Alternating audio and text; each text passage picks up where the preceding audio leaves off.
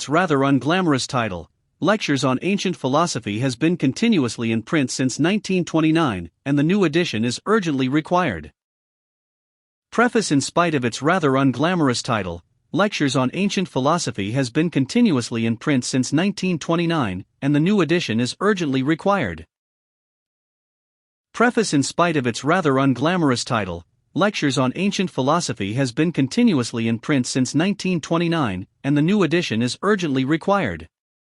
It has always been my effort to present the essential principles of philosophy in a manner understandable to all thoughtful persons. While gathering material for my encyclopedic outline, it was necessary to explore many areas of the esoteric traditions. All of the world's beliefs and doctrines were intended to assist individuals in the enrichment of their daily living. There is no religion or philosophy that does not emphasize the improvement of personal conduct. It seemed appropriate, therefore, that these aspects of our research should be made available to all who might benefit from them. Having set forth the symbols of ancient wisdom, it seemed advisable to interpret these symbols as they apply to the enlargement of human understanding and the enrichment of individual character. In this volume, we also include Oriental teachings which assist in clarifying doctrines of worldwide significance. There is ample precedence for this in the records of antiquity which prove beyond doubt that Eastern truths helped to enrich Western beliefs long before the beginning of the Christian era. There is considerable confusion in matters of terminology.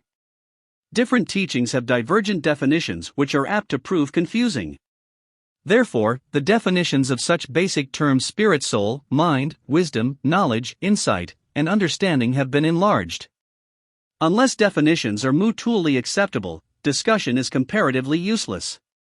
Most of these definitions have been derived from reliable and respected sources of ancient scholarship. We claim no originality, nor are we indebted to mysterious sources for our beliefs. Every effort has been made to perpetuate the knowledge which has descended to us from the sages of earlier times. However, more recent findings are also included where they seem to contribute useful insights in obscure matters. The information set forth in this book should be useful to any person interested in comparative religion. In my earlier days, this was a small but dedicated group receiving very little public encouragement. In recent years, however, there is much greater interest and emphasis upon the spiritual convictions of Oriental peoples. Perhaps the recognition of Asiatic art has made it desirable to understand the motives which inspired the productions of the sacred symbolism of Asia. A larger literature is also available, and famous museums proudly display collections which a century ago would have been considered as productions of heathenism. The discussion of the moral arithmetic of Pythagoras is a gentle introduction to the philosophic arithmetic of Theon of Smyrna and leads immediately to an inspiring contemplation of universal mysteries. It also helps us to appreciate the debt that is owed to the wisdom of the Greeks and Egyptians, and the mathematical speculations of Oriental sages. There is no way in which to more rapidly release our own internal potentials than through the discovery of the wonders of the universal plan and the parts that each of us must play in the perfection of our world. The discussion of reincarnation in this book should remove all reasonable doubt concerning the benevolence of Providenque. Rebirth does not go on forever as in a tedium of crime and punishment. It is a constant opportunity to grow through the improvement of character and the gentle service to those in need of our sympathy and insight. A small section of this book is devoted to the solution of world conflicts. The labors of righteousness are not in vain, and it is ordained beyond human control that we shall build a better world than we know today, and that the individual shall unfold from within himself all that is necessary to his citizenship in the divine commonwealth. This book was first written over 50 years ago. Since then, my studies have continued, sustained by a wide variety of constructive experiences. I still firmly believe the basic teachings of this volume, and have found no reasons to modify or change the principles contained therein. This new edition, therefore, is not a rewriting, merely a reprinting, and I trust it may continue to serve the purpose for which it was originally intended. Manly P. Hall, Los Angeles, California, August, 1984. There is nothing better than those mysteries by which, from a rough and fierce life, we are polished to gentleness and softened. And initia, as they are called, we have thus known as the beginnings of life and truth, Not only have we received from them the doctrine of living with happiness, but even of dying with a better hope. Cicero preface to the first edition. Although complete in itself, this book is primarily designed to complement and amplify the larger volume on symbolical philosophy published last year. During the spring and fall of 1928, I delivered 2 series of lectures on symbolism and the ancient mysteries, one in San Francisco and the other in Los Angeles, to groups largely composed of subscribers to an encyclopedic outline of Masonic, Cab holistic and Rosicrucian symbolical philosophy. These lectures were carefully taken down in shorthand and form the basis of the present work. A considerable portion of my larger book is devoted to the rituals and figures of the Greek mysteries, and this treatise is an effort to clarify the subject of classical pagan metaphysics. In his Miscellanies, published at the beginning of the last century, Thomas Taylor, the eminent Platonist, predicted that the sublime theology, which was first obscurely promulgated by Orpheus, Pythagoras and Plato, and was afterwards perspicuously unfolded by their legitimate disciples, a theology which, though it may be involved in oblivion in barbarous and derided in impious ages, will again flourish for very extended periods, through all the infinite revolutions of time. Our civilization has not yet learned to value appreciation for the beautiful as the very foundation of an enduring culture. Unless we respond to the harmonious, the elegant, the symmetrical, and the rhythmic, we are recreant to past good, a menace to present integrity, and an obstacle to future effort. This truth is well made in The Merchant of Venice. The man that hath no music in himself, nor is not moved with concord of sweet sounds, is fit for treasons, stratagems and spoils. For lack of aesthetics man lives the life of a Caliban, and in death receives the reward of other sights. It is not enough that our codes be true, they must also be beautiful. If learning does not teach us to love, we learn without understanding. We have shackled the Titans and bound the elements to our service. Like proud Bellerophon we have bridled Pegasus, but already the gadfly of Zeus is at work. By concentrating all our energies upon temporal concerns we have builded an empire, moving each stone into place at terrific cost. We have heaped up institutions as the pharaohs piled up pyramids, yet our monuments, like those along the Nile, shall become the tombs of their own builders. We have paid a frightful price for our boasted success, for our strength has taught us to hate, our power to kill, and our thought to reason away our souls. We must seek for that sufficient code which guided the wise through every generation. We must again establish those perfect mysteries through which alone, as Plato declared in the Factorus, man becomes truly perfect. Ares was burned up by his own flame, and his host of evil spirits consumed with him. Man, tired of vain wrangling and contending for power, longs for those quiet groves where olden sages communed with their familiars. Neoplatonism forms the basis for this exposition. Never in the history of metaphysics, since that great Alexandrian day, has the mind of man contemplated so rationally and lucidly the riddle of abiding destiny. The fruitage of noble endeavor can never die, nor is truth to be lightly cast aside. Unmoved by the calumny of ungrateful ages and the anathemas of a bigoted theology, the Platonic philosophers sit upon their golden thrones, awaiting with philosophic patience the day when an unbelieving world shall comprehend. Manly Palmer Hall, Los Angeles, California, June 1, 1929. Contents Chapter 1. The Nature of the Absolute 1 Chapter TWO. God, the Divine Foundation 25 Chapter 3. Illumined Mind, the Universal Savior 49 Chapter 4. The Inferior Creation and its Region 73 Chapter 5. The Annihilation of the Sense of Diversity 97 Chapter 6. The Disciplines of Salvation 121 Chapter 7. The Doctrine of Redemption through Grace 145 Chapter 8. The Mission of Aesthetics 169 Chapter 9. The Cycle of Necessity Chapter 10. Pagan Theogony and Cosmogony Chapter 11. Mathematics, the Master Science Chapter 12. Demigods and Supermen Chapter 13. Emerson's Concept of the Oversoul 289 Chapter 14. Exoteric and Esoteric Knowledge 313 Chapter 15. Symbolism, the Universal Language 337 Chapter 16. Ancient Mystery Rituals 361 Chapter 17. A Philosophic Consideration of Man 385 Chapter 18. The Ladder of the Gods. 409 Chapter 19. Rosicrucian and Masonic Origins 433 Chapter 20. The Goal of Philosophy 457 Index 480 about the author 514 Books by Manly P. Hall 515 The Voice of the World. But since the generated world is a collective whole, if we apply the cars of our intellect to the world we shall, perhaps, hear it thus address ing us. There is no doubt, but I was produced by divinity, from whence I am formed perfect, composed from all animals, entirely sufficient to myself, and destitute of nothing, because all things are contained in my ample bosom. The nature of all generated beings, gods visible and invisible, the illustrious race of demons, the noble army of virtuous souls, and men rendered happy by wisdom and virtue.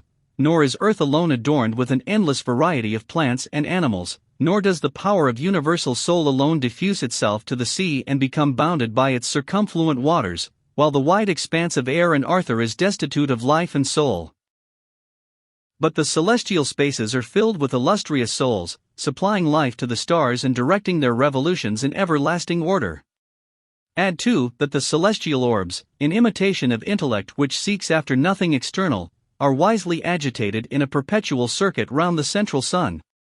Besides, whatever I contain desires good, all things collectively considered, and particulars according to their peculiar ability, for that general soul by which I am enlivened, and the heavens, the most illustrious of my parts, continually depend on good for support, together with the gods which reign in my parts, every animal and plant, and whatever I contain which appears destitute of life.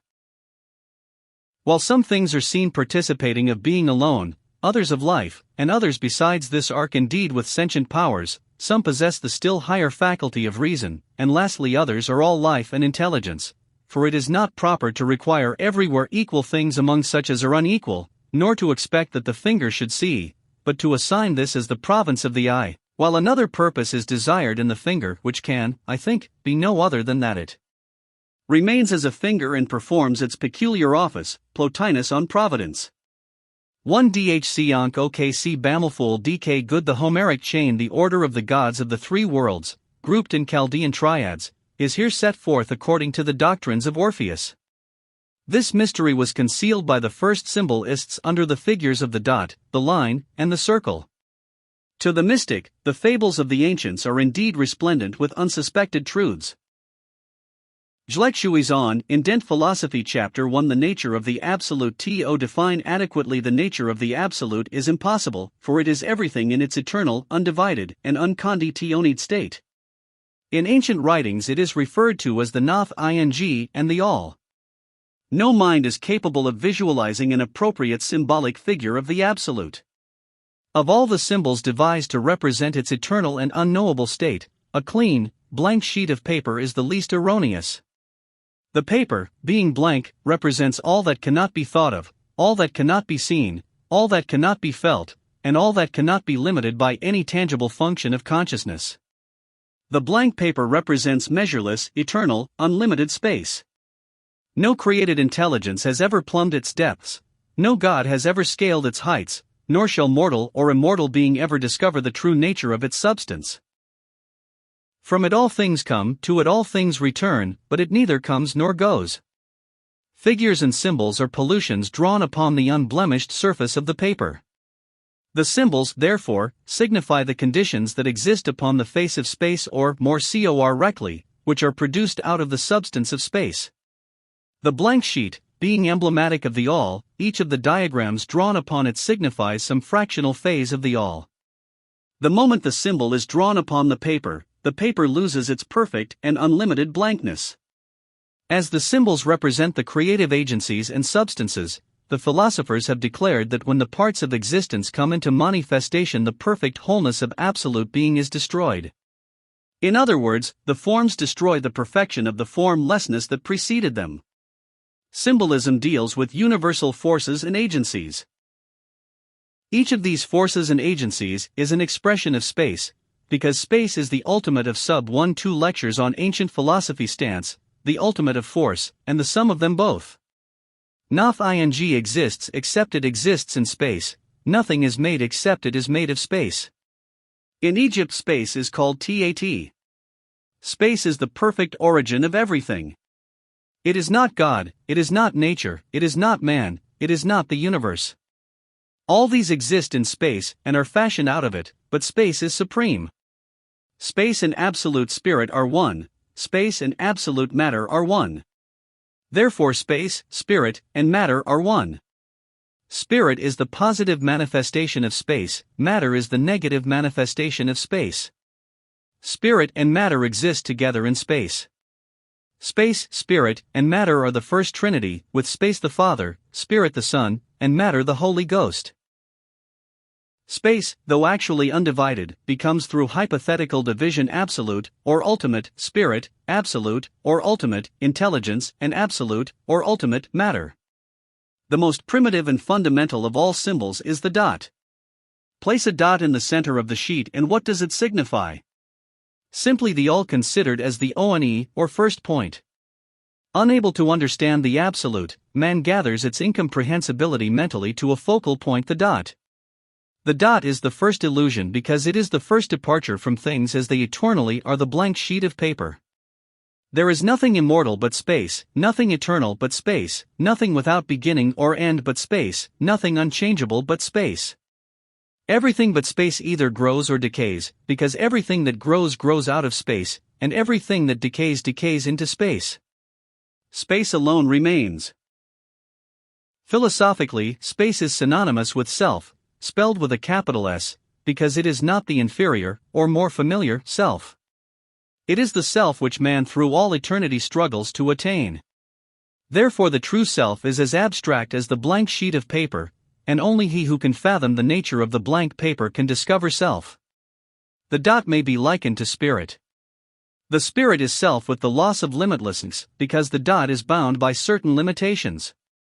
The dot is the first illusion of the self, the first the nature of the absolute three imitation of space, even as spirit is the first limitation of self. The dot is life localized as a center of power, the blank paper is life unlimited. According to philosophy, the dot must sometime be erased, because nothing but the blank paper is eternal. The dot represents a limitation, for the life that is everywhere becomes the life that is somewhere. Universal life becomes individualized life and ceases to recognize its kinship with all being. After the dot is placed on the paper, it can be rubbed out, and the white paper restored to its virgin state. Thus the white paper represents eternity, and the dot, time, and when the dot is erased, time is dissolved back into eternity, for time is dependent upon eternity. Therefore in ancient philosophy there are two symbols, the nothing and the one, the white paper and the dot. Creation traces its origin from the dot, the primitive sea, the egg laid by the white swan in the field of space. If existence be viewed from the self downward into the illusion of creation, the dot is the first or least degree of illusion. On the other hand, if existence be viewed from the lower, or illusionary universe, upward toward reality, the dot is the greatest conceivable reality. The least degree of physical impermanence is the greatest degree of spiritual permanence. That which is most divine is least mortal. Thus, in the moral sense, the greatest degree of good is the least degree of evil. The dot, being most proximate to perfection, is the simplest, and therefore the least imperfect of all symbols. From the dot issues forth a multitude of other illusions ever less permanent. The dot, or sacred island, is the beginning of existence, whether that of a universe or a man. The dot is the germ raised upon the surface of infinite duration. The potentialities signified by the blank paper are manifested as active potencies through the dot. Thus the limitless absolute is manifested in a limited way. When considering his own divine nature, man always thinks of his spirit as the first and greatest part of himself. He feels that his spirit is his real and permanent part.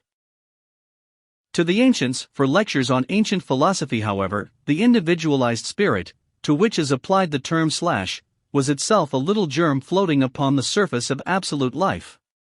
This idea is beautifully brought out in the teachings of the Brahmins, Buddhists, and Vedantists. The nirvana of atheistic Buddhism is achieved through the reabsorption of the individualized self into the universal self. In Sir Edwin Arnold's Light of Asia, the thought is summed up thus: Om Mani Padme Hum. The daybreak comes and the dewdrop slips back into the shining sea. The dewdrop is the dot, the sea the blank paper. The dewdrop is the individualized spirit, or I, the blank paper that self which is all, and at the achievement of nirvana the lesser mingles with the greater. Immortality is achieved, for that which is impermanent returns to the condition of absolute permanence. The dot, the line, and the circle are the supreme and primary symbols. The dot is spirit, and its symbol in the Chaldaic Hebrew, the yod, is actually a seed or spermatozoon, a little comma with a twisting tail representing the germ of the not self. In its first manifestation, the dot elongates to form the line. The line is a string of dots made up of germ lives, the monadic lives of Leibniz. From the seed growing in the earth comes the sprig, the line. The line, therefore, is the symbol of the dot in growth or motion. The sun is a great dot, a monad of life, and each of its rays align its own active principle in manifestation. The key thought is, the line is the motion of the dot. In the process of creation, all motion is away from self. Therefore, there is only one direction in which the dot can move. In the process of return to the perfect state, all motion is toward self, and through self to the universal self. Involution is activity outward from self, evolution is activity inward toward self. Motion away from self brings a decrease in consciousness and power, motion toward self brings a corresponding increase in consciousness and power. The farther the light ray travels from its source, the weaker the ray. The line is the outpouring or natural impulse of life to expand. It may seem difficult at first to imagine the line as a symbol of general X, the nature of the absolute five panzion, but it is simply emblematic of motion away from self, the dot. The dot, moving away from self, projects the line becomes the radius of an imaginary circle, and this circle is the circumference of the powers of the central dot. Hypothetically, every sun has a periphery where its rays end, every human life a periphery where its influence ceases, every human mind a periphery beyond which it cannot function, and every human heart a periphery beyond which it cannot feel. Somewhere there is a limit to the scope of awareness. The circle is the symbol of this limit. It is the symbol of the vanish point of central energy. The dot symbolizes the cause, the line, the means, and the circle, the end.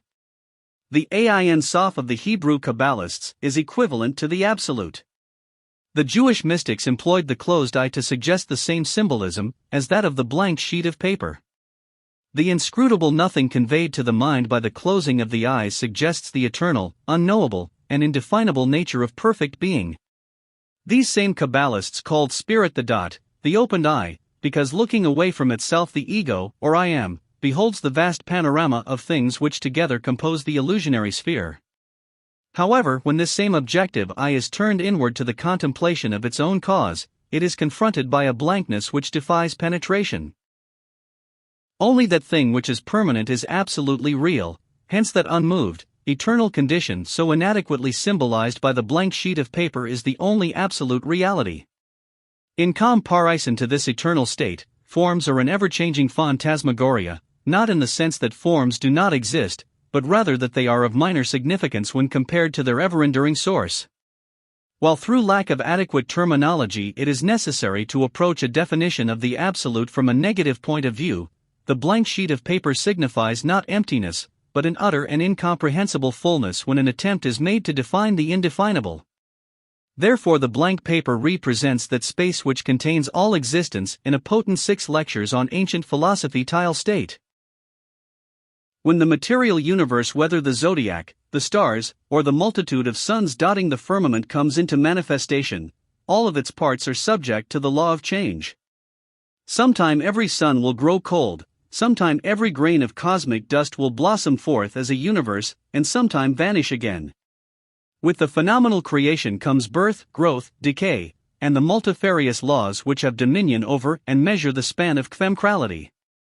Omar Khayyam, with characteristic Oriental fatalism, writes, "One thing is certain and the rest is lies, the flower that once has blown forever dies."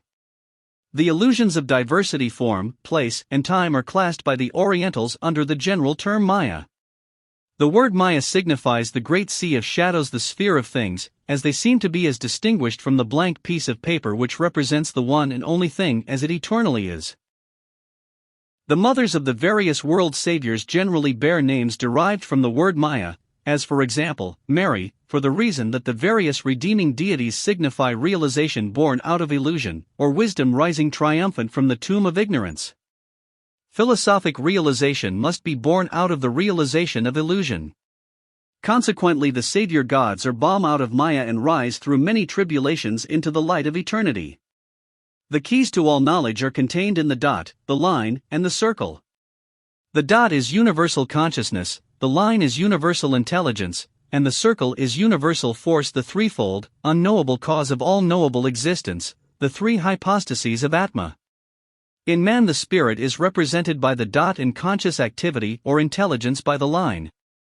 Conscious activity is the key to intelligence because consciousness belongs to the sphere of the dot and activity to the sphere of the circle. The center and the circumference are thus blended in the connecting line conscious activity or intelligence.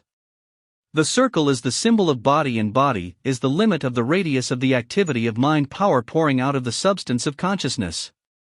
The nature of the absolute seven in ancient philosophy, the dot signifies truth, reality, in whatever form it may take.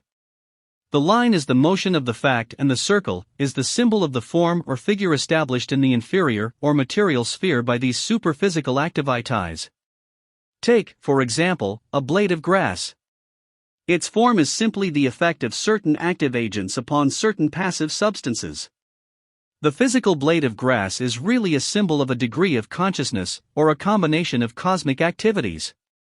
All forms are but geometric patterns, being the reactions set up in matter by mysterious forces working in the causal spheres. Conscious activity, working upon or brooding over matter, creates form. Matter is not form, because matter, like space, of which it is the negative expression, is universally disseminated, but, as stated in the ancient doctrine, the activity of life upon and through its substances curdles, organizes, matter so that it assumes certain definite forms or bodies. These organisms, thus caused by bringing the elements of matter into intelligent and definite relationships, are held together by the conscious agent manipulating them. The moment this agent is withdrawn, the process of disintegration sets in. Disintegration is the inevitable process of returning artificial compounds to their first simple state.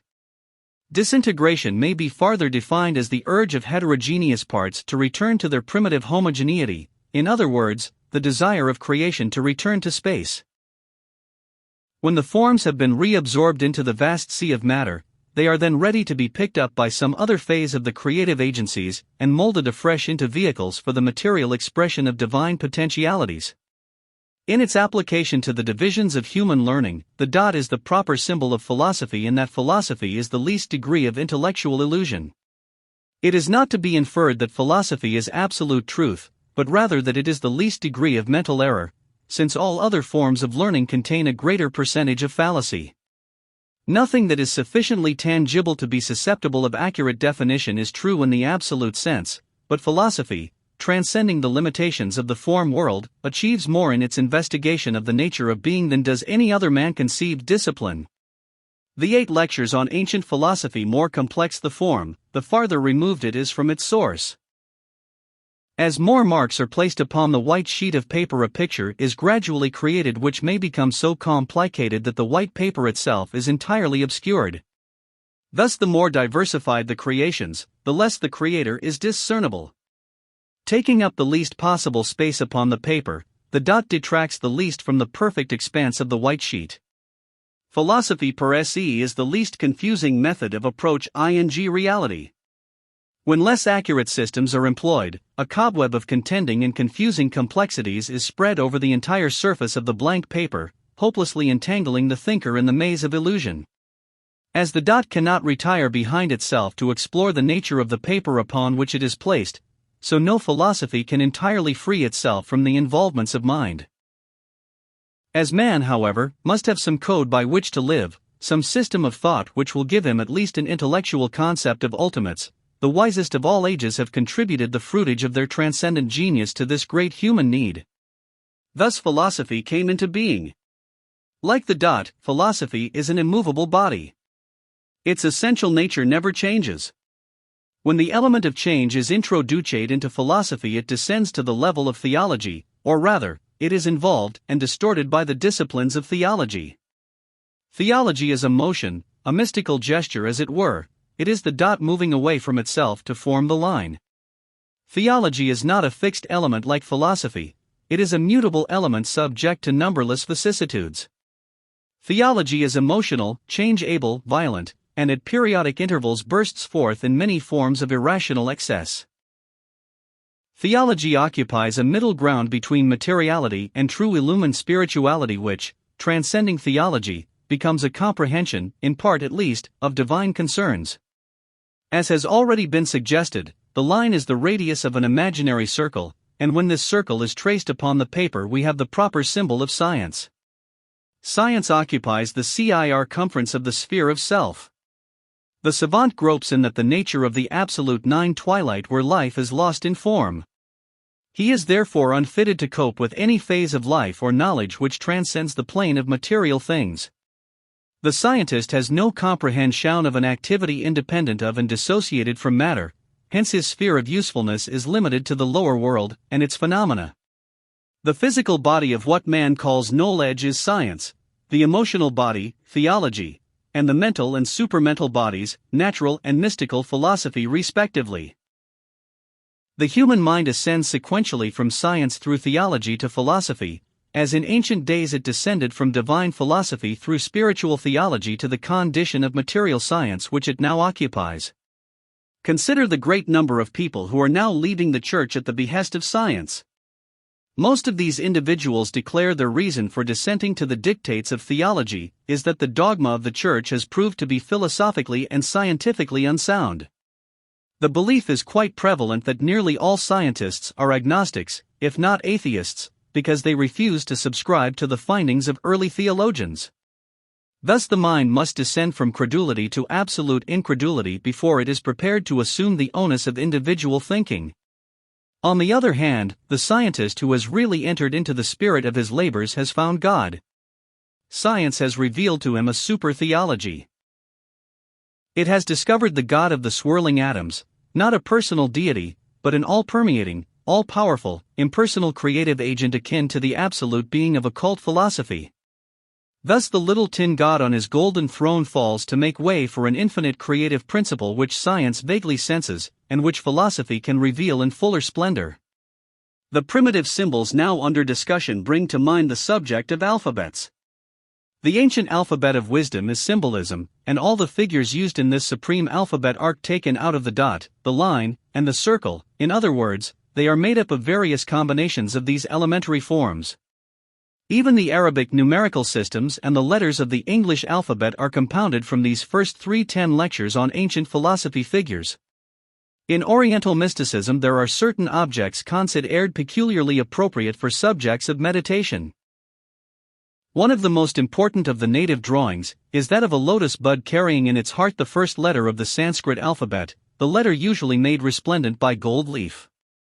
This letter, as the first of the alphabet, is employed to direct the mind of the devotee toward all things which are first, especially universal self which is the first of all being and from which all nature emerged, as all the letters are presumed to have come forth from the first letter of the alphabet.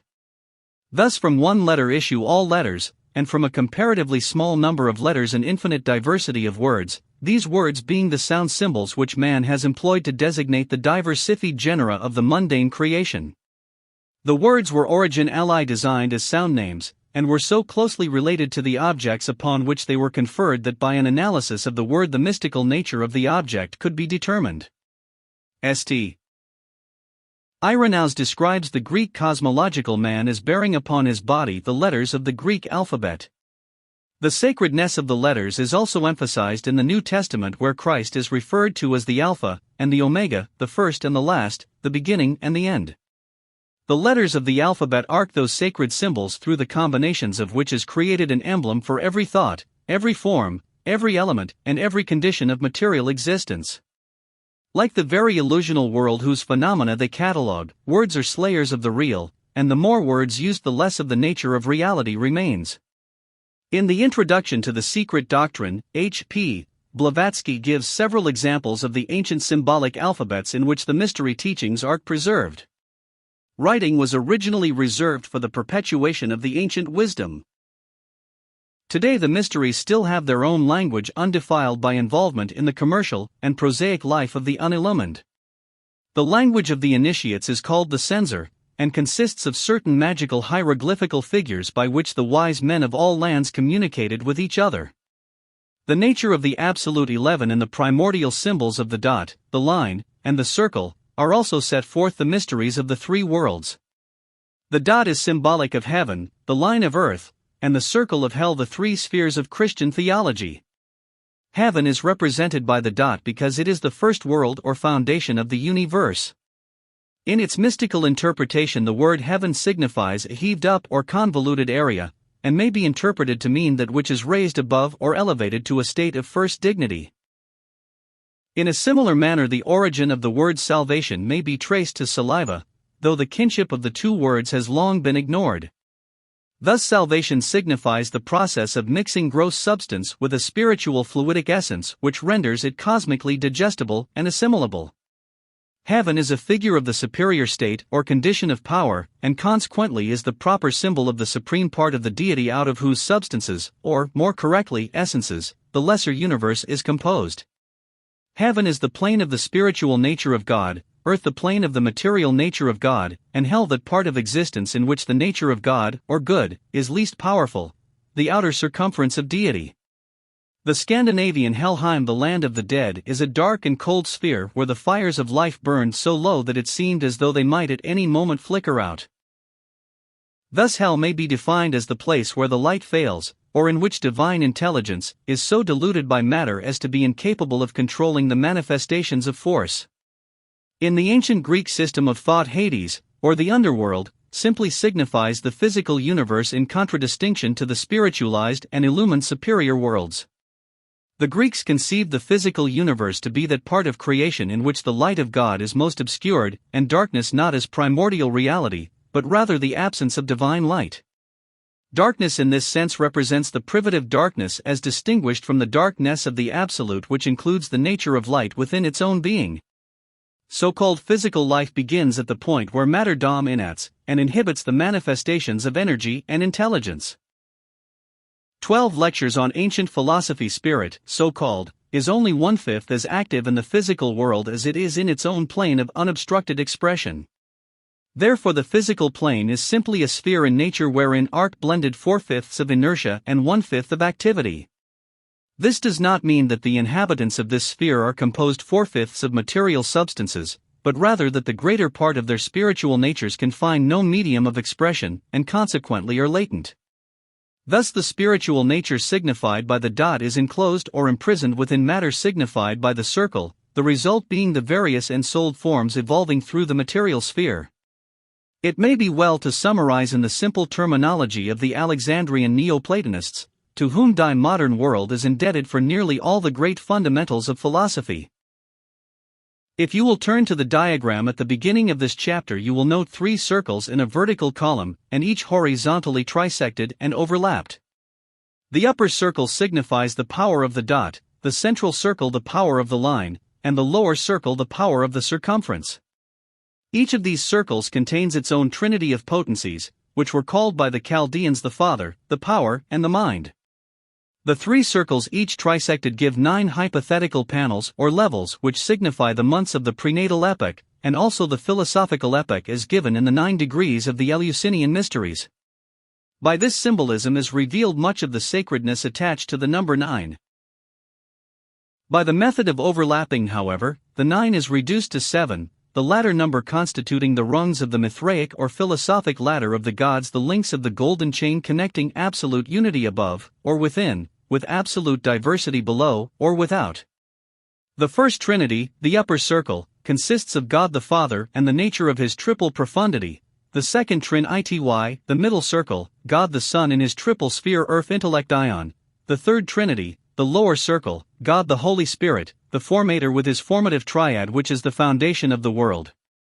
God the Holy Spirit, the third, the nature of the absolute 13th person of the Christian triad, is synonymous with Jehovah, the racial god of the Jews, Shiva, the destroyer creator of the Hindus, and Osiris, the Egyptian god of the underworld. A study of the form and symbols of Osiris reveals that the lower portion of his body is swathed in mummy wrappings, leaving only his head and shoulders free. In his helmet Osiris wears the plumes of the law, and in one hand clasps the three scepters of the underworld, the Anubis-headed staff, the shepherd's crook, and the flail. As the god of the underworld, Osiris has a body composed of death, the material sphere, and a living head rising out of it into a more permanent sphere. This is Jehovah, the Lord of Form, whose body is a material sphere ruled over by death, but who himself, as a living being, rises out of the dead not SCLF which surrounds him. In India, Shiva is often shown with his body a peculiar bluish-white color. This is the result of smearing his person with ashes and soot, ashes being the symbol of death. Shiva is not only a destroyer in that he breaks up old forms and orders, but he is a creator in that, having dissolved an organism, he rearranges its parts and thus forms a new creature. As the bull was sacred to Osiris, was offered in sacrifice to Jehovah, and was also a favorite form assumed by the god Jupiter, consider the legend of Europa, so Nandi is the chosen Vahan of Shiva. Shiva riding the bull signifies death enthroned upon, supported by, and moving in harmony with law, for the bull is the proper symbol of the immutability of divine procedure. It is now in order to consider the subject of recapitulation. The vision of Ezekiel intimates that creation consists of wheels within wheels, the lesser recapitulating in miniature the active ties of the greater. In the diagram under consideration, it is evident that by trisecting each of the smaller worlds or circles they are capable of division according to the same principle that holds good in connection with the three major circles. Thus as the first large circle itself is synonymous with the dot, so the upper panel of each of the trisected circles is also symbolic of the dot. Hence the upper panel of each circle is its spiritual part, the center panel its intellective or mediatory part, and the lower panel its material or inferior part. The entire lower 14 lectures on ancient philosophy circle ruled over by Zeus was designated by the Greeks as the world because it was wholly concerned with the establishment and generation of substances. The upper panel of the inferior world, partaking of the same analogy as the first world or upper circle, which it recapitulates in part, is termed the spirit of the world. The central panel, likewise recapitulating the central circle, becomes the mind or soul of the world, and the lower panel, recapitulating the lower circle, the body or form of the world. Thus spirit consists of a trinity of spirit, mind, and body in a spiritual state, mind of a spirit, mind, and body in a mental state, and form or body of a spirit, mind, and body in a material state. While Zeus is the god of form, he manifests as a trinity, his spiritual nature bearing the name Zeus. The intellective nature, soul or mediatory nature of Zeus is termed Poseidon, and his lowest, or objective material manifestation Hades. As each of the Hindu gods possessed a Shakti, or a feminine counterpart signifying their energies, so Zeus manifests his potentialities through certain attributes. To these attributes were assigned personalities, and they became companion gods with him over his world. The Zeus, Poseidon, and Hades triad of the Greeks is the Jupiter, Neptune, and Pluto triad of the Romans. Jupiter may be considered synonymous with the spiritual nature of the sun which, according to the ancients, had a threefold nature symbolic of the threefold creator of the world. The vital energy pouring from the sun and one of its manifestations becomes Neptune, the lord of the hypothetical sea of subsolar space. In Neptune we have a parallel with the hypothetical ether of science, the superatmospheric air which is the vehicle of solar energy. Pluto becomes the actual gross chemical earth, and his abode is presumed to be in dark, subterranean caverns where he sits upon his ancient throne in impenetrable and interminable gloom. The analogy to the dot, the line, and the circle again appears. Jupiter is the dot, Neptune the line, and Pluto the circle. Thus the life body of the sun is Jupiter, the light body of the sun, Neptune, and the fire body of the sun, Pluto ruling his inferno. It should be continually borne in mind that we are not referring to great universal realities, but the nature of the absolute 15 simply to those phases of cosmogony directly concerned with matter, which is the lowest and most impermanent part of Kraton. Over this inferior world with its form and its formative agents sits Jupiter, lord of death, generator of evil, the demiurgus and world formator, who with his 12 titanic monads, the Olympic pantheon, builds, preserves, and ultimately annihilates those things which he fashions in the outer sea of divine privation. It is noteworthy that the astronomical symbol of the Sun should be the dot in a circle, for as can be deduced from the subject matter of this lecture, the dot, the circle, and the hypothetical connecting line give a complete key to the actual nature of the solar orb. When Jupiter, or Jehovah, is called the Lord of the Sun, it does not necessarily mean the Sun which is the ruler of this solar system. It means any one of the millions of universal suns which are functioning upon the plane or level of a solar orb. Jupiter manifests himself as a mystical energy which gives crops, perpetuates life, and bestows all the blessings of physical existence, only to ultimately deprive mankind and his world of all these bounties. Jupiter is the sun of illusion, the light which lights the inferior creation, but has nothing in common with that great spiritual light which is the life of man and the light of the world. According to the Gnostics, the Demiurgus and his angels represented die false light which lured souls to their destruction by causing them to believe in the permanence of matter, and that life within the veil of tears was the true existence. According to philosophy, only those who rise above the light of the inferior universe to that great and glorious spiritual lumine essence belonging to the superphysical spheres, can hope to discover everlasting life. The physical universe is therefore the body of Jupiter, Jehovah, Osiris, or Shiva. The Sun is the pulsating heart of each of these deities, and sunspots are caused, as H. P. Blavatsky notes, by the expansion and contraction of the solar heart at intervals of 11 years. In the Greek and Roman mythologies, Zeus, or Jupiter, is the chief of the 12 gods of Olympus. Olympus was a mythical mountain rising 16 lectures on ancient philosophy in the midst of the world. It is the dot or sun itself, for it is written that the tabernacle of the gods is in the skies. From the face of this sun shines a golden corona, whose numberless fiery points are the countless gods who transmit the life of their sovereign Lord, and who are his ministers to the farthest corners of his empire. In the Hebrew philosophy, the rays of the sun are the hairs of the head and beard of the great face. Each hair is the radius of a mystical circle, with the sun as the center, and outer darkness as the circumference. It is curious that in Egypt the name of the second person of the triad, the Mani Fes Ter, should be Re or Ra, and his title, the Lord of Light. Ra bears witness, however, to his invisible and eternal Father, for the light of the sun is not the true sun, but bears witness to the invisible source of the effulgence. Thus, as the beams of the physical sun become the light of the physical body of existence, so the rays of the intellectual sun are the light of the mind, and all power, all vitality, and all increase come as the result of attunement to the fiery streamers of those divine beings to whom has been given the appellation of the gods. A few words at this time concerning the symbolism of Neptune. While Neptune is popularly associated with the sea, occultly he signifies the albuminous part of the great egg of Jupiter. In certain schools of Orphic mysticism, the inferior universe, like the supreme, all-enclosing sphere, is symbolized by an egg. This lesser egg has Jupiter for a yolk, Neptune for the albumen, and Pluto for the shell. It is therefore evident that Neptune is not associated with the physical element of water, but rather with the electrical fluids permeating the entire solar system. He is also associated with the astral world, a sphere of fluidic essences, and part of the mirror of Maya, the illusion. As the connective between Jupiter and Pluto, Neptune represents a certain phase of material intellect which, like the element of water, is very changeable and inconstant. Like water, Neptune is recognized as a vitalizer and life-giver, and in the ancient mysteries was associated with the germinal agents. The fish or spermatozoon, previous to its period of germination, was under his dominion.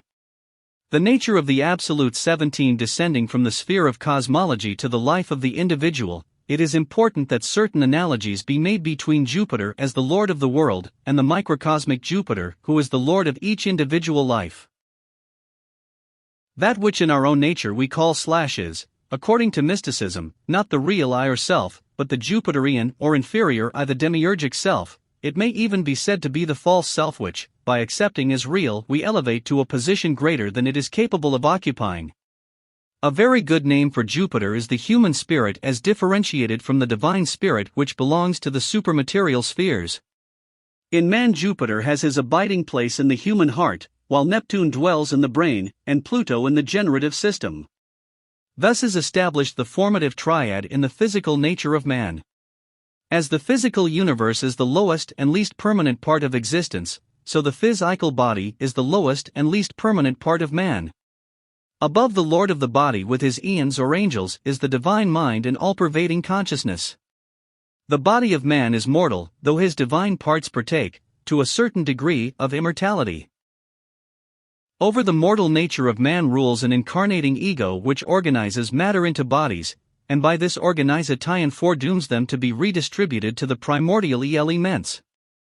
As Jupiter had his palace on the summit of Mount Olympus, so from his glorious cardiac throne on the top of the diaphragm muscle he rules the body as lord of the human world. Jupiter in us is the thing we have accepted as our true self, but meditation upon the subject matter of this lecture will disclose the true relationship between the human self and the universal all of which it is a fragmentary yet all-potential part. Recognizing Jupiter to be the lord of the world, or the incarnating ego which invests itself in universal matter, it then becomes evident that the two higher spheres of trinities of divine powers constitute the Hermetic Anthropos, or non-incarnating overman. This majestic and superior part, consisting of the threefold darkness of absolute cause and the threefold light or celestial splendor, hovers above the third triad consisting of the threefold world form, or triune cosmic activity. 18 lectures on ancient philosophy. The highest expression of matter is mind, which occupies the middle distance between activity on the one hand and inertia on the other. The mind of man is hypothetically considered to consist of two parts, the lower mind, which is linked to the demiurgic sphere of Jupiter, and the higher mind, which ascends toward, and is akin to the substance of the divine power of Kronos. These two phases of mind are the mortal and immortal minds of Eastern philosophy. Mortal mind is hopelessly involved in the illusions of sense and substance, but immortal or divine mind transcending these unrealities is one with truth and light. Here we have a definite key to several misunderstood concepts, as now promulgated through the doctrines of Christian Science.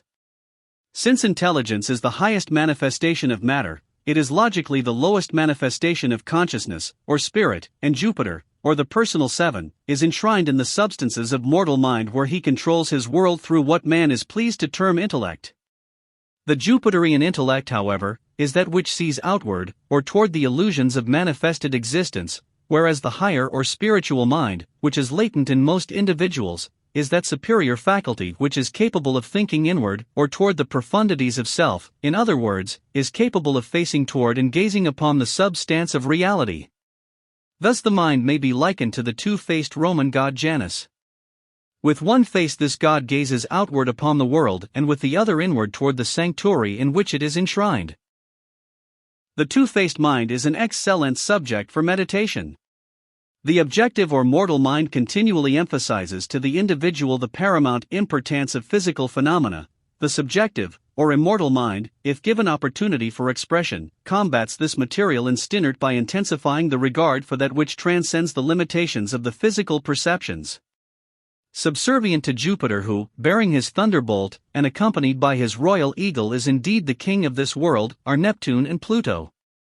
The god Neptune, or course, is not to be regarded as either the planet, or as an influence derived the nature of the absolute 19 from the planet, but as the lord of the middle sphere of the inferior world. In man the middle sphere between mind and matter is occupied by emotion or feeling. The instability of human emotion is well symbolized by the element of water which is continually in motion, the peaceful surface of which can be transformed into a destroying fury by forces moving above its broad expanse. The emotional nature of man is closely associated with the astral light or magical sphere of the ancient and medieval magicians. In this plane illusion is particularly powerful. As one writer has wisely observed, it is a land of beauty, a garden of flowers, but a serpent is entwined about the stem of each. Among the Oriental mystics this sphere of the astral light is considered particularly dangerous, for those who are aspiring to an understanding of spiritual mysteries are often enmeshed in this garden of Kundry, and believing they have found the truth are carried to their destruction by the flow of this astral fluid. Riding in his chariot drawn by sea-horses and surrounded by nereids riding upon sporting dolphins, Neptune carries in his hand the trident, a symbol common to both the Lord of the Illusion and the red-robed tempter. Neptune is the Lord of dreams, and all mortal creatures are dreamers. All that mankind has accomplished in the countless ages of its struggle upward toward the light is the result of dreaming. Yet if dreams are not backed up by action and controlled by reason, they become a snare and a delusion, and the dreamer drifts onward into oblivion in a mystic ecstasy. You will remember that according to Greek mythology there was a river called the Styx which divided the sphere of the living from that of the dead. This river is the mysterious sea of Neptune which all men must cross if they would rise from material ignorance into philosophic illumination. This Neptunian sea may be likened to the ethers which permeate and bind together the material elements of nature. The sphere of Neptune is a world of ever-moving fantasy, without beginning and without end, a mystical maze through which souls wander for uncounted ages if once caught in the substances of this shadowy dreamland. 20 lectures on ancient philosophy. The lowest division of the Jupiterian sphere is under the dominion of Pluto, the regent of death. Pluto is the personification of the mass physical attitude of all things toward objective life. Pluto may be termed the principle of the mortal code, in accordance with which nature lives and moves and has her being. Pluto may also be likened to an intangible atmosphere permeated with definite terrestrial instincts. Unconsciously inhaling this atmosphere, man is enthused by it and accepts it as the basis of living. The individual who is controlled by the Plutonic miasma contracts a peculiar mental and spiritual malaria which destroys all transcendental instinct and spiritual initiative, leaving him a psychical invalid, already 2/3 a victim of the Plutonic plague. As Plato so admirably says, the body is the sepulchre of the soul, and whereas Neptune is symbolic of the astral or elemental soul, which is a mysterious emanation from elementary nature, Pluto is the god of the underworld, the deity ruling the spheres of the mysterious circle of being, and therefore represents the lowest degree of Jupiterian light, which is physical matter. Hades, or the land of the dead, is simply an environment resulting from crystallization. Everything that exists in a crystallized state furnishes the environment of Hades for whatever life is evolved through it. Thus the lower universe is ruled over by three apparently heartless gods: birth, growth, and decay. From their palaces in space these deities hurl the instruments of their wrath upon hapless humanity and elementary nature. But he who is fortunate enough to escape the thunderbolts of Jove will yet fall beneath the trident of Neptune, or be torn to pieces by the dogs of Father Dis, Pluto. The ancient Greeks' occasion ally employed a centaur to represent man, thus indicating that out of the body of the beast which feels upon its back the lash of outrageous destiny rises a nobler creature possessed of God-given reason, who through sheer force of innate divinity shall become master of those who seek to bind him to a mediocre end. While on the subject of the dot, the line, and the circle, there is one very simple application of the principle which we insert in order to emphasize the analogies existing through the nature of the absolute 21 entire structure of human thought. Take a simple problem in grammar. The noun, which is the subject of the sentence, is analogous to the dot. The verb, which is the action of the subject, is analogous to the line, and the object, which is the thing acted upon, is analogous to the circle. These analogies may also be traced through music and color, and through the progrès shown of chemical elements. Always the trinity of the dot, the line, and the circle has some correspondent, for it is the basis upon which the entire structure of existence and function, both universal and individual, has been raised. Consider this fundamental symbolism, philosophize upon it, dream about it, for an understanding of these symbols is the beginning of wisdom. There is no problem, whether involved with the simple mechanism of an earthworm, or the inconceivable complex mechanism of a universe, that has not been constructed upon the triangular foundation of the dot, the line, and the circle. These are the proper symbols of the creative, preservative, and disintegrative agencies which manifest the incomprehensible absolute before temporary creation. The three worlds we have outlined are the supreme, the superior, and the inferior worlds of the Orphic theology as revealed by Pythagoras and Plato. The supreme world is the sphere of the one indivisible and ever-enduring Father, the superior world is the sphere of the gods, the progeny of the Father, and the inferior world is the sphere of mortal creatures, who are the progeny of the gods. Therefore, says Pythagoras, men live in the inferior world, God in the supreme world, and the men who are gods, and the gods who are men in the intermediate plane. You will recall that it was said of Pythagoras by his disciples that there were of two-footed creatures three kinds, gods, men, and Pythagoras. It should be inferred that the dot represents the gods, the circle men, and the line connecting them Pythagoras, or the personification of that superhuman wisdom which binds cause and effect inextricably together, and which is the hope of salvation for the lesser. The deity dwelling in the supreme world in which the Platonists termed the One was, according to the Scandinavians, All-Father, the sure foundation of being. In India it was Brahma. 22 Lectures on Ancient Philosophy, and in Egypt, Ammon. The line always represented the savior gods, they being the eldest sons or firstborn of intangible deity. The line bears witness of the dot as the light bears witness of the life. All this gives a clue to the statement in the New Testament, "Whoso hath seen the Son, hath seen the Father, for the Son is in the Father and the Father in the Son." In other words, whoso hath seen the line, hath seen the dot, for the dot is in the line and the line is in the dot. In the Ancient Jewish rites the line was Michael, the archangel of the sun, in Scandinavia, Balder the Beautiful. It is to the lower world of men that the light, the dot pour ing into the line, personified as the universal Savior, descends to redeem consciousness from the darkness of a living grave, the circumference of the circle. The mystery God who lifted souls to salvation through his own nature thus represents the line, the divine symbol of the way of achievement, for it is written that none shall come unto the Father save by the Son, and none of those creatures dwelling in the circumference can reach the center or dot save by ascending the hypothetical line of the radius. The line is the bridge connecting cause with effect. In Immanuel Kant's philosophy we find the dot designate the noumenon and the circumference the phenomenon, the former the reality, the later the unreality. The line, the human mind, must ever be the agency that bridges the void between them. In the Platonic philosophy there are three manners of being: 1. Gods, or those most proximate to the Absolute, who dwell within the nature of the dot. 2. Men, or those who are most distant from the Absolute, who dwell in the circumference of the circle. 3. The heroes and the demigods, who are suspended between divinity and humanity, and who dwell in the sphere of the line. So, according to philosophy, the line is a ladder up which man ascends to light from his infernal state, and down which he descends in his involution. The fall of man is the descent down the ladder from the dot to the circumference. The resurrection or redemption of man is his return from the circumference to the dot.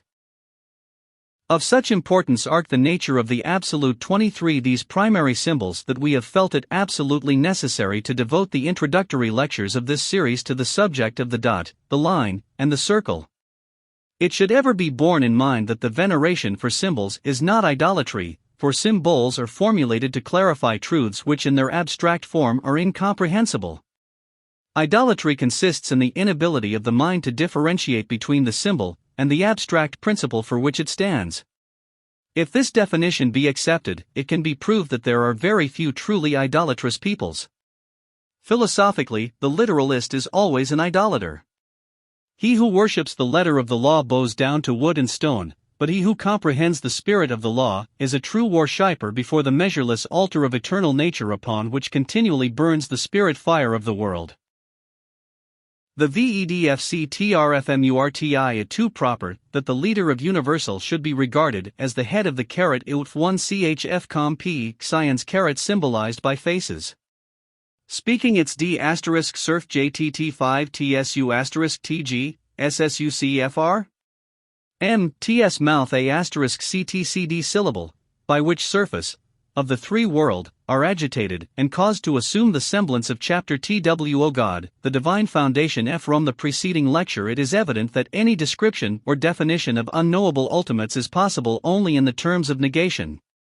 In other words, every definition so-called must be eliminative, and that which remains when all else is taken away must necessarily be the only thing incapable of removal. When considering the nature of primordial substance, the average school of philosophy postulates an active first cause, otherwise it is wholly at a loss to explain how creation can be the product of a passive power. Activity is accordingly postulated as a fundamental attribute of being. To me, however, it is inconceivable that the first cause, or more correctly the causeless cause, should be either positive or negative. Rather it seems more fitting to posit a permanent condition, which is neither positive in an active sense nor negative in a passive sense, but which is power in absolute suspension.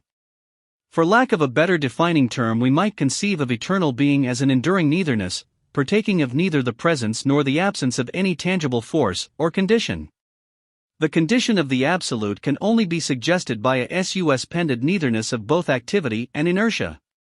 To attempt an analysis of the fabric of even the groundwork of space far exceeds the capacity of any human intellect. Never in the history of philosophy has there been evolved a mind capable of grasping all the multitudinous elements of being. The world is filled with people who foolishly try to teach or seek to be taught the length, breadth, and thickness of ultimates, when but a moment's true thinking would demonstrate the fallacy and futility of such effort. Since the groundwork of space, the ultimate abstraction transcends every 25-26 lectures on ancient philosophy faculty, and every dimension, it can never be comprehended by a reasoning organism that must necessarily arrive at its conclusions on the basis of faculty and dimension. For the human mind to understand that which is greater than itself is as impossible as for a mere man to swallow the ocean. The effort of the human mind to circumscribe the entirety of manifestation is comparable to a mollusk trying to enclose the sea within its shell, realizing, therefore, how apropos is the ancient statement that to define deity is to defile it. We are forced to accept the inevitable conclusion of the ages, namely, that the ultimates of beginning and end are alike unknowable. These conclusions are in harmony with the deductions of both Socrates and Buddha. The gods may be conceived of in either the singular or the plural sense. In the singular, if we consider the deities as fractional parts of one creative agent; in the plural, if we look upon the various parts as separate vehicles of cosmic intelligence. Thus, in many ancient doctrines, we have evidence of a fundamental monotheism manifesting through a complex polytheism. For example, the Elohim, or secondary gods of the ancient Jews, who, as the creative demiurgi, moved upon the face of the deep and together constitute a single cosmic deity. In the same way, the elaborate pantheon of the Hindus is a mosaic of gods, who in combination form the nature of the supreme and all-powerful Brahma. The gods may be considered as symbolic of the individual states of consciousness continually unfolding within the nature of absolute being. The concept of a single personal deity who is prudent enough to fashion himself without eyelids lest he fall asleep from that exhaustion which must necessarily result from an eternal vigil is hardly adequate to meet the evident needs of existence. Up to the present time, the advocates of monotheism have advanced no concept of deity adequate to control creation without the assistance of a privy council or celestial parliament. A few moments of serious consideration will reveal that a fundamental monotheism manifesting through an elaborate polytheism is by far the most noble concept of cosmic government, and is the basis of all the successful governments maintained by man upon earth. God, the divine foundation. 27 The modern world is inclined to look askance at the elaborate pantheons of the Greeks, Egyptians, and Hindus, and rather prides itself that it has outgrown such theological crudities. Even now, however, there is a definite reversion to the pantheistic cults of antiquity, and when properly understood, the Orphic theogony will enjoy a glorious renaissance. The subject of philosophic polytheism deserves further attention. Polytheism must not be considered synonymous with the blind adoration of an infinitude of imaginary superhuman beings, but rather as the recognition of a concatenated progression of evolving creatures, each influencing, and to a certain degree controlling those inferior to itself, and in turn controlled by those superior to itself. The gods should not be considered as personally directing the destiny of individuals.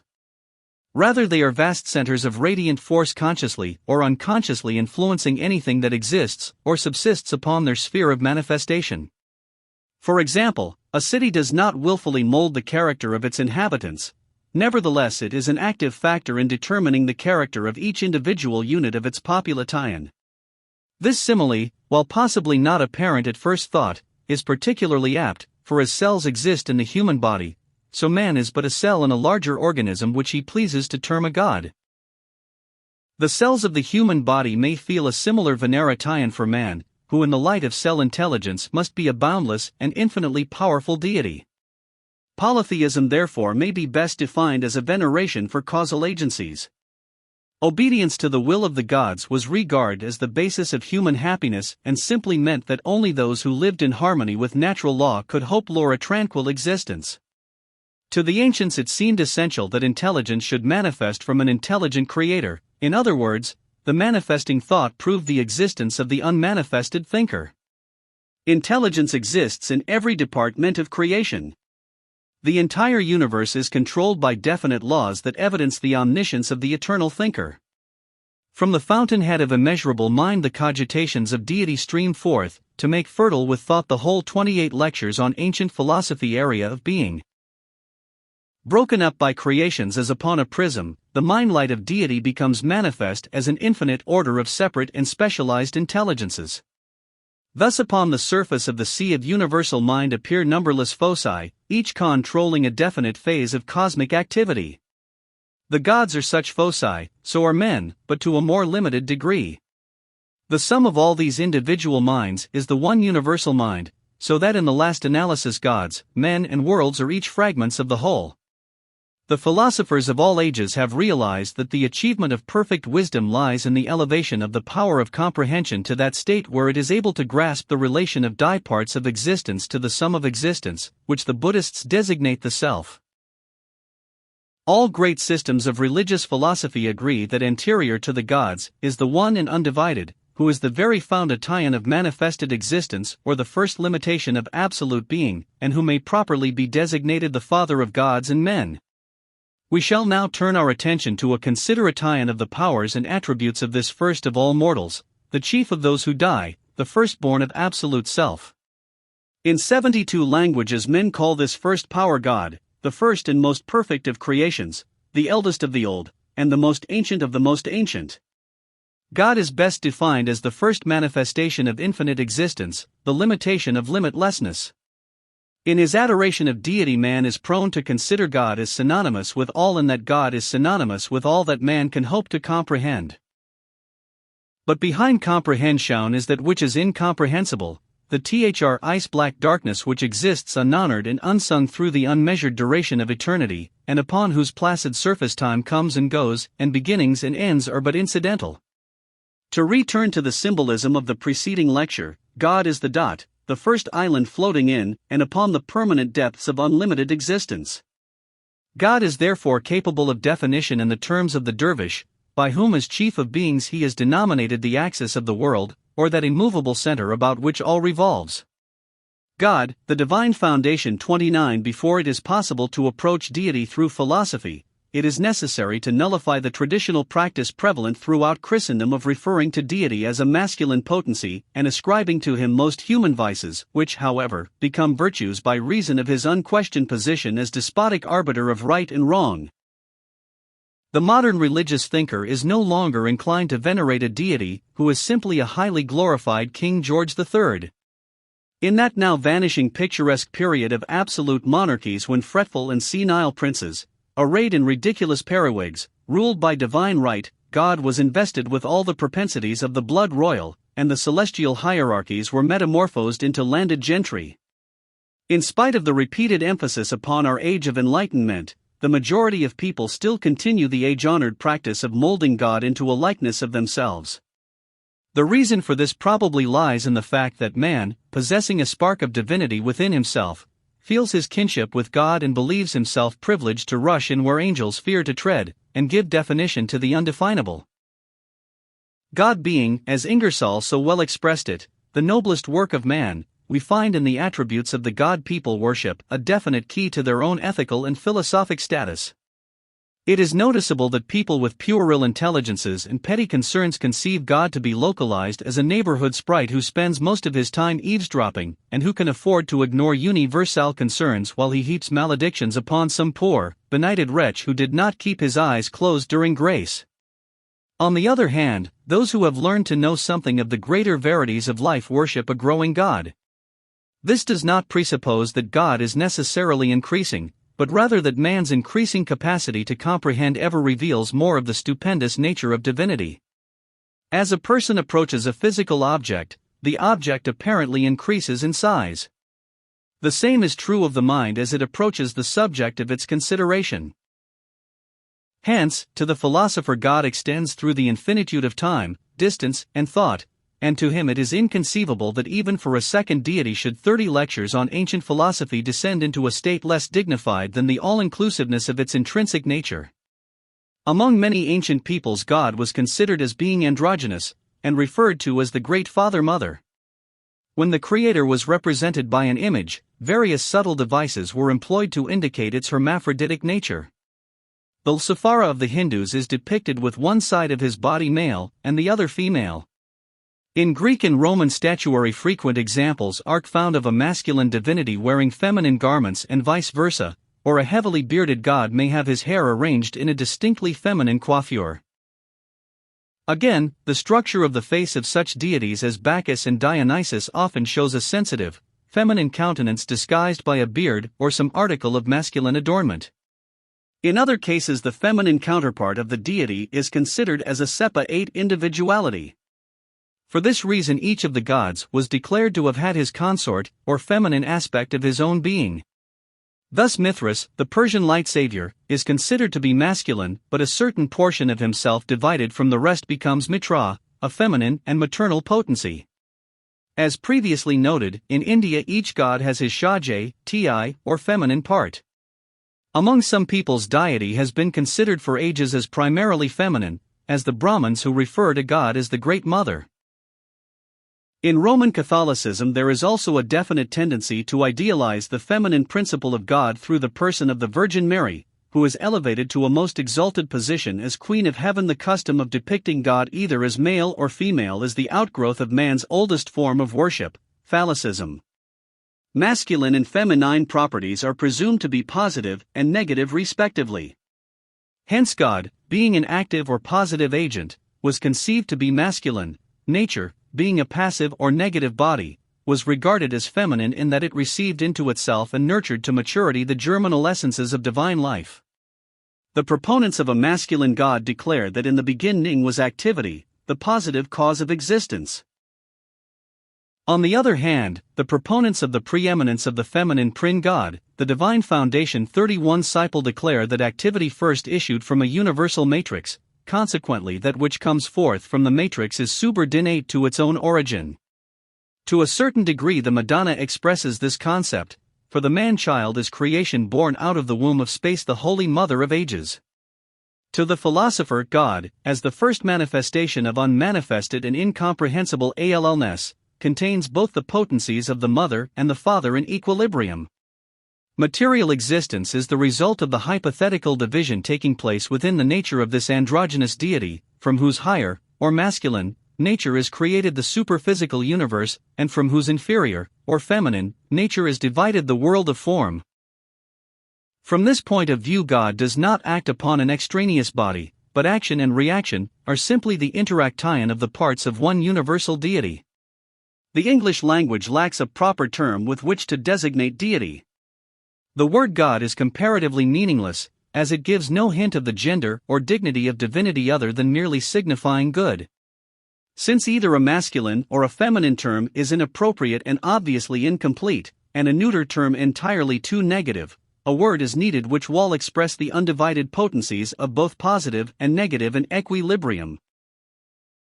When the terms masculine and feminine were used in philosophic symbolism, the ancients gave a certain supremacy to the masculine principle for two reasons. 1. As the male was endowed with greater physical endurance, among primitive peoples physical strength was considered the most necessary attribute of divinity. 2. As the tribal or state government was a patriarchate, it necessarily followed that God as the supreme ruler became dignified as a masculine entity. Those races, however, which elevated woman to a high social status were more prone to endow deity with distinctive feminine characteristics than were those peoples where woman was regarded as little better than a slave. As time went on, man thus became the personification of the positive principle, and woman of the negative. This viewpoint, however, will not bear close fill 32 lectures on ancient philosophy-osophic scrutiny. The so-called inferiority of the female is simply a symbolic figure, having no reference whatever to either the political or ecclesiastical status of woman. It is surprising, however, the extent to which the stigma of this little understood symbolism has influenced both the racial and individual life of woman. It is still not uncommon to meet people who, while they can give no definite explanation for their feelings, are convinced that the feminine organism lacks some peculiar psychical or soul quality which has been reserved exclusively for masculine expression. The popular misconception, presumably promulgated by the Muslims, that heaven was a place accessible to woman as the result of special intercession on the part of her husband, while not publicly taught in Christendom, is nevertheless painfully evident to those able to analyze accurately the mental and emotional reactions of the average man. Woman's responsibilities as the mother of humanity afford ample evidence to the profound thinker that she is far from being a negative creature.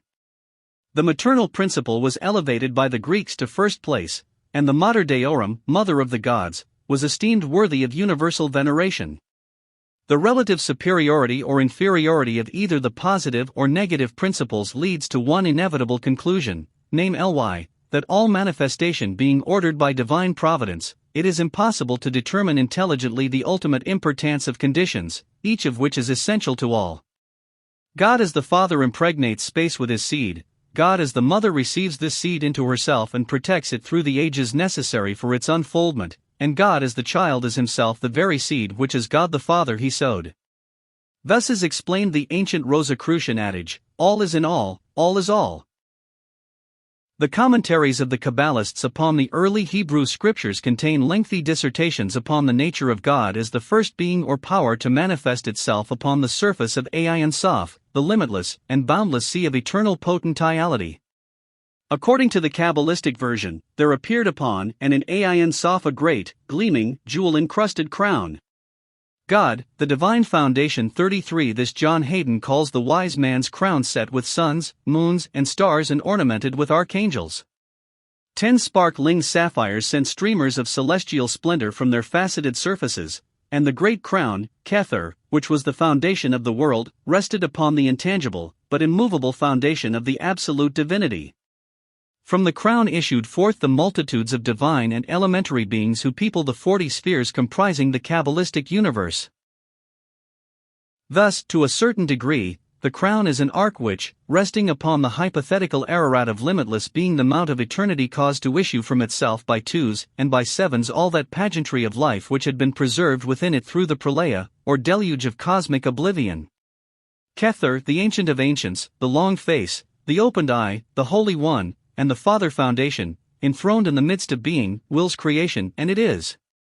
Kether has neither shape nor form imaginable to us, but in an effort to conceive in part its dignity we ascribe to it the noblest forms within the vista of our comprehension. The sphere is the most perfect of all bodies, and was therefore chosen by both Pythagoras and Plato, as the most perfect symbol of him who shall remain. It is evident, however, that this being does not actually resemble a crown, an opened eye or, as the Kabbalists affirm, a bald head. These figures of speech in no way limit or change the enduring nature of this first power. Whether we call it father or mother or son, whether we consider it as androgynous or sexless, human or composite, personal or impersonal, it remains forever itself, the first manifestation of unmanifested power. It was in the beginning, for its appearance marks the term of beginning and end, and time has its inception with the establishment of this first divinity. God is as enduring as time, but time and God are both servants of infinity. The meditation of the mystics upon the nature of the first God revealed to them that deity occupies a position somewhat analogous to a focal point. In God the unknowable potentialities of absolute existence were concentrated, and through the nature of deity pass downward and are distributed as active potencies throughout the negative sphere, or field of manifests. 34 Lectures on Ancient Philosophy tie-in. Infinite being thus flows through God into creation, and existence ascends through God to its infinite source. God is therefore the least material and the most spiritual of all created things, of all beings the eldest, of all things the newest. Yet, being differentiated from immortal being, deity is mortal and subject to ultimate reabsorption into universal space. In the most abstract sense, God is a hypothetical point established in the midst of absolute self through which it, absolute self, manifests forth into tangibility and consequent impermanent existence. God is the all-made one, the universe is the one made all. Of all the terms with which deity has been invested, there is none more simple, and yet more consistent with the nature of all than that used by Plato, who defines God as the unmoved, self-moving mover. God is unmoved in the sense that it is the sure foundation which will remain as long as time. God is self-moving in that activity is its innate quality. God is the all-mover in that it is the life-giving principle animating all the structures which combine to form the inferior universe. God is the seed in the field of space. From the dark philosophic earth of infinite being it draws all that it manifests. In the symbolism of the Far East, God comes as a lotus bud upon the surface of the great sea which, after its appointed span, dies back into the infinite ocean of chaos. G11 is the firstborn, the infinite monad so well described by Democritus in his development of the atomic theory. Now comes the legitimate question: if absolute being is unlimited and unconditioned with all its forces in a state of suspension, what causes these periodic centers or deities to come into being, and what law governs their continuance and ultimate dissolution? In other words, if the absolute possesses neither will nor activity in a centralized or manifesting state, how is the genesis of gods and worlds to be explained? Why does not the absolute remain throughout duration in the same unknowing and all-pervading state? It is difficult to conceive of a perfect state giving birth to an imperfect state, and yet, according to philosophy, this is God, the divine foundation. 35 Exactly what occurs when universal being supports ephemeral creation upon the surface of itself, or, as the Hindu mythologist would say, Varha, the boar incarnation of Vishnu, elevates cosmos upon its tusks. The answer to the problem of first cause has confounded several otherwise excellent systems of theology, and the solution advanced by mystical philosophy is one of the most daring postulates of the human mind. Yet for man with his limited intelligence to ponder too deeply upon such abstract mysteries is highly dangerous, for the solidarity of thought itself is jeopardized. Sir Francis Bacon, one of the greatest thinkers of the modern world, realized how fatal to the success of the seeker after truth is the assumption of knowledge. Knowledge he declared to be the end, not the beginning, of the rational quest after facts. Much of the body of truth, however, is ascertained by the aid of certain fundamental postulations which must then run the gauntlet of observation and experimentation. Unable to delineate the boundaries or profiles of universal cause, the mind must necessarily reduce cosmic phenomena to terms apprehensible to human reason. To cope with the problems of the abstract, the mind must first discover in the concrete the analogy of the abstract. Having found a simple natural analogy, the philosopher employs the most basic of all the Hermetic axioms, namely, that which is below is like unto that which is above. The law of analogy is the most powerful weapon ever placed in the hands of man with which to solve the riddle of the unknown, for by analogy he is able to classify the orders of invisible life, and chart that vast interval between the limitation of human nature and the limitlessness of divine nature with the assistance of the law of analogy. Let us then approach the problem of first cause. Sleep is a state somewhat resembling death. In fact, St. Paul definitely relates them to each other. Death, moreover, is analogous to the state of the absolute in that it is the cessation of that activity which destroys the tranquility of infinite duration. Again, no sense of time, place, or condition is apparent during sleep. A few seconds of a distorted dream may represent a lifetime in which persons. 36 Lectures on ancient philosophy and places come and go with kaleidoscopic speed. Speed also partakes of the nature of the absolute in that the objective world disappears, the sleeper rests in an unknowing state, and an almost nirvanic trance-like condition controls the function ing parts. During sleep there is neither will nor rational activity in the objective world, oblivious to the entire panorama of existence. The objective soul lies in a state which is neither light nor darkness, and which defies intelligent definition. Sleep, however, does not override the claims of habit. If a person is accustomed to awake at a certain hour, when that hour arrives consciousness seemingly rises out of unconsciousness with no apparent motivation other than the subtle, innate urge of habit. The individual wakes and, grasping with drowsy fingers the sense perceptions, assumes the labors of the day. The mind was never told to rouse the sleeper, nor did he have any realization that some intangible agent would at a certain time dissipate the state of dreaming and force the life back into wakeful activity. The sleeper suddenly opens his eyes and discovers it to be the usual rising hour. Habit is seemingly stronger than the state of sleep, for it is something that awakens the sleeper even when he cannot wake himself. Therefore, says ancient doctrine, the comings and goings of creation upon the surface of infinite expanse are the impulses of the law of periodicity. Thus periodicity may be defined as the habit of infinite space. Habit causes the unknown elements and agencies comprising the absolute periodically to spawn forth worlds, and to draw them back again into itself periodically. Habit causes the sleeping universe to awaken after the 7 nights of rest, and after its 7 days of labor. Habit and necessity again cause the tired creation to sink back into the arms of space. Though not a thinking substance, space contains the potentiality of thought. Thought is simply one of the numerous limited expressions of space, and does not come into manifestation until the creative processes have limited the all to that condition known as intelligence.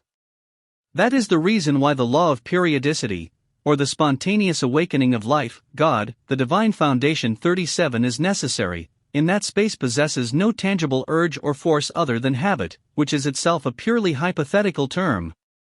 It is the supreme and eternal habit of absolute being to create and also to take creation back again into itself. Thus the outpouring and the inflowing may be likened to the ebb and flow of an eternal sea. Creation sinking into space is no better able to conceive of the absolute than is man to conceive of the substance of sleep. Nor do the 7 sleepers upon awakening from their ages of slumber have any more concept of the condition from which they have emerged than has man when he rises from his slumbers. It is a daring thought to define cosmic law as the habit of space, but the urges which immutably direct all things to their predestined end are thus explained. Periodically upon the face of not being, which is all being, there appear centers of life, the chakras, or seeds of future worlds. The swastika is their proper symbol, for it is the whirl ing across that represents the centralizing motion of the eternal all. This first all-inclusive bubble, a magnificent iridescent sphere floating gracefully through eternity, is called God, and within its transparent shell creation lives and moves, and has its being. Its purpose finally fulfilled, the bubble bursts and disappears, its parts are reabsorbed into the surrounding apparent nothingness. All that man is or can ever hope to he depends upon his concept of God. No individual is greater than the God he worships, nor is he capable of worshipping a concept of God greater than himself. Thus is established a vicious circle. The noble concept of Baron von Leibniz that the universe is made up of monads or metaphysical germs all contained within one great monad may be contrasted with the theological concept of the last century which conceived the deity to be a married man who took strange delight, as Voltaire has noted, in watch ing his creation eat the body of his beloved son at the sacrament. Man's concept of God must pass through 3 definite states symbolized by the dot, the line, and the circle, which received so much consideration in the preceding lecture. The lowest concept of God is as a personality, a physical entity, whose symbol is the circumference of the circle. Superior to 38 lectures on ancient philosophy, this concept is that of God as an individuality, a mental entity, whose symbol is the line. The third and highest definable concept is that of God as a spiritual entity, a permeating and diffusing life-giving principle, whose symbol is the dot. But above all these concepts and superior to God even as a spiritual entity, is that concept of absolute space, formless and definitenless, whose only symbol is the blank sheet of paper. In every philosophic system, God is either the beginning or the end of the chain of thought. We may invest our concept of deity with certain qualities and conditions and, accepting that as a starting point, seek to grasp the necessary process involved in the creation of the phenomenal sphere. Or we may posit as our working formula certain divine manifestation in the material universe, and by induction seek to understand the nature of a deity capable of producing such phenomena out of its own nature. Thus in our investigation we either begin with the dot and travel toward the circumference, or we begin with the circumference and travel toward the dot. On the one hand we posit a deity and then, imagining ourselves to be that deity, construct a universe. On the other hand we posit a minute atom and through an infinite series of combinations and unfoldments trace manifesting life back to its spiritual source. Antiquity posited divinity and then constructed the universe. The 20th century first posits the universe and then looks for God. As God, however, is not obvious to the crass materialist, he is often entirely eliminated in the findings of that particular type of scientist. You will remember that upon reading Laplace's great work upon astronomy, Napoleon made the remark, "But you make no mention of God," to which the great scientist haughtily replied, "Sire, I have no need for that hypothesis." Generally speaking, the elimination of God by the scientist is only a passing symptom. It occurs at that stage where the scientist, like the precocious child, upon reaching the summit of Fool's Mountain decides that he himself is sufficient to postulate a cause for the universe and is qualified to manipulate it according to his own whims. Upon essaying the role of God, the Divine Foundation 39 General Manager of Cosmos, man invariably discovers that the task is far too arduous, and so eventually returns to God his universe. Modern thought, which is basically skeptical, declares God to exist only when discovered. As yet, however, none has discovered deity.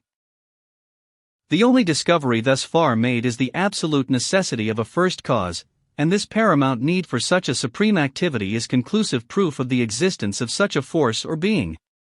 To summarize, the modern world bases its entire philosophy of life upon the reality of the visible, whereas the ancient world conceived the invisible to be the real. Thus we have two diametrically opposing viewpoints. In the final analysis, it is evident that the viewpoint of antiquity is correct. In the first place, the visible is actually such a small part of existing nature, it is inconceivable that it should be accorded a position of first importance.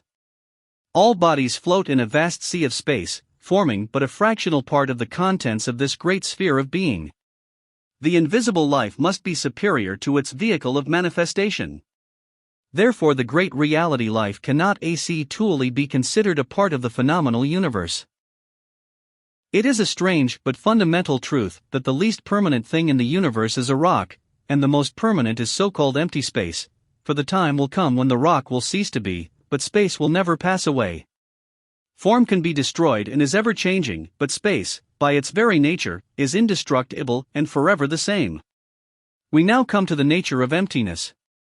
Emptiness merely implies the absence of form, but the formless active agent, being all-permeating, fills all existence. You may pour the water out of a glass and then declare the glass to be empty, because apparently it contains nothing. Any scientist, however, will assure you that the empty glass contains a sufficient number of atoms to blow the Earth out of its orbit if their combined energy could be properly directionalized.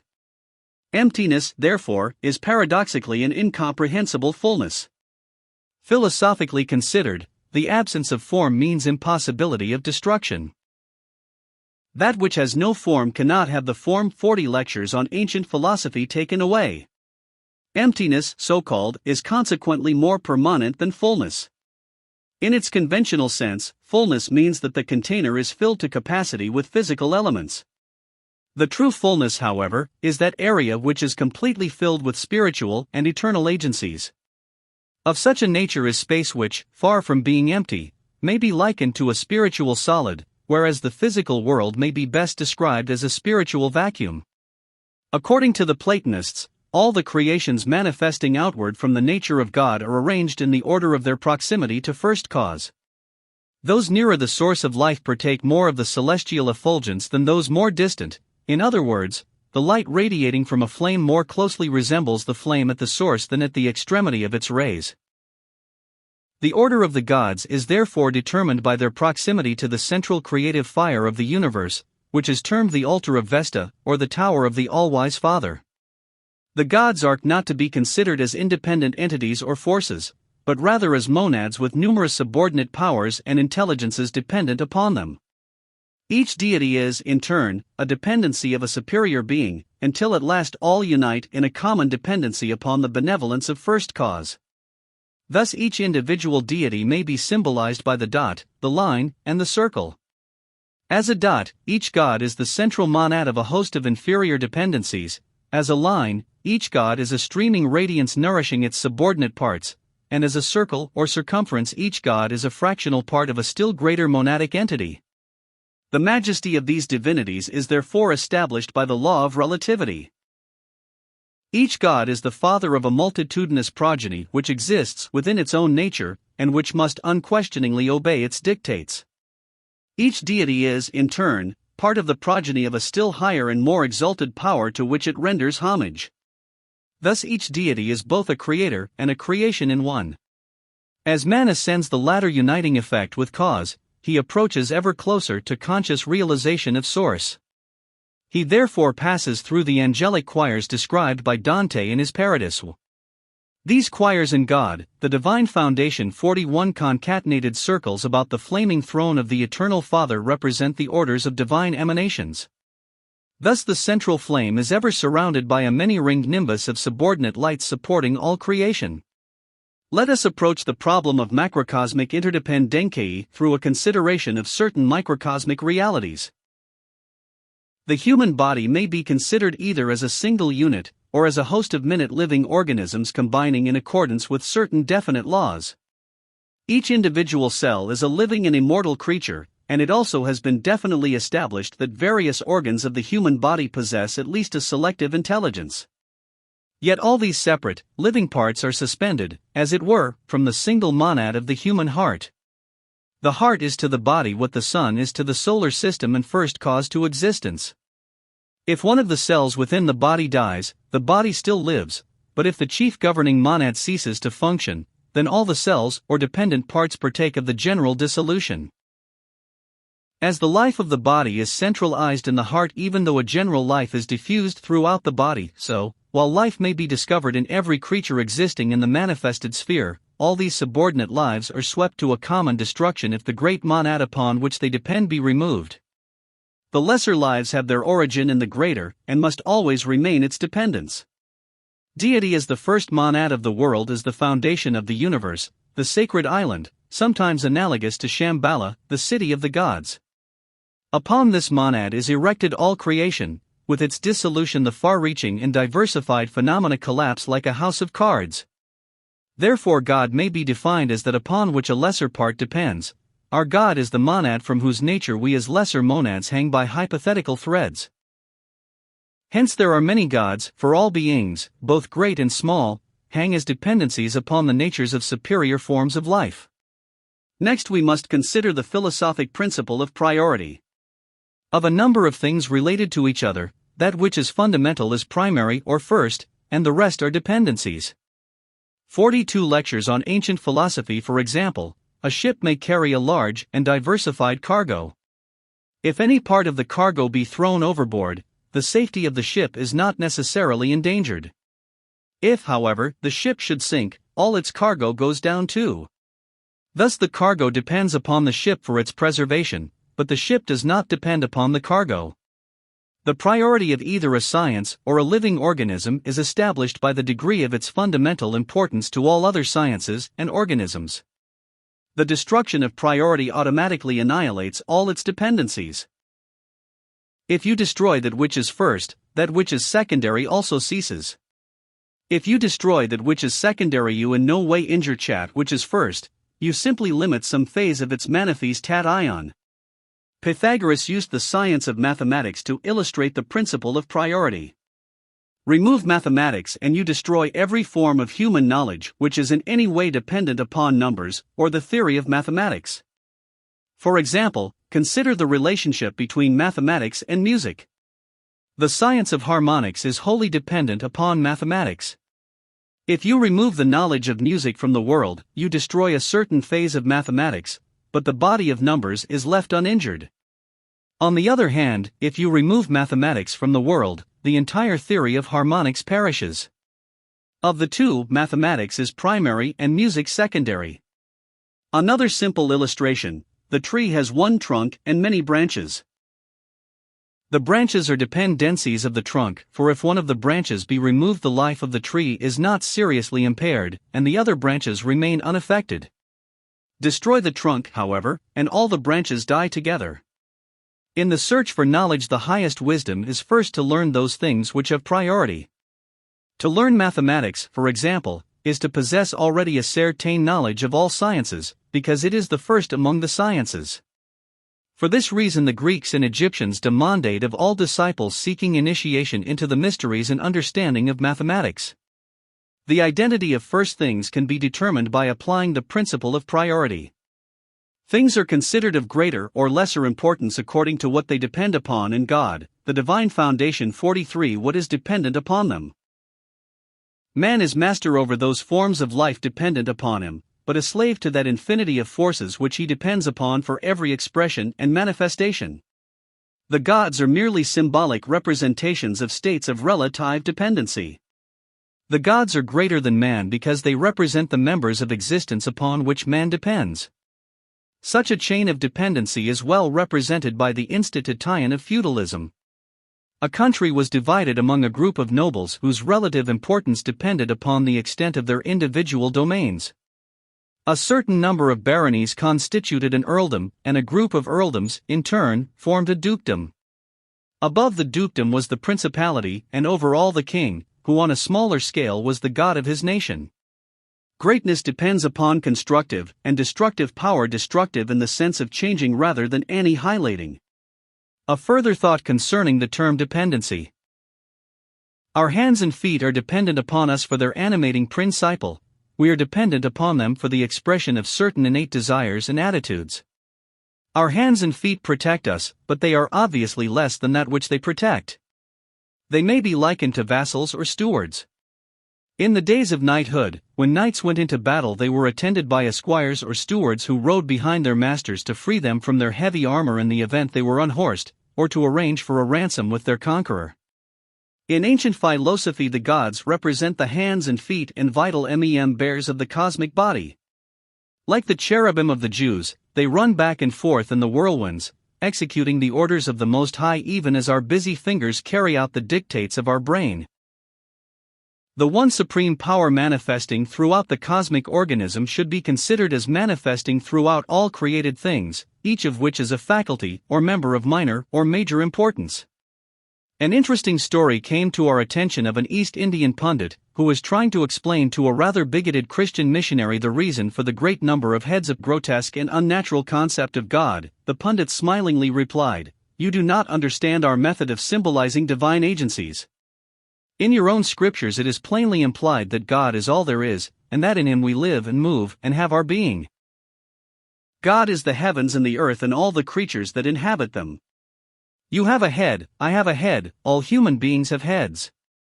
Has God, therefore, not as many heads as there are heads, as many hands as there are hands, and as many feet as there are feet? Are not all minds His mind, all thoughts His thoughts, and all works accomplished for Him done by Him through His manifested parts? Therefore, my dear sir, our failure is not for lack of comprehension, but because no artist alive is able to carve enough heads to adequately represent the nature of the Creator.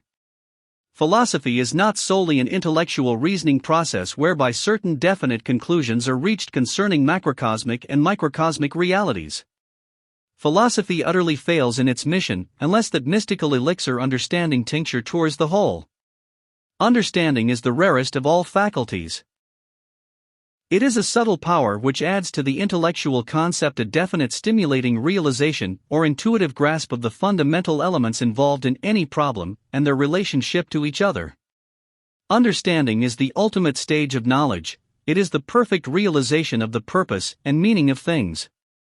For 2,000 years the men of the church have been studying Christianity. Orators have shouted its precepts from the housetops. The crusaders carried the message with the sword, the monk with the crucifix, and the Holy Inquisition with the firebrand.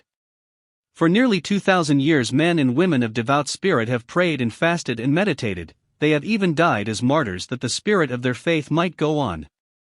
Of this host of propagandists of Christianity, most had either an intellectual or an emotional God, the divine foundation 45 concept of the Master Jesus and His mission. Only here and there was one who understood, and too often his fate was to fall before the mob of enthusiastic, but misunderstanding zealots. Today there are innumerable truths which remain unrevealed to the seeker after knowledge, because he does not possess the philosophic open sesame. To the understanding mind all doors open, to those without understanding life must ever remain a tormenting enigma. At the beginning of this chapter is a diagram showing the god Brahma as the creator of the universe. From his 3 heads, representative of the triune nature of first cause, extend 3 streamers of force outward to form the foundations of the 3 worlds. In modern Hindu mysticism, Brahma is generally represented with 4 heads and occasionally with 5, one of which is supposed to have been cut off by Shiva. The 4-headed Brahma is a demiurgic god, being the foundation of the 4 elements. The 3-headed Brahma here referred to signifies the abstract creative logos, or the dot, manifesting as primitive potencies the threefold darkness of the Absolute, from whose incomprehensibility Brahma is but 1 degree removed. The three mouths of Brahma breathe forth the sacred whirlwinds of cosmic breath, which become incarnate in the universe as the creative trimurti of Brahma, Vishnu, and Shiva, and which correspond to the first trinity of all peoples. From one mouth issues the breath which is to become spirit, which, after passing through numerous modifications, manifests as the causal agent throughout the worlds. From the second mouth streams that force which is to be the intermediary state throughout the universe. This state is most tangible as mind, or that mysterious thinking air which, permeating the objective think-ing structure, manifests as continuity of reason, perception, and ultimately apperception. The third head breathes forth the maker of worlds and his angels, and from these outpouring essences are fashioned the objective spheres and their diversified genera. In mystical philosophy, the dot, or first emanation, is presumed to have 3 faces. The key to their meaning is at once 46 lectures on ancient philosophy apparent if the word phases is substituted for faces. The dot contains 3 phases of one power, yet in an undifferentiated state. Thus God in mystic Christianity is the dot, while the Father, Son, and Holy Ghost are his phases, or the first manifest trimurti. The 3 phases or faces are sometimes referred to as the 3 modes of being. From these primary modes manifests an infinitude of complex organisms. Between this cosmological mystery and the allegory of Noah's Ark there is a certain analogy. Noah is the dot, his 3 sons are the faces, and their wives are the Shakti, or negative expressions of these faces. As from the positive pole of being there is manifest this triad of agencies, so from the negative pole of being is manifested the quaternary of demiurgic forces. The two combine to form the sacred septenary so appropriately symbolized in the Masonic apron with its triangle rising out of or falling into, according to the degree, the square. The descent of the 3 into the 4 properly symbolizes the ensoulment of the world by its spiritual cause, the ascent of the 3 out of the 4, the resurrection of life from its sepulchre of form. The process by which the entire objective universe is caused to issue forth from the first monadic dot can be likened to that process by which the oak tree emerges from the acorn. It is unreasonable to assume that the oak tree manifests any qualities that were not originally in its seed, yet that so much should have come from apparently so little is indeed a mystery. The oak tree is in the acorn in potentiality, yet when these potentialities come into objective existence they seem vastly greater than their source. According to the Oriental mystics, the universe is an inverted tree. The seed is the dot from which springs forth the world tree whose branches are the gods and wubku leaves are creation. This is the great tree of the Kabbalists, and also the illusional banyan of the Hindus, for it exists but a moment upon the substances of eternity and then falls back again into space. From the 3 mouths of the first trimurti issue powers, spiritual, intellectual, and material, divine, human, and animal. Also di-creative elements of air, fire, and water, air being God, the divine foundation 47 symbolic of the intangible Father, fire of the radiant Son, and water of the demiurgus who seeks with material impulses to quench the fire of spiritual light. These 3 are personified as the builders of the world. The Father is King Solomon, the Son is Hiram Abiff, and the Holy Spirit is Hiram of Tyre, who furnishes the materials. Having thus established the fundamental nature of the dot, we now pass to the constitution of the line wherein is revealed the mystery of the Savior God of all ages and the second principle of existence. In TLTWXT the interplay of the worlds in this figure is set forth the constitution of the intermediate sphere, by which one extremes CI spirit and matter are reconciled, and the harmony of the universe read. The ancients unite in the recognition of 3 worlds existing within one and unlimited state. Philosophy is the science of the relationships of these Chapter 3 illumined mind. The universal Savior TIGHT is the most appropriate symbol of manifesting spirit because it is the inherent nature of light to radiate, and this outpouring is represented by a simple vertical line drawn downward from the dot, or heart of existence. An analysis of the flame reveals its threefold constitution, and their correspondence to the 3 phases of the dot considered in the preceding lecture. The blue or nearly colorless heart of the candle flame signifies the dark, hidden Father. The golden radiance surrounding this area is the bright, flaming Son who bears witness before the worlds of his unknowable Father, and at the circumference is a reddish, smoky flame representative of the demiurgus, or lord of the world. Because of its triune nature, fire for ages has been employed as the symbol of the threefold god. Pyrolatry is one of the oldest forms of religious expression. Light can also be symbolized by a globe, the outer surface of which is the hypothetical point where the rays of light terminate. In reality, light is a rate of vibration pouring off, or outward, from the heart of the vibratory ray or cause of vibration, which must be symbolized by the flame. For the sake of the analogy, the heart of the flame can be compared to the dot, the radiant light pouring from the flame to the line, and the outer darkness which absorbs the light, to the circumference or outer limit of manifestation. Consider for a moment the relationship of the ray to its source. The true flame is invisible and superphysical, but it is made discernible to the eye through a rate of vibration called light, and to other sense perceptions through a rate of vibration called heat. Life, light, and heat are the Trinity, with life as the Father, light as the Son, and heat. 4950 Lectures on Ancient Philosophy as the Demiurgus. It may well be said, therefore, that no man hath seen the Father, for the transcendency of being is concealed behind a flaming ring which blinds all who gaze upon it. Radiance is the ceaseless effort of a central force to expand, it is the continual pouring off of sparks from an endless supply. The dot may be likened to a tube through which a mysterious spiritual fluid ever pours. The moment this fluid is free from the restraining pressure of the tube, it has a tendency, like water, to expand and spread out in the form of a huge fan. Activity is continually manifesting throughout the universe.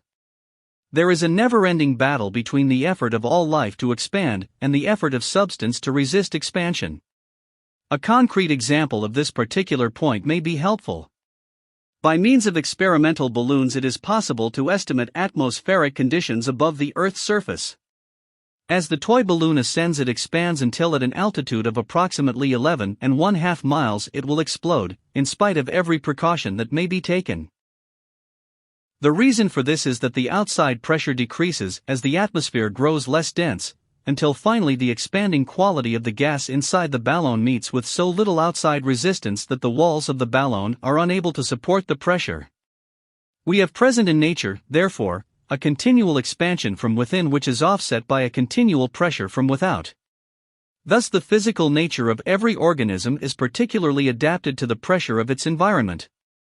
Man's entire evolutionary progress has fitted him to sustain the atmospheric pressure at the Earth's surface. The moment he leaves this atmospheric environment, he must readjust himself, and beyond a certain point he cannot exist. The aviator has felt every part of his body racked with this effort to meet the ever-decreasing pressure of higher altitudes. For similar reasons, explorers climbing lofty mountains frequently suffer from bursting blood vessels. The pressure at the Earth's surface is not as great, however, as that beneath the ocean, where the most powerful apparatus is required to withstand the pressure of the water.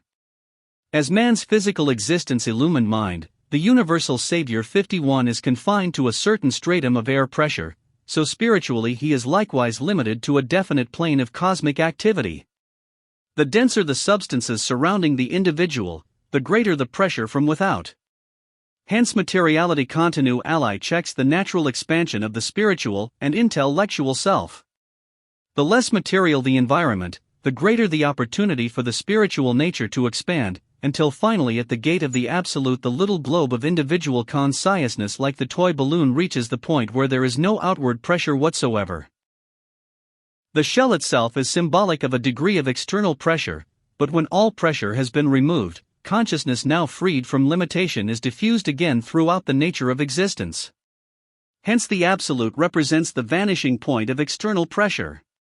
The circumference of the sphere of being is the plane established by the inward pressure of substance, and the outward pressure of consciousness. As the scope of consciousness is enlarged, the power of expansion increases, and the walls of substance are pushed farther back. Conversely, as consciousness is denied expression, and its impulses become weaker, the circle of substance approaches ever closer to the center of consciousness. Philosophically defined, growth is the struggle of life to control its environment, or, rather, to include more and more of its environment within the area of its own self-knowing. Perfect freedom of expression is the goal of all life. All things, both animate and inanimate, are striving for that freedom which lies in perfect expression. It naturally follows that there is but one freedom perfection. Every creature is a slave to those parts of itself as yet unresponsive to the impulses of its internal life principle.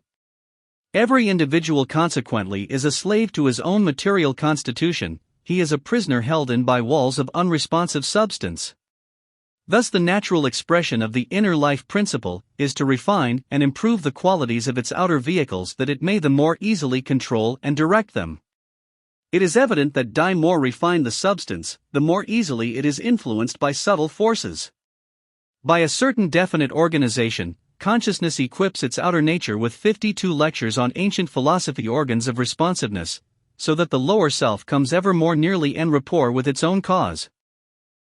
A common example is the radio, which is a mechanical contrivance constructed AC according to definite scientific principles which enable it to pick up vibratory rates of sound inaudible to even the delicate mechanism of the human ear. Returning to the symbolism of the line is a potentile cosmic nerve ray designed to confer consciousness upon the area covered by its tiny thread-like fingers. Man is slowly acquiring control over his physical body by ever increasing the acuteness of his nervous organism, for by his nerves the various parts of his body are tied together. The nerve is an impulse carrier, which gives man consciousness over a certain area of otherwise unresponsive substance. Man's nerves function far more acutely now than in ages past. They are becoming much more sensitive and bring to man much knowledge concerning the nature of the substance composing his world. As the result of this increasing sensitiveness, nervous disorders are increasing, for the finer the mechanism the greater the likelihood of derangement. The Romans termed the line Mercury, the messenger of the gods. Like the lines of the telegraph and telephone, the nerves bring the distant parts of the organism into direct contact with the central station of the brain. The nerves do not necessarily end at the outer circumference of the physical body, but in the form of etheric streamers extend outward into the aura, or intangible atmosphere surrounding the physical body. Here they continue to function in a limited degree as impulse carriers. These etheric nerve ends are continually contacting forces and forms both visible and invisible, and convey certain indefinite impulses back to the brain. Many of our so-called hunches and unaccountable antipathies or affinities are the result of curious reactions set up by these etheric nerve threads which bind every part of the lower organism of man, visible and invisible, into one solid body. The line or ray coming out of the dot may be likened to a primitive nerve giving to the dot a consciousness of the nature of its environment. It thus becomes the messenger between illumined mind, the universal Savior 53 the center, and the circumference of life. The line is the outpouring of cause into effect. The line permeates its environment with the qualities of the first innate life principle of the central dot. It is the effort of the center to include the circumference within itself. The phenomena of growth represent the gradual effort of life, which is innately perfect, to objectify its perfection and blend itself with the perfection of all. In this manner the subjective potentialities of life gradually become objective potencies or powers. Growth is really the bringing of the inside of life to the outside, a gesture from within outward, the unceasing effort of the active agent to communicate its conscious qualities to its unconscious environment. The ultimate of growth is the bringing into conscious expression all of the seed germs of power lying latent in every atom of existence. The dot contains within itself all potentialities, as the symbolic acorn contains the oak tree. Every leaf that in the future will grow upon the oak tree exists as a potential power in the germinal essences of the acorn. Growth merely brings these latent potentialities into active manifestation by building into them material elements which make them apparent to physical sense perceptions. The fundamental reason for this growth is the active urge to express the potencies of self and escape the imprisonment of limited vehicles. Pythagoras said that when the triangle is once established, any problem is already 2/3 solved. The foundation of all existence is triangular. We are a threefold creation. The triangle of man consists of his spirit, his body, and the link connecting them. In its macrocosmic sense there is a divine creation, an elemental creation, and the link connecting them. Life is a divine, eternal principle. Matter, except in its absolute sense, is a temporal and transitory thing. These two are separated by the whole interval of being. They are the opposites, and between them is a neutral field where one acts upon the other, for in their self-sufficient states the two have little in common. Divine nature is essentially a part of the divine creation, physical nature a part of the material creation. In ancient symbolism it was declared that the two seas, the ocean of 54 lectures on ancient philosophy divinity above and the ocean of nature below, were divided, the waters which were under the firmament from the waters which were above the firmament. The universe of divine energy above, and the universe of material energy below, are the substances from which are extracted respectively the spirit and the body of man. The spirit is an atom of divine substance, the body an atom of material substance, and the higher vests itself in the lower, and the product is a living thing. Presuming spirit to be the actuating part and matter the part worked upon, it will be evident that the spirit cannot control the body without the assistance of a connecting tissue wherein the irreconcilable opposites are blended. Thus, in order that the abstractly spiritual may affect the concretely material, a great hierarchy of mediatory agencies must be established. In certain of the ancient mystery schools it was taught that there were 80,000 degrees of intelligence intervening between absolute consciousness and absolute unconsciousness, each degree representing a mediatory element or condition. Considered as a unit, these degrees represent the middle or neutral field. In alchemy, mercury, or quicksilver, is used to symbolize this blending element, because mercury accepts into its own nature other metals. In mythology, the god Mercury was the mediator or neutral power, serving as the messenger between the gods above and mortal man below.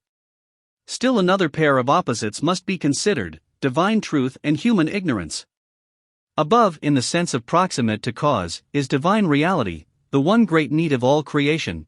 Below, in the sense of distant from source, is man, who may achieve salvation only through the attainment of reality. Here are both the living water and the empty bowl waiting to receive it. But absolute truth and ignorant humanity are divided by a vast interval of understanding. Truth knows no man, man knows no truth. Truth is that mysterious, infinite, boundless reality, man a mere worm existing in minutes, hours, and days, and spending most of them foolishly. Here the sum of the knowable is the dot, gross ignorance the circumference of the circle. That which is necessary to unite these two illumined mind, the universal Savior 55, and thus blend them into the perfection of type, is the line, the mediator between cause and effect. A simple analogy of the dot, the line, and the circle with the processes of knowledge may be traced in the following manner. In the center of the circle is the dot representing a fact. At the circumference of the circle stands a student desirous of learning this fact. Between these two is an interval filled with a number of agencies, any one of which, in many cases the sense perceptions, may become the mediator between the knowable and the one capable of knowing. In order to gain a more extensive understanding of existence with its vast number of physically apparent facts, the interval is occupied by an elaborate educational system, and thus between knowledge and the student body stands the professor, who acts as mediator and assists in the dissemination of the subject matter. Everywhere in nature is to be found a mediating principle which is capable of contacting both extremes simultaneously, or at least intermittently. It is most difficult to unite the abstract and the concrete in a single nature, consequently you may hear such remarks as genius is eccentric, a wonderful man, but etc. Those who possess abstract knowledge can seldom clothe it in words understandable to others. As man attempts to elevate himself spiritually, he gradually separates himself from his material environment. To have a stature great enough to raise its head to heaven, and still keep its feet upon the earth, is the proof of true enlightenment.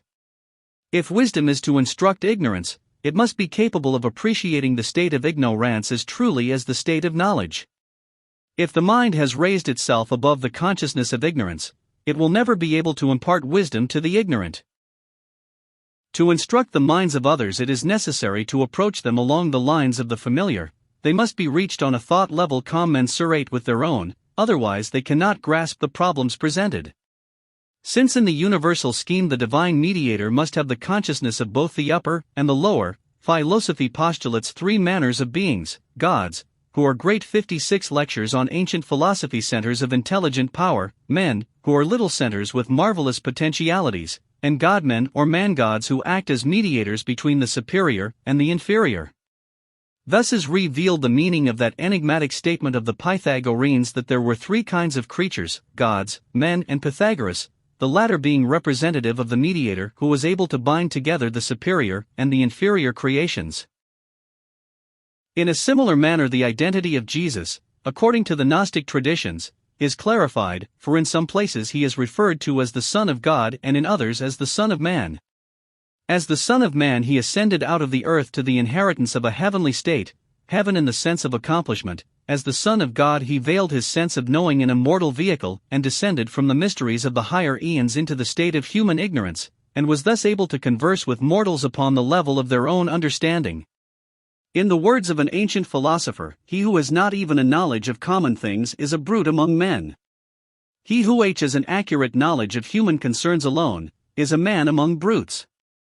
But he who knows all that can be known by intellectual energy is a god among MFCN.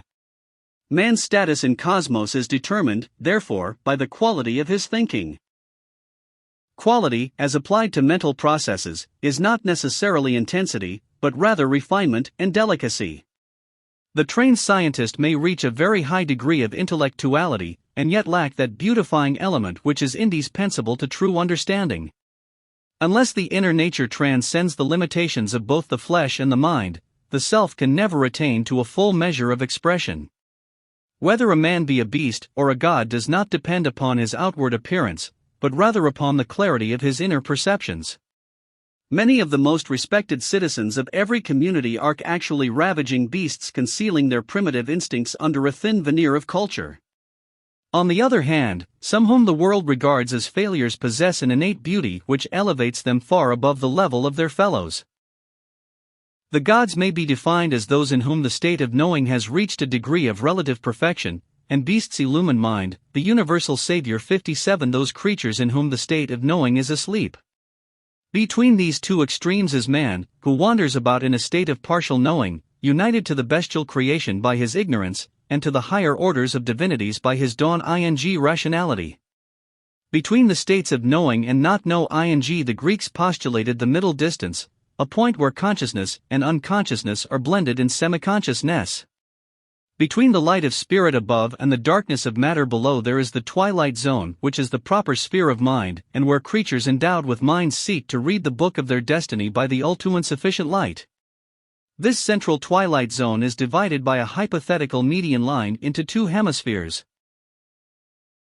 The upper hemisphere, partaking most directly of the supreme effulgence which is proximate to it, is the dwelling place of the sons of God, the Ben Elohim of the Hebrews, or those beings fundamentally divine, but who partake somewhat of the qualities of the middle distance, and therefore descend to the hypothetical median line dividing the upper and lower hemispheres of the middle distance. The lower hemisphere is proximate to the dark sphere of ignorance, but partaking, to a certain degree, of the superior light, becomes the abode of the redeemed souls, the Yeshim of the Hebrews. Inferior creatures rising out of the darkness of their mortal night, though they be of the earth earthy, may ascend into the middle distance, and at this hypothetical median line contact the demigods who descend from the superior spheres. Thus in the middle distance are to be found both the demigods who have descended from above as instructors of mankind, and the supermen who, rising from the insufficiency of matter, converse with the demigods through the hypothetical median line. It follows that the ancients conceived the instructors of humanity to be of two kinds: 1. Those who descended from the light eons of the internal causal world, and, brooding over humanity, spoke through oracles and oracular souls or prophets. 2. Those who through the peculiar culture of the mysteries were elevated to a state of sensitiveness wherein they became ready pens in the hands of the heavenly writers. Knowledge likewise is twofold: that knowledge which, having its origin 58 lectures on ancient philosophy among the celestial beings of the light world, is communicated to man and constitutes the revealed or sacred writing, and that knowledge which is evolved by man himself during his ages of struggle in the inhibiting environment of the mortal world. The wisdom imparted by the demigods partakes of that higher knowledge which belongs to the sphere of consciousness and causation, while that wisdom imparted by the superhuman, or illumined human, souls being further removed from cause, lacks the definiteness and authority of the divinely given code. The demigods teach the celestial or inner body of knowledge, the superman, the terrestrial or outer body of knowledge. Therefore, the initiates and the prophets bear witness of the light, though not directly partaking of its power to the extent of the demigods. According to the esoteric doctrines of Platonism, the demigods can never become men or descend to the level of mortal ity, because they are of a different and higher order of creation.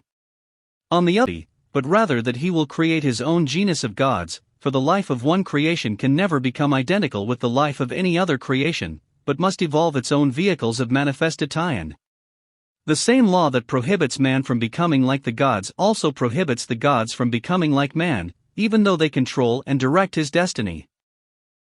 In spite of its magnificent power and divine abundance of wisdom and understanding, the demigod is unable to build a physical body, and hence must borrow one already prepared for its use. Such a body then becomes its oracle or shrine, and through it the demigod reaches the dwellers in the dark sphere of matter. Thus, when one of the demigods, or great devas, desires to communicate with mankind, it descends to the median line where, working through the plane of mind, the mediating principle, it overshadows a mortal who has raised himself to this exalted state, and through the higher vehicles of such illumined mind, the universal Savior 59 immortal contacts humanity. By thus overshadowing the mind of the mortal initiate, the deva causes him to think, speak, and act according to the celestial will. The demigods must not be considered as personalities, but rather as individualities, in that they function in substances too rarefied, free of gross physical elements, to permit the existence of personal organisms. The demigods are units of knowing, relatively superior to mortal men, but incapable of molding physical matter except through the medium of mind. Supermen are personal beings who are gradually outgrowing personality. Though still limited by mortal bodies, they have learned to separate and overshadowed by gods or demons. Thus Pythagoras was declared to be overshadowed always by the spirit of the Pythian Apollo, and Socrates likewise by a mysterious creature which he referred to as his god. Bringing with it certain great truths otherwise inaccessible to man, such a deity elevates the one so overshadowed to a position of unusual philosophic dignity. At this point it is necessary to remind the reader that the demigods, since they are part of the causal agencies which together constitute the spiritual world, are themselves in and of the spiritual natures of all creatures. Thus man's own spirit is a demigod hovering over his lower organisms, which are as disciples receiving the instruction necessary to right living from the God within. In Oriental art, Arjuna is frequently shown receiving instruction from Krishna on the battlefield of Kurukshetra. Arjuna, the son of Kunti, the mortal man, is often represented as a diminutive figure, while above him in all the splendor of his azure radiance stands the blue Krishna. Here Arjuna represents the personal or mortal and Krishna the demigod or oversoul upon whose instruction the mortal man depends for his inspiration to right action. Occasionally the spiritual and the material worlds are symbolized by two pyramids, one inverted with its base in the 60 lectures on ancient philosophy heavens, and the other upright with its base upon the earth. The two pyramids meet at their apexes. The pyramid with its foundation in heaven decreases in size as it descends, and is the proper symbol of the decreasing choirs of celestial beings, forces and intelligences, that descend in concatenated order from the effulgence of the 24th mystery, which is the first mystery from above. The upright pyramid with its foundation in matter indicates by its converging sides the gradual decrease of materiality until at its apex materiality vanishes. Occasionally a serpent is wound about the point where the two apexes meet, thus indicating the mystery of mind and the astral light, which is the blending of the superior and the inferior eons. This concatenated order of decreasing materiality and increasing spirituality forms the many-runged ladder rising from the darkness of oblivion below, and the perfect light of celestial splendor above, and was the ladder that the angels ascended and descended in Jacob's vision.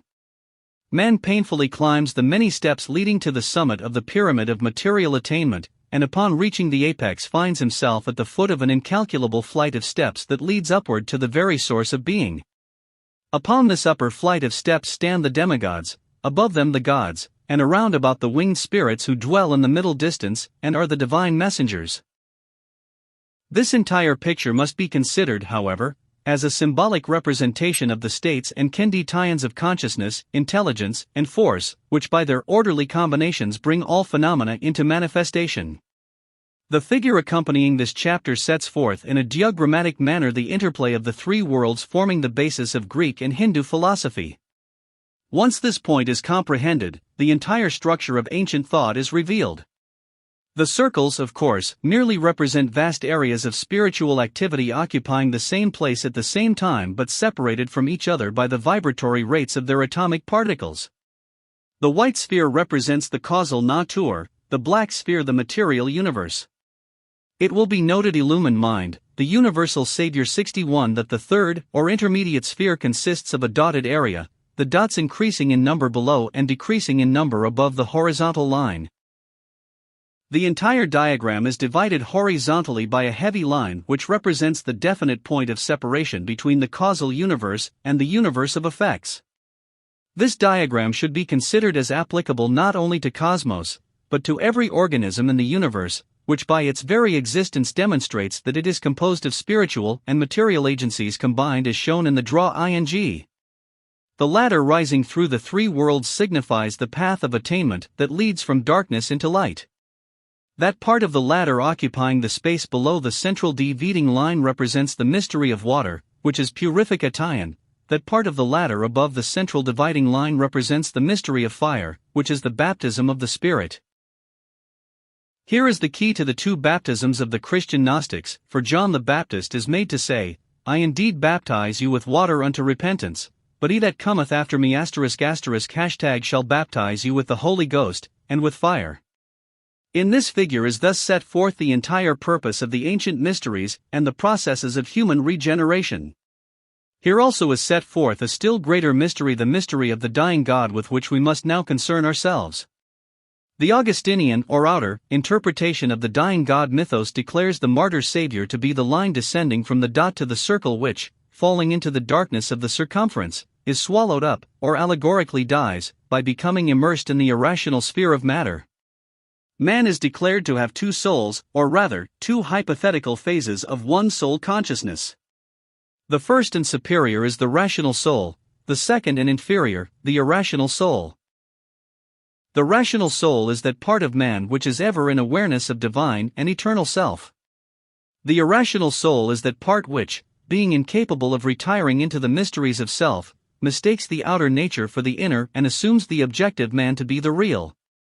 The qualities of the rational soul are apperception, realization, comprehension, and other higher mental and super 62 lectures on ancient philosophy mental faculties. The qualities of the irrational soul are external perception, ignorance, selfishness, lust, greed, and kindred vices.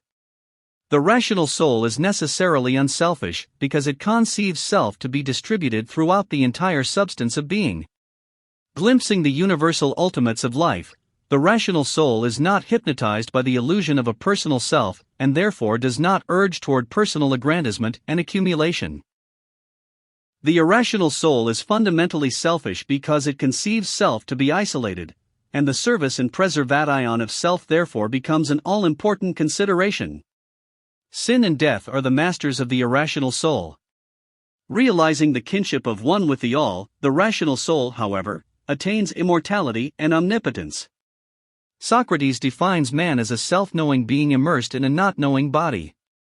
This is the outer mystery of the dying God slain for the sin of the world, or, more correctly, by the sin of the world. Descending from the spiritual eons and dying by reason of immersion in the unknowing nature of the inferior creation, the self-knower becomes the motif of many allegories. A well-known example is that of Jonah being thrown overboard and swallowed by the hippocampus, or mythological whale. Jonah, the knower, is immersed in the sea of illusion, life, and swallowed by Cetus, the leviathan or monster of mortality. Saint Augustine explains the allegory differently, declaring the whale to symbolize God who, when the prophet was cast by men into the sea of tribulation, was accepted into the body of God and carried safely to shore. The 3 days that Jonah remained in the whale's belly, however, links the allegory definitely to the dying God myth, for according to the mysteries the rational soul is immersed for 3 days in the nature of the inferior sphere. Again, the irrational universe, the not know ing part, is divided into 12 sections which are symbolized by the signs of the zodiac and called the 12 holy animals. These are the 12 parts of unreality.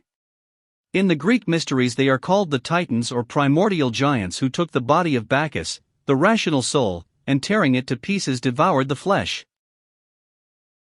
This signifies, in the terms of the Pythag illumined mind, the universal Savior 63 Orines, that the one knower, the real part of every creature, and the rational soul of the universe is destroyed and its integrity dissipated by multitude, represented by the Titans. Paracelsus calls man a composita, or a being composed of man and beast, a concept symbolized in the mysteries by the centaur who had the head and shoulders of a man and the body of a horse. Man is twofold, a rational nature rising out of an irrational nature, hence, the mystery of the dying God. The rational soul is the eternal martyr who awaits the day of his liberation, which can only be accomplished when man elevates himself above the level of material impulse. Bacchus torn to pieces by the Titans, Hades gored by the wild boar, Adonis dead at the foot of the pine tree, Orpheus slain by the Ciconian women. All these ancient martyrs represent the rationality of man falling a victim to the inconstancies of his inferior nature. Chiron, the centaur instructor of Achilles, has a different significance, however, for here the centaur represents the God-man with its head in the supreme world, and its body in nature. The centaur is therefore one of the demigods overshadowing a highly evolved human soul. The irrational nature of man is well symbolized by the Cretan labyrinth where rules the Minotaur, the bull-headed lord of matter, the creature which most mistake for their own true self. Into this Eurytional sphere descends Theseus, who prevents himself from being lost in the tortuous passageways by unraveling behind him Ariadne's thread. The rational soul thus slays the beast man and becomes king of the country of its own life. So much for the exoteric significance of the dying God allegory. In the secret teachings it is written that mind itself is the Savior God. Mind is the martyr of the ages, the eternal and universal Prometheus sacrificed upon the altar of human Nesis Psyche. Mind is the willing sufferer upon the tree. Mind must destroy itself that which is greater than mind may endure. According to the mysteries, there comes that time in the quest of consciousness when man discovers the mind to be the slayer of the real. Then as he sloughs off his evil nature, he must slough off his mind that his consciousness may be disentangled. 64 Lectures on Ancient Philosophy from the Infinite Complex of the Mental Web. The mind is incapable of ascending to the state of consciousness. The mind can never completely annihilate the sense of separateness, for it depends upon comparison for its function and differentiation for its very existence. Consequently, though the mind is ever the link between consciousness and unconsciousness, it too must be ultimately sacrificed in order that the great work be accomplished. By the death of the mind, consciousness is released to complete perfection, but woe unto him who slays the mind without that understanding which must be given out of the mysteries. The mind must not die until its own work has been complete, and its function has reached the highest possible degree of perfection. As the mind increases in power and rationality, it grows gradually to realize that there is something beyond thought. The mind is capable of realizing this power, but is never able actually to contact it. There is a supramental state which is synonymous to a certain extent with the causal sphere. The Buddhist sees consciousness as a universal sea. Consciousness is therefore something that is moved only by a divine ebb and flow, by a realization of itself. This universal, all-penetrate ing is the true substance of everything, for consciousness, or self, was before the beginning and consciousness, or self, is after the end. Beginning and end are illusions, but self is eternal. Consciousness is therefore union with self. Consciousness knows no separateness. As long as me and thee exist, consciousness is not perfected. Life and death, good and evil, light and shadow, these are the illusions of mind. But in consciousness diversity is totally annihilated, and all things are one in reality and in essence. The bond of brotherhood is proved by the mind to be good, but the realization of brotherhood is not consciousness. The bond of friendship is demonstrated by the intellect to be necessary, but friendship is less than consciousness. There is no consciousness until the slash in each is one and indivisible from the slash in all.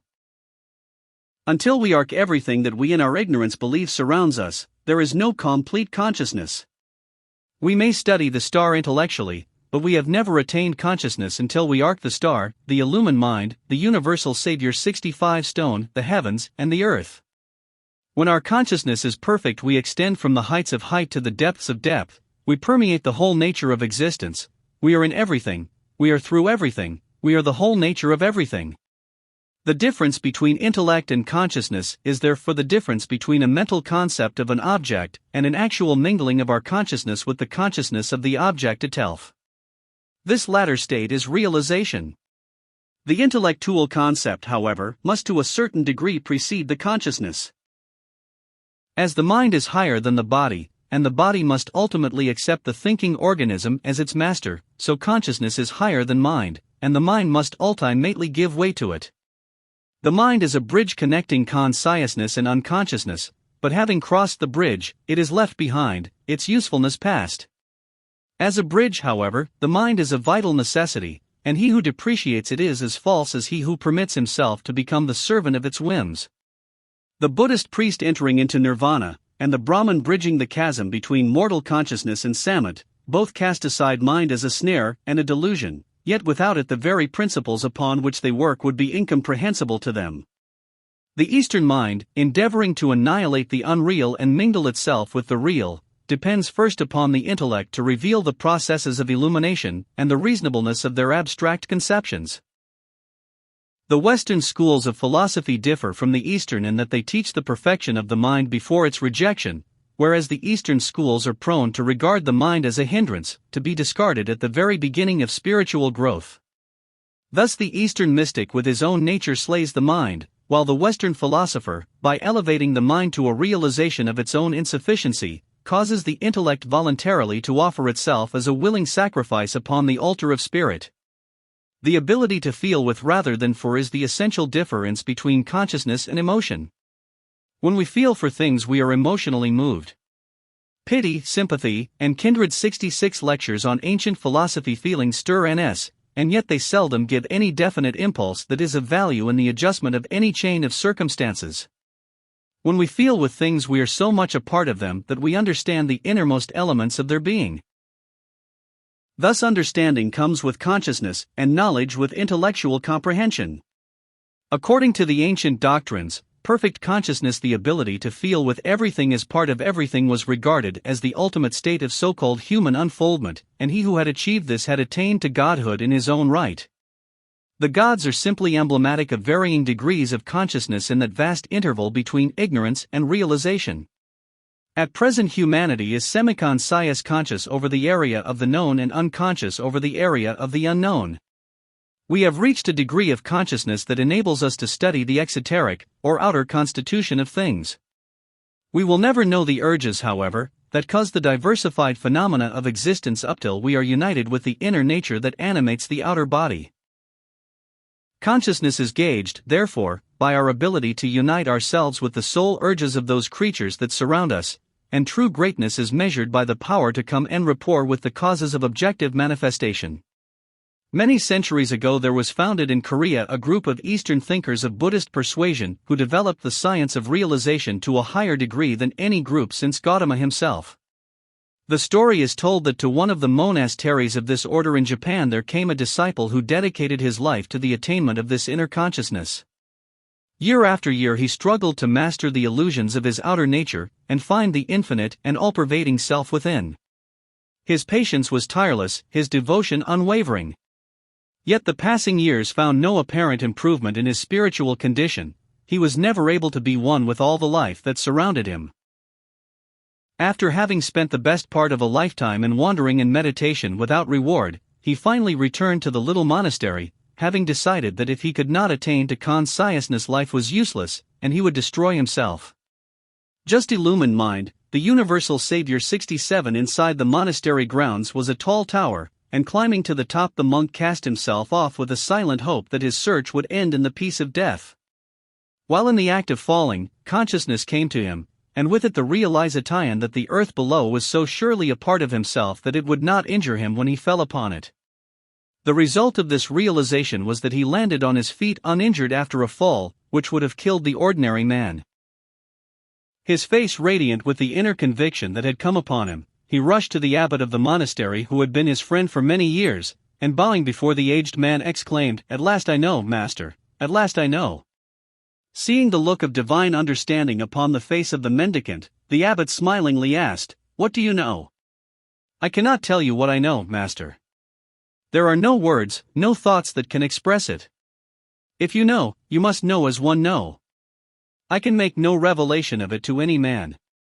The abbot looked at him for a moment and then replied, "It is evident, my son, that you know. The fact that you cannot tell it is the proof that you possess it. Nothing of which we may speak can transcend the world of illusion, for words themselves were created to describe unrealities. Therefore the unutterable is the real and the unthinkable is the true, the utterable is the false and the thinkable is the phantom of a dream." In this renaissance of the metaphysical we hear much of consciousness, and understanding, and spiritual realization. But one thing is certain and to be depended upon: he who possesses consciousness will make no effort to reveal it, for the very achievement brings with it a realization of the hopelessness of attempting to communicate the wonders of the self to a world that knows nothing of the contemplative life. People talk glibly of cosmic consciousness and unity with absolute being, but their very words belie the fact. A great Buddhist monk was once brought into the presence of the Emperor of China, and the Emperor addressed him thus: "Answer me, O servant of the enlightened, one question." And the saffron-robed sage replied, "Noble sire, what is your question?" The Son of Heaven answered, "I would know the end of things, the ultimate state." 68 Lectures on Ancient Philosophy. Daruma gazed upon him for a moment with a strange expression of mingled sadness and amusement, amused that any man should dare to ask in words that which no words can explain, sad that anyone should know so little as to ask so much. Finally the sage answered, "O Emperor, bring me a potted plant." A servant brought one in, and the monk, looking at it for a second, said, "This is a rare porcelain, is it not?" "It is worth a fortune," replied the Emperor. Thereupon the sage dashed the potted plant to the hard floor, where it was shattered to bits. Filled with wrath the Emperor cried out, "Foolish one, what have you done?" "I have answered your question concerning the ultimate of things," the sage rejoined. "Words fail, thoughts fail, but in this way I can give you evidence of that which must be evidenced by the self alone." For a time the Emperor was buried in thought, and then shook his head. "I do not understand," he said. "Alas," replied the sage, "alas, sire, I can do no more." During the progress of our lectures we have been asked again and again to describe those spiritual processes by which the mystery of the self is to be revealed. If those who asked knew or realized the nature of their question, they would know that it is unanswerable by mortal man, and that he who even attempts to give an answer thrice proves his unfitness to possess the answer. Many are the paths of Dharma by which the law is revealed, and more than this of the law cannot be said. He who would know and comprehend must learn to think and dream and feel in the rhythm of universal concerns, leaving behind him the pettiness of personal affairs. To achieve to the end of Tao he must exchange the rhythm of the senses for that vast ebb and flow of measureless eternity, for only when man ceases to be man is he not man. When he ceases to be a creature, when he ceases to think or to feel or to know, when he ceases to feel his kinship with the earth or the sky, when he is no longer mortal or immortal, when he is neither one with the grain of dust nor with the gods, when all conditions have passed away, when dimension and time have disappeared, when nothing remains except the all-pervading universal self, unthinkable, unknowable, transcendent, and perfect, when the interval between illumined mind, the universal Savior 69 the self and the self in all has been annihilated, when all these things are one and I am that one, and yet one I am not, then the soul has ceased to be a soul and is self. Nirvana is reached when each finds himself to be all and rests forever in the state of not being, which is all being, indivisible and perfect. In Japan the Tango no Saku, or Festival of the Boys, is a very important one, and is celebrated annually early in May. Among the important symbols in evidence at this time is the paper flag or kite cut in the shape of a great fish. This banner is hollow, and the wind blowing into it causes the carp to become inflated and swim about in the air in a very lifelike manner. The ceremony of flying the carp had its origin in the ancient Chinese legend of the dragon carp. This fish, which swims with great resolution against the current, is considered in the Orient to be a fitting emblem of the soul of man swimming against the stream of illusion and striving to reach perfection despite the opposition of time and circumstance. The dragon carp, according to the legend, desired to swim against the Dragon Gate Rapids, and again threw its body into the air, only to be beaten back by the strength of the angry current. The gods, beholding the struggle of the carp, marveled at its patience and endurance, for it returned from each new defeat with fresh courage and determination to conquer the rapids. At last, with a supreme effort the carp achieved its end, and when it reached the haven of the placid waters above the rapids, the body of the great fish glowed with a seal's tile splendor and became the symbol of the accomplishment of perfection. The gods gave the fish the lifespan of 1,000 years, and at the end of this period it was transfigured. Surrounded by streamers of divine radiance, it ascended into the heavens and became one of the immortals. In Buddhist symbolism, the achievement of the dragon carp fittingly symbolizes the attainment of nirvana. Again and again the human soul seeks to stem the tide of mortal fate. Heedless of worldly ridicule and misunderstanding, the mystic patiently continues his effort to clear the rapids of his own lower nature.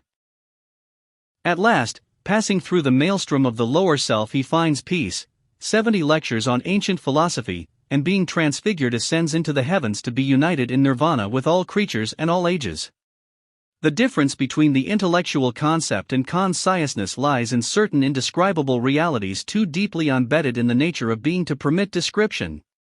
In the East, consciousness is likened to the lotus bud which, gradually opening, reveals more and more of itself to a wondering world until at last the golden heart in all its splendor is disclosed. Perfect consciousness to man is perfect realization of the nature and relationship of parts to the fundamental unity in which they exist. The ability to understand the actual order of being, and to see everything correctly, is to be conscious. To see things as they seem to be is to be subject to the illusions of the lower mind. An example of consciousness may be briefly summed up in the statement that to know the nature of all things is to realize that all things are good. To intellectually achieve this attitude is very simple, for it is only necessary to affirm continually that the thing is good, and after a while the mind, following the line of least resistance, accepts the affirmation as a fact and no longer questions the reality of that good. But there is a vast difference between convincing oneself intellectually of the goodness of things and becoming really conscious of the goodness of things.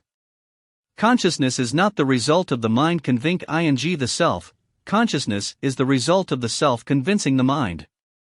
The mind incarnated in the Christos speaks of consciousness personified in the Father in these words: "The Father is greater than I."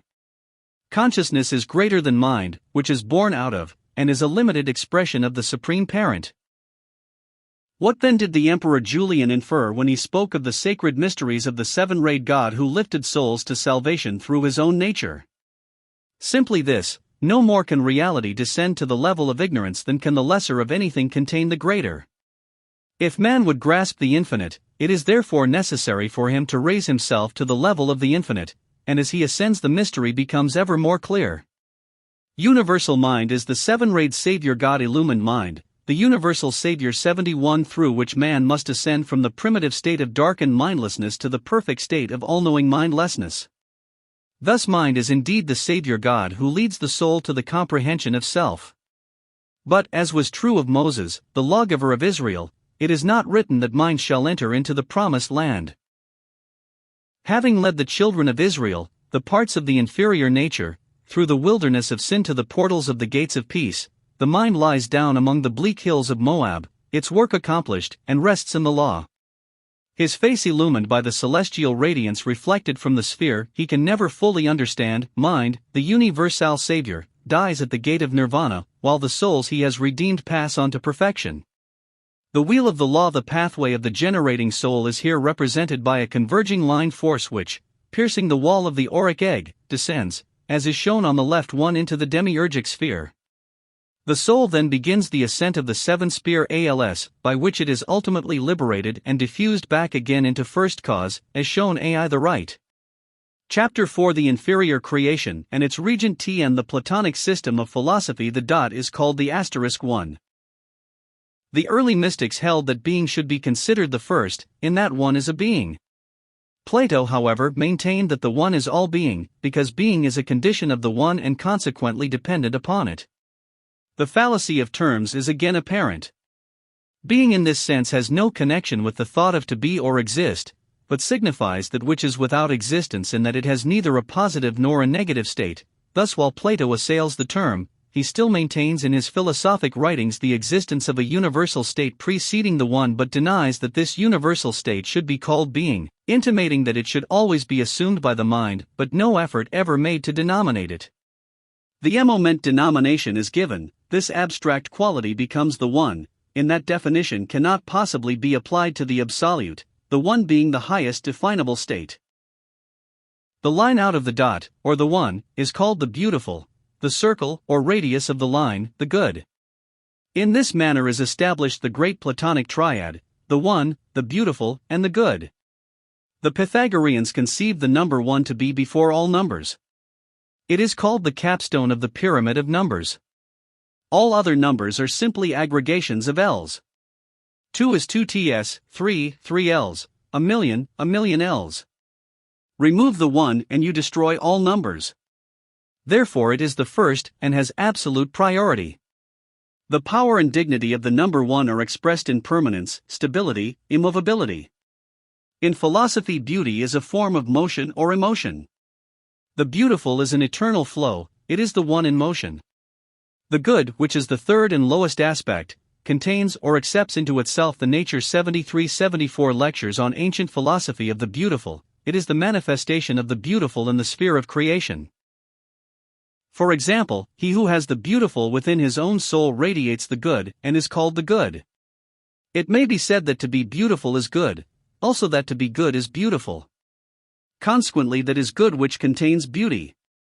From this Platonic definition, it is apparent why the savior gods of all nations have been symbolized as beautiful.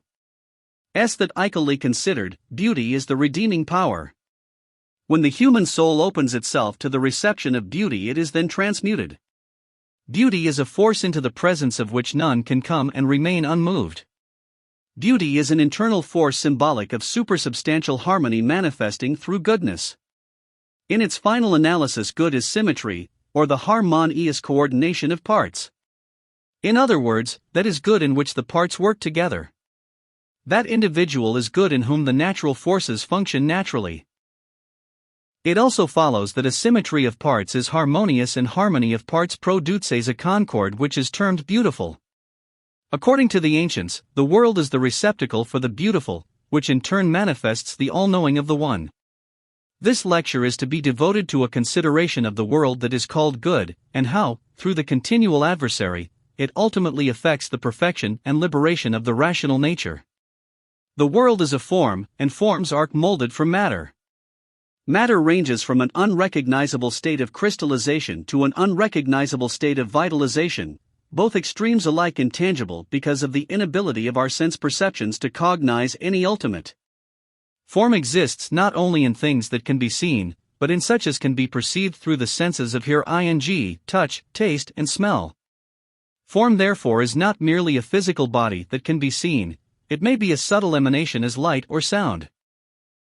A word cannot be seen, and yet a word is a form. Under certain conditions, drug addicts can see words coming out of people's mouths, their supersensitiveness being the result of a low form of drug-invoked psychism. A thought is not visible nor can it be held between the fingers, and yet a thought is as truly a form as is a piece of stone. The inferior creation and its region 75 universe therefore includes every conceivable state or condition of form. Form is the inferior nature of everything manifesting being. Form includes not only every part of the universe from the mental level downward, but, ultimately, up through the higher spiritual spheres, in fact every plane upon which differentiation exists. But the planes of consciousness above that of thought, and the entities dwelling therein, have a term other than form applied to them. The circle or circumference is therefore the symbol of feelings, thoughts, and bodies in all their infinite ramifications. The ancients symbolized form and the laws controlling the organization of matter into bodies by a reaping skeleton, the emblem of death. Form has ever been regarded as the parent of ignorance. Throughout the inferior creation, consciousness lies buried in form. Form is the confusing, resisting, limiting, inhibiting, and imprisoning part of existence. Nothing in whose nature even a trace of form remains is capable of absolute consciousness. Form is the graveyard of consciousness. Since all life is thus inhibited by form, no creature controlled by the form part is rational. Philosophically speaking, absolute form, that is, the ultimate degree of form, is ultimate negation, because it is the absence of all that is necessary to the greatest good. In its most enmeshed state, life is at its lowest ebb. Therefore, in philosophy, form is termed the eternal adversary. In Egypt, form was called Typhon, and as a symbol of his disrepute he was pictured with the head of a crocodile, and the body of a hog. Sometimes the wings of a bat were added.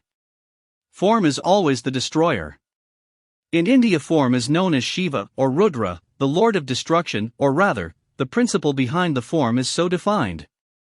In the realm of philosophy, form is one of the unsolved problems of the ages, for it is in reality simply an inferior life inhibiting the manifestation of a superior life.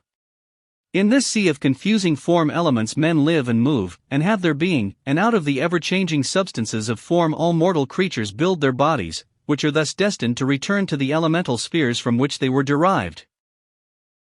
76 Lectures on Ancient Philosophy. The universe of matter that extends throughout the infinite vistas of unmeasured space, and includes within itself the heavenly bodies functioning through space and bearing with them an indescribable diversity of flora and fauna, is all part of what the ancients termed the underworld. Even the apparent vacuum in which these mighty bodies exist, and the host of invisible agencies that order sidereal dynamics, form part of a vast, but inferior creation manifesting through the realm of form. This world of form, suns, moons, and stars, is called Hades, or the land of death. It is the world of darkness. It is called dark because in it the light of spirit is swallowed up and creatures move in the haze of uncertainty. Darkness, however, does not imply evil, but simply the lack of light. In the sphere of form, all creatures lack the full brilliance of consciousness or awareness. In this dark world, which is the circumference of the circle of existence, man is at his greatest degree of separateness from spiritual source, and the sphere in which he functions is the lowest degree of divine agency. All through mythology, the gods of light and life fight the demons of darkness and death. In the Babylonian mythology, Merodach slays the dragon, and in the Christianized version of the myth, Saint George is the hero. The dragon of matter, a foul, flame-breathing monster, must be slain by Siegfried in order that the treasure of the Nibelung may be recovered. Every creature struggles against the inertia of its immediate personal environment. Inertia is the characteristic attribute of form. It must be realized that this is inertia in a relative sense, for if matter be reduced to its ultimate, it will be found to consist of life particles vibrating at incredible rates of speed.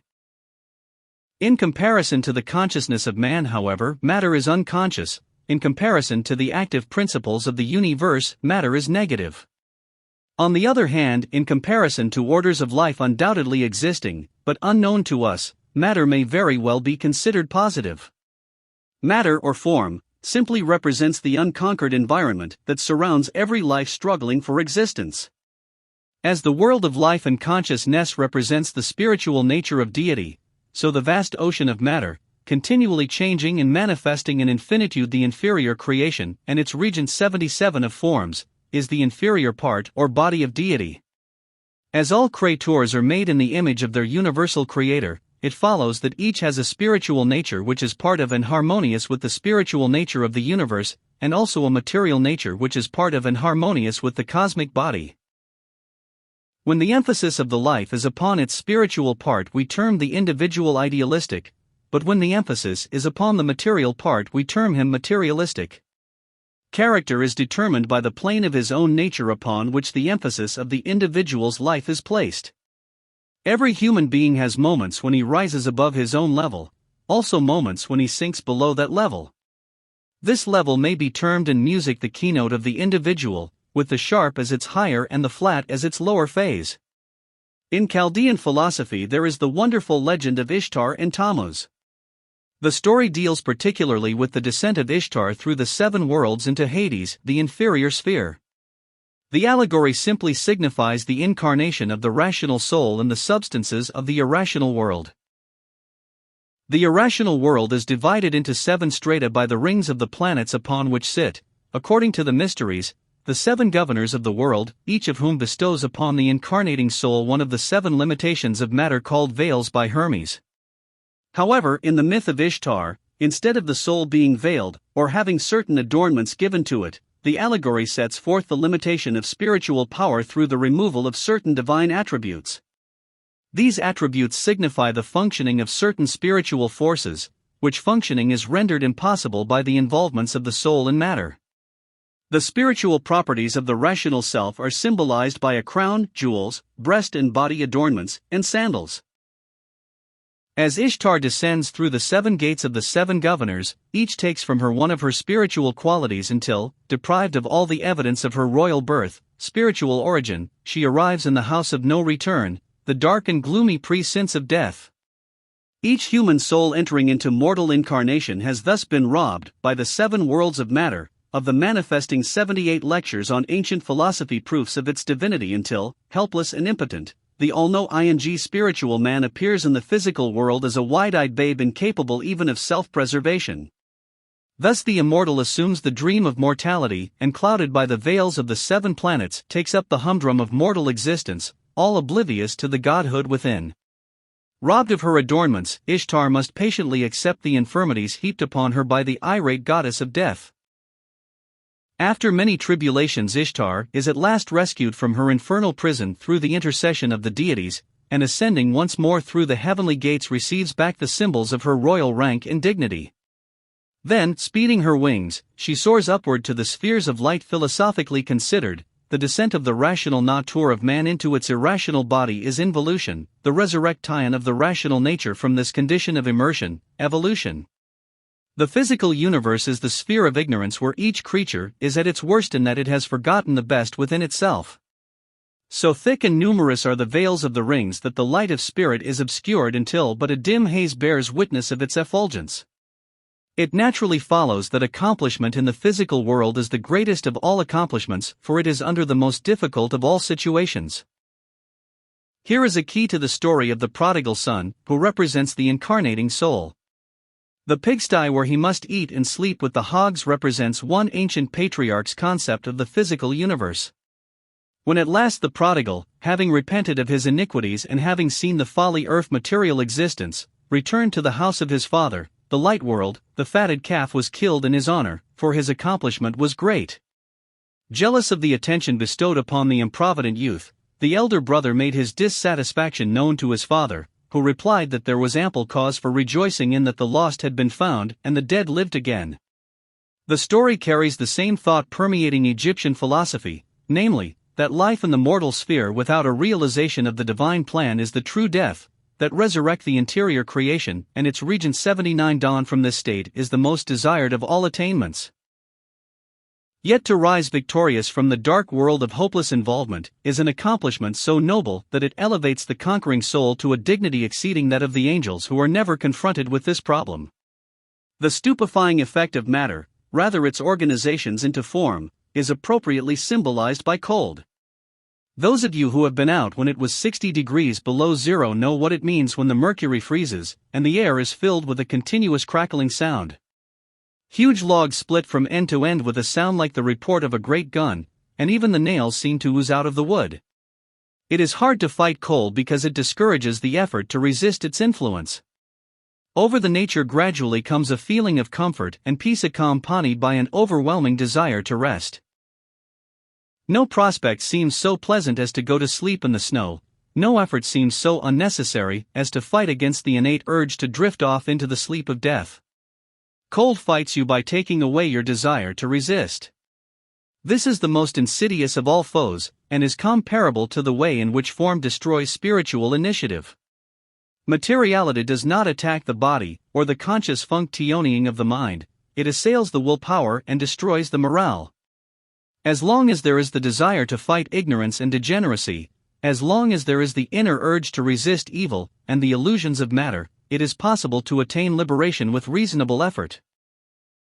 Form, however, fights in an underhanded way by taking away the desire to master its elements, and substituting therefore the lethargy of indifference which prefers to leave things just as they are and go along with the rest of the world, enjoying its momentary pleasures and suffering as resolutely as possible the concurrent ills of life. When the material urge of physical environment has so benumbed the inner nature that every spiritual aspiration is anesthetized, the individual is reduced to the level of that mediocre throng who are content to struggle along in the age-old ruts. Such have hypnotized themselves into the false belief that existing conditions are inevitable and unchangeable. Lectures on ancient philosophy. When the desire to do right for the sake of right is smooth-aired by matter, there is left, but one power capable of dealing with the problem of inertia, namely pain, either mental, physical or emotional. Through suffering, the insufficiency of material accomplishments is demonstrated. The desire to do good for the sake of good is an urge far too subtle to survive the stifling influence of matter. Hence, to counteract man's incessant effort to forget his own spiritual needs is his continual proclivity to hurt himself. Man's effort to control his own life without intelligence invariably demonstrates its futility. He strives to live without the help of consciousness, with the result that he exists in pain and tribulation. Because of his suffering, he acquires a great incentive toward knowledge for its own sake in order to save himself from the pain resulting from ignorance. Thus, the law of self-preservation is ever forcing the way. Ward feet back into the path that leads to light. Physical suffer first led man to ponder the mysteries of his own being. In the last analysis, however, the pain of the body is the least poignant.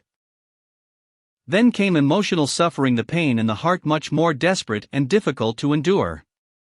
Lastly came mental suffering, in which the entire constitution is torn and racked by that gargantuan conflict when the faculties of the mind hurl thought missiles at each other. Looking at the average individual, we see a consciousness that is impotent in the grasp of form which, like cold, has benumbed its sensibilities. Cold is the proper symbol of the circumference of the sphere of being.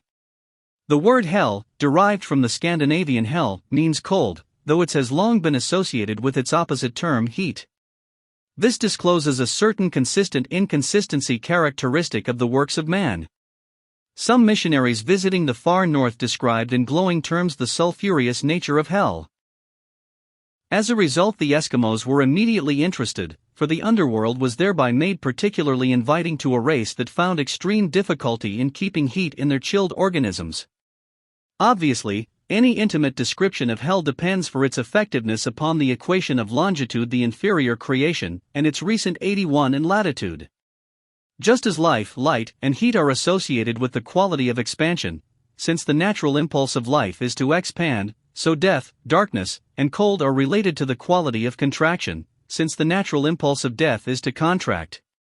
Realizing, according to the ancient mysteries, that the physical universe was the sphere of death, and that there was no death so real as immersion in form, let us now consider the nature and structure of this great dark sphere as it was taught to the philosophers of ancient days, and is still preserved among those groups who are perpetuating the ancient wisdom.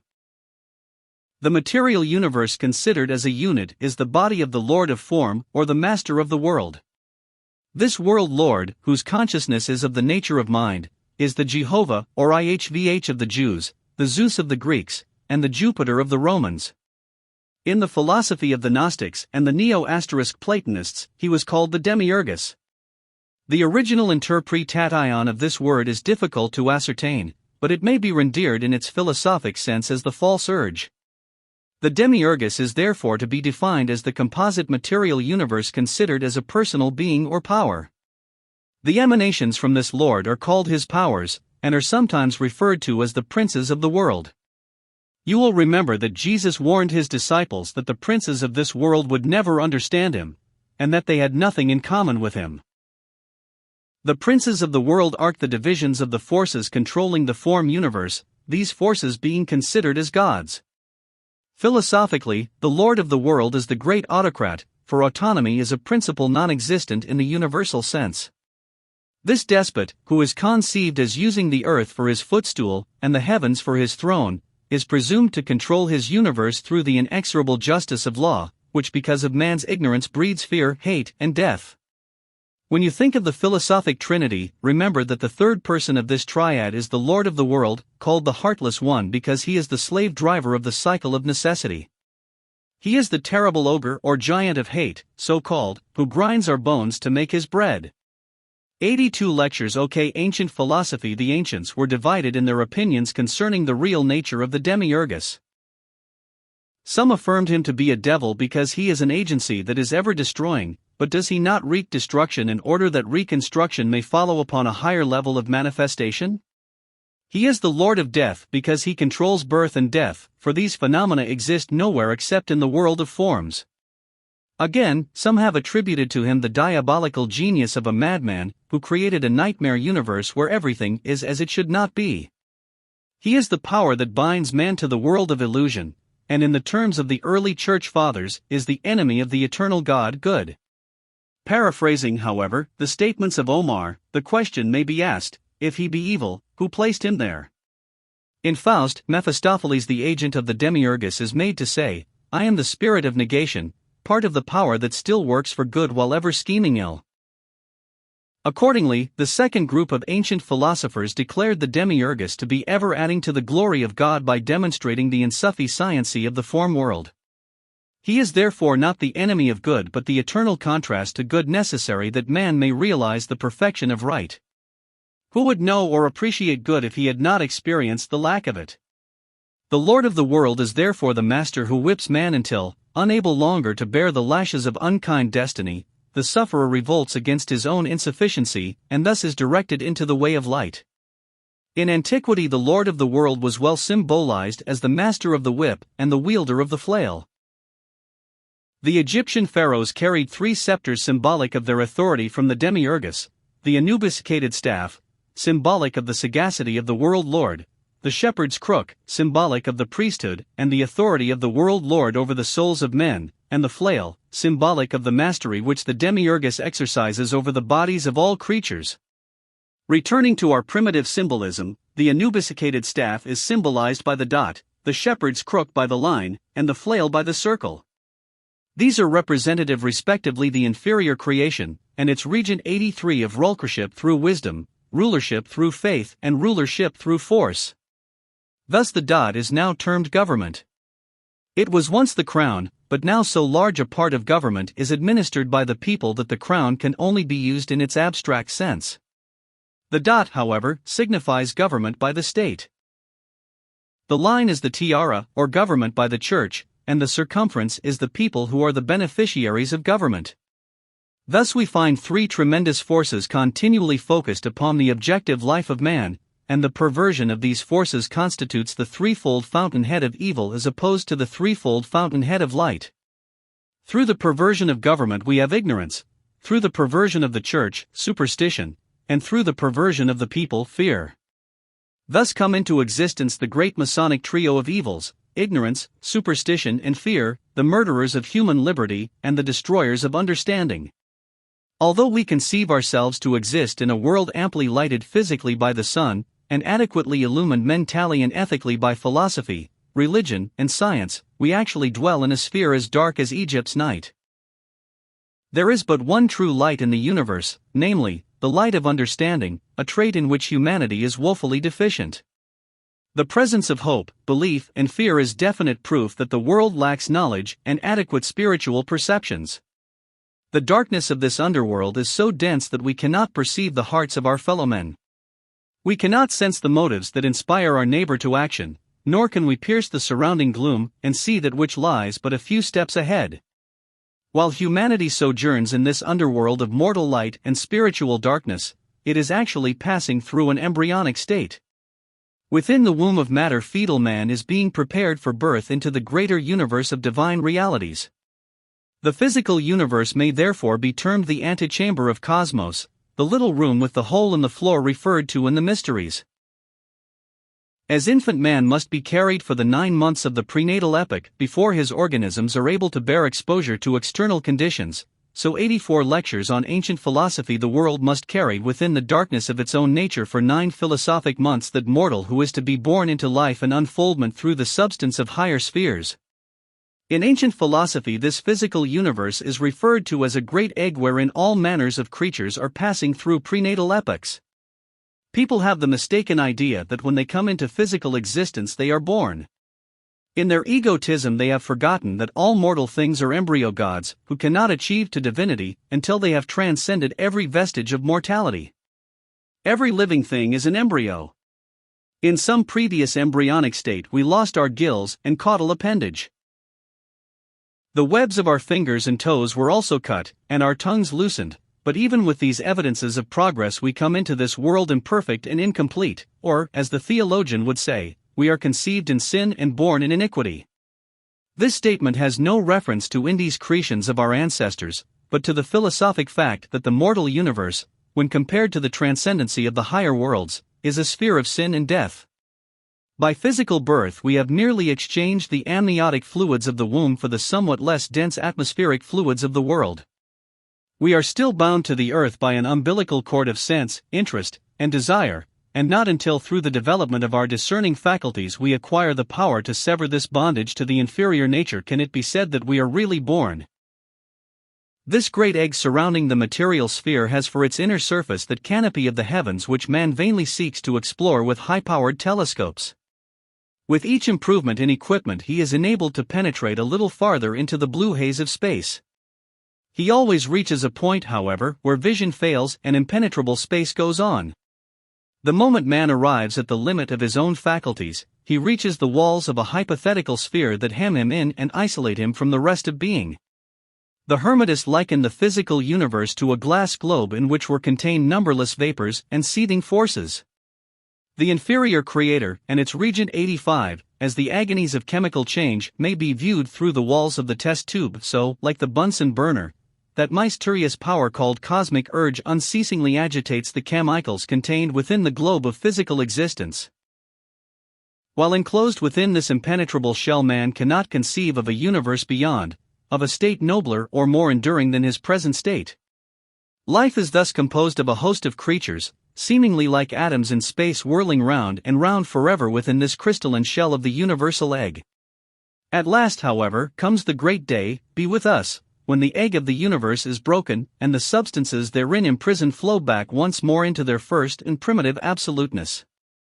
Thus, floating upon the face of absolute being is a finite globe destined to remain for a little while. This globe is the vast material universe of countless worlds and suns which overwhelms us with its immensity, but which, when compared with the absolute limitlessness of space, is of pygmy proportions.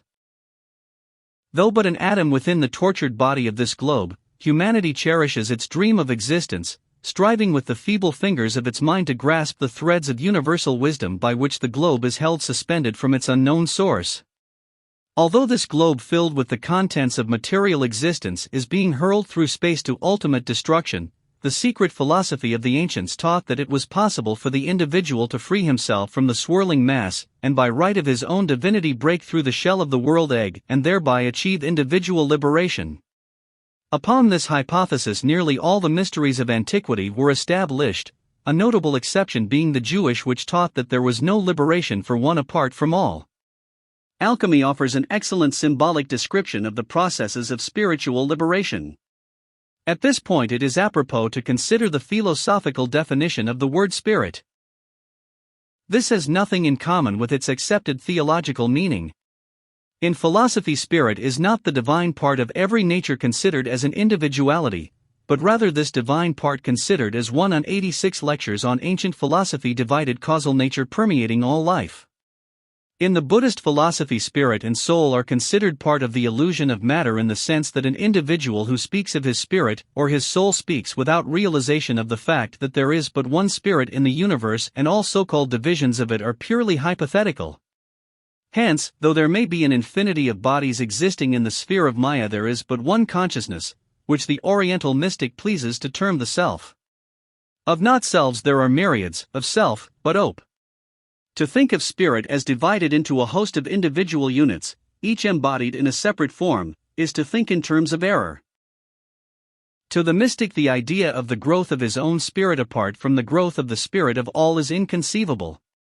That which grows to the point where it bursts through the egg of existence is consequently not the spirit, but what the Greeks termed the rational soul, or the mental knower, which represents the highest form of individuality. It therefore follows that it is as impossible for one individual to have a spirit more highly evolved than another as for one area of the sea to be wetter than another. The degree of development is thus measured first by the extent to which the parts of the lower nature have been synchronized, and secondly by the interval of quality between them and their spiritual cause. No one has a consciousness higher than another, for there is but one consciousness in the universe. He who is presumed to have a higher consciousness is simply one whose organisms are fine enough to manifest more completely the potentialities of this single consciousness. Mankind may be considered as a vast organism with one spirit or self manifesting through an infinite number of intellectual and physical organisms, the latter deluded into the belief that they are free and independent. On a still higher level, this composite spirit of all mankind, which is merely an expression of the universal spirit of all things, is diluted, in turn, by the concept that mankind is different and separate from the rest of universal being. Such terms as old and young, highly evolved and less evolved, spiritual and material, should be applied only to personalities and individualities, for in the inferior creator and its regent 87 sphere of consciousness they do not exist. As the Absolute is ageless, being all age, no part can technically be older than another. Hence difference is an illusion of the mind, but necessary however to the present evolution of life, yet without foundation in divine reality. To return to alchemy, self or spirit is the universal gold, the king of the metals. Gold exists in every element of the universe, even the sunlight and the atmosphere contain minute quantities of this precious metal. The base substances surround this universal or spiritual gold, are referred to as the lesser metals. The purpose of alchemical experimentation was to germinate that seed of universal gold, which when properly nurtured would take unto itself and tincture the base metals, absorbing them all into its own glory. Ultimately self, the only enduring state, thus absorbs into its own being all the phases of the not-self. Touching them with its transmuting power, it causes them to become one with its own effulgence. According to the Greek terminology, the gold is the rational soul, and the transmutation process that of distilling the golden elixir from the base substances of ignorance and perversion. When you have gathered your proper elements, says the alchemist, you place them in a retort and hermetically seal it. You then begin the cycles of distillation, causing the chemicals to pass through an orderly sequence of increasing intensity until finally a point is reached where the elixir thus distilled seeps through the glass without injuring it and passes off like a hot oil, there being no container in the world sufficiently strong to hold it. The allegory is evident. The hermetically sealed vessel is the lower world, the way in and out stopped by the mysteries of birth and death. The chemicals are the heterogeneous mass of created things thrown together in a mysterious fashion. The cycles of distillation are the processes of evolution, so-called, by which the life is given ever fuller expression through regenerated vehicles and gradually released from irrationality. When the cycles of intensification have reached a certain stage, those beings who have attained to this point can no longer be held within the globe of the inferior creation, and the soul 88 lectures on ancient philosophy seeps through the wall of the egg of existence or, as the Buddhist might say, enters nirvana. This is the rebirth out of the womb of necessity. This is the time when man releases himself from the bonds that bind him to the wheel of birth and death. He who has attained this end is rightly termed no longer a man, but the philosopher's stone. According to the concept of mystical philosophy, every individual passes through 2 births and 2 deaths. At the time of the first, or lesser birth, man is born into the irrational sphere where he becomes an objective manifesting creature, but loses contact with the subjective spiritual spheres. Technically, therefore, this birth into the outer universe results in the death of the higher self, which must remain asleep in the tomb of material organisms until the great day of liberation. The second birth is, in reality, the death of the lower nature. When it occurs, the rational part reawakens, and rising triumphant from its rational sheath, mingles itself with the victorious and illumined eons. At the first birth the self dies out of eternity and enters into the illusion of time. At the second birth, the self ascends out of the illusion of time and diffuses its being throughout the substances of eternity. Everything that is born into material existence passes from a greater to a lesser state. After the elementary birth, which is the immersion of the rational soul into the irrational universe, the soul enters upon what is called the cycle of necessity. The cycle of necessity is simply the wheel of births and deaths. During this cycle, the temporarily individualized soul passes from one condition of unreality to another. The intervals between these conditions are the lesser births and deaths which take place within the world egg. There is first the birth into the great egg, then the cycles of birth and death within the egg, referred to as reincarnation or metempsychosis, and finally the philosophic death out of the irrational nature forever. At the time of the philosophic death, which is also the second birth, the soul escapes from matter forever, and having pierced through the hypothetical wall of existence returns to the ever-enduring state of the Absolute. The inferior creator and its regent 89. By way of digression, let us consider a little more in detail the subject of reincarnation. There is a popular misconception concerning the continuity of identity throughout the cycle of incarnations. People are heard to say, "I wish I knew who I was in my last incarnation," or "I think I must have been a Hindu in my last life." According to the most profound systems of thought, the so-called personalities which come forth out of the silent watcher are all pendant from this single cause, but are not directly related to each other. Among the potentialities of the self is the power of projecting a host of individualities into temporary existence.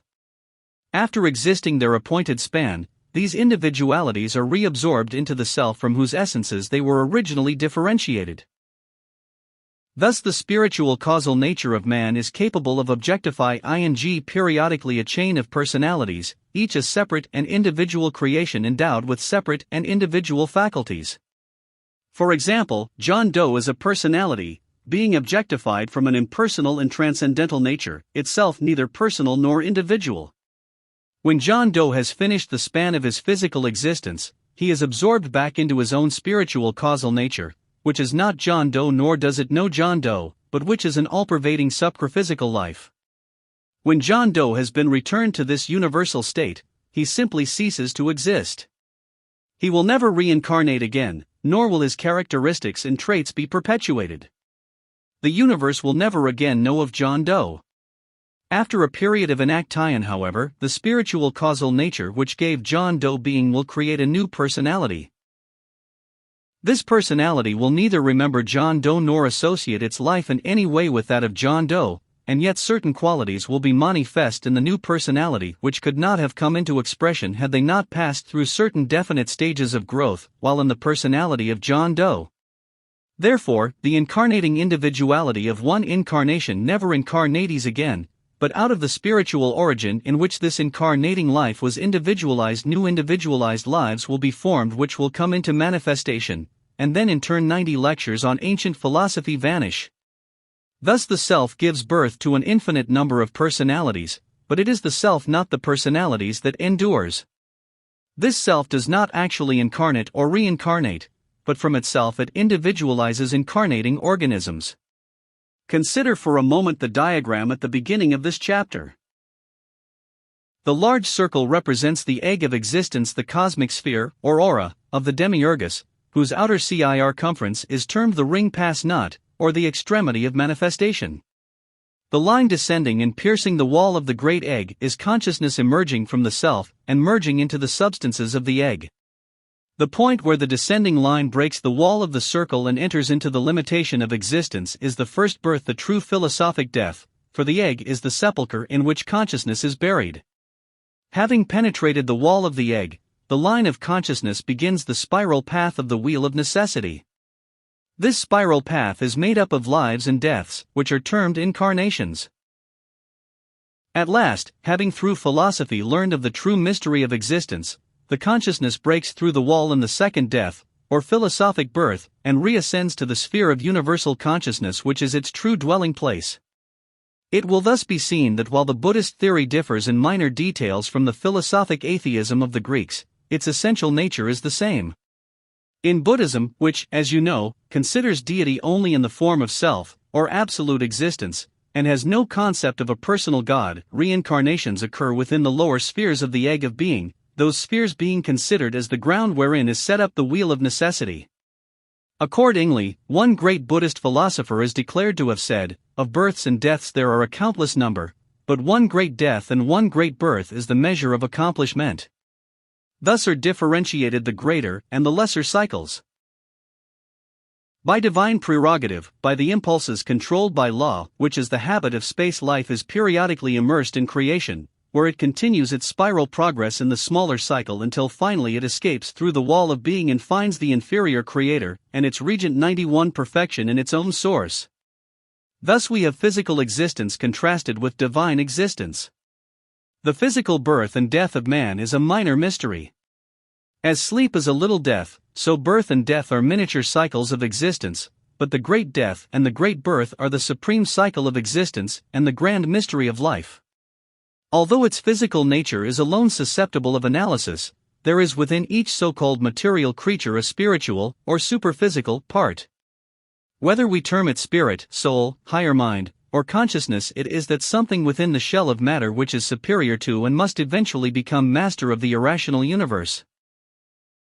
The only reason that this higher part is confined within the lower world is that man as an individual neither appreciates this inner strength nor understands how to directionalize it in order that it may achieve liberation and carry with it to perfection the lesser parts which are under its domination.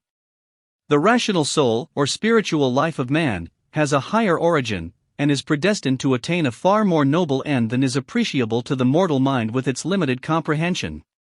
Now comes a legitimate question. Just how can man escape from the crystal ball of matter with its limiting materializing agencies and return to the dawn land from which he originally came?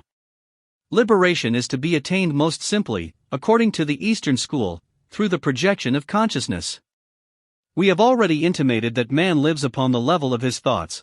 The universe that is real to him is simply that world with which his thinking has attuned him.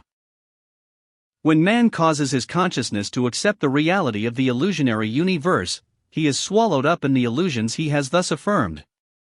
The moment consciousness rises above the level of illusion, man is freed from its limiting influences. Man is composed of three major parts: a divine part which may be correlated to the dot of primitive symbolism, a superhuman part correlated to the line, and a human or natural part correlated to the circle. When he lives upon the level of the 92 lectures on ancient philosophy physical plane, and is controlled by his physical propensities, man is necessarily en rapport with the physical universe and subject to the inconsistencies and incongruities of matter. When he lifts his consciousness above material things, and lives in the world of his higher mind, man then dwells in the intellectual sphere. This is a much broader vista, but still is limited to certain fallacies of thinking, for even the higher mind with its magnificent grasp of the problems of lower existence is necessarily imperfect, and to a great degree immersed in the maya of physical existence.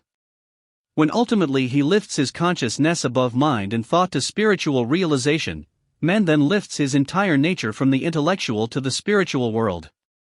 The consummation of this elevation is the goal of human effort, and here and there among the elect of the earth one, like the great Buddha, achieves to perfect realization and absolute liberation. The path of liberation, however, is too difficult for the majority to travel, for few will give up the lesser self with its likes and dislikes in exchange for an abstract reality which has neither desire nor feeling but which dwells in unbroken contemplation throughout eternity. The world in which we live is simply the sphere wherein we have centered our activities. The higher our ideals, the higher are our activities, and consequently the higher is our world. Selfishness is the key to the inferno, for the inferno, or inferior universe, is ruled by selfishness. The physical world is that sphere controlled and directionalized by selfish urges, and every soul that is selfish is bound to the physical universe. Qualities within us bind us to forces outside which are like those qualities. As long as selfishness endures within our own souls, it holds us to the sphere of selfishness without. As we transmute qualities within our own natures, we ascend into new worlds of corresponding consciousness outside. Man is held by his materiality to the material sphere, by his intellectuality to the intellectual sphere, by his ideality to the ideal sphere. But regardless of his own viewpoints or activities, man is eternally bound by his innate reality to the absolute, which is the fullness of reality. When he has extried the inferior creator, and its regent 93 cated himself from the instincts and impulses of materiality, man is philosophically free from the material world. When the intellect within him is transmuted into idealism, man passes from the world of thought to that supermental sphere for which there is no adequate name. The philosophic ascension of the soul is simply the process of raising motives and activities to ever higher levels of idealism. Having lifted his mind to the contemplation of cosmic realities, the philosopher is no longer moved by the considerations of immature materialistic intellects. Having mastered material ambition, the philosopher is incapable of stooping to the petty accomplishments of physically minded people. Having lifted himself out of the physical life, he no longer lives to gratify the whims of his physical nature. The true philosopher is free from material bondage because he ceases to desire material power or material possession. Incapable of desire, he is incapable of the sense of loss. Having outgrown unimportant things, he is not disappointed if he does not possess them. He has learned with the Buddha that possession is a curse, desire a snare, and selfishness an illusion. Of such a sage it may be said that he has climbed up from the valleys of worldliness to the high mountains of clear thinking where the panorama of the greater life spreads out before him. Dwelling in his world of thought, the philosopher gradually achieves to the realization that the mind which lifted him out of matter has also been outgrown. The mind which made him a man will prevent him from becoming a god. The stone upon which he raised himself thus far has now become a millstone about his neck.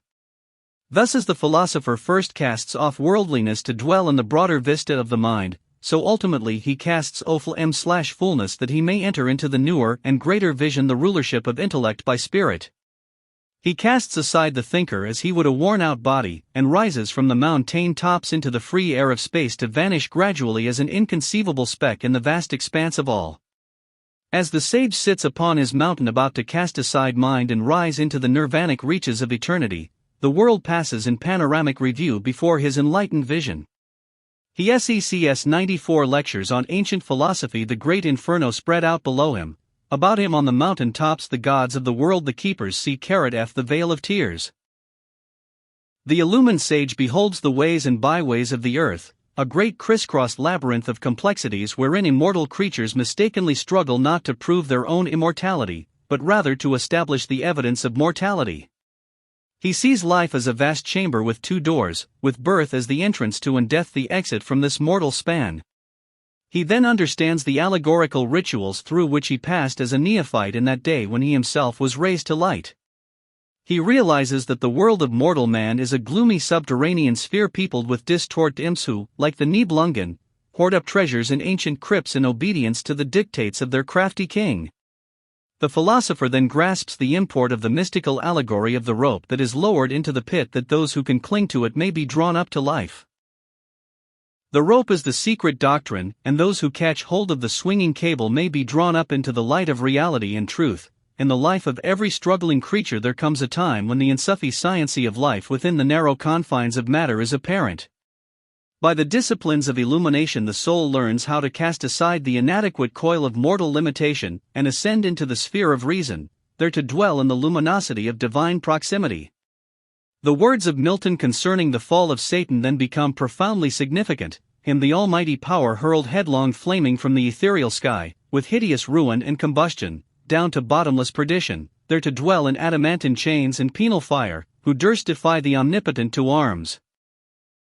Satan, who signifies worldliness and self-sufficiency, is rewarded for his effort to establish a kingdom in opposition to the kingdom of good by being forced to dwell in the state of separateness which he himself conceived. In the East the interior creator, and its regent 95 illusion of separateness is looked upon as the cause of all suffering and sorrow. The great work of primitive Buddhism was to emphasize the fundamental unity of life through the doctrine of the one universal self. In the Western world where competition is held to be the only sound basis of commercial progress there is a continual wrong emphasis, for the parts are then arrayed against each other and no effort made to emphasize the common ground of being in which all exists as parts of a tremendous whole. The next chapter will be devoted to a consideration of the Eastern philosophy of perfection as accomplished by conscious reunion with Absolute Being through the Dharma of realization. The mortal sphere of competitive endeavor is hell indeed, wherein creatures exist in servitude to their own desires, while over them the regent of the world, grim and unrelenting, sits with folded wings upon his throne raised on the dais of the seven heavens. The mystery of realization. The Oriental mystic is here diagrammatically shown seated in the midst of Hit Arca registered or carat NSCK misness. Through the disciplines of his order he is enabled to withdraw himself from the concerns of the outer life as to dwell in a somatic felicity *. Thus the aspiring soul seeks self in the selflessness of the great law. Chapter 5 The annihilation of the sense of diversity. RPE gods have already been defined as personifications of divine attributes, that is, they signify conditions of universal consciousness. Whereas the Absolute signifies all consciousness in suspension, the gods are differentiated phases of universal consciousness. While the ignorant venerate the gods either as personalities or divine beings, the philosopher recognizes them as cosmic planes or modes of realization. Thus Buddha is to be regarded primarily as the condition of perfect illumination rather than as a personality. A subtle point is contained in the fact that he who attains to Buddhahood is not a Buddha, but Tihi Buddha. In other words, Buddha, like light, is an all-pervading state, and he who becomes luminous shines not with a separate light, but rather is merged with the one light whose radiance is diffused throughout all worlds. In its ascent to source, consciousness is merged sequentially with ever higher universal aspects of itself, become one with each level or plane with which it is temporarily blended. These planes or levels, representing the various phases of expanding consciousness, form the concatenated order of the gods. Hades, for example, was the Greek god of death or, more explicitly, materiality. Accordingly, Hades represents the consciousness of materiality. Whoever moves and feels in terms of materiality is material ity, for we are what our consciousness is.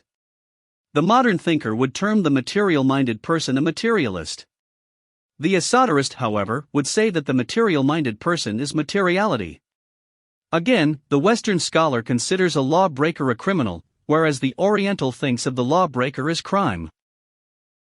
If, therefore, the Eastern sage conceives of 97 lectures on ancient philosophy crime as an individualized monster, then each criminal becomes not an individual expression of that monster, but the actual monster itself. Hate, for example, can hardly be thought of as an individual, and yet it is definitely a state of consciousness, more correctly, unconsciousness. The Eastern mind cannot conceive of a number of entities each a separate condition of hatred, because the moment hatred is born in the human heart, the person who permits this condition to exist within himself becomes the embodiment of the plane of universal hatred. In other words, a universal condition is made manifest in that individual. Several men may hate at the same time in different parts of the world, yet there is but one consciousness of hatred with which they all hate. Hence this demon of hate may exist in more than one person simultaneously. During a great war millions may hate at the same time, yet each is neither a fraction of hatred nor simply manifesting hatred. Each is himself hate, and all who indulge this passion are identical with the nature of hatred. The multiform images of the Buddhists all signify extensions and modes of consciousness. As realization increases and the unfolding self grasps more and more of the infinite span, the symbols become ever more complex while the principles for which they stand become ever more simple. Frequently a number of arms are used to represent the metaphysical potencies. Thus the consciousness of right judgment may be depicted as a hand holding some legal instrument. Similarly, the consciousness of priestly protection by another arm sustain some implement of the priestcraft, the consciousness of rulership by still another arm elevating a crown or scepter, the consciousness of the good and just physician by a hand holding some instrument of surgery or healing herb, the consciousness of all-knowing by a hand holding a short staff or a scroll, and the consciousness of the divine avenger by a closed fist shaking a thunderbolt. A plurality of arms and heads thus becomes a method highly appropriate to symbolize the invisible, but all-powerful qualities which the Chela during his development expresses through the depth of his own being. The annihilation of the sense of diversity 99 whenever through self-unfoldment an individual attains to the state of consciousness symbolized by a certain God, then that God is declared to be incarnate in that personality, and to actually walk the earth. Thus the God of joy is incarnate in the joyful man, the God of mercy in the merciful, the God of truth in the truthful, and the God of war in those who fight. Being divine attributes, the gods thus become flesh in those mortal creatures who have unfolded and given expression within themselves to those godlike attributes. In the Temple of 10,000 Buddhas at Kyoto, Japan, are to be found numberless images of the Buddha and the attendant bodhisattvas, or disciples of the Lord of Enlightenment. Perfection is represented in the form of the Buddha, and the disciplines or ways of perfection in the forms of bodhisattvas. The latter are the stages of enlightenment, the symbols of the sure and eternal path which winds through the illusion and leads ultimately to the attainment of perfect good. Dear to the heart of the East is the beloved Kuan Yin, or Kuan Non, the great bodhisattva Avalokitesvara, the Oriental Madonna, commonly called the Goddess of Mercy. For centuries the Buddhist monks have striven in their meditations to blend their consciousness with this divinity of compassion, the merciful, enduring one. The artists' priests have loved to depict upon silk or carve in stone, wood, or ivory the form of this compassionate consciousness of protection. Kuan Yin was originally a masculine figure, probably based upon an historical Buddha, presumably the second of the Great Line, but through the centuries the compassionate nature of Avalokiteswara is responsible for the gradual metamorphosis of the figure into a feminine divinity. In China and Japan, Kuan Yin is usually a standing figure robed in graceful flow ing gao.iance with the face set in compassionate repose. Often the figure has only 2 arms, although a favorite number is 6. When shown with 6 arms, Kuan Yin is generally seated with her head resting upon the palm of her hand. In Japan there are figures of the Kuan Yin with as many as 1,101, lectures on ancient philosophy arms to symbolize the universal scope of the Kuan Yin consciousness. In Tibet the figure is often shown with 11 heads. Certain late Buddhist writings give definite philosophical meaning to numbers, so the multiplicity of members is of particular import. The poses of the various hands give a key to the exalted nature of Eastern mysticism. The mudras, or hand postures of the Buddha, constitute a secret science of which little is known to those not initiated into the Buddhist mysteries. The hand may be extended in an attitude of giving, which then signifies the consciousness of giving and which, when free from all terrestrial taint, gives an exquisite pleasure to the inner self.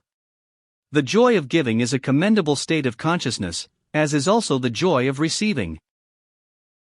All these joys are finally discarded, however, until but one remains, namely, the perfect bliss of contemplation of self. In Japan there is a lovable Buddhist divinity usually shown with a bald head and a benign countenance. This is Jizo, the god of little children.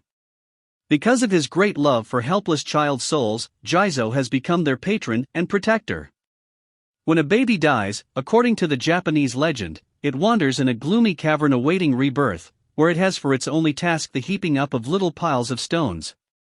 In his Glimpses of Unfamiliar Japan, Lefkadio Hearn describes the cave of the children's souls where flows the legendary fountain of milk from which the dead children drink, and where in the gloom sits the smiling Jizo. When the evil spirits frighten them, the loving Jizo extends his arms, and the children's souls all run and hide in the sleeves of his kimono. It is evident that Jizo signifies not only the consciousness of the love of children, but also, in a more lofty sense, that consciousness which, having elevated itself to the heights of realization and gazing down upon unknowing humanity, realizes all creatures to be but little children piling up heaps of stones. Whether these piles be in the distant Japanese cave of Kaka, or the stone heaps of a great city, Jizo gazes with boundless compassion upon infant humanity. When the monsters of war, the annihilation of the sense of diversity 101 greed, and lust frighten the ignorant and immature, he then extends his arms, and like the Master Jesus brooding over Jerusalem longs to gather the weak and helpless under the protection of his flowing robes. The god Jizo is incarnate in those in whom love for the weak and desire to serve the helpless springs from a true realization of that which must be accomplished. Jizo is a principle, and those possessing and manifest this principle are one with him in his labor of love. In the Tushita heaven of the Lamas dwells the radiant consciousness of Maitreya, the loving one, the desired of all nations, the Buddhist Messiah who is yet to come. This Bodhisattva is the personification of man's hope of ultimate achievement. He signifies the eternal tomorrow, the time of all accomplishment. Robed in futurity, he is the consciousness of noble destiny. At the Lama temple in Peking is to be seen a gigantic figure of Jampa, Maitreya, whose gilt-lacquered body dazzles the beholder with its brilliance, and whose expressionless face gazes down upon the altar 70 feet below. Maitreya gives a definite key to the worldwide belief in a coming Savior whose advent will be marked by miracles, and who shall lead his people to spiritual and temporal victory.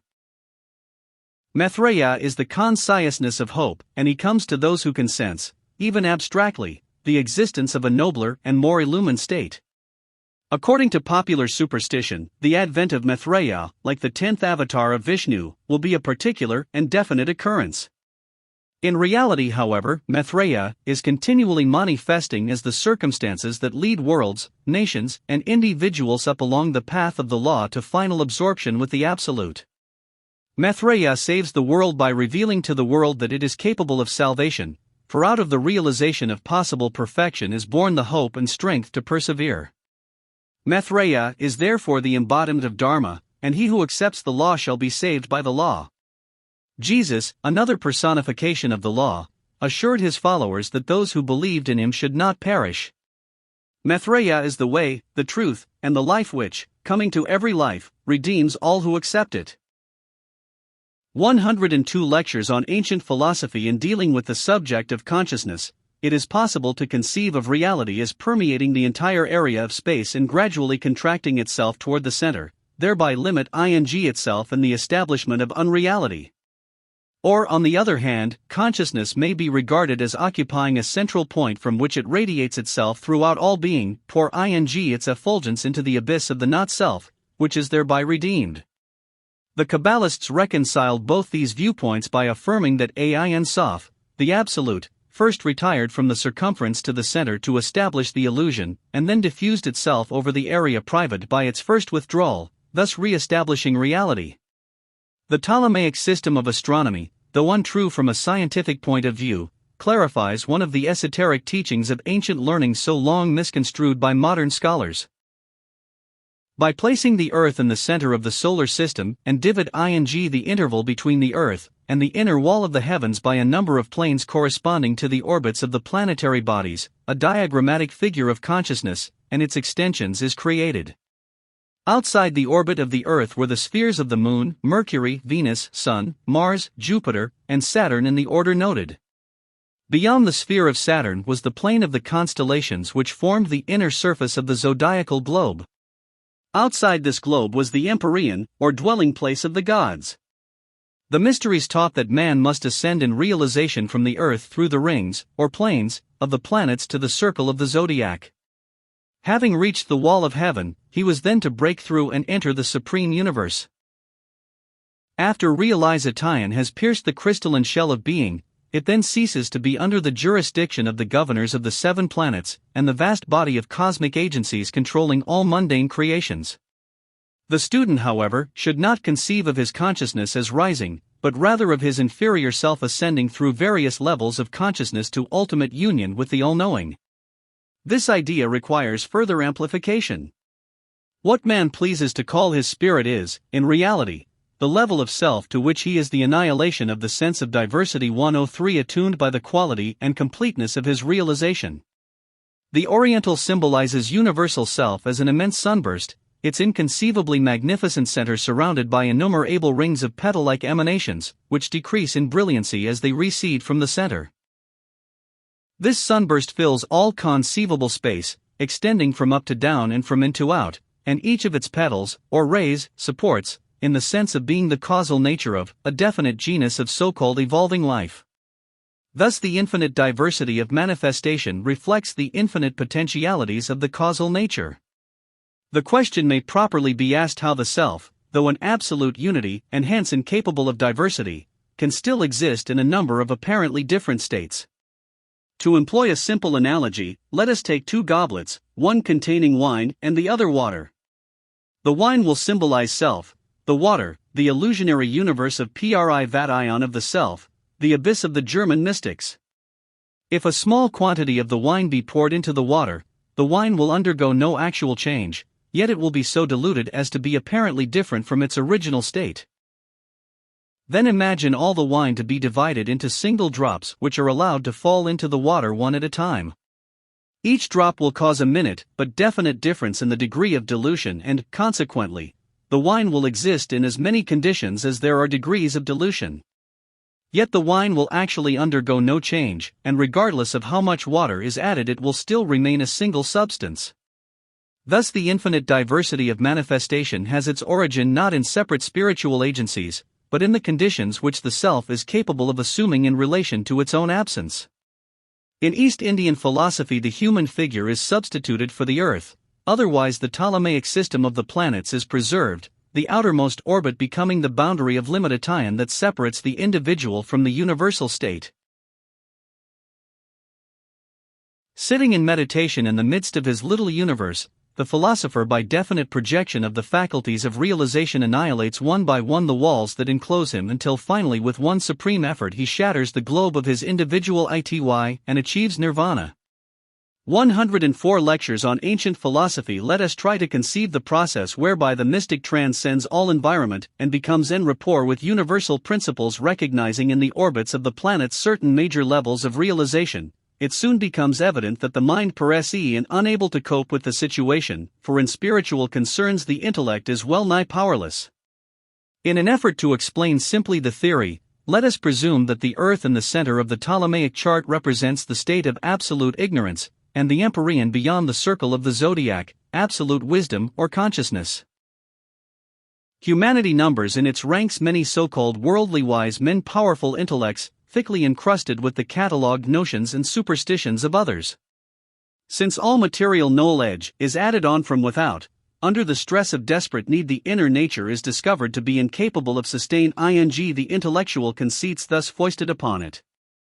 On the other hand, realization is a power which has its source within the inner nature itself. Like the balm of Gilead, it brings with it peace, courage, and understanding. It tinctures the outer nature with a spiritual comprehension, giving an intuitive grasp of facts and the power to discern reality. It may therefore be stated that the fundamental difference between knowledge and understanding lies in the direction of the flow of power, knowledge flowing in from without and understanding flowing out from within. Realization is consequently a problem of the inner life, and can receive little assistance from the outer nature. The mind creates elaborate theologies and intricate systems of reasoning which are without other than intellectual foundation, and in moments of dire need it is all too apparent that these adumbrations lack the substance of sufficiency. Hence, to convert an individual by outer means is useless, for true conversion can only come through the inner realization of certain divine or natural facts. To affirm oneself to occupy a certain position in the universe means nothing, but to realize the nature of a certain position or condition is to be one with that condition or to occupy that position. While Ptolemy knew that the Earth was not the center of the solar system, he also knew that earthiness was the beginning point, the annihilation of the sense of diversity 105 of all achievement, and that each struggling creature rising from its own earthiness must ascend through the circles of realization to eventually achieve complete liberation from the grossness of inferior nature. Seated in the midst of the circles and separated from the universal self by 7 great walls of limitation of consciousness, the unillumined nature dwells in a state of isolation, accepting in its ignorance the illusion of diversity and regarding all creation as conspiring to bring about its destruction. Man must attain the realization necessary for his liberation by one of 2 paths. 1. He must follow the apparently endless spiral of life which leads in and through creation and eventually brings him to realization through experience. This experience is largely the essence of the reactions of joy and sorrow together with the recognition of the sequence of cause and effect in all the incidents of life. 2. By the dharma of realization the disciple may so intensify his attitudes through philosophic discipline as to achieve in a comparatively brief period of time that which the mass of humanity must attain by the slower and more circuitous route of natural processes. Through realization alone can the great work be consummated. Only he who possesses realization is able to dispel the illusion of diversity. The true magnitude of an individual is measured by both the intensiveness and extensiveness of his realization, for the individual extends in every direction as far as his realization is capable of penetrating. For example, in his least illumined state man is but a mere speck in the midst of universal expanse. In his most illumined state, however, man has so increased in rational magnitude that universal expanse becomes a mere speck within his realization.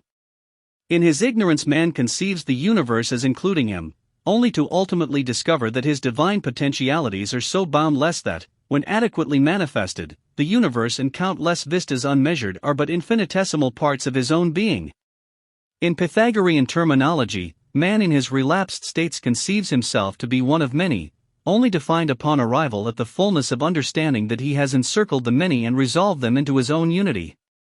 106 Lectures on Ancient Philosophy. The figure seated in the rings represents the mystic directionalizing his realization upon the eternal. By this process he recapitulates the entire scheme of universal unfoldment, and reveals the causal urge behind all racial and individual development. In the diagram the rings are numbered from 1 to 7. The first ring immediately surrounds the seated form of the sage, and the area thus enclosed by it, being the smallest deviation, signifies the most limited state of realization. Those whose poverty of realization restricts them to this level of consciousness may be considered ignorant to the degree of the savage. Here the life is ruled by fear and hatred, fear of the unknown and hatred for that which possesses superior knowledge. With crude implements and cruder instincts, these unknowing ones seek to fulfill nature's first law, self-preservation. The finer emotions and sentiments are entirely absent, and the organic quality of the body is so low that the capacity for physical pain is thereby reduced to a minimum. Understanding is totally lacking, but in its place is a certain primitive cunning which warns of danger and instructs in the rudiments of physical survival. Little or no effort is made by this type to communicate its attitudes or feeling to others.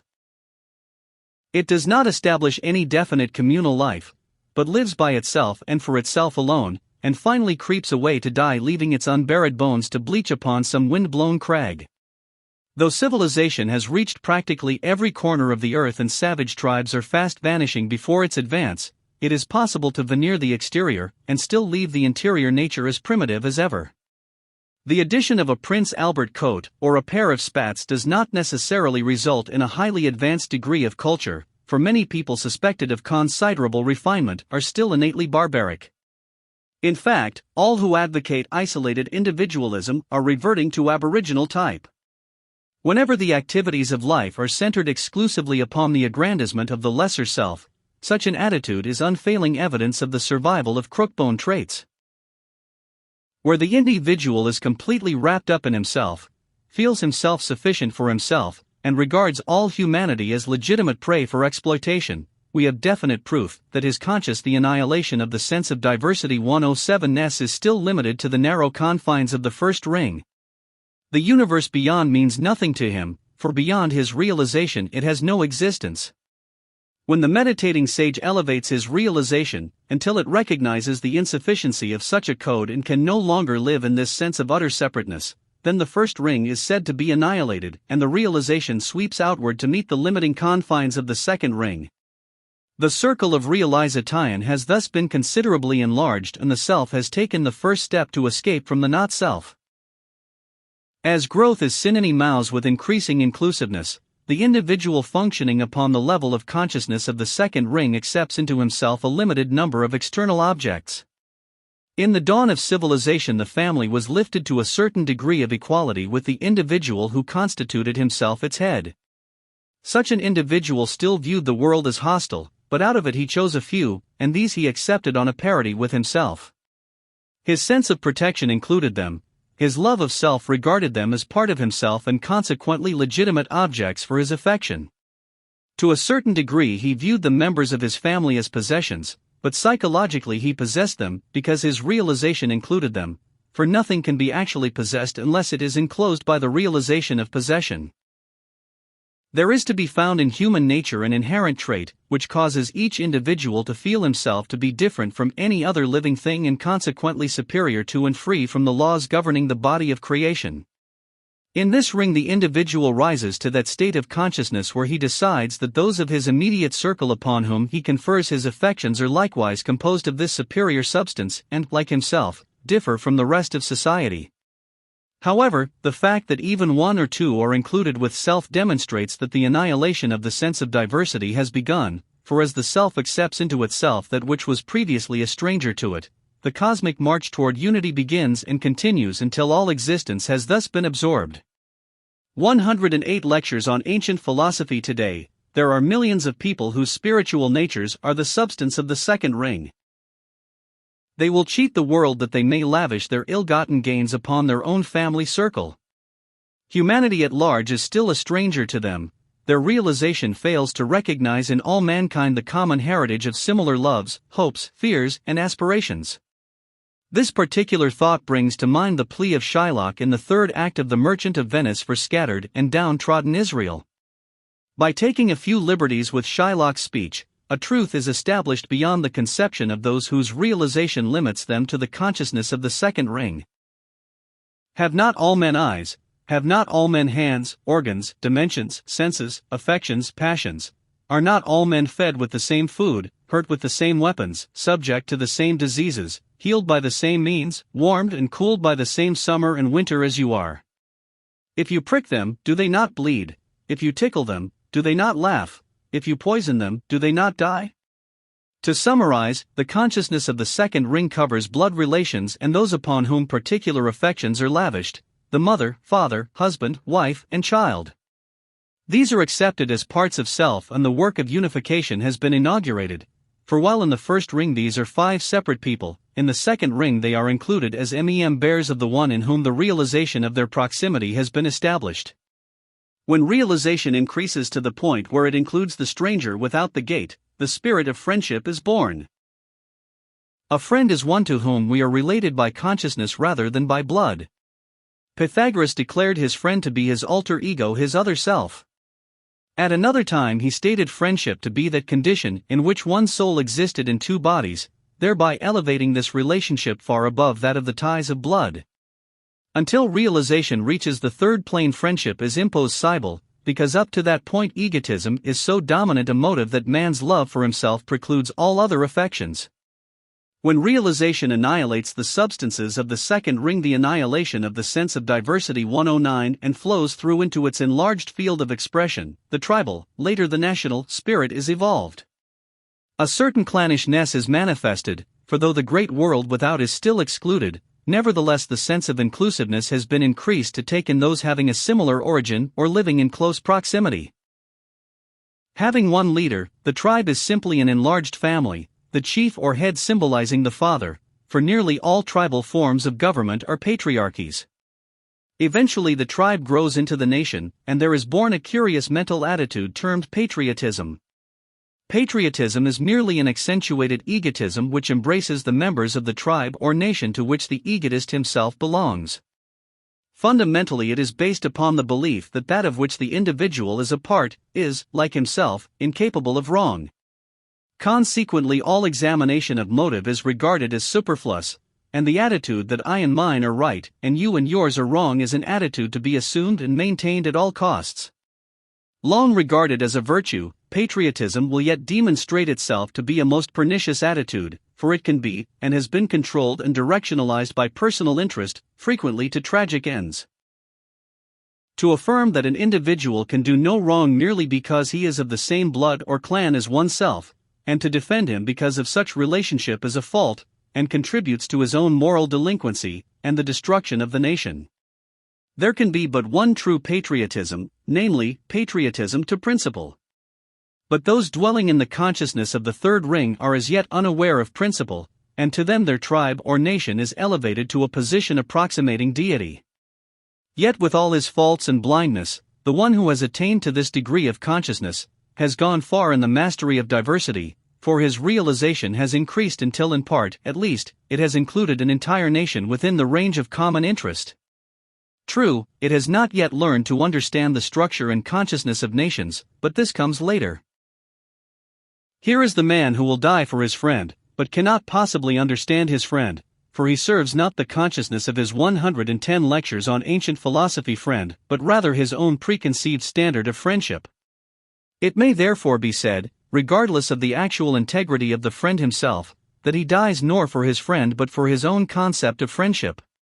Man creates standards and later serves them as though they were divine creations, only to discover ultimately that deity had no hand in their fashioning. When the sage, seated in the midst of his rings of consciousness, elevates his realization to the sphere of the fourth ring, he passes from national to racial concerns.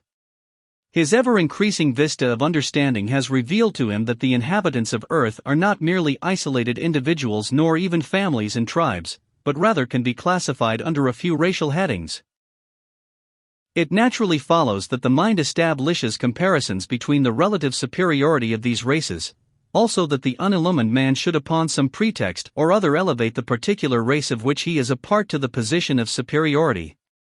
If at the time of making the comparison his own nation occupies a position that is evidently inferior, he will philosophize upon their past glory or dream of their future ascendancy. Such an individual, however, continues to annihilate diversity, for in his analysis of peoples he no longer conceives of 1.5 billion separate units, but rather of a score of major segments, each composed of a vast number of lesser parts. From this attitude is born the racial spirit. We have chosen peoples and rejected peoples, racial gods, racial attitudes, and racial prejudices. Practically all civilized humanity is now in the throes of racial upheaval. The white man regards the black man as his inferior. Throughout the southern states there is a definite color line drawn, which in some cases is incalculably unjust. There are schools in the United States where the pupils, encouraged by parents of puerile intelligence, have risen in a body and refused to admit the enrollment of colored children in their classes. While the white man views with contempt the black man, he considers with ever-increase alarm the machinations of the yellow man and the brown man. The lot of the red man apparently gives his white the annihilation of the sense of diversity. 111 Brother little concern, for the latter feels that the work of extermination goes on apace. It is interesting to note at this stage the effort man makes not to be inclusive, for he seems to fear lest he should learn to love everything so much that he would have nothing left to hate. The question of sex equality becomes an issue during this period, and man has undertaken to determine whether woman really has the consciousness of a human being or whether she must depend upon man for rational intelligence. We see people everywhere who function upon this level of the fourth ring. They are called broad-minded, charitable citizens with progressive ideas. In many instances they foster foreign mis-science and believe in spreading the white man's light throughout the dark and gloomy areas where the benighted non-Aryans reside. As Charles Erskine Scott Wood has noted, they discuss the holy war of Christendom and the unholy wars of the barbarians. They are more or less patronizing and condescending in their attitudes, feeling that by reason of their exalted status they can well afford to be nice to their less fortunate younger brothers. Such people do not compare favorably with those few outstanding examples of intelligence produced by the world. If contrasted, however, with the primitive attitudes of the first ring, their progress is apparent. These people are trying to be big, but are bound to their littleness by precedent, environment, education, and fear.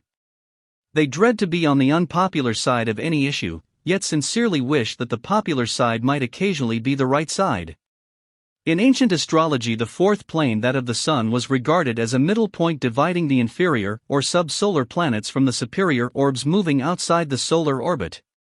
It naturally follows that when the realization has been lifted to the consciousness of the fifth circle, it should concern itself with greater verities. He who has reached this stage is capable of understanding the immortal words of Thomas Paine: "The world is my country, and to do good is my religion." The only defect in the slogan is the lack of definite understanding regarding the word good.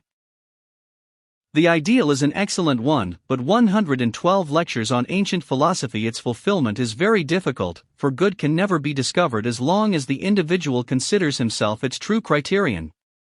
Having thus pierced all the rings of consciousness to the fifth, realization has now reached that point where it begins to recognize the magnitude of the plan behind manifesting life. The concerns of nations and the politics of men then recede into insignificance, for from this comparatively exalted level of realization humanity is viewed as a single unit. At this stage there also comes the realization that human life is not the only rational manifestation of deity. Consciousness and intelligence are recognized in the lower kingdoms, and brotherhood extends to all corners of the earth, including all races and species without distinction. The vastness of the whole, and the infinitesimal smallness of the part we call the world begins to be apparent. Upon this level philosophy begins, that is, philosophy as apart from the individualistic codes established by primitive man with no thought for that which was beyond the vista of his own comprehension. The principles of justice emerge from the codes of primitive rhetri but ion. Power becomes thoughtful of weakness and might considerate of that which is less than itself. From the code of the survival of the fittest comes the realization that it is possible to make fit the unfit that all may survive. The subtler virtues are elevated above the grosser propensities, and grace and beauty are regarded as superior to strength. Although truth is still but a concept, the increasing realization gives the sense of magnitude which overawes and causes the half-awakened faculties to glimpse the immeasurable that lies beyond. The sage within is coming into himself. The sky wanderer is casting off the bonds which bind him to earth. The voices of the seven spheres are calling, and something far down in the depths of man's nature is tugging at its fetters, crying out for freedom to join in the ecstatic dance of life. Having raised himself to the contemplation of the world, and its mysteri, the sage finds himself one with the world, and its mysteri, his heart merged with the heart of the world, his mind teeming with the thoughts of the world, his whole being filled the annihilation of the sense of diversity 113 with the longings of the world. He ultimately reaches the state where he may truthfully say that he understands the world, for man understands what he is, and is what he understands. When realization pierces the sixth ring and blends itself with the consciousness of that plane, it is declared that the individual transcends individual concerns and becomes a citizen of the universe. His kinship with the sun, the moon, and the stars is established, for the consciousness that was formerly individual discovers individuality to be a limiting and binding illusion. Of such souls as have attained to this exalted state are the bodhisattvas, those who stand at the very gateway of liberation. These exalted ones may still turn back and as elder brothers walk the dusty roads of the lower worlds, but before them the swinging veils of eternity are very thin, and the voice of the great sea of reality calls to them to immerse their lesser selves in its limitless expanse. To describe the consciousness of those so proximate to reality is a futile undertaking for anyone not so illumined. It can only be said that such as these brood over mortality, and leaning from the casements of heaven regard with solicitude divine this mundane sphere.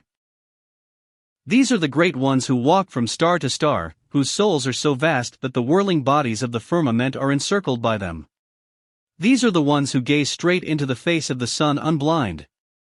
The Oriental mind conceives these illumined and perfected ones to be vast beings whose statures extend from earth to heaven, whose feet rest upon pink lotus buds, and whose flow-ing draperies reveal in their grace the innate perfection of the wearer. Nowhere in all the mighty figure is a single incongruity to be found. The long, slender fingers either assume the mudras with perfect rhythm, or hold the symbols of divine accomplishment. Surrounded by its blazing nimbus, the noble head is set in absolute repose, yet in the awesomeness of its grandeur there is nothing to inspire fear, for the perfected ones are not terrible in power but rather beautiful in humility. Though the great face of the Bodhisattva blazes like burnished gold, there is in it that sweet repose which makes all who be 114 lectures on ancient philosophy hold it cease their strivings and enter into meditation. The jewels in the crown gleam and glisten with a holy light, and the clanking rings upon the mendicant's staff sound the music of the spheres. With his feet rising from the earth in lotus cups and his head blended with the heavens, the Bodhisattva thus stands as the embodiment of those redeeming graces which, latent in most men, have been awakened and brought to full expression through the eons of preparation. The lips of the illumined are as lotus buds, for they have been perfected through ages of perfect speech, and from them issue the words of perfect wisdom. The half-closed eyes contemplate the Maya-shureless vistas in whose depths resides the perfect Buddha, and toward this ultimate that lies beyond the seventh ring the Great One thus directs the ageless chant of the law: I take my refuge in thy name and thee. I take my refuge in thy law of good. I take my refuge in thy order. O it is not written that the lesser shall include the greater in its scope of awareness. It is impossible, therefore, to trace the magnitude of that illumination which, standing at the threshold of reality, already glimpses the endless. Of this consciousness all that can be said is that, robed in its own exaltedness, it awaits the day when it shall be merged with the all. At last for the aspiring soul there comes the great day be with us, which is indeed the end of all beginnings. This day, that has a dawn but no sunset, begins in time and lasts throughout eternity. Diversity has been completely absorbed and naught remains save the meditating saint and the absolute. The iridescent bubble of being now floats upon the great ocean from whose primordial spray it was fashioned. For one breathless, unmeasurable second of time the bubble hangs suspended, an opalescent sphere. Against its confining walls the imprisoned sage hurls the blazing thunderbolt of his will. The bubble bursts and instantly disappears except for a fine mist that settles back into the endless sea. The annihilation of the sense of diversity 115 thus is accomplished, the annihilation of the last ring of illusion, when realization becomes so exalted as to be incapable of further qualification, when nothing but all is sufficient and the multitude of illusions including the dream of existence have been dissipated.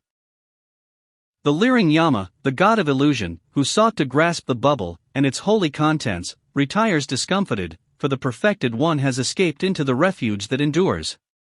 No more will the illumined one walk with man, his last discourse has been given, for the last time he has taken upon himself the veil of sorrow, for he has now merged himself with the law that is his refuge.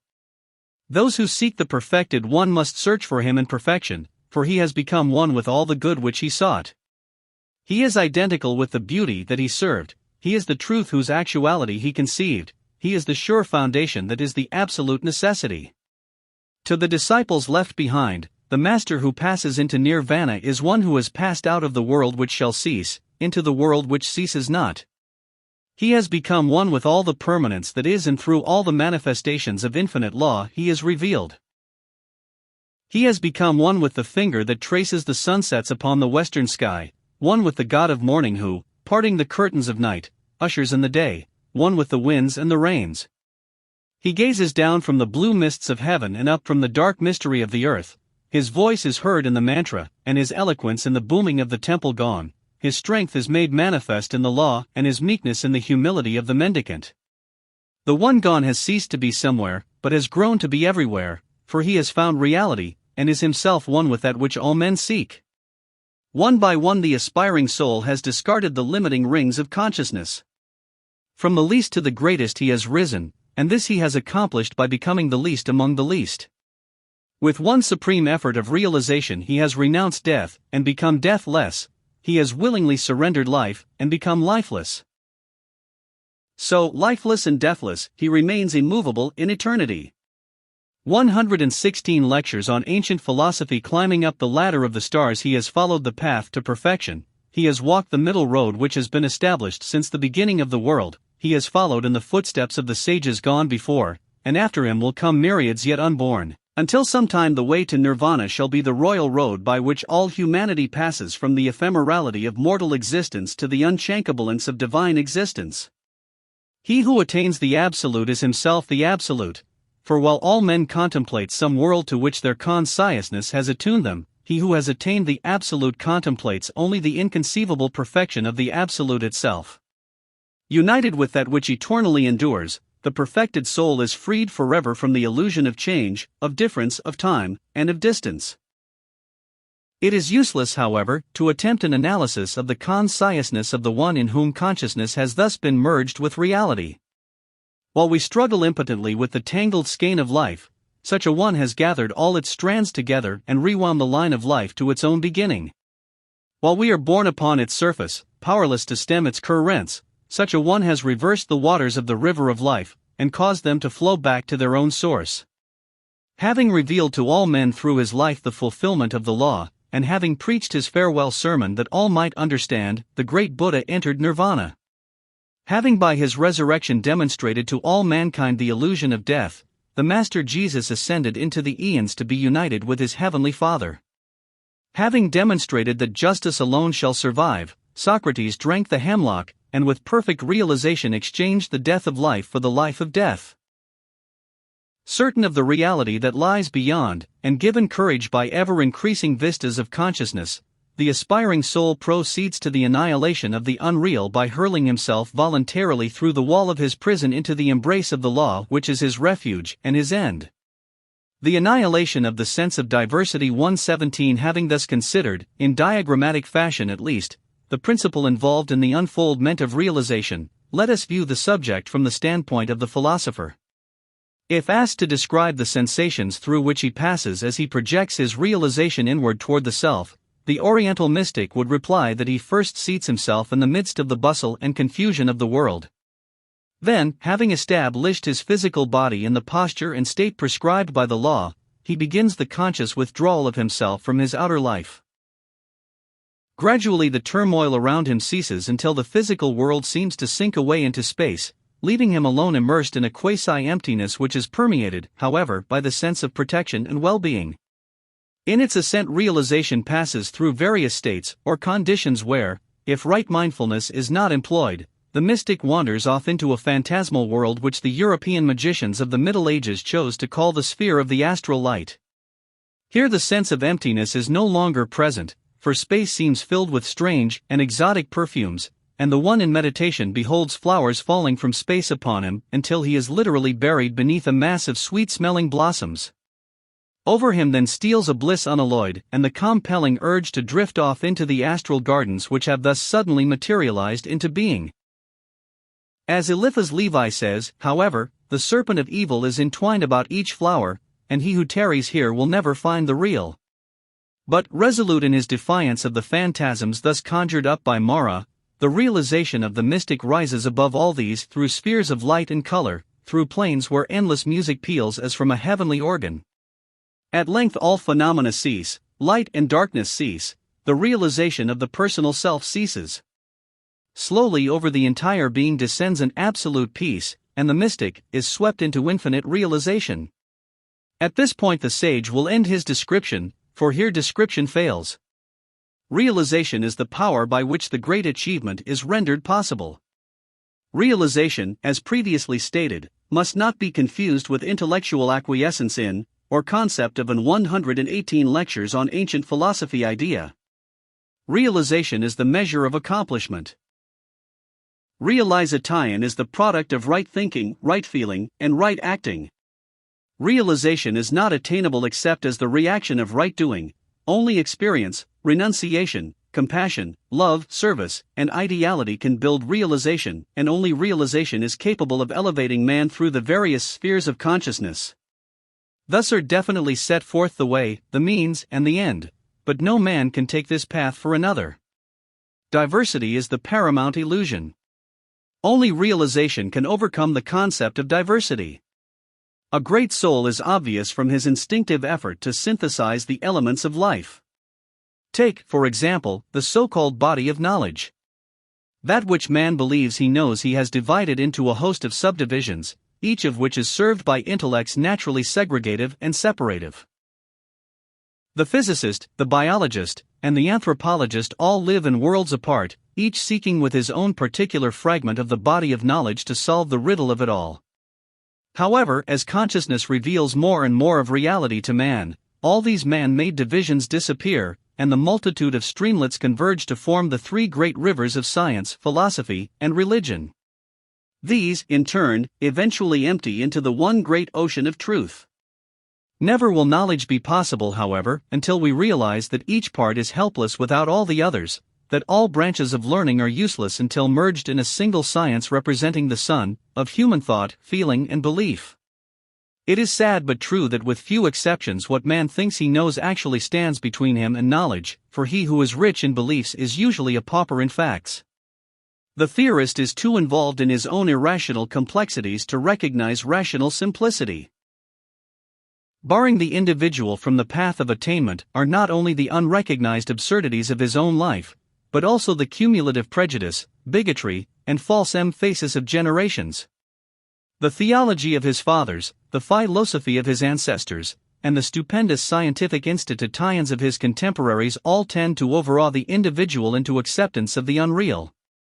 The gods are so silent and man the annihilation of the sense of diversity 119 so bombastic that ignorant mortals may well be excused if they regard the dogmatic utterances of man as more authoritative than the silence of the gods. Only after much experience with the pyrotechnics of discordant isms is the eloquence of divine silence discernible. The world is largely composed of people whose smugness is impervious, people who are orthodox in their orthodoxy and orthodox in their heterodoxy. With equal facility they defend both their plethora of beliefs and their paucity of them. Exhibiting the keenest pleasure, they conduct one through the many chambers of their minds, woefully unaware that all this vast mental establishment represents a prison, and not a palace. He who would tread the path that leads to light and liberation must first cast aside not physical possessions which, at best, are but gewgaws, but the so-called treasures of the mind, which are actually a hodgepodge of notions. Divorced from all bias and assumption, stripped of the garments of pomp and ceremony, and exchanging the robes of self-satisfaction for the simple saffron garment of humility, the mendicant soul achieves by the middle road. His reliance is neither upon God nor man, but upon the law. In full realization that the law of all things is ultimate perfection, the seeker after reality takes his stand upon that eternal urge which moves all to this ennobled end. Good, beautiful, the fundamental motion of the one toward the two, and from there some the triad is established. The triangle is the skeleton of the universe, the whole diversity of life being erected upon a threefold foundation. The complicated order of manifestation may cause the uninformed to lose sight of the unchanging three, which is indeed the God of the wise. Chapter 6 The Disciplines of Salvation. Assuming realization to be the product of definite philosophic disciplines, we now turn to a consideration of the sciences and procedures which are most valuable in the unfoldment of the rational intellect and the directionalization of the conscious knower. Initiated into the mysteries of contemplative philosophy by the Brahman initiates of Ellora and Elephanta, Pythagoras set forth three disciplines as essential to salvation through unity with universal cause. Supreme in his contemplative genius, Pythagoras differs from his Eastern mentors in that he conceived the universal state to be attained through elevation of the mind rather than annihilation of thought procedure. As the first step toward realization, he accordingly taught the training of the mind so as to make it capable of sustained logical activity. The misconception is quite general that a common school education equips the mind for the profession of living and, if supplemented by university training, the individual is thereby qualified to question and debate intelligently the dictums of eternity.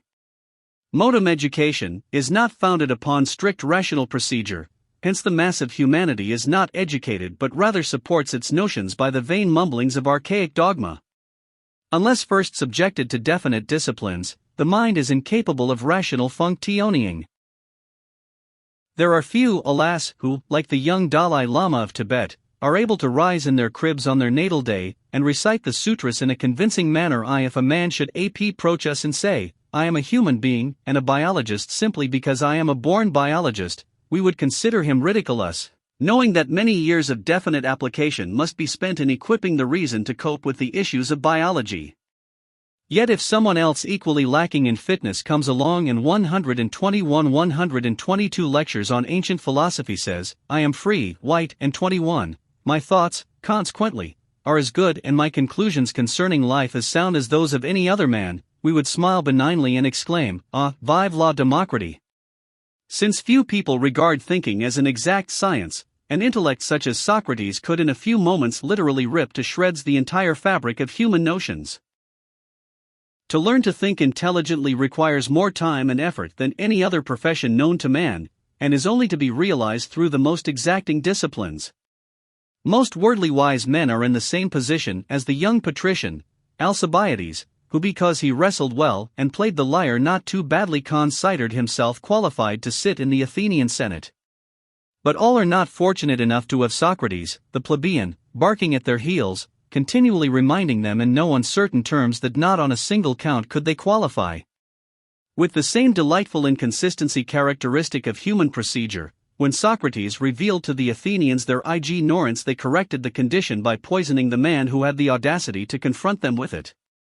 Pythagoras invariably demanded of his disciples a familiarity with the principles of three sciences: mathematics, music, and astronomy.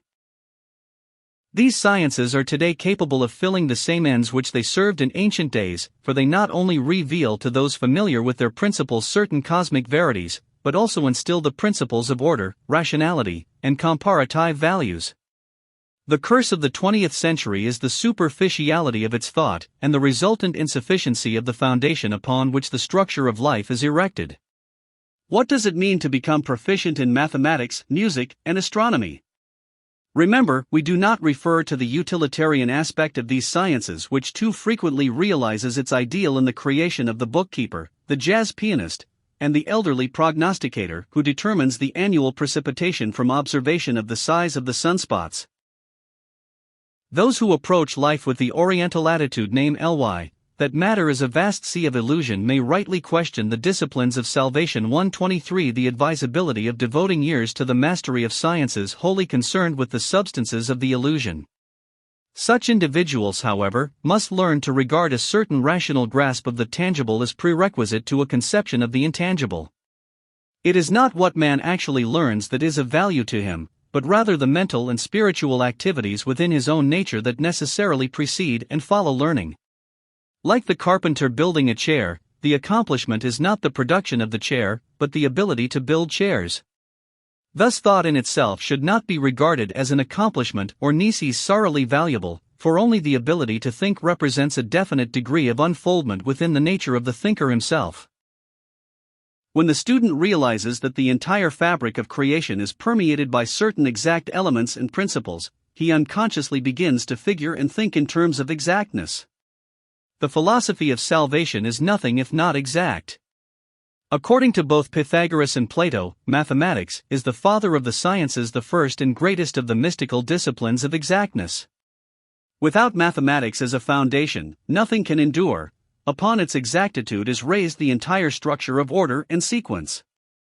All other arts and sciences are dependencies of mathematics, for into each enters the element of precision that manifests the unchangeable nature of number. Referring to our fundamental symbolic triad, mathematics is the dot, music the line, and astronomy the circle. The mysteries of the invisible causal sphere are to be approached by the principles of mathematics. The mysteries of the intermediate sphere are revealed by the profundities of aesthetics and harmonics. The mysteries of the inferior sphere are disclosed by the study of astronomy. Thus these sciences are the first triad of knowing, and he who masters them is equipped to face the universe with a definite assurance that he is part of a scheme whose principles are inflexible, whose agencies are beautiful, and whose results are exact. Many people with whom we have discussed these Pythagorean disciplines complain that life is so short and its problems so numerous that time does not permit the mastery of such calm 124 lectures on ancient philosophy plicated studies. The inconsistency of such an attitude is primarily one of wrong emphasis. He who does not start because he fears he will not live to finish will never live to start. A certain friend approaching his 80th year is on the verge of commencing the study of Spanish, because he feels that it will be an important language during his next incarnation. An individual with such an attitude has surmounted a great obstacle. Too many live in the past, and as the years roll by consider the future as an ever-diminishing quantity. The realization of infinite futurity is indispensable to accomplishment, but it is useless unless accompanied by a definite impulse to make now the starting point of achievement. Pythagoras was well aware that inconstancy and inconsistency render valueless the greater part of human rumination, hence he regarded the quality of exactness as essential to true mental functioning. He knew that a mind trained to recognize but one right answer to any problem in mathematics would likewise recognize that there is but one right solution to any problem in life. Yet Pythagoras was not fundamentally a mathematician, he was a philosopher, but mathematics was the first and sharpest of his tools. Mathematics is the supreme discipline in the science of knowing. More mystics have come into an understanding of the unseen side of life and realized the unfoldment of their inner perceptions through mathematics than through any other science known to man. Mathematics is the Pythagorean symbol of what the Buddhist terms the law, the procedure of being. Through number bears the intricate mechanism of divine will is disclosed, for nothing else reveals so patently the exactness of cosmic method and the immutability of cosmic ends. The vast field of manifestation is shown to be an orderly chain of emanations issuing from the incomprehensibility of first cause, and after passing through definite phases of change returning to that from which they were temporarily separated. Through mathematics a hypothetical framework is established by means of which the natures of all manifestations are analyzed, and the modes of their direct analyzation determined. He who understands mathematics, the disciplines of salvation 125, can never conceive of himself as existing in an unorganized universe nor regard himself as an exception to the immutable laws of being. Thus is established the realization of participation in all the activities of cosmos, and the glory of the whole is augmented as mathematics unveils the magnificence of the eternal plan. In music the real and the ideal are blended. The mathematical basis upon which the science of harmonics is founded ensures preservation of the principle of exactness. At the same time music stimulates lofty emotional reactions, and thus ameliorates the austerity of numbers. While mathematics emphasizes the exactness of deity, music reveals the moods of the causal nature. Like a flowering vine twining itself about the harsher outlines of mathematical procedure, music softens and beautifies the angles of cosmic discipline. Many dream of the beauty of things as they could be, but only the philosopher can recognize the beauty of things as they are. To such as are able to lift themselves above the personal concerns of life, the concord of the all is apparent. When Pythagoras taught that men should depend not upon their ears, but upon mathematics for the determination of harmony, he emphasized a subtle verity, namely, that the exactness of divine procedure is the absolute standard of harmony, and the order of universal flow is the perfect pattern of all rhythm. These are also the salient points of the philosophy of Taoism, and the ascetics of every age have striven to unite their own lesser natures with the harmonic procedures of divinity. Worlds, like atoms, are in a state of ceaseless vibration, and this vibration shared by all manifestations is the mysterious dance of life. From the inner nature the study of music causes to issue forth a love for life in all its diversity. While mathematics inspires awe for the immutability of divine jurisprudence, music reveals the all-knowing lawmaker as temper ing justice with mercy. Astronomy strangely supplements both mathematics and music, and in turn is completed by them. The author of The Merchant of Venice causes one of his players to say, 126 lectures on ancient philosophy. There's not the smallest orb which thou beholdst, but in his motion like an angel sings, still choiring to the young-eyed cherubims. By the science of astronomy the magnitude of reality is established, for if the unreal stretches from time to timelessness, how much greater must that perfection be of which creation is the inferior past? Gazing out into the infinite from the anthill he calls the earth, man comes to realize the insignificance of his personality, but as the eyes of his inner reason open he beholds the reality within through the transcendency of which he is made to partake of the glory of both the manifested and the unmanifested. In an effort to catch a possible glimpse of any stray gods who might be prowling about the fringe of creation, astronomers are fashioning ever larger and more efficient equipment with which to scan the heavens. A new telescope is now under construction by which stars of the 25th magnitude will be brought within the range of human vision. Thus, of all forms of human learning none possesses the power of astronomy to impress the individual with the realization of cosmic magnitudes. The contribution of astronomy to the attitude of toleration is incalculable, for from the time when Giordano Bruno gave his life that the heavens might be saved for astronomers, the insufficient God of theology was doomed. Equipped with the realization awakened by contemplation of the profundities of mathematics, music, and astronomy, THP candidate after spiritual understanding may fearlessly knock at the portals of the house of wisdom and demand admission to the hidden house of the mysteries. To those just beginning to awaken to the immensities of life, philosophy is a very hard religion. At first philosophy seems to be faith without sentiment, for it is not concerned with emotion in the ordinary acceptance of the term. Having no time for the petty interests which constitute the life of the average individual, philosophy, because of its concern over infinities and ultimates, seems distant and austere. Most the disciplines of salvation 127 individuals live in a universe of trivialities, spending their entire appointed span in the struggle for worthless trinkets. Such naturally desire and create a God concerned with trivialities, for their deity is presumed to be interested in the effect of early frosts upon the crops, or the probability of the leghorns escaping the rope.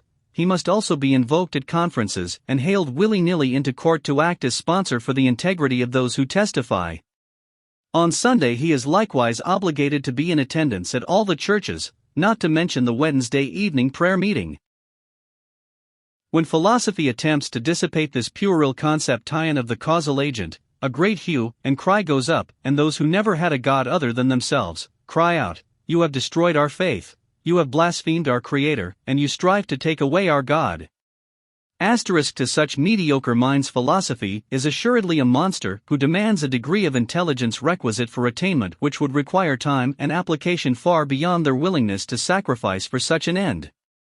In reality, however, philosophy has a heart greater than all the hearts of the world, and it is most loving and most kind because it is most just. Philosophy, like a wise parent, occasionally finds it necessary to chastise its children, not in anger, but in the realization that man himself has no enemy like his own uncorrected vice. The truly great philosophers have been men and women whose hearts overflowed with love and understanding, but also they have been strong, and their strength lay in their recognition of that which was necessary for the good of all. Out of philosophy is born the camaraderie of the spirit. Philosophy does not grind the masses down to a state of bondage in order that it may elevate a few. On the contrary, philosophy is a mental democracy. Thought is not turned to the disqualification of one another, but directed by all to the common end of wisdom. The humanity of today opposes the mind that generalizes, for we live in an age of specialization.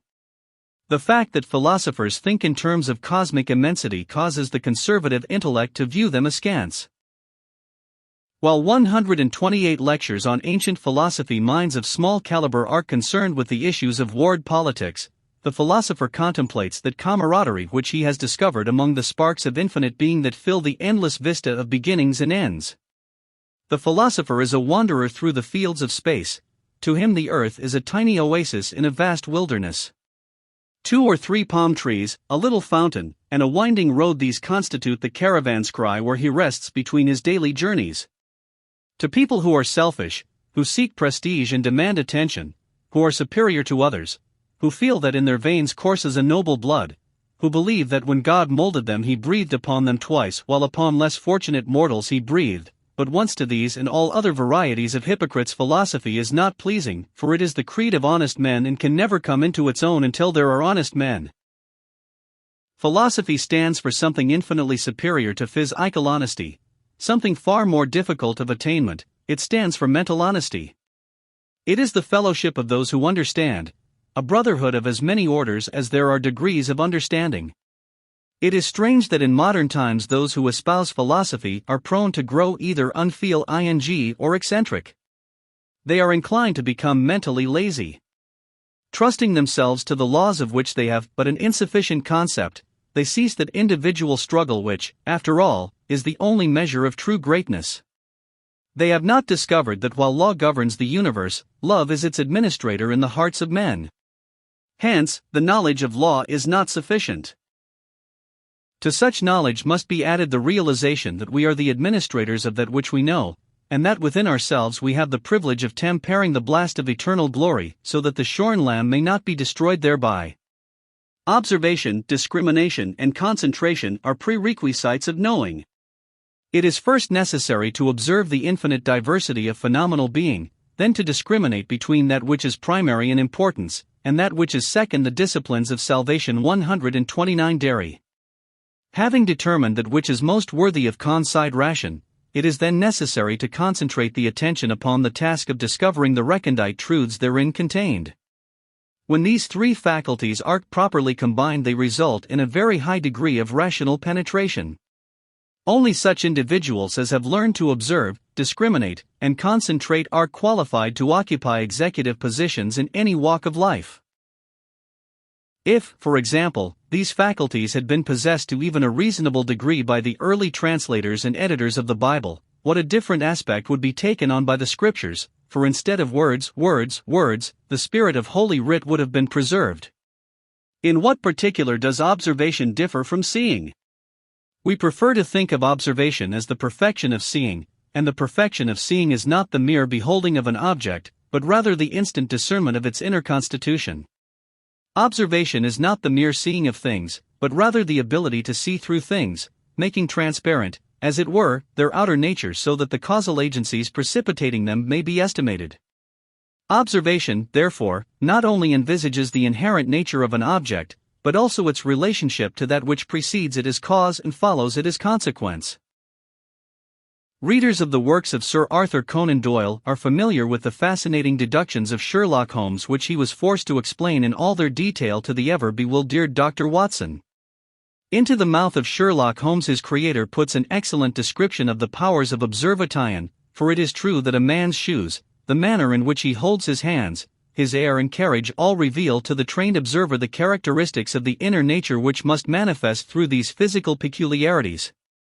The range of human vision is able to take in a comparatively immense area of manifestation, and yet comparatively little of that which is seen is recorded in such a way that it can be evoked by the reasoning processes. Only when the consciousness itself is focused upon the organs of sight is their record preserved. We are most likely to behold and preserve the memory of that 130 lectures on ancient philosophy, which is related to some major interest of life. Thus, a plumber will instinctively turn his attention to water pipes, while the artist will scrutinize the lower corner of the canvas for the painter's signature. In great measure, therefore, observation is directionalized by interest, for man sees first that which interests him. Only after ages of mental unfoldment does man learn that in the last analysis all things are of equal interest. Interest is generally unjust in that it focuses the attention upon some fractional part before the panorama of the whole has been taken into consideration. At this point the problem of philosophic indifference should be considered. The philosopher is indifferent not in the sense that he ignores or refuses to concern himself with the diversity of being, but rather that he refuses to become biased by directionalizing his interest primarily upon any single phase of life to the exclusion of the remainder. We study observation first because of its generalizing effect. If particularity precedes generality, the result will be mental intolerance and injustice. If, however, specialization follows generalization, then the mind familiar with all may justly choose one phase of existence and develop it with rationality. But when the individual, having first conceived generality and estimated its profundity, chooses to continue dealing with and thinking in terms of generality, he truly remains a philosopher. In his introduction to an essay on the beautiful by Plotinus, Thomas Taylor writes, "But surely the energies of intellect are more worthy our concern than the operation of sense, and the science of universal, permanent and fixed, must be superior to the knowledge of particulars, fleeting and frail. Where is a sensible object to be found which abides for a moment the same, which is not either rising to perfection, or verging to decay, which is not mixed and confused with its contrary, whose flowing nature no resistance can stop, or any art confine? Since then there is no portion of matter which may not be the subject of experiments without end, let us betake ourselves to the regions of mind, where all things are bounded in intellectual measure, where everything is permanent, and both the disciplines op salvation 131 TEFL, eternal and divine. Let us quit the study of particulars for that which is general and comprehensive, and through this learn to see and recognize whatever exists. Observation may be considered as the process of seeing with the mind rather than with the eye. It involves an analysis of the object beheld, and the effort to sense or conceive its intrinsic nature. The end of observation is the ability to cognize the life behind the form, the fact behind the fancy, the truth behind the symbol, and the self behind the not-self. Through observation one is able to discover wisdom in the words of fools and foolishness in the words of most wise men. Observation, furthermore, is the ability to comprehend the pervading wholeness. He who seccs may see the parts, but he who observes closely may glimpse the divine cement that binds the fractions together. We live in a world of men who see in part and are seen in part, who think in part, hope in part, fear in part. The universe is regarded as fragmentary or partitive because we lack the faculty of seeing the wholeness of things. Observation is the transcendent faculty which is able to grasp the wholeness of things in its span of comprehension, whereas ordinary sight is simply the ability to analyze the fragments. Thus sight differs from observation as widely as analysis differs from synthesis. The inherent danger of observation is that when the man of ordinary vision begins to observe the vastness surrounding him, and to realize that even the most minute particle of that vastness is itself immeasurably great, bewilderment ensues. There is an overwhelming sense of inadequacy to cope with the inner-mouseness of the scheme. Then it is that the faculty of discrim inat ion comes to the rescue, emphasizing the fact that if man is not capable of knowing all now, he must compromise by devoting himself to a consideration of only the best. We all realize that in one short span of physical life we cannot do everything, we cannot know everything, we cannot have everything, we cannot be everything. The major part of accomplishment must be left in the keeping of futurity. So, contemplate the heterogeneous mass of phenomena. The Rational Soul 132 Lectures on Ancient Philosophy establishes itself upon the surface of phenomena and directs its attention to the specific task of choosing from all that which is next and most necessary to the unfoldment of the faculty of realization. He who possesses discrimination is master of the science of values.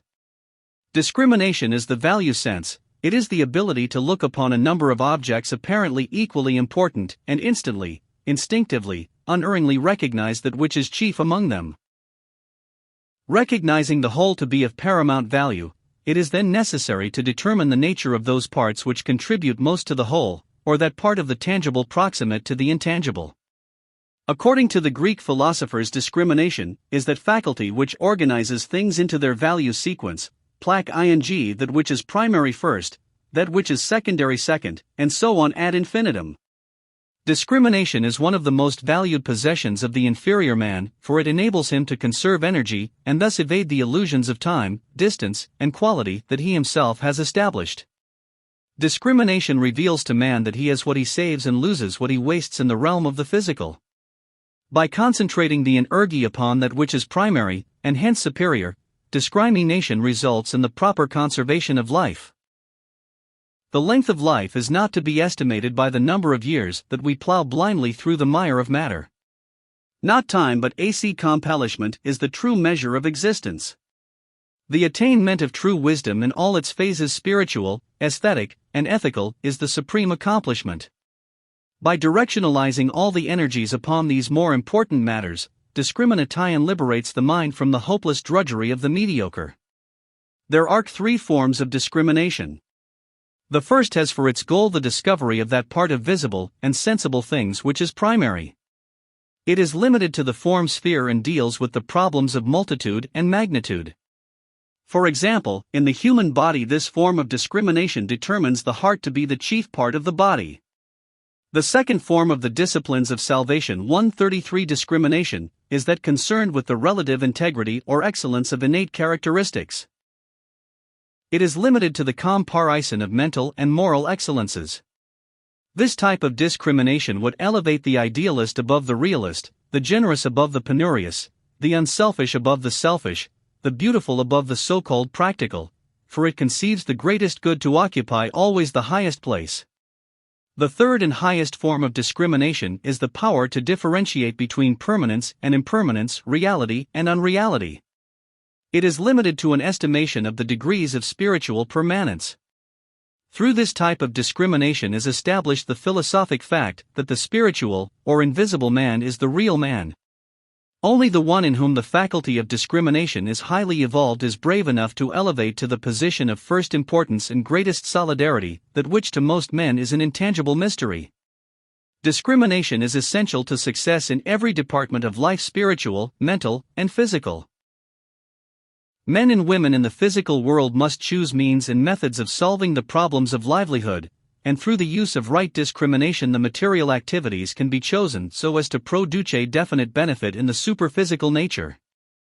Discrimination differentiates between people and what they do, between the thinker and his thought, between the spirit and its body, between the innate divinity within and the objective material without. Discrimination gradually elevates the consciousness of the individual, until it is prone to seek out the good as that which is most worthwhile. The height of discrimination is the recognition of the best. Evil is recognized as the least degree of good, matter, the least degree of spirit, the not self, which is the personality, the least degree of the real self, which is the principle. Discrimination has for its archenemy human selfishness. Because of its innate dishonesty, humanity deprives itself of the right to know good and evil. Justice is symbolized as blindfolded so that its personal attitudes may not influence its decisions. If discrimination is to be of value, it must also be AP 134 lectures on ancient philosophy plied with a strictly impersonal attitude. For the instant the mind is personally involved in its problem, the sense of true perspective and relationship is lost. Most people sit in one end of the scales when they weigh a problem. We are prone to live not according to our knowledge of right and wrong, but according to our prejudices and whims. Things have an unpleasant way of looking not as they actually are, but as we want them to, all because we cannot divorce the personal equation from our problem. Thus we make the decision fit our own desire and try to resolve the universe into a facsimile of our own notions. Many people who would scorn to be dishonest in the physical sense are dishonest mentally. The one who possesses true discrimination realizes only too well that he can never be just while he is personally involved in the question on which he must pass judgment. A slight digression may not be out of order for the purpose of considering two terms which modern psychology has popularized, namely, the inferiority and superiority complexes. In reality, these two types are each twofold in character. The inferiority complex is that mental attitude which causes the individual to picture himself as a groveling, squirm worm of the dust, predestined to be blind, to live in darkness, and eternally to be trodden underfoot. This attitude paralyzes initiative, and is a never-ending blasphemy against the divinity innate in every creature. The inferiority-superiority complex is the index of the hopeless egotist. Its victims have full confidence in their own integrity and excellence, and in every act evince the realization of their self-importance. They make themselves heartily obnoxious, however, by assuming airs of modesty and inferiority in order to adduce evidence that they are not what they know they are. They have heard that great people are invariably distinguished by their modesty, hence their assumption of the virtue. The superiority complex manifests itself as boundless self-assurance. Such an individual, like the character of the story book, can achieve the impossible, do the undoable, the disciplines op Salvation 135, and unscrew the inscrutable. The pages of history teem with the exploits of these colossal egotists who, however, back their egotism up with achievement. Such achievements, though, are almost invariably of a temporal nature.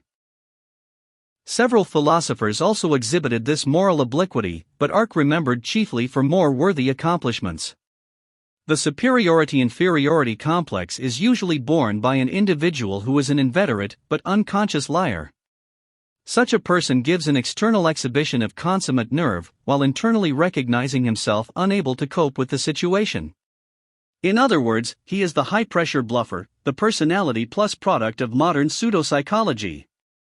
If it were possible for such a person to be honest with himself, but for a single instant, his courage would ooze out like a cold sweat and leave him a moral bankrupt. Discrimination is not only the ability to choose wisely from the mass of mental and physical phenomena around us, but is also the ability to analyze the elements of our own thinking, feeling, and acting for the purpose of unfolding that which is good and eliminating that which is unnecessary. A very good way to approach this particular problem is to make an inventory of our assets and liabilities, mental, emotional, and physical. While so engaged, we might choose as our motto, "What is man that the Lord should be mindful of him?" What do we know that our opinions should be of vast pith and moment? By what right do we sit in judgment upon the world and its maker? During such self-examination we are lost without honesty or, more correctly, integrity. It is well that we differentiate between honesty and integrity. Honesty gives 16 ounces to the pound because of law, while integrity gives 16 ounces to the pound because 16 ounces make a pound. Having decided to judge yourself with absolute integrity, make a list of the virtues you possess, together with the degree of their opposites which manifest in your nature. If you are kind, to what degree are you unkind? If you are generous, to what degree are you penurious? If you are just, to what 136 lectures on ancient philosophy degree are you unjust? Perfections are determined by the degree of imperfections. Thus truthfulness is determined by the degree of untruthfulness. This is doubtless the reason one is so prone to see faults in others, for faults are the basis upon which the degree of faultlessness is to be estimated. Possibly for the same reason few people are congratulated for their virtues with either the fervor or the frequency that they are criticized for their vices. Having arrived at a reasonable estimate of the proportions of ignorance intervening between your present state and the desired state, next list the arts, sciences, and crafts with whose principles you have some degree of familiarity. Then ask yourself what is the percentage of your understanding of them as compared to that which is knowable concerning them. Discrimination will assist you to judge accurately the relation occupied by what you know to that which can be known. It logically follows also that your capacity to understand is measured by that which you understand, and by the understanding with which you understand you are most likely to be understood. Since it reveals man's incompleteness, discrimination is therefore a continual urge toward completion. Man is not perfect until he knows all, and is united in consciousness with all. Until this state is reached, there can be no cessation of activity without disaster. We all have mental faculties that are weak, sense perceptions uncertain in the quality of their acuteness. Discrimination assists us to develop rationality by balancing the faculties until all the parts involved in the process of knowing are equilibrated. The result is a balanced and rational attitude toward the various conditions of life. Discrimination inspires tolerance in that it reveals the relationship which man as a spiritual condition bears to the body which he occupies. Discrimination proves that while the spirit is willing, the flesh is weak. Criticism should therefore be directed against these inconsistencies existing in the relationship of the parts. In this way the sting of personality is removed. The spirit of man is ever composing beautiful melodies, but by the time they reach physical expression they are mostly the disciplines of Salvation 137 reduced to discords. Such was the dilemma of the young man learning to play the cornet, who, turning to his teacher, exclaimed, "Why is it that when I blow the music in it is so sweet, but when it comes out it is so sour?" Discrimination helps man to recognize the melodies of the spirit and ignore the inharmonies of the flesh. Hence, discrimination is a forgiving faculty, not in the general acceptation of the word, but in the sense of understanding. For the moment we fully understand people, we have forgiven them. Spirit is intrinsically beautiful, and those who raise their consciousness to the recognition of universal life dwell in the sense of beauty. Discrimination reveals the beautiful in that it chooses to gaze upon the face of reality, and to ignore the seething ocean of illusion. The realization of self is synonymous with the recognition of divinity, and he who beholds with his inner perception the radiant face of the One has reached the vanishing point of enmity and animosity. Discrimination also dispels the illusion of relationships. Relationship is a man-made concept of proximities. It is an effort to give expression to the interval mental or physical by which things are separated, for relationship is not estimated by the proximity of one part to another, but rather by the distance one part is away from another. Through believing that by the concept of relationship he unites life, man's efforts in this respect all too often contain only the sense of increasing separateness. For when we take that which is already synonymous with ourselves and relate it to ourselves, we are really dividing it from ourselves. Discrimination finally reveals to us that relationships are illusions of the mortal mind, and that since all things are one in essence they are consequently indivisible and incapable of in any relationship of proximity one to the other.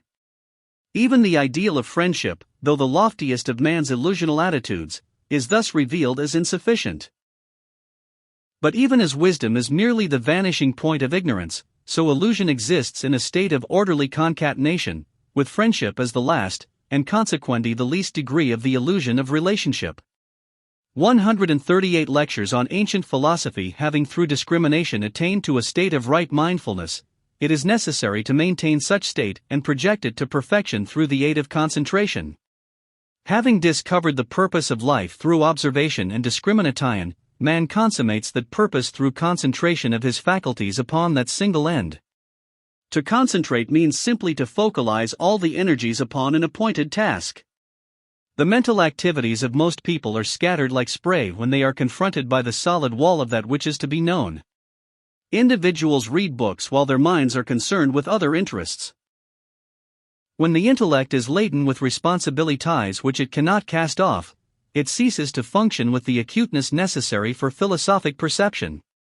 The true thinker realizes that his mind is capable of fatigue, and while this fatigue may not be apparent in the grosser activities, it precludes the possibility of exactness in fine thinking. The normal mind works on the union basis of an 8-hour day with time and a half of 4 overtime. For every period of intense effort, the mind must be compensated by a similar period of relaxation. The immature intellect of the average person must work slowly and orderly if it is to accomplish, for only a genius such as Julius Caesar can do a dozen things at once with any degree of success. It may truthfully be said that half an hour of profound mental activity is a day's work for the mind, and he who accomplishes this is entitled to be termed industrious in things of the intellect. We presume ourselves to be mentally active during the entire period of wakefulness, but in reality we wander in a sort of mental delirium in which the elements of conception and reflection tumble over each other in hopeless disorder. Only when confronted by some actual crisis does the mind rise to organized activity, and after the crisis is past the resultant mental exhaustion is far greater than the average person realizes. About 15 minutes of unremitting mental concentration will exhaust the ordinary man. Only by special training can the intellectual faculties be elevated to the stage of prolonged, orderly functioning. As exercise scientifically chosen will strengthen an otherwise deficient physical member, so the disciplines of Salvation 139 definite and proper mental exercise will increase mental capacity. In the field of mental culture the Greeks enjoyed a supremacy never approached by any other race. They built gymnasiums not only for the culture of the body, but also for the mind, the result being their overwhelming superiority in the realm of creative thought. In its philosophic aspect, concentration implies that all the life activities are centered upon the noblest goal, and held in this state of fixation until the goal is achieved. Consecration of life to definite purpose is indispensable to accomplishment. Philosophy assures its disciples that when man, through discrimination, has discovered the desired end, and is willing to sacrifice every other interest to the attainment of that end, he will ultimately arrive at indissoluble union with the object of his desire. This is, of course, a superphysical truth. If a man devotes a lifetime of effort to amassing $1 million, he will not ultimately take upon himself the actual appearance of money. He will, however, gradually deteriorate until his life is susceptible of complete expression in terms of money. Through concentration, the life energies are coordinated upon the path of achievement, and success is in direct proportion to the power or degree of concentration. As the sun's rays concentrated by a burning glass are able to generate a high degree of heat, so man's mental and physical energies, when properly focused, give expression to potencies never dreamed of. In order to find the solitude considered essential to concentration, the hermits of old retired from the world of men and immured themselves in the depth of the forest, or in caves high upon the mountainside. Surrounded by the tranquility of nature, they dreamed their lives away, finding in their solitary retirement a certain measure of peace. Of course, such an environment made the act of concentration comparatively easy, but for the same reason also made its efficacy less potent. By thus isolating himself from the social body, though never able to sever the physical bonds which still related him to it, the ascetic sought to approach divinity by retiring from a world which he mistakenly assumed to be the antipode of deity. 138 lectures on ancient philosophy. Having through discrimination attained to a state of right mindfulness, it is necessary to maintain such state and project it to perfection through the aid of concentration. Having discovered the purpose of life through observation and discrimination, man consummates that purpose through concentration of his faculties upon that single end. To concentrate means simply to focalize all the energies upon an appointed task. The mental activities of most people are scattered like spray when they are confronted by the solid wall of that which is to be known. Individuals read books while their minds are concerned with other interests. When the intellect is laden with responsibilities which it cannot cast off, it ceases to function with the acuteness necessary for philosophic perception. The true thinker realizes that his mind is capable of fatigue, and while this fatigue may not be apparent in the grosser activities, it precludes the possibility of exactness in fine thinking. The normal mind works on the union basis of an 8-hour day with time and a half off for overtime. For every period of intense effort, the mind must be compensated by a similar period of relaxation. The immature intellect of the average person must work slowly and orderly if it is to accomplish, for only a genius such as Julius Caesar can do a dozen things at once with any degree of success. It may truthfully be said that half an hour of profound mental activity is a day's work for the mind, and he who accomplishes this is entitled to be termed industrious in things of the intellect. We presume ourselves to be mentally active during the entire period of wakefulness, but in reality we wander in a sort of mental delirium in which the elements of conception and reflection tumble over each other in hopeless disorder. Only when confronted by some actual crisis does the mind rise to organized activity, and after the crisis is past, the resultant mental exhaustion is far greater than the average person realizes. About 15 minutes of unremitting mental concentration will exhaust the ordinary man. Only by special training can the intellectual faculties be elevated to the stage of prolonged, orderly functioning. As exercise scientifically chosen will strengthen an otherwise deficient physical member, so the disciplines of salvation 139 definite and proper mental exercise will increase mental capacity. In the field of mental culture, the Greeks enjoyed a supremacy never approached by any other race. They built gymnasiums not only for the culture of the body, but also for the mind, the result being their overwhelming superiority in the realm of creative thought. In its philosophic aspect, concentration implies that all the life activities are centered upon the noblest goal, and held in this state of fixation until the goal is achieved. Consecration of life to definite purpose is indispensable to accomplishment. Philosophy assures its disciples that when man, through discrimination, has discovered the desired end, and is willing to sacrifice every other interest to the attainment of that end, he will ultimately arrive at indissoluble union with the object of his desire. This is, of course, a superphysical truth. If a man devotes a lifetime of effort to amassing $1 million, he will not ultimately take upon himself the actual appearance of money. He will, however, gradually deteriorate until his life is susceptible of complete expression in terms of money. Through concentration, the life energies are coordinated upon the path of achievement, and success is in direct proportion to the power or degree of concentration. As the sun's rays concentrated by a burning glass are able to generate a high degree of heat, so man's mental and physical energies, when properly focused, give expression to potencies never dreamed of. In order to find the solitude considered essential to concentration, the hermits of old retired from the world of men and immured themselves in the depth of the forest, or in caves high upon the mountainside. Surrounded by the tranquility of nature, they dreamed their lives away, finding in their solitary retirement a certain measure of peace. Of course, such an environment made the act of concentration comparatively easy, but for the same reason also made its efficacy less potent. By thus isolating himself from the social body, though never able to sever the physical bonds which still related him to it, the ascetic sought to approach divinity by retiring from a world which he mistakenly assumed to be the antipode of deity. 140 lectures on ancient philosophy, he overlooked the obvious fact that he who finds not God among men will find him nowhere else. Rabindranath Tagore once expressed his aversion for the life of the ascetic by declaring that without love and companionship the path of perfection was not worth walking at all. Concentration is not necessarily promoted by isolation. In fact, the acid test of concentration is to be found in the environment of confusion.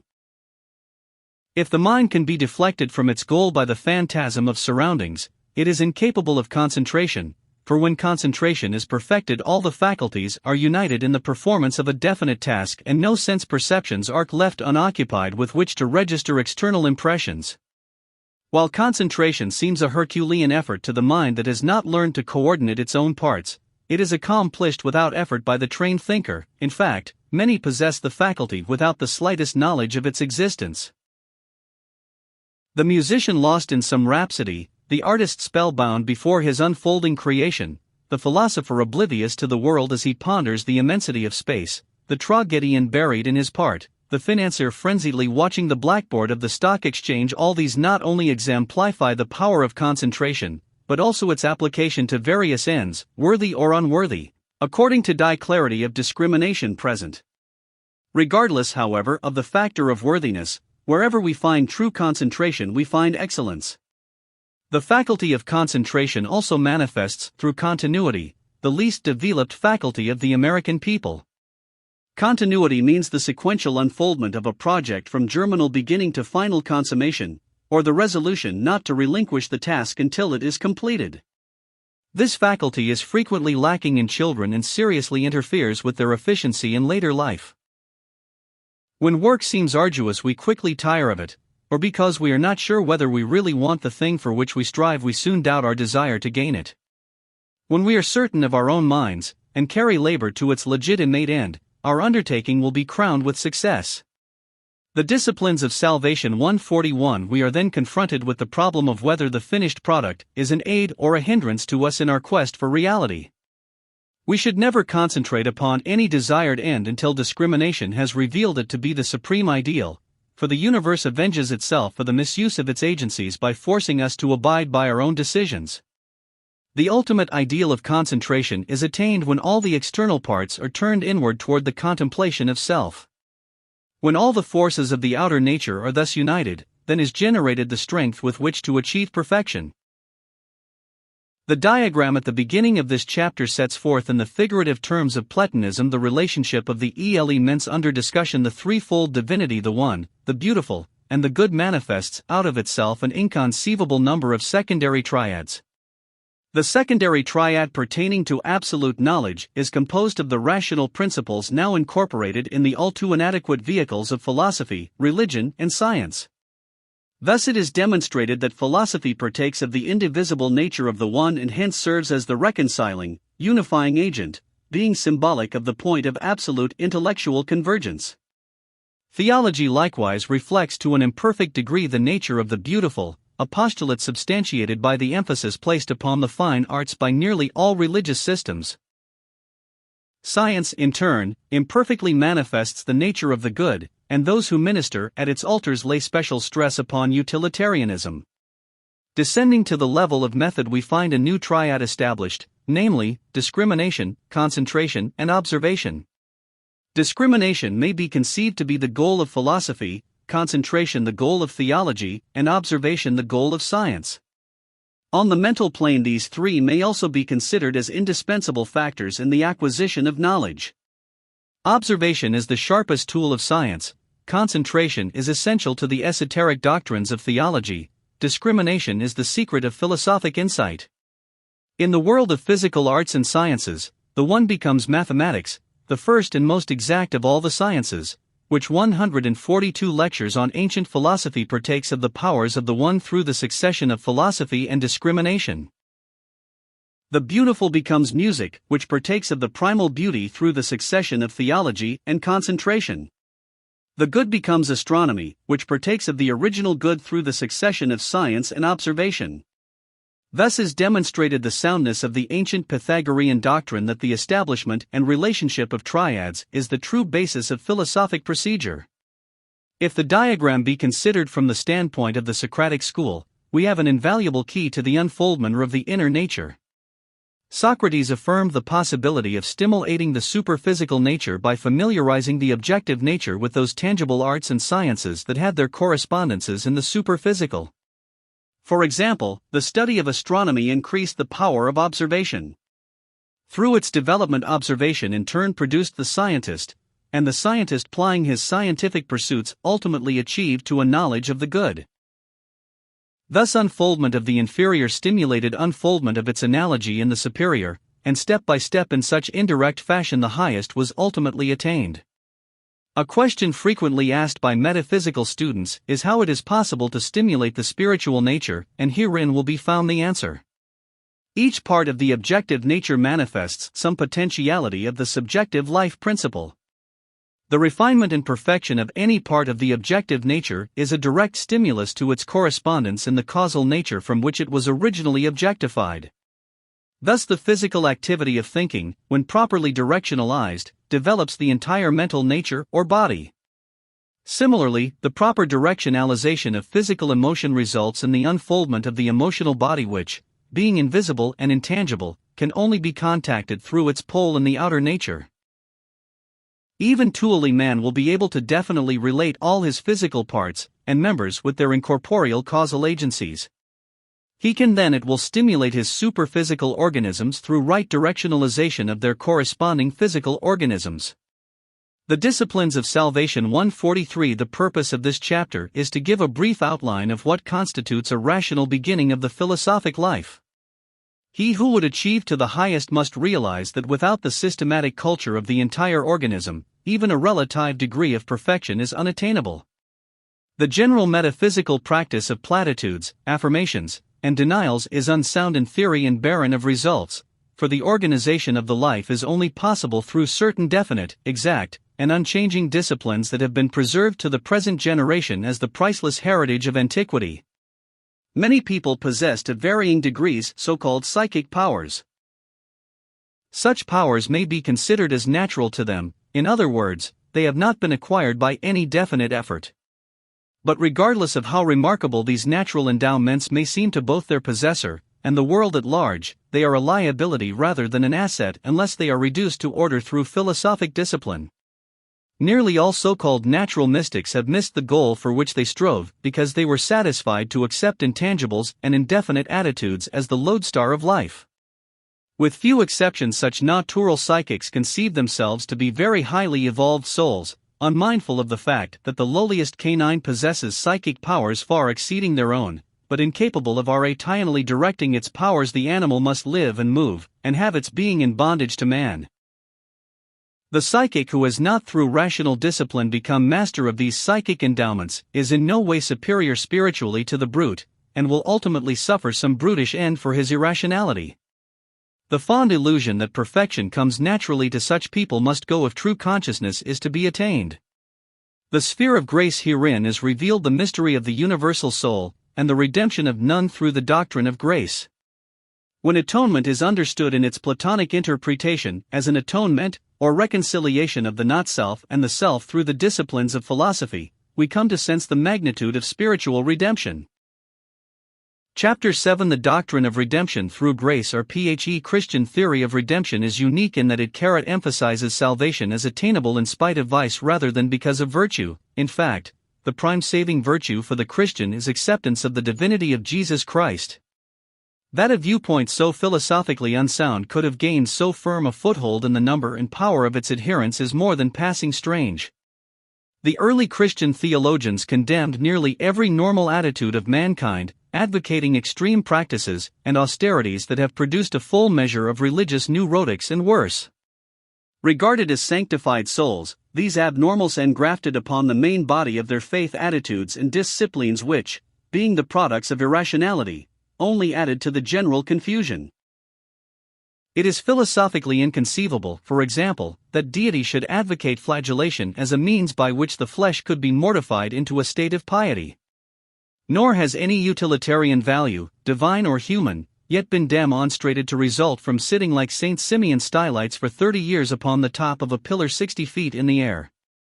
It is a theory, ingenious but unconvincing, that to be born was a disaster because of the indiscretions of our first parents, that to live was a crime to be expiated only by living miserably, and that to die was simply a transition by which the members of the Church militant were reborn into the choirs of the Church triumphant. For the individual living in the cosmopolitan religious atmosphere of North America, it is difficult to realize the influence wielded by theology over the devout in those countries where religion still dominates almost every phase of individual and 146 lectures on ancient philosophy community life. Out of such a theological autocracy have risen organizations differing widely in attitudes and standards. On the one hand we find the Misericordia, whose hooded mem bears, often men of distinction and culture, unhesitatingly serve the needy of every class in the hour of plague or disaster. On the other hand we find the Ignorantine friars, men of sincere motive, but benighted vision, who boast of their illiteracy and consider a knowledge of even the fundamental principles of life as detrimental to the plan of salvation. While not actually requiring austerity of some kind, several great world religions openly encourage the practice among the mem bears of their various orders. Even today most people view with a marked reverence one who has made of his physical body a broken and emaciated sacrifice in the effort to atone for his participation in humanity's heritage of sin. The God of joy is dead, and in his stead rules the God of tears. Man, unillumined, cannot achieve tranquility. He struggles impotently against a universe which, to his myopic vision, seems bent on his annihilation, but which is really molding him into a future God. In his ignorance of the plan the human creature conceives all being to be ruled by the scepter of sorrow.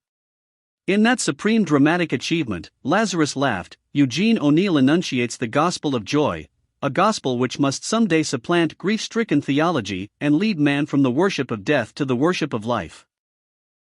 Lazarus is made to say, man's loneliness is but his fear of life, I lonely no more. Millions of laughing stars there are around me. And laughing dust, born once of woman on this earth, now freed to dance. New stars are born of dust eternally. The old, grown mellow with God, burst into flaming seed. The fields of infinite space are sown and grass for sheep springs up on the hills of earth one, but there is no death, nor fear, nor loneliness there is only God's eternal laughter. His laughter flows into the lonely heart. Springing up during the decline of classical pagandom, Christianity felt itself divinely called to save the world from the doctrine of redemption through grace. 147 The insufficiency of previous doctrines. Witnessing with holy horror what it termed the perversions of the barbarians, the Church finally arrogated to itself the office of sole mediator between the spirit of righteousness on the one hand and a wayward world on the other. Arbitrarily seating itself in the chief place, with one imperious gesture it dissolved the body religious, consigning all previous knowledge and beliefs of man into the limbo of decadent cults. Discovering that, like man, no faith can live by itself alone, Christianity was later forced to borrow from the pagans the very fundamental principles upon which its own philosophy is erected. It accordingly accepted the concept of heaven and hell as disseminated by the Egyptians and Greeks, but changed the personnel of the doorkeepers. The angelic hierarchies with which the Jews populated the celestial spheres were appropriated en masse and thereupon ceased their Hebrew chants to sing hymns in ecclesiastical Latin. With one fell swoop, Christendom thus became master of all the spheres which the enraptured vision of pagan cosmologists had perceived. The Church not only sought to stamp out heathenism from the earth, but, invading even the uttermost parts of the invisible universe, drove the illustrious souls of pagandom from their own heavens and hells to make room for the proselytes of Christianity. In its religious philosophy, Christianity was thus truly eclectic, placing its mark of approval on isolated fragments of thought in such a haphazard manner that it is now impossible to find any thread of consistency which will bind the whole together. Hence, its articles of faith must be considered individually except in the few isolated cases where a common denominator is present. According to the Churchman, this weight of disagreement is not to be regarded as detracting from the sanctity or validity of the articles, since each is the direct revelation of a deity who revealed what he wanted to when it pleased him, and whose reasons therefore transcended human estimation. Whatever profundity is found in Christian philosophy is due primarily to this infusion of pagan ideas. Conversely, the shallowness of Christianity is the direct result of the clumsy efforts made to improve upon the ancient doctrines. 148 lectures on ancient philosophy. The integrity of the individual was the keystone of pagan idealistic philosophy. The unfoldment of the triune nature of man, spiritual, mental, and physical, was based upon the foundation of personal integrity. Even the most bigoted church historian must admit that the magnificent edifices of pagan learning were raised upon the solid rock of personal virtue. Their philosophy emphasized to both the Egyptians and the Greeks the indispensability of right thinking and right living as prerequisites of right being. Though the standards of ancient integrity may appear curious and obscure to this generation, they unquestionably produced an ethical type surpass in many ways the products of what we conceive to be our more enlightened code. While the pagans are now regarded as a superstition-ridden people because of their offerings to their Laras and Penates, it remained for Christianity to present the human race with the most indefensible, and at the same time the most vicious of all superstitions, namely, the doctrine of vicarious atonement, the redemption of a sinful world by the supreme sacrifice of one just man. While the myth of the dying God is to be found in many religious systems, Christianity was the first and only cult to construe the mythical incident as a literal atonement. Christ becomes, so to speak, a scapegoat, the sacrifice offered up that the people might go free. According to the Church, the Passion abolished the old order of approach to divinity and supplanted it with a brand new modus operandi of salvation. Heaven, earth, and hell were all dislodged from their time-honored foundation lines, and the sins of all creation were wiped out by the blood of the Lamb. Even the impassive sternness of deity relaxed at the spectacle of this sublime and supreme ordeal. The incident of the crucifixion monopolized the stage in the drama of Christianity, for it speedily overshadowed any and all other dogmas to such a degree that mere admission of the universal import of Christ's incarnation and death became the sole prerequisite of spiritual redemption. Thus a new standard of integrity was created which, however, still conveyed to the enlightened few its cryptic message of mystical ideality, but which could not fail to be interpreted the doctrine of redemption through grace 149 by the unenlightened masses as evidence of the supremacy of words over works, of affirmation over action. Whereas the criers of the pagan mysteries, according to Celsus, declared the superior worlds to be attainable only by men and women of outstanding intellect and lives consecrated to individual regeneration, the criers of the Christian mysteries offered heaven with its eternal bliss to anyone who would confess his sins and affirm the divinity of Jesus Christ. 20 centuries of application have demonstrated the danger of the doctrine of vicarious atonement. Undermining the morale of Christendom, this concept has resulted in a philosophy of special privileges and exceptions which has infected church and state alike. This doctrine has caused the history of Christendom to be written in letters of blood. Nearly all who have enjoyed its privileges have donned the garments of sorrow, and kneeling in sackcloth and ashes cried for liberation from the bondage of its dogma. An emperor of China once said, "Wherever Christians go they whiten the soil with human bones, and I will not have Christianity in my empire." How can anyone who has sensed the dignity of the universal plan reconcile the eternal justice of divine procedure with the right of excommunication in which the body religious ejects into outer darkness some offending hand or foot, enjoining such a soul forever from further participation in the goodness of God? How insignificant must be the power of that heaven or that hell which mortal man so easily manipulates at will. We're in the realm of all that is noble, and just as their place for the concept that the souls of millions of babes are doomed to wander in the black vistas of the lost because they died in infancy without baptism. A faith cruel enough to espouse such doctrines inevitably inspires cruelty in its followers. For if it will damn its own with such unfeeling malignancy, how can it be expected to show mercy to the stranger without the gate?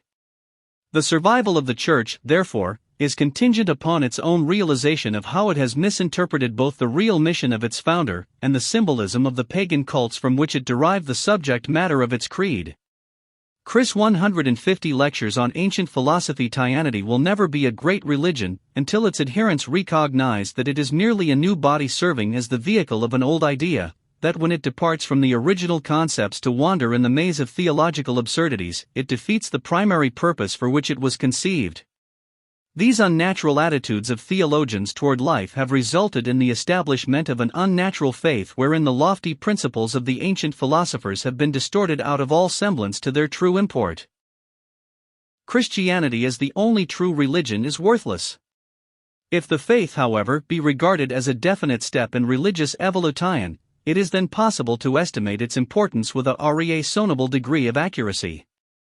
Christianity is not the sole revelation of God to man. It is but a fractional part of the body religious. It is simply a crutch upon which the genus homo leans until he learns to stand and walk alone. It is something he believes in before he is capable of believing in himself with understanding. Like all external things, it will finally pass away, and be remembered only for that which it contributed to the inner realization of its devotees. The three major doctrines concerning the plan of redemption are 1. Redemption through mass effort, 2. Redemption through individual effort, and 3. Redemption through the vicarious atonement. The Jews, as a chosen people, are an example of the first concept. Platonic philosophy, with its repeat emphasis upon individual achievement, is example of the second, and Christianity, with its world martyr, is the outstanding example of the third. To rough out the entire structure of Western thought, there is a definite emphasis upon the factor of individuality. In the Orient, however, perfection is considered possible only through the annihilation of individuality. Without much careful examination of their underlying principles, these divergent systems of philosophy are apparently irreconcilable. To the trained thinker, the attainment of perfection, as the result of individual effort, is by far the most rational viewpoint toward the problem of redemption, for it is natural to presume the doctrine of redemption through grace 151 that in an orderly universe each element must diligently work out its own salvation. In things spiritual, humanity in general realizes all too well the insufficiency of its own knowledge, and only because of its fatuous belief that it can reap where it has not sown is the situation rendered bearable. The doctrine of the vicarious atonement opens the gates of heaven to millions who in their own right are not entitled to admission.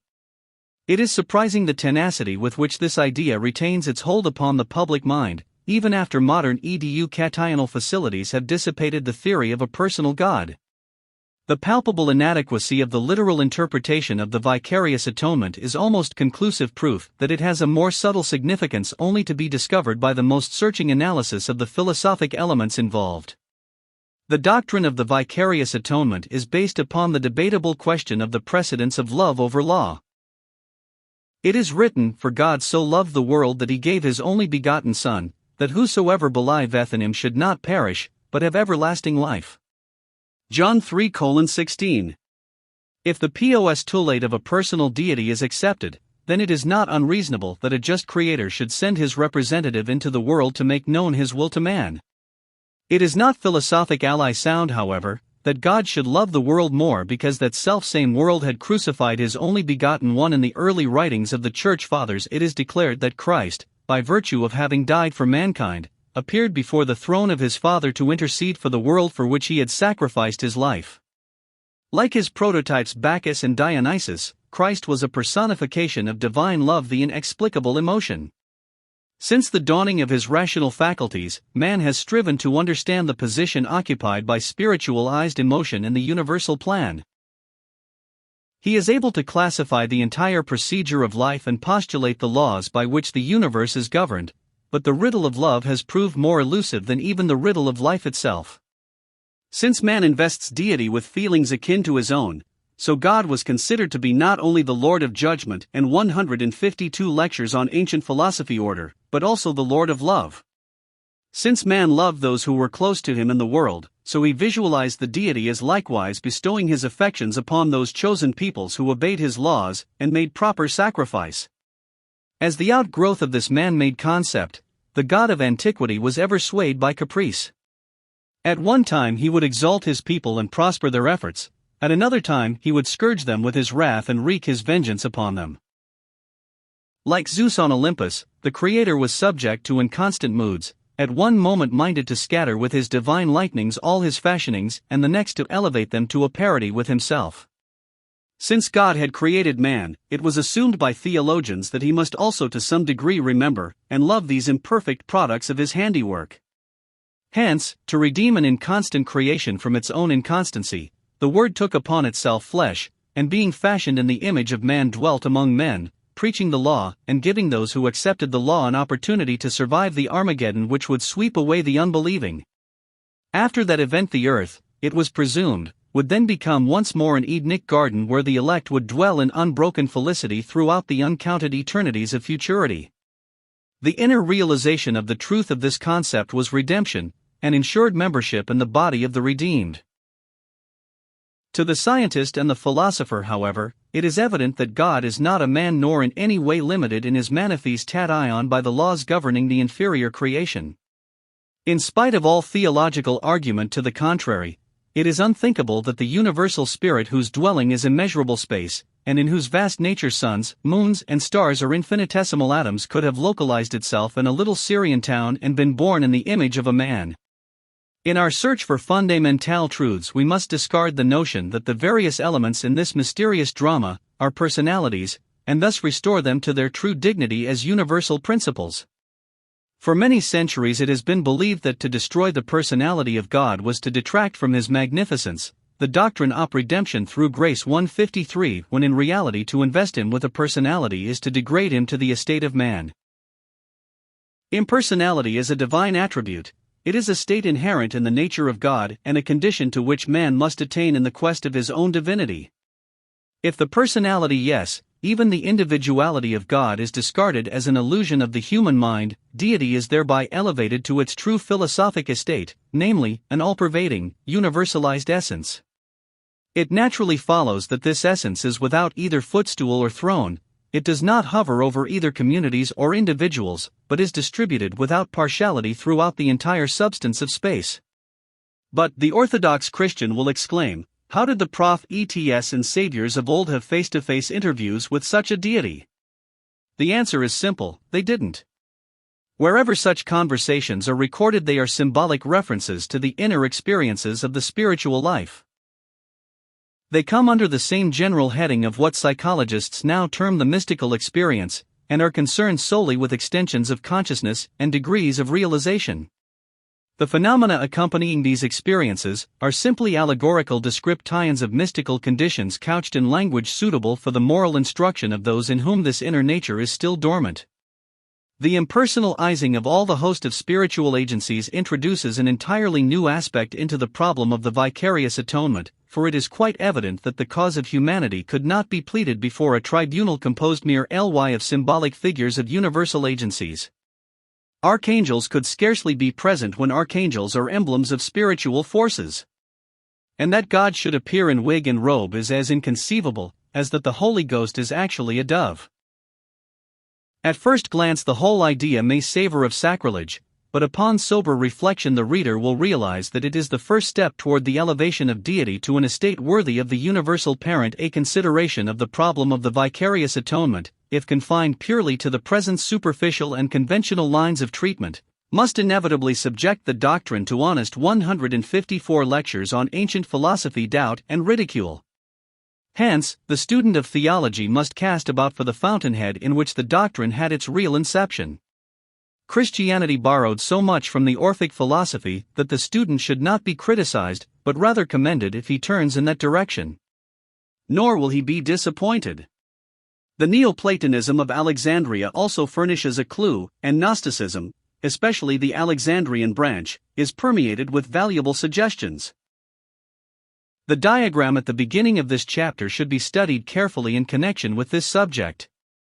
The three intersecting globes designated the causal universe, the intermediate sphere, and the inferior universe are representative of the threefold universe. The causal universe is the universe of spirit and is ruled over by the law of the spirit, which is absolute and unchanging. The intermediate sphere, which signifies the world soul, is governed by its own laws, which laws are inconceivable to mortal man, but whose mysterious synchronizing urge man defines as love. The dark inferior universe below also has its own laws by which it is created, is maintained, and will ultimately be dissolved.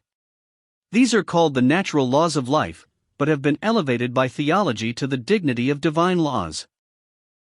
Consequently, when we speak of those natural laws which we regard as the manifestations of God, we refer to those causal agencies governing the inferior universe, which in their entirety are termed in ancient philosophy the will of the demiurgus, or lord of the world. The keynote of the inferior universe is law. Those whose consciousness does not elevate them above its limitations have not learned as yet to temper justice with mercy. They still live in the concept of an eye for an eye and a tooth for a tooth, and boast of the inexorable quality of these universal laws. The keynote of the intermediate sphere is love, which is also a law moving in perfect concord with the principles of the soul, its true vehicle. The apparent inconsistencies of physical affection are referable to two sources. 1. The principle of love is often confused with animal emotion, a physical propensity. 2. Where love does manifest in its true nature, it's manifested the doctrine of redemption through grace. 155 Tyon, like all spiritual functions in man, is intermittent. For meeting with the obstacle of matter it is distorted, and its consistency usually broken up. The keynote of the causal universe is divine law as opposed to the natural law of the inferior universe. Divine law is not comparable with natural law in that it is the power directionalizing consciousness. It never manifests in the physical universe in a manner sufficiently detached to be susceptible of analysis. In the famous play by that name, Mr. Wu, the Chinese Mandarin, is made to say when describing the customs of his people, "The law by which we live is the law by which we die." Tersely stated, such are the laws or forces manipulating the inferior universe. In the causal universe, however, are found only the laws by which things endure, for there neither life nor death exists. By some eminent authorities, Christianity is maintained to be an Oriental cult in that it emphasizes the necessity of the contemplative life and regards the visible universe as an illusional sphere from which man cannot escape save through the spiritual nature of Jesus Christ. Christ here is regarded as the channel or mediatory power by means of which it is possible to emerge from the dark underworld and become one with the sphere of reality. St. Paul lays special emphasis upon the effectiveness of belief and, conversely, the ineffectiveness of accomplishment. He says, "For by grace are ye saved through faith, and that not of yourselves, it is the gift of God, not of works, lest any man should boast." F2:8-9. The works here mentioned signify outward activities, regardless of the degree of their constructiveness. According to this view, it is strictly speaking useless to engage even in virtuous endeavor, for all endeavor, virtuous or otherwise, is simply an illusion. The outward nature of the individual is regarded as incapable of good in that it is a part of the world and stained with the sin common to mortality. All of the outer life with its endless diversity of interest must consequently be cast aside and sole emphasis be placed upon the spiritual nature, which alone is capable of approach to reality. This viewpoint 156 lectures on ancient philosophy, in which the best life is a failure unless accompanied by an unquestioning faith in the infallibility of the Church, was the natural outgrowth of, and became most powerful in, an age of physical insecurity where life and property were in constant jeopardy. Investment in things physical had slight appeal where an entire community might be swept away to gratify a besotted emperor's whim, or where tens of thousands might perish to furnish sport for a Roman holiday. With the 20th century, however, new attitudes and new scenes occupy the world stage. Chief emphasis is now placed upon physical existence. Every effort of inventive and legislative genius is concentrated upon the improvement and security of this existence in order that at least a relative degree of comfort, if not happiness, may be enjoyed by the masses. When defeat in war or the distemper of his superiors brought to man no alternative other than that of slavery, he had but one hope, namely, that he might speedily die. Where social inequity thus decreed unhesitating obedience to the dictates of tyrants, there inevitably resulted a philosophy which emphasized as the only conceivable freedom the state beyond the grave. But the modern man and woman do not regard this earth as such a forbidding place that immediate escape therefrom is a pleasing prospect. Science is ever devising conveniences which, while they may ultimately result in deterioration of our more rugged racial virtues, are fast becoming the common enjoyment of nearly every stratum of society. Man's chief struggle is now for leisure in which to improve himself, and in the mechanical trend of his civilization he visualizes a world which will someday be maintained by automata so that the present slaves of industry may have opportunity to acquire the cultural benefits of art, science, and philosophy. In every walk of life the necessity for finer mental function is keenly recognized. The world of St. Paul has disappeared forever, and with the passing of the old regime has gone that concept of the world as merely a highly magnified Roman Empire, with the demiurgus, or fabricator of it, as a dissipated Caesar served by a degenerate court. The spirit of the doctrine of redemption through grace 157 democracy prevalent in the realm of government has even invaded the domain of spirit, and in a certain sense the Lord of the world is now elected by the popular vote of the citizenry. Little by little the universe has assumed so many of the features of democracy that it begins to display the inconsistencies of a democratic system. Not many centuries ago man bowed stolid before the doctrine of the divine right of kings, and if deep in his heart he resented the intolerance of his rulers he dared not breathe that criticism. It has been but a similar short time since man first dared to speak the name of God, when those few who had the temerity to discuss matters of religion hid themselves in attic or cellar lest the world should learn of their lèse-majesté. Today, however, if we do not like our magistrates we summarily impeach them, if our kings annoy us we dethrone them, while to ridicule and caricature their slightest eccentricity is an open-field diversion. In his unfoldment of self-expression man finally grew bold enough to question the dictates of theology, nay even to debate publicly the infallibility of dogma and challenge the God of antiquity to destroy him with his ire. Today man no more hesitates to dispute so-called divine mandates than he does to find fault with the conclusions of petty politicians. To deal with such a complete reversal of attitudes requires an entirely new interpretation of divine law. Man no longer kneels when he worships, he stands up and faces his Creator unafraid. While at first this may savor of rank heresy, it will yet prove to be the solid foundation of a newer and truer criterion of conduct. By almost imperceptible degrees the Creator has come to be regarded as synonymous with the agencies controlling creation. He no longer makes laws and later breaks them, he is now an integral part of the great scheme itself, bowing before the same immutable principles that sway the whole of being. The philosophic code for this age will emphasize obedience to nature's laws, for he who follows most closely nature's example will become the most virtuous and estimable member of society. 158 lectures on ancient philosophy. Primitive man innately worshipped that of which he was most afraid. The demiurgus, or lord of the inferior universe, was an immanent autocrat by whose thunderbolts all the achievements of man were shattered. This wielder of destiny, who arbitrarily dictated the end of things, and who even molded the act of providence according to his fancy, was regarded as part god, part demon. He was a god of every imaginable wrath and horror, whose voice was heard in the thunderclap, whose throne was the tempest, and who rocked the earth with his displeasure. According to this view laws were but divine whims to be changed at divine pleasure, and as diversified as divine moods.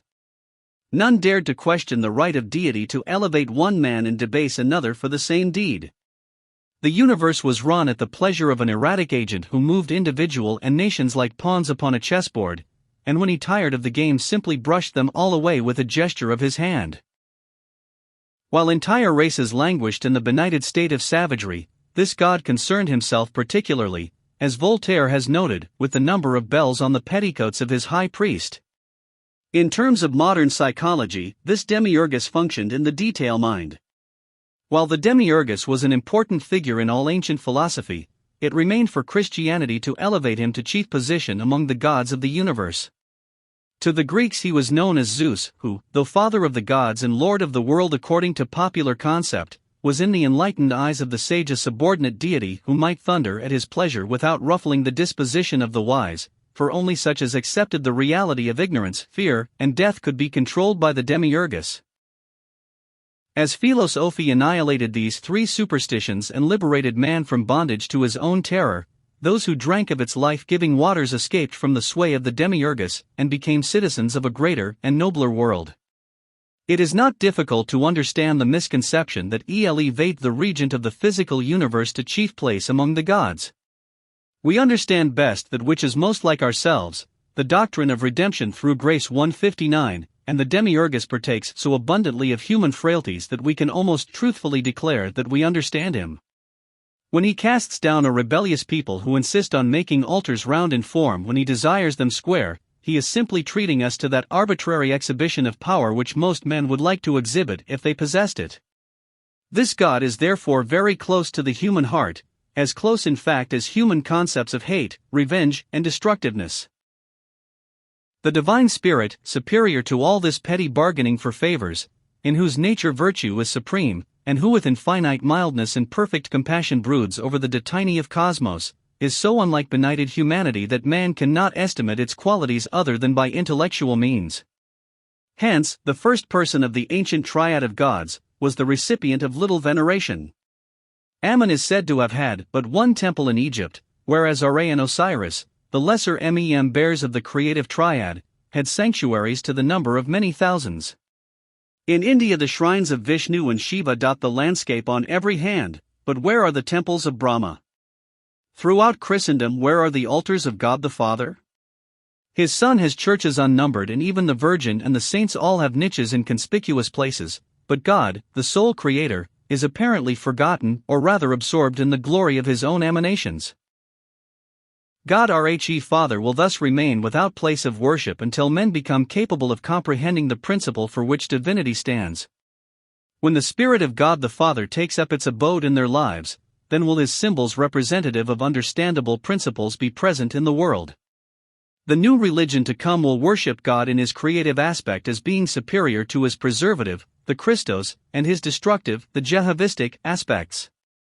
When the true relationship existing between the various members of the creative family, the Trinity, has been established, the real significance of the doctrine of salvation through grace is at once apparent. Ancient philosophy concerned itself with this problem of the demiurgus, and the 160 lectures on ancient philosophy method of evading the doom awaiting those caught in his net of illusion. Hence, philosophy was, primarily, a discipline evolved to elevate man above the demiurgic level and enable him to dwell in the realm of spirit over which the Lord of form was powerless. In other words, salvation was achieved by escaping from the material self, by liberating the eternal knower from its non-eternal sheath. Christendom believes that this escape was made possible through the incarnation, death, and resurrection of Jesus Christ, who by rolling away the stone from his sepulchre liberated all mankind from bondage to the concept that death was the finale to life. Only such as believe in death can actually die, and they alone are actually in slavery to the world and its regent. Thousands of years, however, before the birth of Jesus Christ, pagandom liberated man from servitude to his inferior self, creating by means of the mysteries that royal road leading upward to permanence from impermanence. By an infinite grace the door between the dark world below and the bright spiritual sphere above was thus left ajar, and through this mystic portal passed the illumined of the ages. When Jesus Christ as the personification of the qualities of the rational soul is made to say, "I am the way, the truth and the life, no man cometh unto the Father, but by me," St. John 14:6, it is abundantly evident that he spoke in a figurative sense, and that the saving principle thus referred to is not to be understood as a personality. The way here signifies the spiral path of attainment established in the world coincident with creation itself. This way, which is in truth the plan of salvation itself, can scarcely be regarded as a man, even though a highly illumined one. Nor can truth be conceived of as an individual, for truth is the unchanging nature of things as they actually are, a concept transcending the comprehension of mortal creatures. Finally, the mystical life by which the regeneration of the individual is wrought is unrelatable to any personality, since it obviously exists as an all-pervading principle. In this enigmatic fashion is set forth the fact that Christ, the Christos, signifies the procedures and qualities of the doctrine of redemption through grace. 151 Cosmic rationality, which, according to the Greeks, had its seat in the rational soul of all men, but which manifested itself only in those who through the disciplines of philosophy had lifted their irrational selves to a state of participation in the effulgence of the rational soul. In the Greek Kabbalah, the numerical value of Christ, Christos, is 888, which means the higher mind, and which the Greeks conceived to be the spiritual knower complemented by rationalized, or regenerated, intellect. As rationality is at first latent in all irrational things, new light is thus thrown upon the statement, Christ in you, the hope of glory. In other words, the rationality in you is the saving grace. The word grace has two distinct shades of meaning. It may be considered as the mercy of God by which He chooses to pardon those parts of Himself which momentarily displease Him. In its aesthetic sense, however, grace becomes an actual attribute of the internal nature itself. Sometimes we use words better than we know. The ninth definition of grace in Webster's New International Dictionary reads, attractiveness, charm, ESP, the aesthetic value shown in suppleness and ease, spontaneity, and tactful harmony, the charm of congruity, harmony, and pliancy in beauty as distinguished from sublimity or force, beauty as displayed in free-flowing curves, easy and natural contours, fluent color, or felicitous and muscular diction, as applied to persons, manners, etc. Easy and natural elegance, in a weakened sense, propriety, seemliness, comeliness. It is thus evident that the grace by which man is saved may be considered not only as an attribute of deity, but also as an attribute of man himself. From the latter point of view, man works out his own salvation through aesthetics, in which his own innate grace actually becomes his redeeming virtue. If we correlate the triune nature of God to the one, the beautiful, and the good, the quality of grace in the light of the definition quoted at once becomes synonymous with the beautiful. Thus, microcosmically, grace is the rhythm in the human soul, and macrocosmically, the universal harmony by which the divine 162 lectures on ancient philosophy beauty of the plan is revealed as coessential with the divine order of the plan. It will yet be philosophically established that the grace which man himself develops in his relationship to the manifold problems of life will be the grace by which his salvation is assured. The popular concept that belief in the divinity of Christ is a prerequisite to virtuous living may be interpreted in a way which casts considerable light upon an otherwise obscure subject. In this case, all depends upon the interpretation of the word belief. If belief is regarded as merely an intellectual acceptance of the truth of a statement, then the entire subject simply resolves itself into another theological absurdity. If, however, belief takes the form of an inner realization of the spiritual truths involved, then indeed it is a spiritual power. Belief in immortality must precede knowledge of immortality. That faith upon which man establishes his philosophy of life, and which gives him the courage to sacrifice all in the quest of that which is the greatest good, is indeed a sustaining faith. For example, the neophyte entering the house of wisdom assumes the disciplines of philosophy, because he has faith in the efficacy of philosophy. He believes that the path he has chosen will ultimately lead him to where faith will be exchanged for understanding, and belief for knowledge. Belief, then, in the reality and faith in the attainability of achievement, these are indispensable to accomplishment. Faith in self and belief in the divinity of self, these must precede perfection. But faith without works is dead, and belief is valueless unless it inspires to the attainment of the thing believed in. According to the vicarious atonement, one just man expiated the sins of an unjust world. In the Orphic philosophy, a mysterious agency, which men indiscriminately call love, beauty, or harmony, but which the Greeks termed the rational soul, descended out of the perfection of deity where it had existed in an undivided state, and was scattered like seed throughout the substances of the inferior world.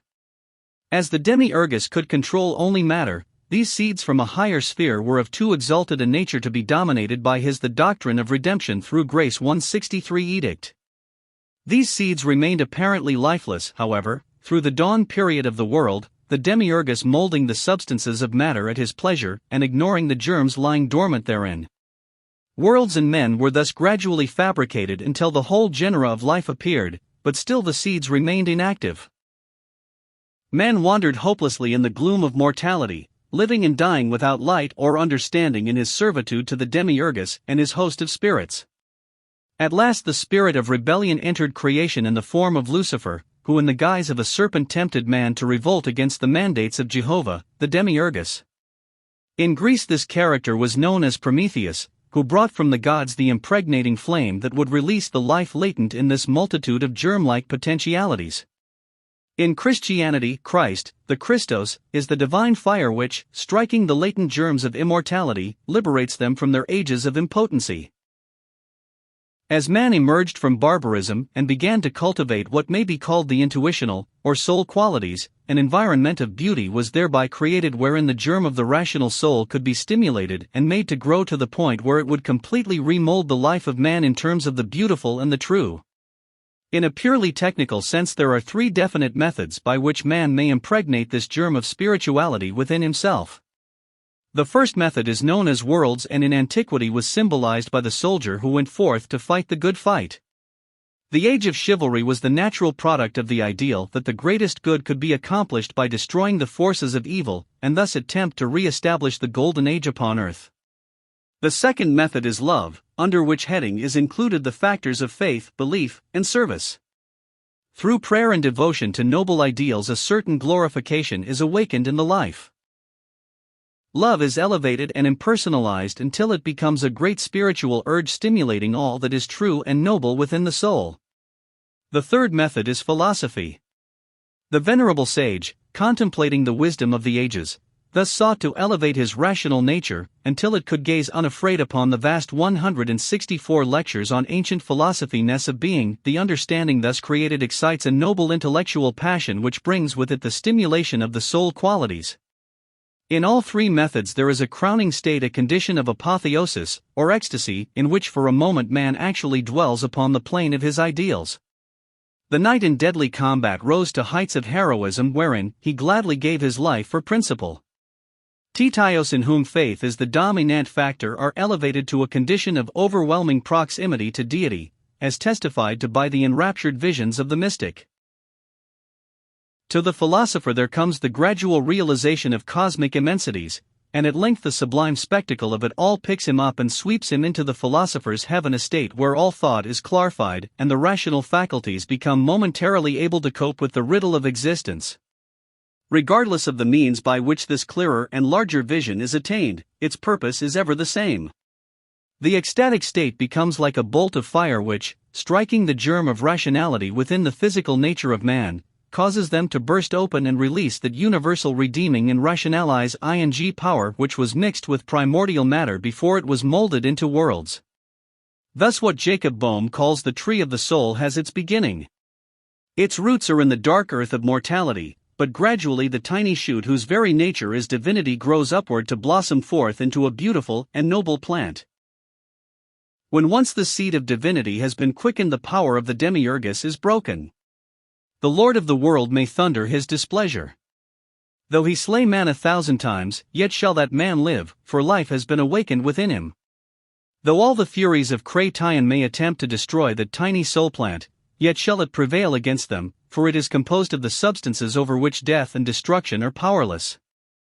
Through the disciplines of the mysteries this redeeming plant which the Christians have called Christ is caused to increase in power and magnitude until in its perfected state it absorbs into itself all of the irrational nature upon whose substances it was formerly maintained.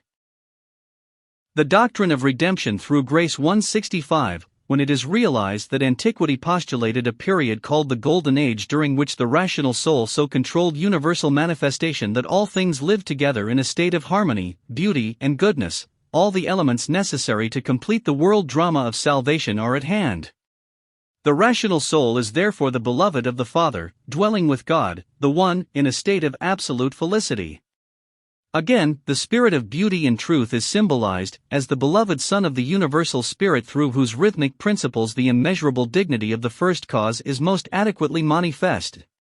Then came the symbolic fall of man, foreshadowed in the incarnation, death, and resurrection of the spirit of universal harmonics. As Bacchus was torn to pieces by the Titans and his dismembered parts scattered throughout the universe, so the principle of redeeming beauty, or love, was disseminated as the aforementioned seeds throughout the irrational sphere. When man reawakens, resurrects, this spirit of universal love, it ascends into the presence of the Creator, there to intercede for that regenerated one. The newly unfolded realization that beauty is the most powerful of all agencies is itself the redeeming grace, and the vicarious atonement merely signifies that there is a spirit of beauty resident in mortal man which can accomplish for mortal man what he cannot accomplish for himself. Two natures reside in every individual, one, as Goethe says, to the heavens aspires, the other in the earth's aspires. The heaven man, the Christos in us, is not born of woman, but is conceived of the Holy Ghost. This spiritual agent becomes our Redeemer when of our own free will we elect it to be the master and director of our activities. Thus the just man in us redeems his own sinful shadows. He descends into hell and forever abolishes the power of evil, he ascends into heaven and pleads our cause in the firmament. Through him we partake of divinity even as through our outer natures we partake of humanity. As man increases in rationality, the spirit of the beautiful begins its ministry of transmuting the baser elements of the not-self. The uncouthness of the nature gradually disappears. 166 lectures on ancient philosophy, and tinctured with the grace of the indwelling divinity, the outer nature is transformed. The rationality within permeates the entire structure, causing it to sing with a new harmony and establishing a more perfect symmetry between its component parts. Thus mortal man, who is nothing of himself, is brought into proximity with the skyman, who is the spirit of life and truth. When the union of the two is effected, and the animal nature, the relapsed heretic of the ages, is at last converted to the true faith, then the miracles so eloquently described in Scripture take place. Those who are mentally and spiritually crippled are healed, those who are blind to the greater realities of life are made to see, those driven frantic by the seven devils of worldly desires are freed from their bondage to the senses, and those tainted with the leprosy of ignorance are cleansed. Furthermore, those who hunger for the food that satisfies the inner self shall be fed by that inner knowledge which is the true bread of life. When rationality, not in the sense of intellectuality, but of true and beautiful knowing in the sense of identity with spirit, assumes the reins of human life, then that life becomes beautiful and happy in the fullest and truest sense. From this and other evidence it can be established with philosophic certainty that Christ is indeed the Spirit of truth, which few recognize, but which when recognized becomes the Redeemer of the life. He who desires to recognize this truth must realize that it is the supreme goal of all endeavor. He who would succeed in his quest for it must first of all develop one peculiar faculty which we will term appreciation. It has often been said that appreciation touches off endeavor, but here again is a word with two meanings. We ordinarily conceive appreciation to mean the esteem felt by others for ourselves, but what it actually means is the esteem we feel for others. The heart that is receptive to the beautiful in life will achieve unity with the object of its desire. Man possesses the power to appreciate and recognize the goodness and beauty of existence. This power, which makes realization possible, is itself the blood of the divine Bacchus, the God-soul, who through the doctrine op redemption through grace 167 its blood in man shall redeem the world. There is in us a certain spiritual capacity, the power to be more than we are, the power to be more than simply a crawling worm bowing humbly before the despotic regent of the world. This power to transcend our mortal selves is symbolized by the blood of the God-man that, freed by the spear of necessity, pours down into the cup of matter, there to remain as the cleansing blood. Age after age finds mankind soaring to nobler heights, and each passing generation shows some marked progress in the realization of new ideals. Let us then realize that this power to increase, this power to elevate us so high that even the stars cannot restrain us, this power to be magnified until the very universe becomes a confining wall, this power which enables us to face our Creator unafraid, this rational knower who is limitless, this is the universal Savior, the Christ, which in the magnificence of itself ultimately atones for all that has gone before, and by right of its very existence makes man partaker of all good things to come. Man cannot be destroyed by his gods, because his gods are within himself. By his incarnation, Christ, the rational soul, infuses into all creation a quality as immortal as the gods themselves. By right of this capacity for divinity within himself, man may not be cast aside, but is entitled to infinite opportunity and divine protection. Thus is the symbolism preserved whereby a man through the Christ in him shall arrive at the condition of that glorified perfection which is now the object of his faith. Each of us is struggling to be free from the bondage of his mortal sepulchre. Titai sky man yearns for the stars, and if he be lifted up to his true estate of first place in the constitution of man will draw all the rest unto him that all good works may be brought to speedy consummation. The science of redemption may be said to embrace any and all means by which the dormant germ-like potentialities of divinity resident within all human nature are first awakened and then stimulated to divine perfection through aspiration. In summing up, it follows, therefore, that such diversified elements as beauty, belief, grace, faith, love, appreciation, labor, and thought, all being expressions of rationality, are indispensable to the perfection of the whole. The orphic egg, the universal germ, stirring within the egg of creation, established the world and generations by three gestures. It fashioned the souls of things according virtue, the bodies of things according to beauty, and the laws by which so bodies are maintained according to the necessary. Together these comprise work which is called the good. Chapter 8. The mission of aesthetics. Aesthetics is that branch of philosophy concerned primarily with the intrinsic nature of beauty, its place in the divine plan, and the processes whereby beauty can be created or caused to manifest where previously it did not exist in a tangible state. That beauty produces a profound effect upon the entire nature of man is too well established to be questioned.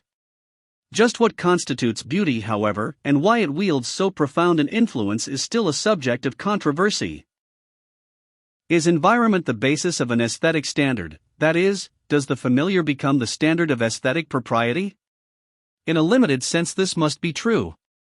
On the other hand, man has been surrounded for ages with such familiar themes as war, disease, and decay, yet he has never come to regard these as beautiful, at least not in his lucid moments. Beauty, declared the ancients, results from the harmonious correlation of parts.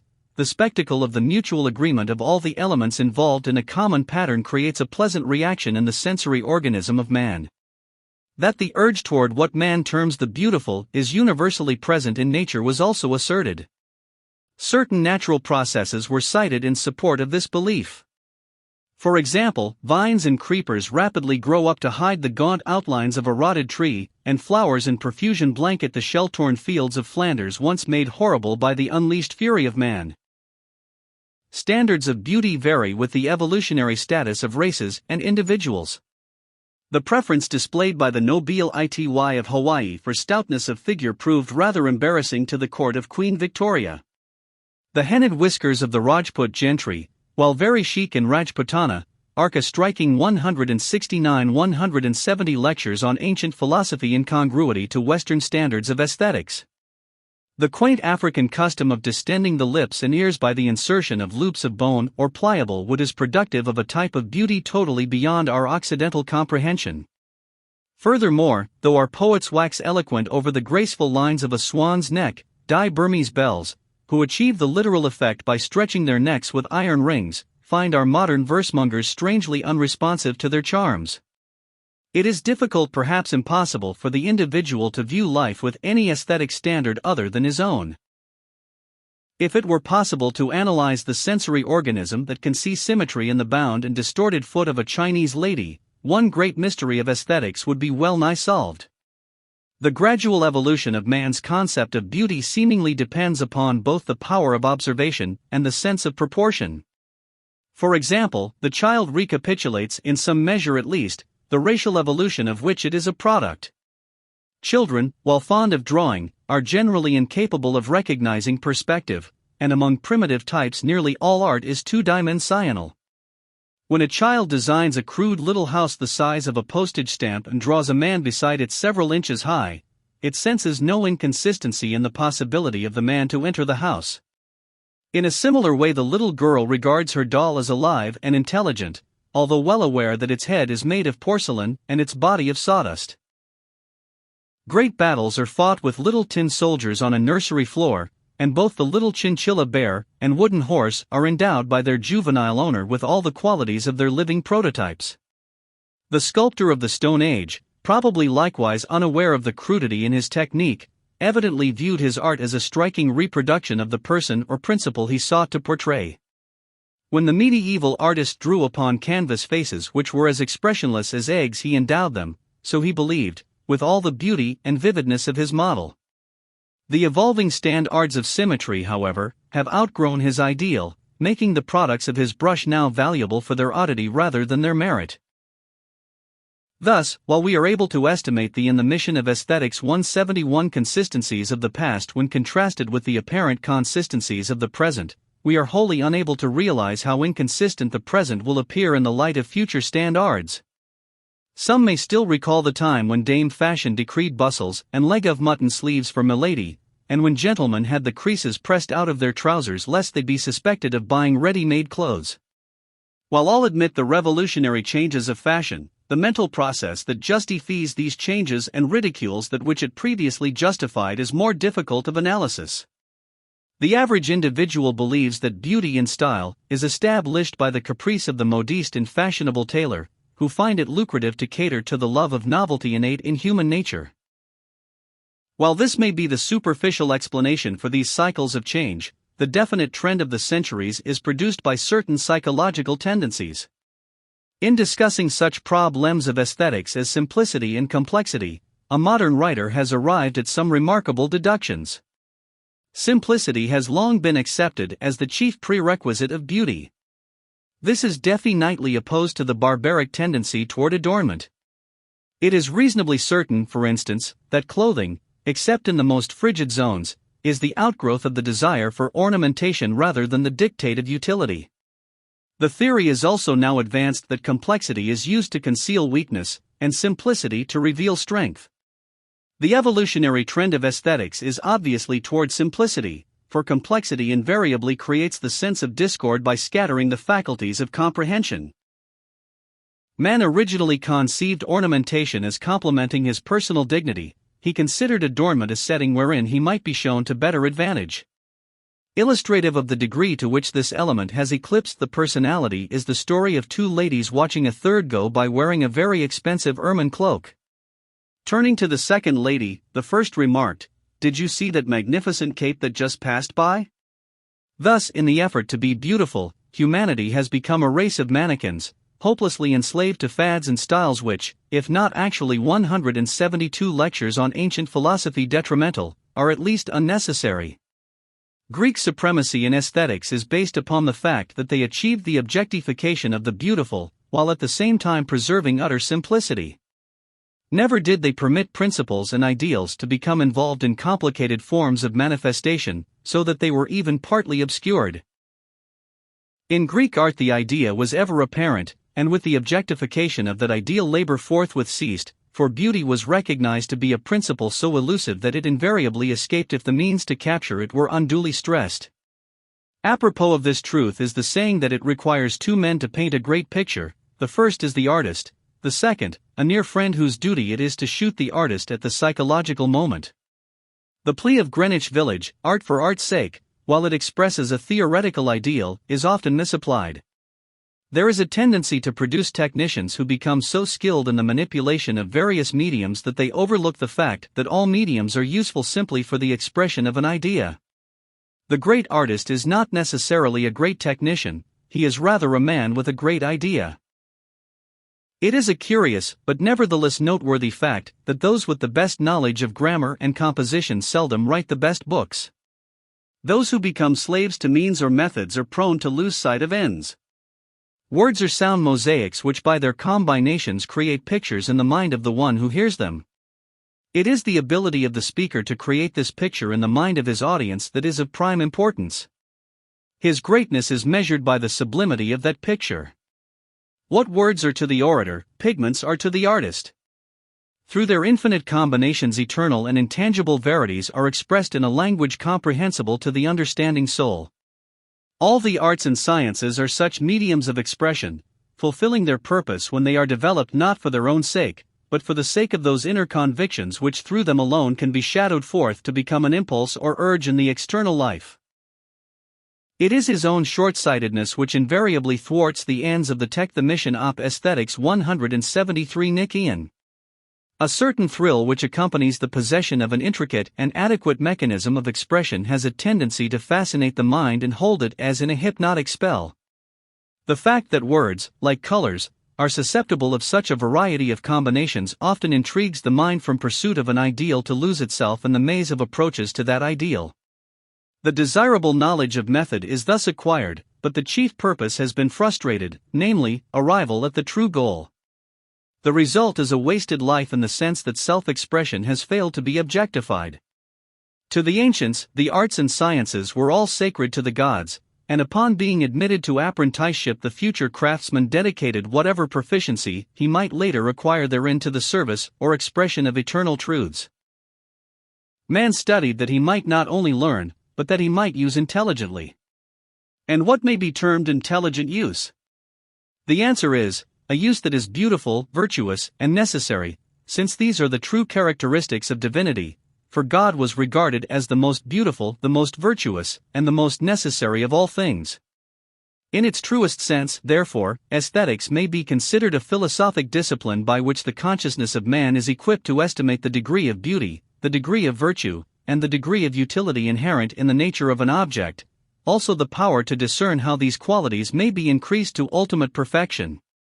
The first work is to establish the nature of beauty, virtue, and utility in their most comprehensible sense.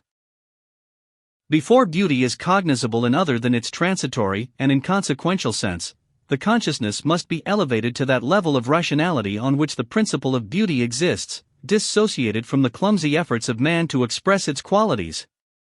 Upon the basis that only the beautiful is capable of recognizing the beautiful, the assumption of the philosophic life is regarded as indispensable to the recognition of the aesthetics of divinity. Socrates would have conceived beauty as expressing itself in the social fabric as utility and in the moral fabric as virtue. To be beautiful is the natural state of all that is good, in that good must manifest good, and beauty most adequately x 174 lectures on ancient philosophy presses, and is the inevitable attribute of the good. One of the primary axioms of geometry that things which are equal to the same thing are equal to each other may be profitably applied to this Socratic triad. So, in answer to the question, what is the most beautiful of all things? Philosophy says that which is the most virtuous and the most necessary. What is the most virtuous of all things? That which is the most beautiful and the most necessary. What is the most necessary of all things? That which is the most beautiful and the most virtuous. The truth of these assumptions is self-evident. Never has the world realized more clearly the utilitarian value of beauty, or how necessary virtue is to the survival of the whole. Much of the crassness with which modern civilization is cursed has resulted from the divorce of beauty and utility, in which the spirit of aesthetics has been sacrificed to what we foolishly term the practical. Some years ago I visited a state prison, and upon being taken into that section reserved for those commonly called lifers, I was struck with the pathetic effort of the convicts to preserve the spirit of beauty behind the drab stone walls of their penal institution. The men had built little wooden flower boxes, fastening them to the foot of the grating of their cell doors.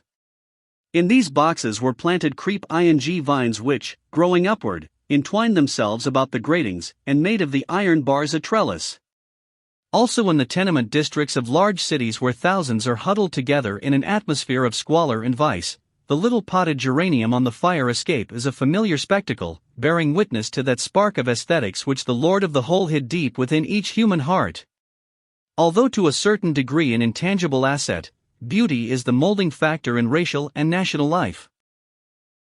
As long as the spirit of the beautiful shines forth through the bodily structure of peoples and institutions, these increase in power and glory, but when aesthetics dies, the very structure of society deteriorates and begins its march toward inevitable oblivion. Beauty is a soul quality, and like the soul is visible only in its tincturing the mission op aesthetics 175 effect upon its immediate environment. When life is actuated by the spirit of the beautiful, the entire organism, social as well as individual character, is the beneficiary of a definite grace and charm which render a relatively imperfect body not only endurable, but even attractive. It is not given that all human beings should have beauty or symmetry of form and features. As we pass through the Hall of Fame where the likenesses of the world's illustrious are preserved for the admiration of posterity, if mere physical symmetry be regarded as the sole criterion of excellence, many of these geniuses were but rude caricatures of men and women. Carved deeply in the marble of immortality we find the crude and distorted face of Socrates, a little farther down the gaunt figure and aquiline features of Dante, while from his niche stares great Milton whose sightless eyes could yet envision paradise. More recent additions to the immortals are the lank and raw-boned Lincoln and the crippled Steinmetz. Why have the beautiful so often mounted to power through tyranny and oppression, while the deformed have nobly and unselfishly served mankind? The answer seems evident. Beauty has regarded its own existence as a substitute for merit, and fascinated by its reflection in the mirror of vanity has therefore passed into oblivion. On the other hand, those earth unsightly mean have struggled for the transcendent internal beauty which has elevated them to chief place in the hearts of men. That man has a compound nature is difficult for most people to understand. In other words, man is not merely an individual, he is many individuals considered as one. With similar propriety we might refer to an army as a single entity, disregarding the fact that an army is really an aggregation of entities.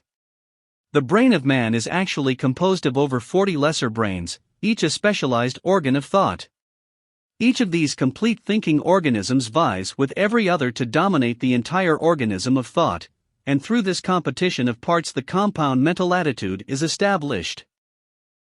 Unaware of what may be termed the ethical code in the relationship of these brain parts to each other, man believes himself to be the master of his thinking processes, when in reality he is frequently the victim of their machinations. 176 lectures on ancient philosophy. Throughout the entire constitution of man there is a continual plotting for precedence. To a certain degree each part victimizes its associates, with the result that the organism is a seething maelstrom of biological intrigue. In similar fashion the social order, which is really a vast body, may be likened to the fable louse dragon whose 7 heads are continually biting at each other. While the interdependence of parts prevents an open outbreak, there are few bodies in which even a comparative degree of harmony can be said to exist. The compound human organism may be fair to gaze upon, but this does not necessarily prove that the various strata of its microcosmic social system are on amicable terms with each other. The human body is one of many examples of the failure of the democratic theory, for nothing could be more tragic than the picture of man's hands or feet liberated to work out their own destiny irrespective of the welfare of the rest. Only because there is within each of us an autocrat who binds the various members to the accomplishment of its own ends can even a semblance of order be maintained. When it is further realized that this autocrat is itself capable of error, in fact, almost incapable of anything else, we may better grasp the problem presented by the government of man's functions. The wonder is not that man manages his affairs so poorly, but that he manages them at all. An individual whose own internal parts are so badly disorganized as to make rational functioning impossible cannot but reflect his own indecisions into the social order of his civilization. The codes by which he lives, being the product of his own internal disquietude, thus engender national and international friction with their resultant crime, war, and disease. Like individual power, racial power must result from the autocratic usurpation of authority by some figure no matter how despotic and arbitrary, who grasps the reins with a strong hand and drives the whole toward the consummation of its own desires. Men like Alexander the Great, Caesar, Genghis Khan, and Napoleon represent the personification of a racial urge which Nietzsche might call the will to power. These men, the mission of Aesthetics 177, gathered up the belligerent elements which had previously expended themselves in a guerrilla-like warfare of factions, and directed them toward the goal of world conquest. While this procedure proved most distressing to the strangers without the gates who were its luckless victims, it alone preserved the political integrity of the exploiting powers. The moment sither an individual or a nation ceases to struggle against external obstacles, internal dissensions arise. As soon as the Christian Church stopped fighting the pagans, it began fighting itself. As rapidly as nations reach the point where they are strong enough to maintain an isolated individualism, they are destroyed by civil war. It is sad, but nevertheless true, that up to the present time conquest has been the only force strong enough to surmount national prejudices and cement them into national alliances. There is undoubtedly a certain relationship between this fact and the well-known adage that the devil finds mischief for idle hands to do. As the individual is likewise a nation in miniature, he is only capable of maintaining the efficiency of his separate organisms while these organisms as a whole are directed toward the achievement of a definite end. Though the lodestar of both nations and individuals, ambition has also proved to be their undoing, for, having outdistanced their resources, they were unable to maintain the positions they had gained. An ancient philosopher once said, "If you want to humble your adversary, give him power." Power may be defined as the privilege of self-expression. Only the wise, however, can express themselves and still be great. The remainder reveal their own ignorance and thereupon tumble from their gilded thrones. To the question, what is the most powerful thing in all the world? The financier would answer, money; the general, guns and men; the religionist, the church; the scientist, knowledge; the philosopher, reason; the mystic, love; the aesthetician, beauty. Money, while not inherently evil, has been the motivating principle behind nearly every form of crime known to man. Guns and men, as we know all too well, have become the elements of a gigantic destructive science which may hurl 178 lectures on ancient philosophy lions of living things to a horrible death in order to establish a diplomatic technicality. The Church, founded originally for the worship of God and the service of man, has now become an arrogant institution. Look with contempt upon those who supply it with the wherewithal of its very existence. Knowledge has deteriorated until it is simply a dust-covered stack of dry and worthless notions. Reason has degenerated into debate, wherein minds which should be directionalizing their efforts toward the good of the whole, huddle together under the cloak of learning and mumble their absurdities. Love, the most sacred of all emotions, has been dragged from its lofty pedestal, and crimson-robed lust seated in its stead. As for beauty, it has sunk to depths so low as to be considered the vicarious atonement for irrationality. That beauty is a power is undeniable, but the magnitude of that power is as yet unsuspected. As the proper directionalization of beauty is a potent factor in the civilizing of races, so the misuse of this agency results in a corresponding degree of depravity. External beauty combined with the insolence of internal pride produced a Lucrezia Borgia who, with a face as beautiful as that of a saint, poisoned without a qualm of conscience all who stood in her way. Yet it is written of Lucrezia Borgia that despite her surpassing beauty there was an intangible something about her which filled everyone in her presence with indescribable fear and loathing. Thus the internal nature is impossible of total concealment, and where the outer beauty does not complement the grace within the soul, an incongruity surrounds the personality like an intangible miasma. The warring segments of a personality, as has been suggested, can only be unified by a common purpose which will enlist the sympathetic cooperation of all. Right motive, one of the 8 noble paths of Buddhism, can be made to unite all the diversified faculties and members of the nature and directionalize them toward achievement of the greatest good. The mission of Aesthetics 179, the consciousness that steadfastly contemplates only good through all its diversified perceptions, may be said to have united its various parts into a pattern worthy to be designated beautiful. Cooperation only can be conceived of as beautiful, for competition must ever manifest as a grotesque absurdity. Only a propaganda-ridden world could possibly imagine war to be beautiful, and competition is merely a bloodless war in which the soul, and not the body, is slain. While contemplating the nature of the supreme good, the Neoplatonists of Alexandria also philosophized with rare lucidity upon the nature of the beautiful. Plotinus writes concerning the order of the beautiful as it emerges from the first beauty, and in the first rank we must place the beautiful and consider it as the same with the good, from which immediately emanate intellects as beautiful. Next to this we must consider the soul receiving its beauty from intellect, and every inferior beauty deriving its origin from the forming power of the soul, whether conversant in fair actions and offices, or sciences and arts.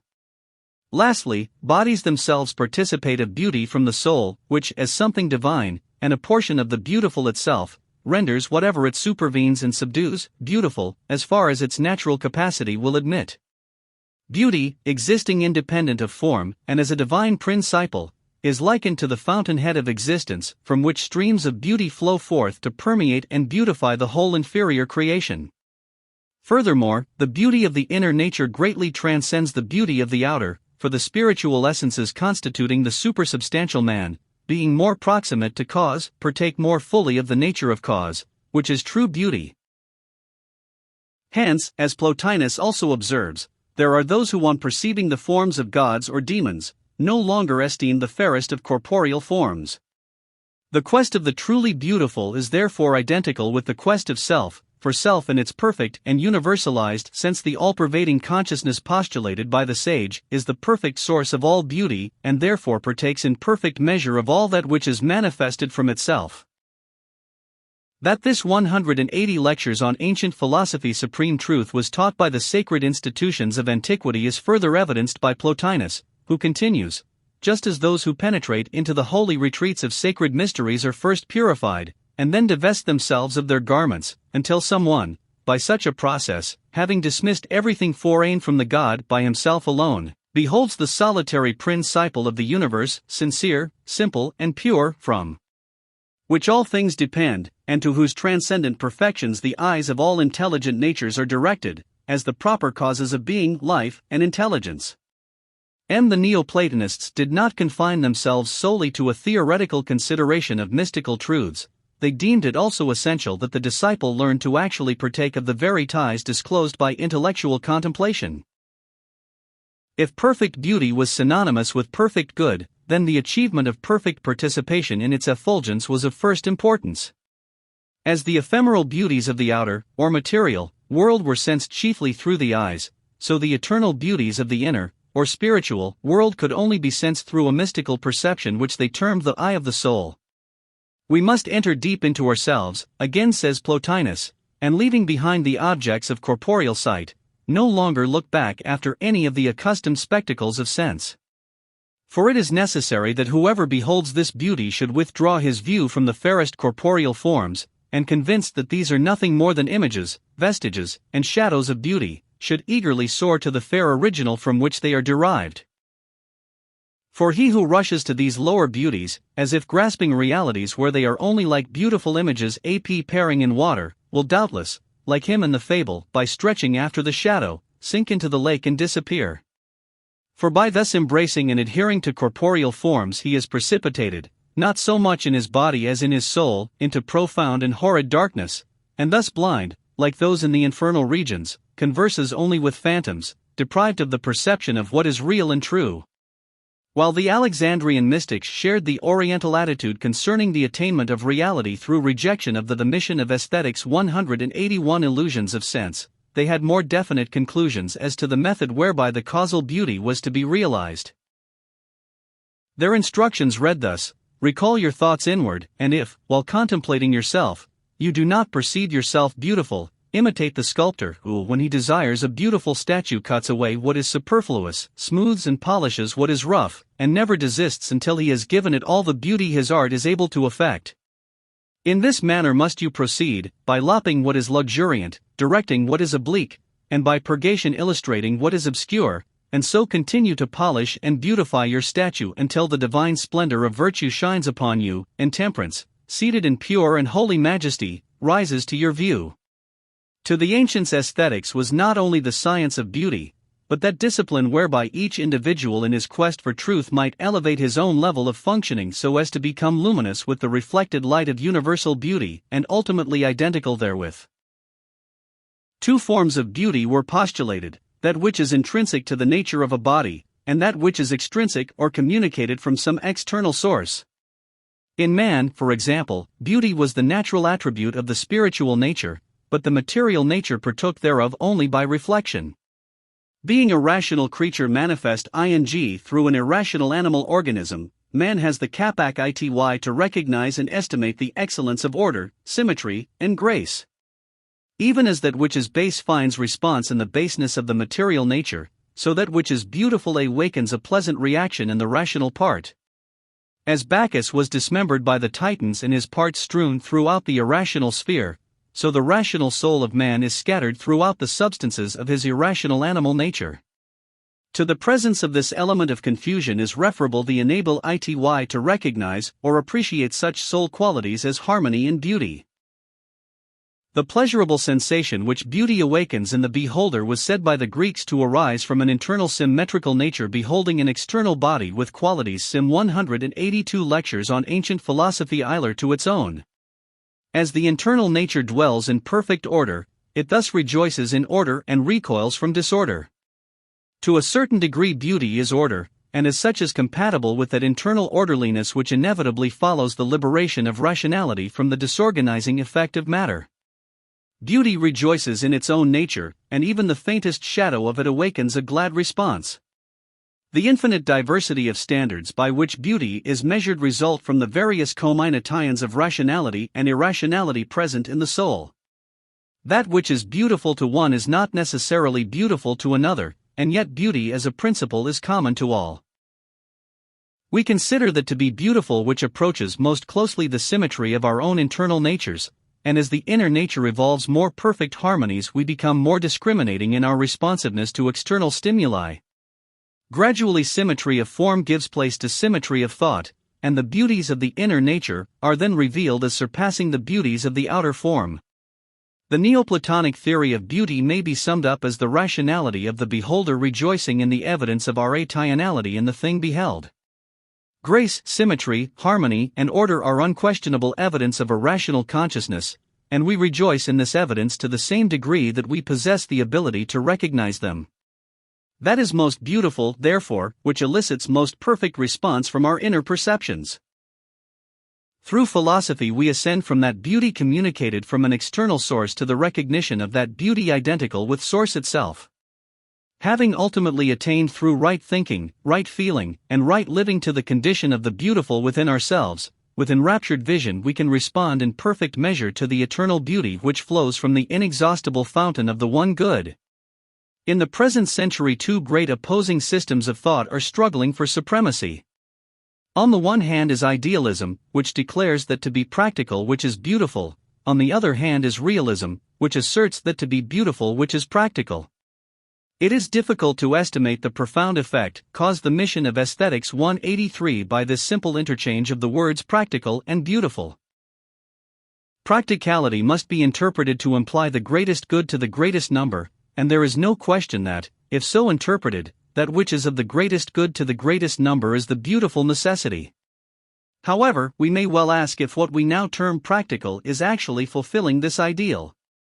Much of the structure of modern civilization is revolting to the finer sentiments of humanity. Elbert Hubbard can hardly be censured for defining civilization as a device for increasing human ills, a machine for the perpetuation of the weak, an ingenious contraption for spreading disease and hunger. Men and women of vision all realize that modern civilization is doomed to collapse under the weight of its own infirmities. Like the mighty juggernaut, it is rumbling down the hillside of time to vanish ultimately in the veil of oblivion below. The reason civilization must crumble is because it is not beautiful, and lacking the order, harmony, symmetry, and grace which collectively constitute beauty, it will be disintegrated by the friction of its own individual parts. Like the scaled, fire-belching dragon of mythology, it is the jealous guardian of the tree upon whose branches hangs the golden fleece. Even today the Argonaut sets forth. Man in his quest for happiness which alone makes life endurable is determined, like Jason, to wrest the highest prize from the clutches of the monster he himself has created. The future dragon slayer is first born in the human soul as the spirit of revolt against the crushing weight of the artificial world which man in his folly has raised, Babel-like, to rival the glory of the heavens. Man has built a house whose bricks are made of mud and held together by slime.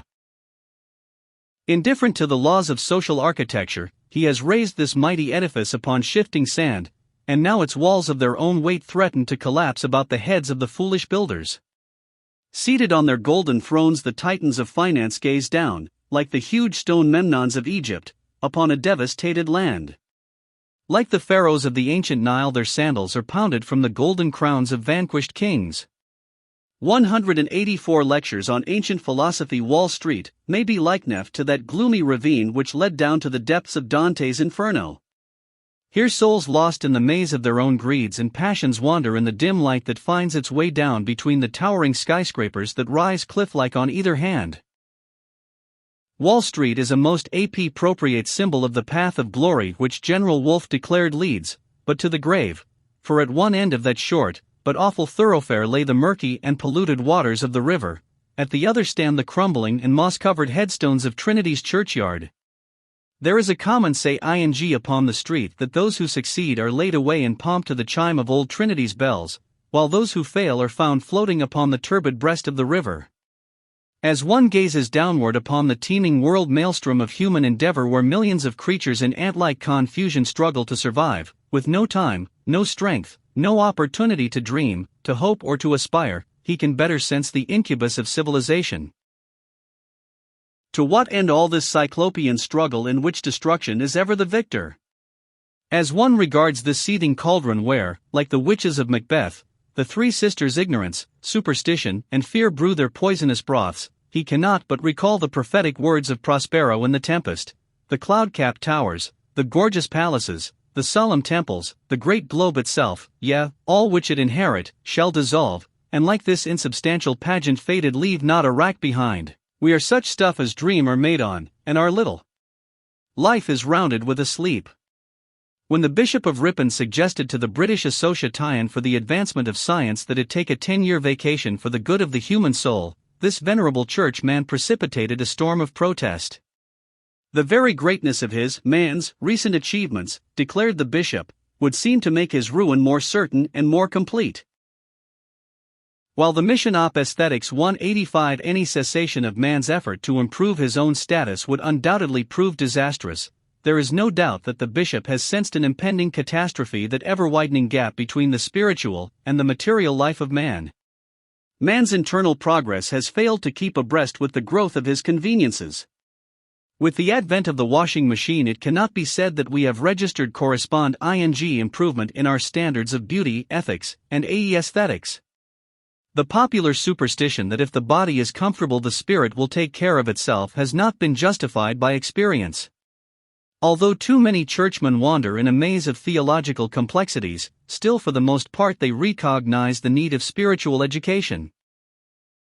If his inner nature fails, man perishes, and while in the last analysis failure can only be temporary, still to disregard the sciences of the higher life is but to prolong the agonies of the unillumined state.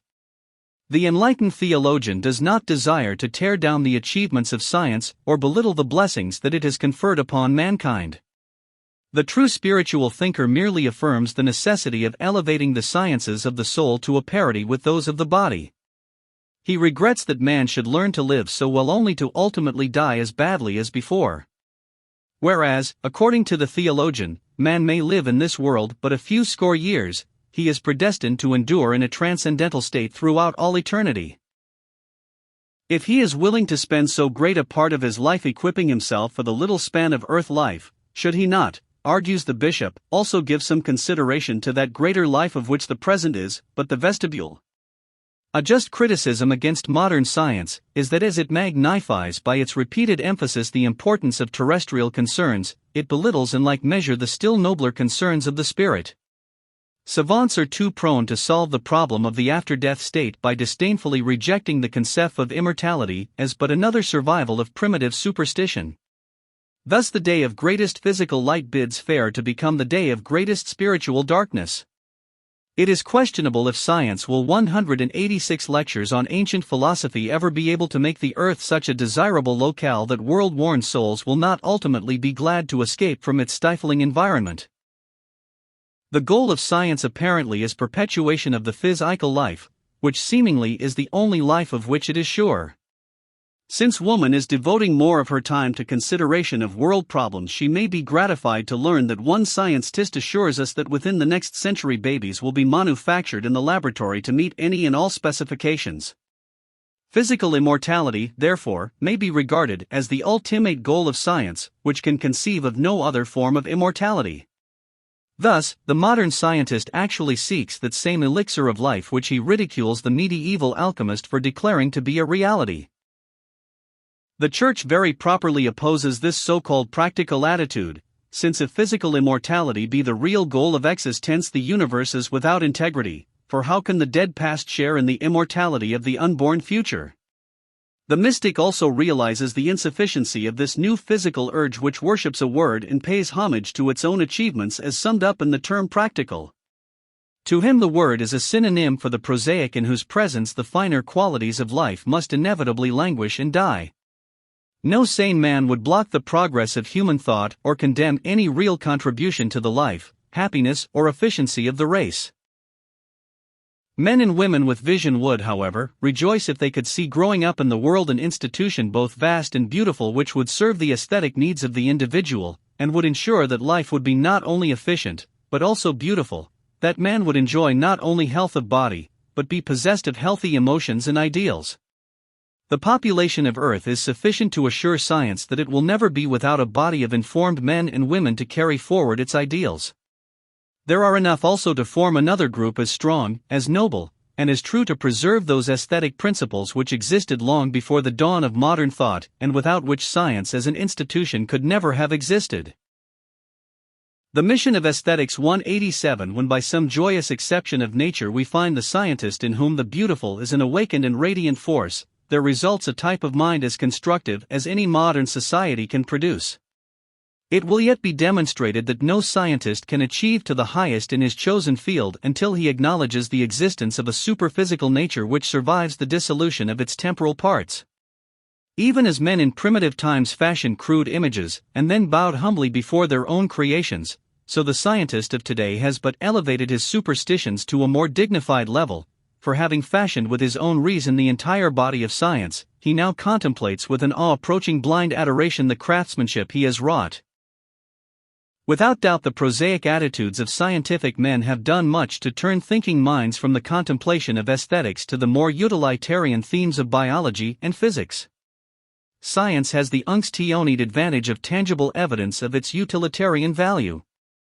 We are ever surrounded by the examples of scientific accomplishment, while the accomplishments of aesthetics, being largely limited to the internal nature, make no showing impressive to the uncultured. With its emphasis solely upon the practical, the realistic interpretation of life overjustifies existing conditions, for it assumes that because deformity exists it must be necessary and, being necessary, it must be beautiful. Dr. Will Durant has defined the true offices of realism and idealism. Existing conditions, he declared, should be analyzed in the terms of realism and reconstructed in the terms of idealism. There is an element of precocity among civilized peoples today which is most unseemly. Sophistication is everywhere. The surfeit of advantages which we have enjoyed has brought in its train the state of boredom. Nothing pleases, nothing suffices, nothing intrigues. The race has an inclination to sit around and await dissolution, as the one remaining experience that may contain the element of novelty. College youths finds it necessary to murder in order to create a passing thrill.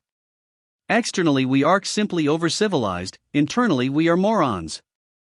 The very people who suffer most keenly for this chronic ennui, who are 188 lectures on ancient philosophy satiated with the entire subject of life, have never really experienced in their thoughts, feelings or actions any of the more profound verities of existence. Turning from the sordidness of realism, let us look at the world through the eyes of those dreamers who have dared to believe that the good in human nature would ultimately blossom forth and regenerate the entire social system. Beauty, declared the ancient philosophers, was the only offering acceptable to the gods. Furthermore, beauty being the environment of divinity, God himself was present in every manifestation of the beautiful. In the scriptures it is written that if the temple is built according to the law, the living God will dwell therein. The Greek Dionysiacs symbolized the establishment of world harmony by the erection of a temple to the universal Creator. Upon the theory that like attracts like, they philosophized that when the world was made beautiful, souls of the nature of beauty would incarnate to people it. Because of their belief in reincarnation, the Greeks taught that rational souls incarnated in harmonious environments, whereas discordant areas were populated with irrational creatures whose own internal discord attracted them to a discordant sphere. The remarkable physical symmetry for which the Greeks are justly famed is ascribed to a peculiar practice. Prospective mothers were isolated from the confusion of the community life and spent their days in secluded gardens filled with statuary representative of the ideals of grace and beauty. They were not permitted to look upon any asymmetrical object lest it marked the coming child. In some communities they went so far as to destroy at birth the crippled or unsightly. This was done not only to prevent the suffering resultant from such affliction, but also that society might not through the sight of such malformations perpetuate that which was not beautiful. Much of our crime and degeneracy can be traced to home environment. Mystical philosophy declares heredity in its conventional sense to be a fallacious doctrine. We do not actually inherit the traits of our ancestors, rather, these traits are environments which call into incarnation souls of a like degree. The mission of Aesthetics 189 of rational development. A home in which dissension reigns attracts to itself a soul equally discordant. When upon reach ing maturity such a soul exhibits the traits of its parents, such traits are erroneously ascribed to the previous generation by such as do not realize that each evolving consciousness has its own definite temperament and does not receive its temperamental bias from another. The collective attitudes of nations, generations, and races result in their drawing into objective manifestation all subjective qualities consistent with their own. When a nation gives itself over chiefly to problems of finance, souls who conceive money to be of primary importance incarnate therein, until ultimately the entire fabric of that people is permeated with this common attitude. Souls in whom corresponding interests do not exist apart from such people, and either appear in other races or else in anticipation of a better day resign themselves to patience. If we truly wish to beautify our present civilization, we must realize the necessity of creating an environment which will draw into objective manifestation the nobler souls whose rational faculties have been unfolded to a comprehension of the harmonious and the good. This same environment will further stimulate to rationality those who have not yet fully achieved to this exalted state. Philosophy was the dominating passion of ancient Greece, and so intense was its attractive power that it drew into incarnation the greatest number of noble thinkers the human race has ever produced. If we would endure as a great people, we too must realize that as qualities increase in excellence they also increase in permanence, and that a civilization established upon virtue, beauty, and utility will endure long after the structures erected upon the foundations of finance and war have vanished from the earth. Today the philosopher in search of reality must retire deep into the recesses of his inner self, and thus escape from the discordances of the outer life. If he would think, he must depart from the mob which in its non-productive scrambling scatters the faculties of the mind and robs man of his most precious gift, the power of thought. It should not be necessary for man 190 lectures on ancient philosophy to leave the world in order to find himself, for his world should be a place where his true nature may mingle in concord with the true natures of all other beings. The sham of civilization is apparent when we realize that it forces the majority of people to assume false lives, to live in conflict with their inner convictions. The idealist must keep silent, or be reviled, the thinker must hold his peace, or be persecuted, the mystic dares not share his vision with the world which, though aware that he is right, will crucify him if not in body at least in soul. Hence, those with little knowledge babble continuously, and their words become the laws of men, while those of nobler vision must remain unknown, unhonored, and unsung. Never can we rise to the true heights seen by the eyes of the idealist, while we are in servitude to the inferior part of ourselves.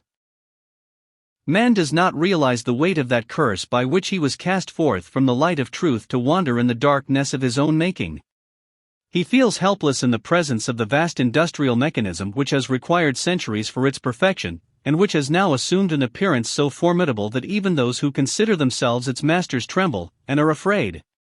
Philosophy knows that before man can really live, the machine must go, and if humanity is incapable of self-emancipation it must wait until the mechanism grinds itself to pieces.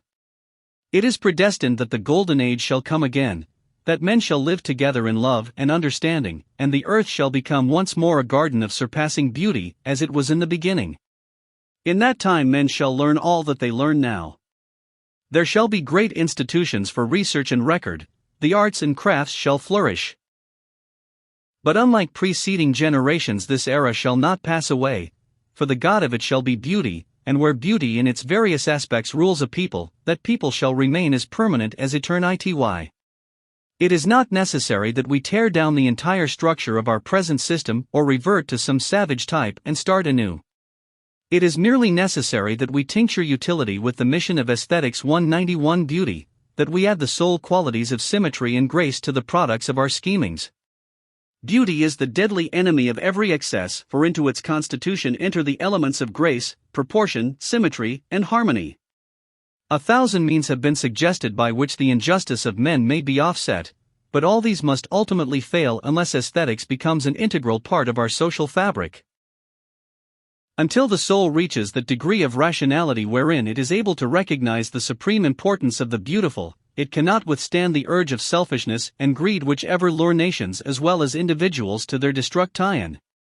When we love the beautiful as we now love the dollar, we shall have a great and enduring civilization. When we adore the God of harmony as we once worshipped the God of vengeance, we shall know the inner mystery of life. When we create with symmetry, preserve with integrity, and release with joy, then only are we good.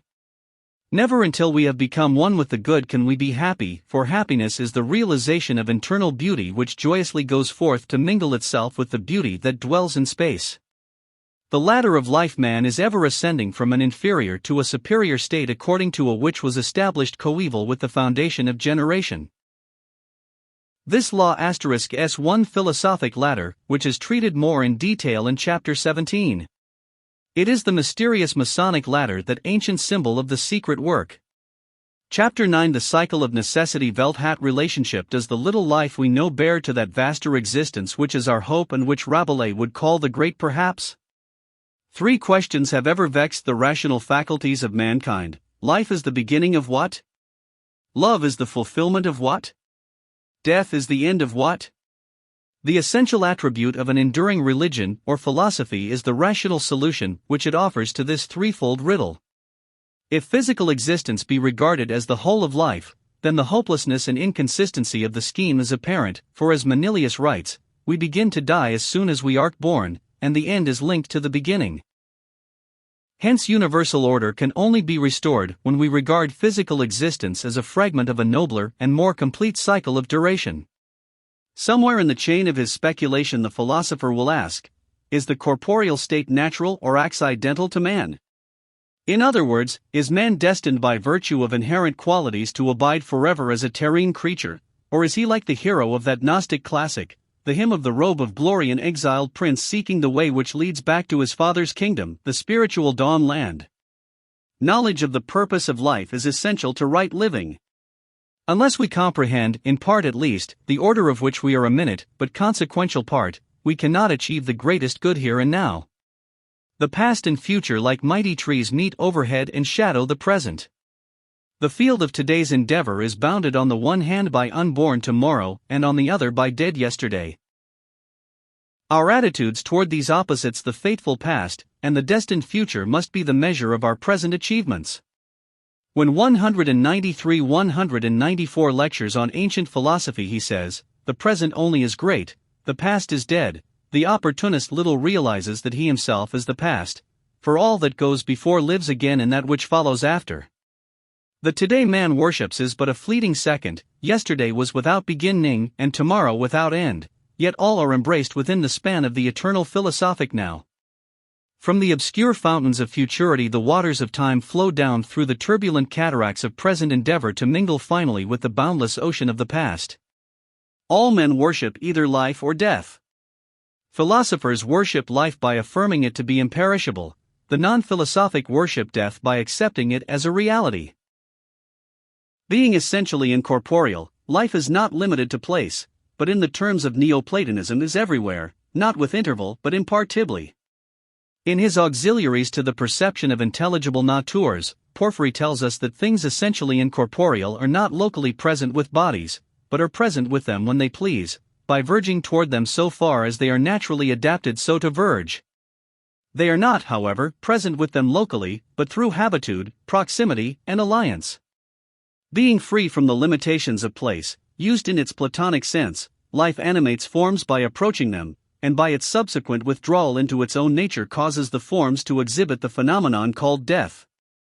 In its physical sense, life results from the temporary association of an incorporeal agent with a corporeal patient. Bodies, being corporeal, occupy place, and an interval exists between them regardless of their apparent proximity. When life which exists without such interval animates form, an illusion is created which causes the uninformed to assume that life itself is subject to the confining bounds of place. Being incorporeal, the gods were not limited to place, but exercised their azonic privilege of being distributed according to will throughout the entire substance of creation. This explains the popular belief that God is everywhere, and hence with equal efficiency may be addressed by multitudes in various places simultaneously. While life is essentially ethereal and in constant activity, form is essentially dense and static. In the cycle of necessity 195 by nation Tai form, life animates form to a certain degree. Conversely, form is an impediment to the flow of life. The result is that physical manifestation is a paradoxical state wherein life appears less than itself and matter more than itself. At death, form reverts to its natural state of inertia, while life returns to its normal condition of uninterrupted flow. In his treatise On the Wanderings of Ulysses, Thomas Taylor, drawing upon De Ulixis Eraribus, the work of an anonymous Greek writer, declares that Homer used the Trojan War as a symbol of the battle between the rational faculties, the Greeks, and the irrational faculties, the Trojans. Thomas Taylor notes that Homer is reputed to have been blind because, as Proclus observes, he separated himself from sensible beauty, and extended the intellect of his soul to invisible and true harmony. He was said, therefore, to be blind, because that intellectual beauty to which he raised himself cannot be perceived by corporeal eyes. In the 13th book of the Odyssey, Homer describes in veiled language a mysterious cave by which the Orphic philosophy concerning the mystery of life and death is obscurely set forth. High at the head a branching olive grows, and crowns the pointed cliffs with shady boughs. A cavern pleasant, though involved in night, beneath it lies, the Naiads' delight, where bowls and urns of workmanship divine and massy beams in native marble shine, on which the nymphs amazing webs display, or purple hue, and exquisite array. The busy bees within the urns secure honey delicious, and like nectar pure. Perpetual waters through the grotto glide, a lofty gate unfolds on either side, that to the north is pervious to mankind, the sacred south to immortals is consigned. In his essay on the Cave of the Nymphs, Porphyry discusses, at some length, the occult significance of Homer's cavern. The gist of Porphyry's conclusions, which he derives from various 196 lectures on ancient philosophy, ancient authors Egyptian, Greek, and Persian, is as follows. The ancients consecrated caves as symbols of the world, and that, like the world, they were produced from an internal and not an external cause. The Persian mystics signified the descent of the soul into the sublunary regions, and its regression therefrom by initiating their mystics in caverns. As temples, groves, and altars were established in honor of the gods, so grottos were also dedicated to the nymphs, or naiads, because of the water which trickled down the walls. In the 7th book of his Republic, Plato writes, "Behold men as if dwelling in a subterranean cavern, and in a den-like habitation, whose entrance is widely expanded to the admission of the light through the whole cave."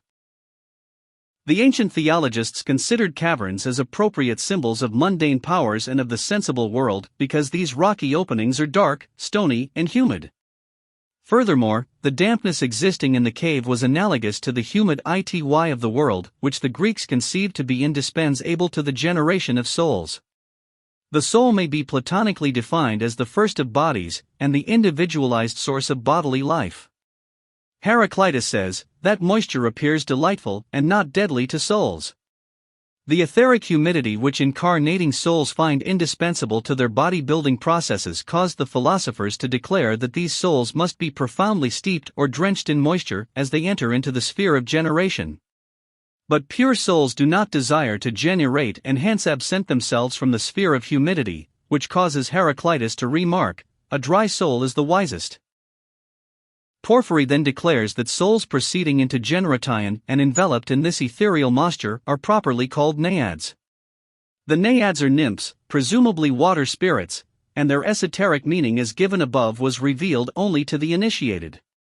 The cavern is therefore a temple sacred to the processes of generation and signifies not only the world in which generated souls reside, but, although Porphyry does not bring out the fact, also the womb from which the philosophic elect are liberated by the second birth. The bowls and urns, the cycle of necessity 197, which, according to Homer, are contained in the cave, are not only appropriate emblems of the aquatic nymphs, but are also symbols of Bacchus, and being composed of baked earth signify the bodies into which the corporeal souls descend. Here we have the vessels of various shapes which Omar Khayyam refers to in his Rubaiyat. Homer then describes the purple webs which the nymphs weave on marble looms. The spinning of the web represents the building of the fleshly body with its arteries, veins, nerves, and muscles upon the shining framework of the bones. This is the garment with which the incarnating soul is to be invested, but which, alas, is to prove a net to ensnare and hold captive the rational virtues. The heavens are called a veil by the inscience, by whom they are regarded as the vestments of the celestial gods. The honey which the busy bees store away in the bowls and amphorae has two significances. Honey was regarded by the ancients as both a preservative and also a purifier. The Persians used honey in their sacrifices as a symbol of the preserving and defending powers. Honey further signifies mortal and transitory pleasure, as distinguished from divine and enduring pleasure. In the ancient mythology, Saturn, being intoxicated with honey, sleeps, and while in this condition is robbed of his empire by Jupiter. This fable obscurely intimates that the soul is robbed of its divinity when it becomes intoxicated by the illusionary happiness of the corporeal sphere. Porphyry also gives a third interpretation to honey, which he declares was used to signify death, an interpretation dependent upon the previous assumption that it befuddled the divine perceptions. Gall he declares to be a symbol of life, adding, in comparing the two, that the life of the soul dies through pleasure, honey, but through bitterness, gall, the soul resumes its life. Bees, here termed the ox-begotten, are symbols of just souls entering into generation, both because of their industry and because they instinctively return to that place from which they first came, for the just soul instinctively returns to its divine and unlimited condition. 198 lectures on ancient philosophy. In his Scholia on the Phaedrus of Plato, Hermias declares that the nectar and ambrosia of the gods are to be understood as possessing a profound philosophic meaning. He writes, ambrosia is analogous to dry nutriment, and on this account it signifies an establishment in causes. But nectar is analogous to moist food and signifies the providential attention of the gods to secondary natures. Referring to the gates leading into and out of the cavern, Porphyry declares them to represent the winter and summer solstices, Capricorn and Cancer respectively, adding that as Cancer is nearest to us, it is very properly attributed to the moon, which is the nearest of the heavenly bodies to the earth, but as the southern pole by its distance is invisible to us, Capricorn is attributed to Saturn, the most remote of the planets. The Orphic theologists add that Cancer is the gate through which souls descend into generation, and Capricorn the gate through which they ascend again, in that the north is appropriate to descend but the south to ascend. The north gate of the cavern is therefore said to be pervious to the descent of men, but the south gate is called the avenue not of the gods, but of souls, the immortals ascending to the gods. The ancients likewise connected the winds with souls proceeding into generation, or escaping therefrom, declaring that the north winds aid generation and refresh the dying, but the south winds dissolve life. But one symbol remains to be explained, namely, the branch ing olive that grows above the cave. The olive is the plant of Minerva, and Minerva, having been produced from the head of Jupiter, is the proper symbol of wisdom. It was customary to place this plant over the gates and arches to signify that the universe, the world symbolized by the cavern, is not the product of casual effort or the work of irrational fortune, but the offspring of an intellectual nature and a divine wisdom. The olive is also the plant with which the victor in the race of life is crowned, thus revealing the mystic fact that he who vanquishes or outruns his lesser nature will be rewarded with wisdom's crown. The cycle of necessity. 199. The cycle of necessity is the term applied to that period or condition through which man must pass in the attainment of conscious immortal conscious in the sense of illumined realization, as distinguished from that immortality of which we all partake in common, but which remains unrecognized until philosophic perception grasps its true import. In his pilgrim age to the holy city, man must pass through the valley called Jehoshaphat, or the place of dry bones. Here grisly specters rise from their moss-grown sarcophagi to perform the weird gyrations of the dance of death. Every gesture of the Urational life is part of a ghastly pageantry, for the cradle stands within the open grave. Philosophy alone can bestow upon man the precious gift of immortality, for though every human soul is innately divine and beyond dissolution, it cannot partake of its own permanence without those perceptions which philosophy must confer. As long as man believes in death, there is no life, and what man affirms to be existence is actually the gloomy vestibule of oblivion. Buddhism became the faith of half the world because it assured man that death was but a dream and mortality an empty lie. The power exercised by Christianity over the Western Hemisphere results in great measure from its claim that for those of sufficient faith death has been forever vanquished by the resurrection of the Holy Nazarene. It is not sufficient, however, that man be simply immortal, for immortality is merely the means to an end, the infinite opportunity for achievement of ultimate perfection. It is not sufficient that man go on living after he is dead, for this would only perpetuate on a more attenuated sphere the miseries of his present state. Nor is it reasonable to presume that the phenomenon of death can produce any definite cultural results. Theology fails to interest the modern mind, because it postulates an after-death state which is but small improvement over corporeal conditions. What shall it profit a man if he leave a static earth to wander around in a static heaven? Yet philosophically, theology is nearly correct in its depiction of the so-called celestial state, for heaven is an attenuated earth where life. 200 lectures on ancient philosophy continues on practically the same ethical and aesthetic levels as during physical existence. The mortal sphere consists of two parts, one visible, the other invisible, but both alike illusionary and material. It follows that he who gives up the illusions of mortal life must also give up the illusions of mortal death. So the philosopher who transcends the imperfections of mortal existence transcends also the corresponding imperfections of immortal existence. Heaven and hell are woven on the same loom, and he who renounces the latter must renounce the former with it. Ignorant man may go to heaven, but his heaven, like his earth, is inconsequential. The heaven whose praises are so often sung is designed primarily to augment the comfort of the animal man, to cause only pleasing reactions in the emotional nature and afford expression for desires and impulses which have their origin in the irrational soul. It therefore follows that it is an animal paradise and becomes insufficient the moment the rational soul in man is liberated from its bondage to bestial instincts. Among the ancient Vikings, for example, heaven was regarded as a hall of gluttony where heroes gorged themselves from a magic larder which ever replenished itself. Heaven, moreover, even cooperated with the feasters by making appetites more and more insatiable, the warriors only leaving their feasting long enough to stage gladiatorial combats wherein they dealt each other mortal wounds which healed immediately. It is evident that this heaven was as much a part of the rational sphere as the physical earth itself, for it offered but enlarged opportunity for intemperance and sensuality. Would not Plato, who transcended the sordidness of earthly excesses, also transcend a heaven which existed merely to satisfy the unquenched fires of animal desire? At the entrance to the Elysian fields, where the souls of the blessed dead picked daisies and eternally chanted hymns to the deities, the Egyptians placed a great judgment hall built of rocks as solid as that of Karnak. Here Osiris, painted white and having upon his person more eyes than Argus, sat in the Cyclop necessity 201 judgment upon the shades of earth's illustrious, weighing their souls in a pair of ordinary scales.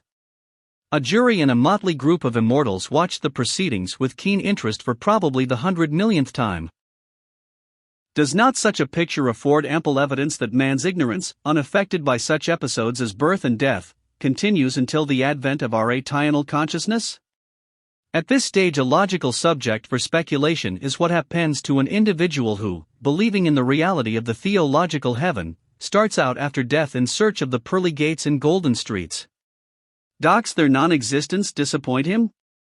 Philosophy answers no, for as the illusions of physical life here are perfectly tangible and real to those who believe in them, so the heavenly city with its foundation of precious stones opens its imaginary portals to all who have convinced themselves that such portals exist.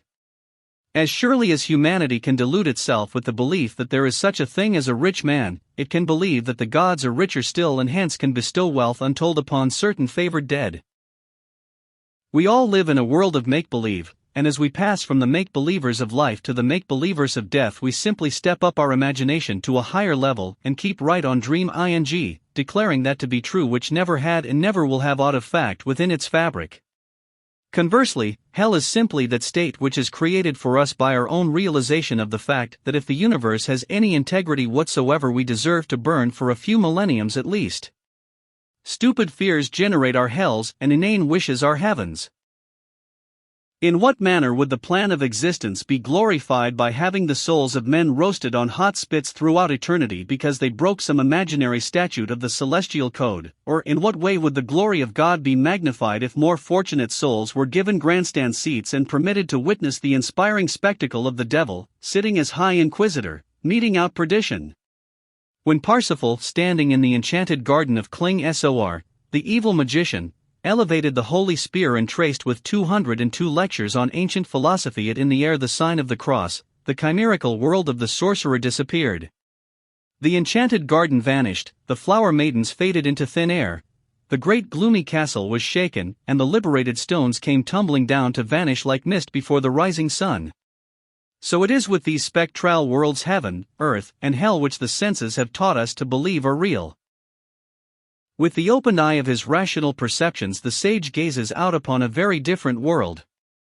First, with mortal eyes gazing upon the illusion are seen all those treasures which in our ignorance we have held dear. But gradually as the eyes of the flesh are closed, the eye of the soul is opened, and like a dream the spectacle of worldliness fades, and in its place the permanent universe is revealed. The souls of men are seen passing back and forth through the swinging veils, which divide the chamber of mortal existence into two compartments. Carrying the burdens of life, bent with the responsibilities of years, obsessed with the reality of matter, the tired and toil-worn wanderer exchanges life for death. But as he passes through the veil he still carries with him the old perplexities of his mortal incarceration. We may see him still bent, still broken, still afraid, creeping through the tiny rent in the veil of his existence to continue on the other side the life he cannot cast aside until he rises above his lesser self. To him death is the promise of fulfillment. So he brings with him his empty money bags that they may be filled. He seeks the waters of Lethe where resting in that state of forgetfulness of all that engenders sorrow he seeks to assuage the aching of his heart, still the spinning wheels of his mind, and realize thwarted desire. The invisible world gradually assumes the appearance of the office where he labored during the years of earth life. Still the ticker sounds in his ear, telephones ring, and vast projects torment his tired mind with their complexities. A little while and this soul drifts into a great vortex of endeavors, vain-struck glees, and loosened passions. Like a mighty whirlwind his soul in company with the souls of millions, is swept about in hope the cycle of necessity 203 less confusion in the after-death chamber. The sighing of the wind is the mourning of deluded souls. Suddenly the curtains begin to sway, and through them sweeps the torrent of air back into the world of the living. A little child creeps through a tiny rent and burdened still with the affairs of life crawls into mortal existence. The years pass and the child again becomes a man. Still the tickers sound, still the struggle for gain goes on, again the back is bent by responsibilities, the life soured by unfulfilled desire until at last, carrying with him the same POS sessions that bowed his back before, the soul creeps away again to rest. Yet what is rest? Just more longing, more desire, more unrequited love.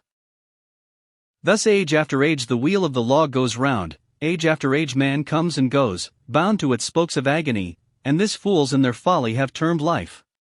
All this the opened eye of philosophy lays bare, all this the sage perceives with enlightened vision. He knows the unreality of heaven as well as hell. He realizes that both are but projections in the substances of a more subtle element of the same impulses which have taken a beautiful earth, and made of it a breeding ground of greed and a house of discord. Death is not a liberation from ignorance, nor is it a solution to man's problem, neither is it the end of anything. Death is but an exchange of vestments, it is no cure for that sickness of the soul which the wise term ignorance. Back and forth between the chambers of life and death man passes, until he wears ruts in the stony floor he treads. Yet he is never free, for he escapes one prison, but to enter another. With perennial hope he faces each new scene, only to find that he exchanges bad for worse. Birth and death are illusionary in that they seem to be a change of state when in reality they are but a change of place. Though man were lifted to the heights of Olympus he would not be greater than himself. And though he were hurled downward to the depths of the inferno, no virtue that is innately his could be taken from him. The philosopher realizes that these extremes are but ill scions of his own mind and remains unmoved by either the 204 lectures on ancient philosophy's sense of height or depth. Having mastered those attitudes and perceptions by which man is enslaved, he is free from life and death alike. He has found another door, so that he no longer travels between the two halves of the mortal sphere, but leaving the whole chamber of the world behind he ascends into that vast domain where walls are as distant as eternity, and where limitations are measured by space alone. Therefore of him it is said that he has stepped down from the wheel, and has broken the fetters that once bound him to necessity, for he has accomplished the necessary end, namely realization of the unreality of mortality. He knows the import of the sage's words, that though a man die 1,000 times yet shall he live, for he himself has died many times while still fastened to the wheel of sense. Reborn through the disciplines of philosophy, he is no longer subject to death because he is no longer capable of desire. Desire breeds death, and he who has liberated himself from desire has liberated himself from death. Ignorance and death, which are synonymous in their inner nature, are indeed the last great adversary. He who vanquishes this twofold monster by that power which is the inevitable product of right thinking, has achieved conscious and enduring immortality. Life and death as we know them are but passing phases of existence.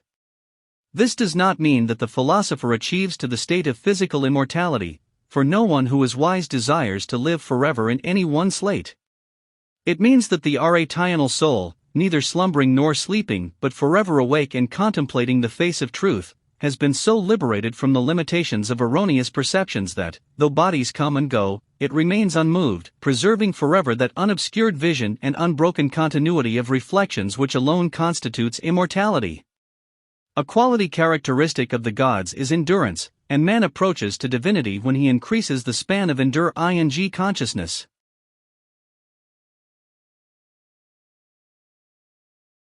Physical matter must abide by the law of its own substance, hence to all things composed of physical substance dissolution is inevitable.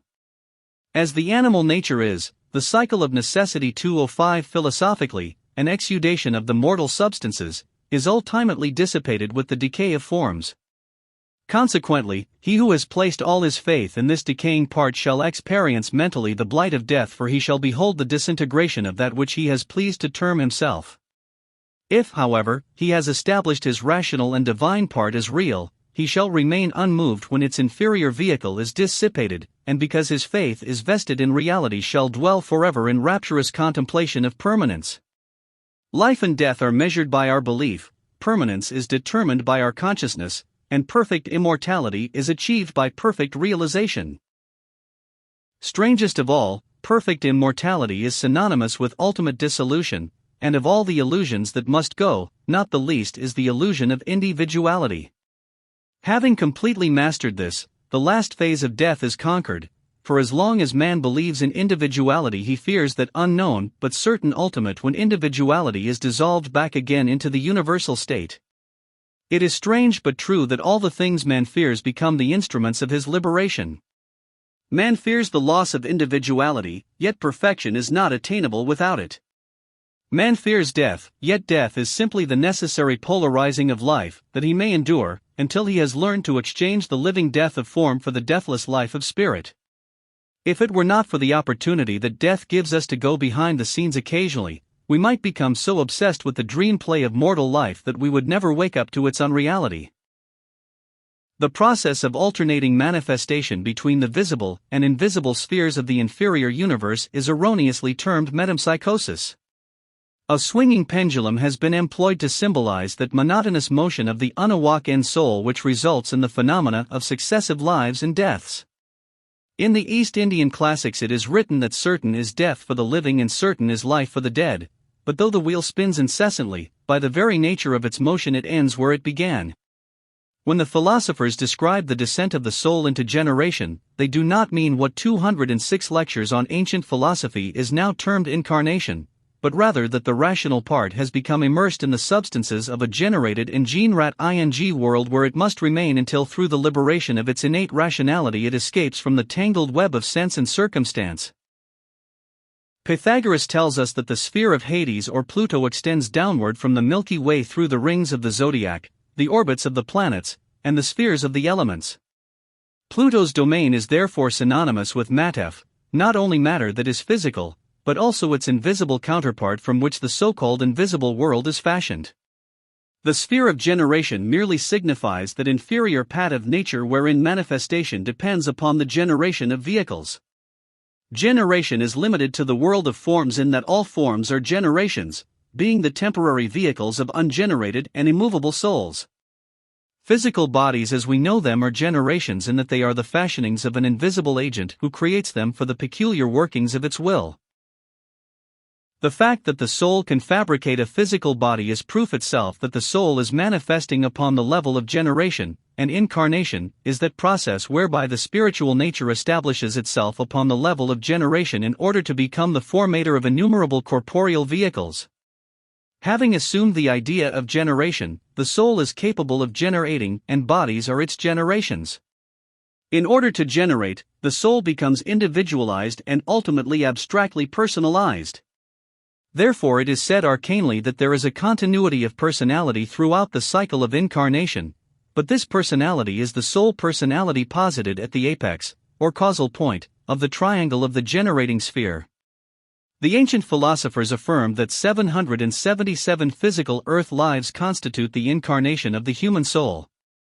Each of these earth lives is divided into a physical and superphysical part, life and death.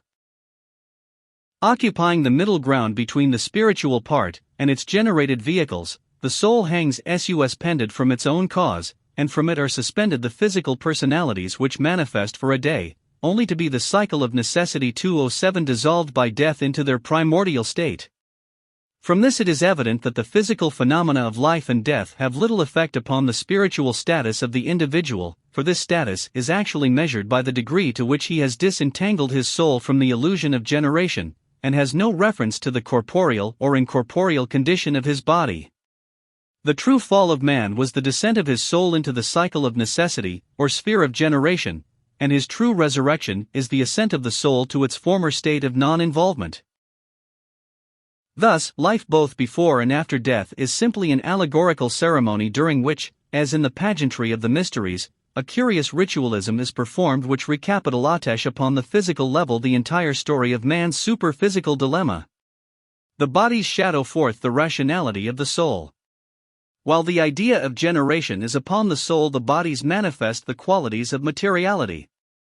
When the soul shakes off the drowsiness of the state of generation, the physical personalities which it objectifies manifest in an idealistic and spiritualized manner. The consciousness of man is said to exist in three general states: in an unawakened state, an awakening state, and an awakened state. Those whose souls are wholly immersed in the illusion of form are declared to be asleep.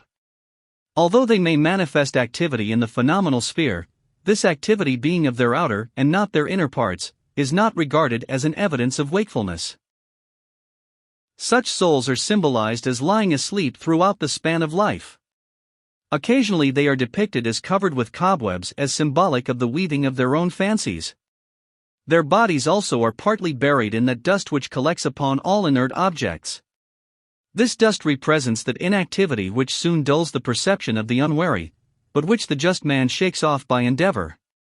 Those to whom beauty means nothing, in whom there is no desire to better an imperfect state, who live but to gratify the appetites of the flesh, are the sleeping ones who, after passing unawakened through the span of physical existence, enter into the invisible world, there to lie and rose still sleeping as they slept while in the physical world. After a time these sleeping souls, 208 lectures on ancient philosophy, drift back again, take upon themselves bodies, sleep through another life cycle, and continue this procedure until finally innate divinity, by the agency of some dire necessity, is aroused and animated to cast off its robes of lethargy. The second group, the wakening souls, are those in whom realization, while not perfected, has become an element in the cultural life. Physical existence has come to be recognized as a period of endeavor through which the divine potentialities must be liberated from the winding sheet of matter. Through the periods of both life and death, such a soul is consecrated to the attainment of wisdom. All change is regarded as fresh opportunity, and with faith in ultimate perfection the seeker eagerly pursues the quest of self. The third group, the awakened souls, are those who have cast off the graveclothes of limitation, and made their escape from generation, exchanging the alternation of mortal life for the continued awareness of the inner existence. They are masters not only of the so-called terrestrial state, but having liberated their souls from the idea of generation, they ascend to that truly incorporeal world where the soul is united with the true substances of its own being, and where, dwelling in its own state, it is said to abide in a state of perfect felicity. Let us next consider the role played by love in the periodic comings and goings of the soul while in the state of generation. The law of the intellect is reason, the law of the soul is love, and the law of the body is generation. It follows that while each of these spheres is amicable toward its own qualities, when these qualities are combined to form a compound, friction results. Paracelsus tells us that the elementals, or nature spirits, live for hundreds of years because, composed of a single principle, there is the minimum of friction between their parts. To reason, established in its own essence and functioning according to its own laws, love is thus inexplicable. Likewise, the physical nature, which is established in and exists through generation, views both reason and love as antagonistic.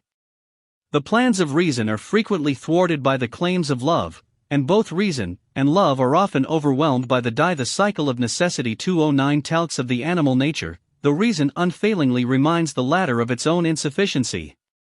Hence, the inconstancy of human attitudes is primarily due to the lack of a common denominator. Plato defined love as the longing of diversity for unity, the desire of parts to be brought together to form wholes, the instinctive urge of all creatures toward a perfect state. Realizing that reality increases in proportion as diversity is overcome, the rational soul rejoices in the union of incomplete natures, for even the least perfect of such unions contributes to the unity of the whole.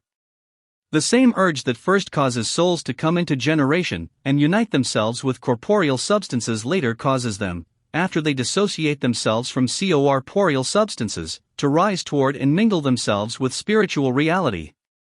As the essential unity of reality is apparently broken up by its descent into the sphere of generation, a condition ensues common only, however, to such as have assumed the reality of diversity.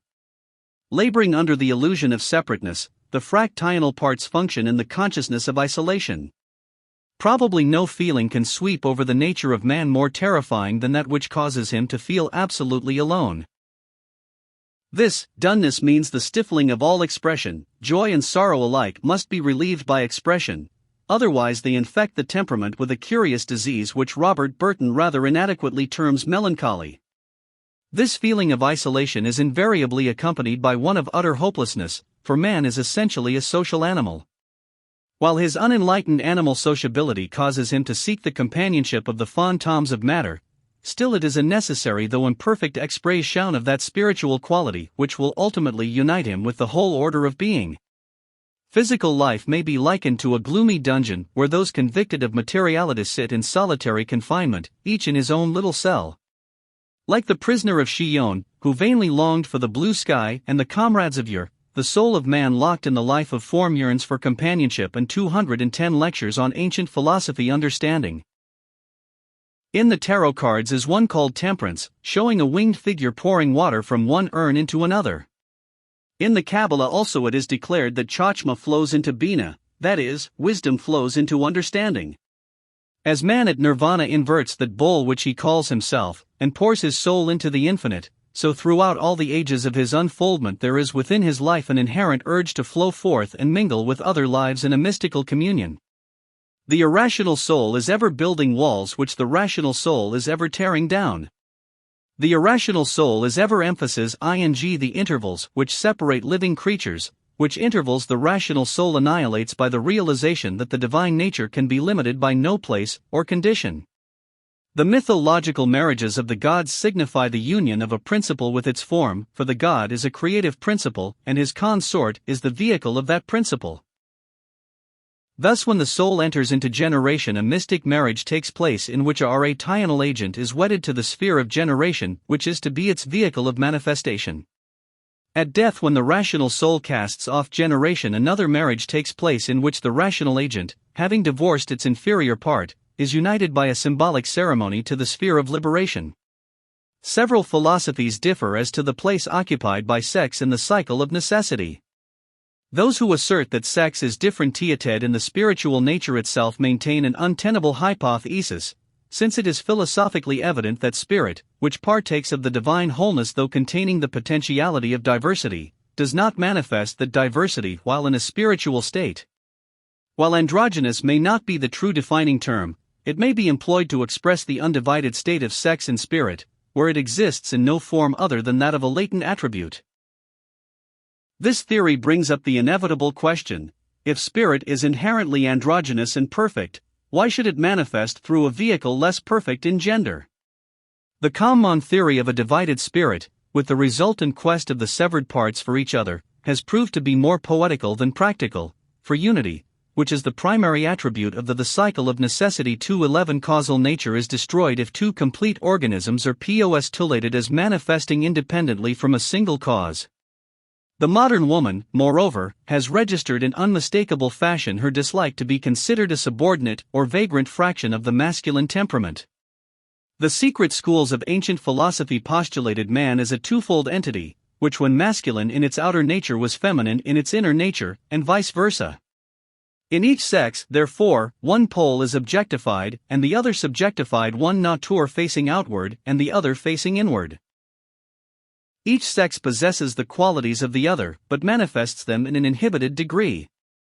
Human love may be defined as a reciprocal emotion in which the subjectified nature of one person is stimulated by contact with the objectified nature of another. Affection is therefore an activity, both synchronous and reciprocal, in which the subjectified nature in one person flows toward its own objectified fullness in the other, while its own objectified fullness flows into the privation of its own quality, namely, the subjectified nature of the other. Among the secret instructions of the mysteries was one concerning the law which is known to various schools as the law of consequence, compensation, karma, or cause and effect. That a principle flowing from itself must always act in conformity with the laws responsible for its own existence is undeniable. For example, good must always manifest according to the nature of good. But as the flow recedes from its own source, it partakes ever less of the virtue of proximity to that source, and consequently may exist in every conceivable degree of its own quality. Each active agent is surrounded by its own effulgence. This effulgence is the natural radiance of life, and tinctures according to the nature of the radiating agent all that is brought into proximity thereto. The agent may therefore be conceived as the cause, the inevitable flow of the agent in conformity to its own nature, the effect. Hence karma may be defined as ignorance moving in accordance with its own nature, and producing conditions in harmony with its own inherent state. 212 Lectures on Ancient Philosophy. The doctrine that whatsoever a man soweth, that shall he also reap is based upon the law of consequence, the inevitability of action following reaction and reaction following actation ad infinitum. A vicious circle is thus created in which every cause becomes an effect and every effect becomes a cause. Here again is the cycle of necessity, a wheel of incident without beginning and without end. It is as necessary to step down from the wheel of cause and effect as it is to leave the wheel of life and death, for in the last analysis cause and life and effect and death are correlative terms. As life generates death and death generates life, so action generates reaction and reaction generates action, and to this sequence there is neither beginning nor end. Melchizedek, the initiate king of Salem, was declared to have been above the law, for karma has no control over such as are reborn out of the irrational into the rational state. Karma is the law by which irrationality multiplies itself, perpetuates its kind, and ultimately dissolves all creation in a holocaust of retribution. Karma is the law of generation applied to action by which deeds are caused to reproduce their kind. It has been well said that laws are made for those who break them. This is particularly true of karma, which applies only to those irrational creatures who, due to the clouding of their rational perceptions, are capable of functioning in a manner productive of destructive reaction. It is also stated that there is not only evil karma, but also good karma. In the same way, good karma is simply constructive action generating its own kind. But as action, both destructive and constructive, partakes of the illusion of matter, for action is the motion of material agents, so the laws of action on reaction, like those of life and death, are dissipated by philosophy which, by annihilating diversity, destroys the field in which these illusionary elements arrange themselves in complicated pattern. Action is a dependency of place, for it signifies the flow of a life or condition out from self into not self. Diodorus declared motion to be immuable in that it depended for its reality upon the passing of a body from the place where it is, the cycle of necessity. 213 into the place where it is not, and all bodies must ever occupy the place where they are. While this statement may appear ridiculous to the uninitiated, it is based upon the philosophic verity that life is without interval and consequently incapable of action. For example, the processes taking place within life itself by which it generates form cannot actually be termed action in that they are fourth-dimensional, coming under none of the recognizable classifications of physical activity. Bodies, however, existing in place are capable of rearrangement and of being moved about through the medium or interval in which they exist. Among the ancients, activity was considered an attribute of form and karma its correlative. The philosophic discipline consequently liberates man from all the confining bonds of matter, elevating him to that estate wherein he may truthfully say, "I am the master of my fate, I am the captain of my soul." It should not be inferred, however, that philosophy liberates man from the natural reactions of his actions, but rather that it liberates him from that sphere of activity which is productive of reaction. To escape from this vast turmoil of ephemeral agencies, which we call mortal existence, it is necessary to discipline the rational faculties to the realization of permanence. In other words, the disciple must come to now that he is an enduring and imperishable creature entirely beyond the reach of demons dwelling in the darkness of the corporeal sphere. Like Dante, he wanders through an inferno which has no power over him other than the power he bestows upon it by acceptance of its reality. Though man be in the world, he is not of the world. That part of him which is fabricated from the illusional substances is, like Caliban, but a grotesque and unruly monster which must serve the will of the enlightened Magus. To know the actual relationships existing between the parts of ourselves gives the power to direction these agencies toward the accomplishment of our own purposes. He who knows his body to be a body has a useful, if somewhat temperamental, servitor, but he who conceives his body to be himself has elevated a 214 lectures on ancient philosophy moron to power, and is destined to feel the iron heel of an irrational despot upon his neck. It is essential that the student of ancient metaphysics regard himself as a permanent and immovable point which from the exaltedness of its own dignity gazes forth upon the phantasmagoria of outer existence. Such a one regards his own bodies as shadows that encircle him, as planets encircle their sovereign sun. All his forms he views as something apart from himself, for he is formless, and though functioning in a sphere of generation he is not deluded by his workmanship. Gazing upon the personalities he has objectified, he must say, "I am not they. They come forth from me to do my bidding and furnish the garment of my experience. They are like hands and feet which move at my command, and withdraw themselves from outer objects at my will. These shadows live and die, yet I am not born with their birth nor do I cease with their dying. Their coming and going alike are incidental, and have no effect upon my solidarity."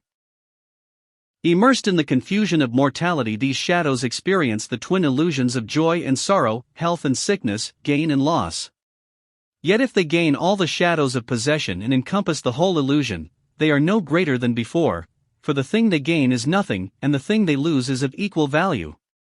If one of these shadows rises to great dignity and becomes a ruler of all the rest, what is he but nothing ruling nothing? If in despair these shadows wander about, is not their despair like their joy, but a dream which fades into the nothingness that is its essential nature when the dreamer awakes? I close my eyes and, lo, a world of phantoms is imaged in the nothingness that I behold. These phantoms engage in intensive labors, concerning themselves with the weighty problems of their dream existence. At last I tire of sleeping, and exhausted with my own rest I open my eyes. The empire of my sleep dissolves as though it had never been. The vast, but ghostly enterprises have no more substance than those who serve them.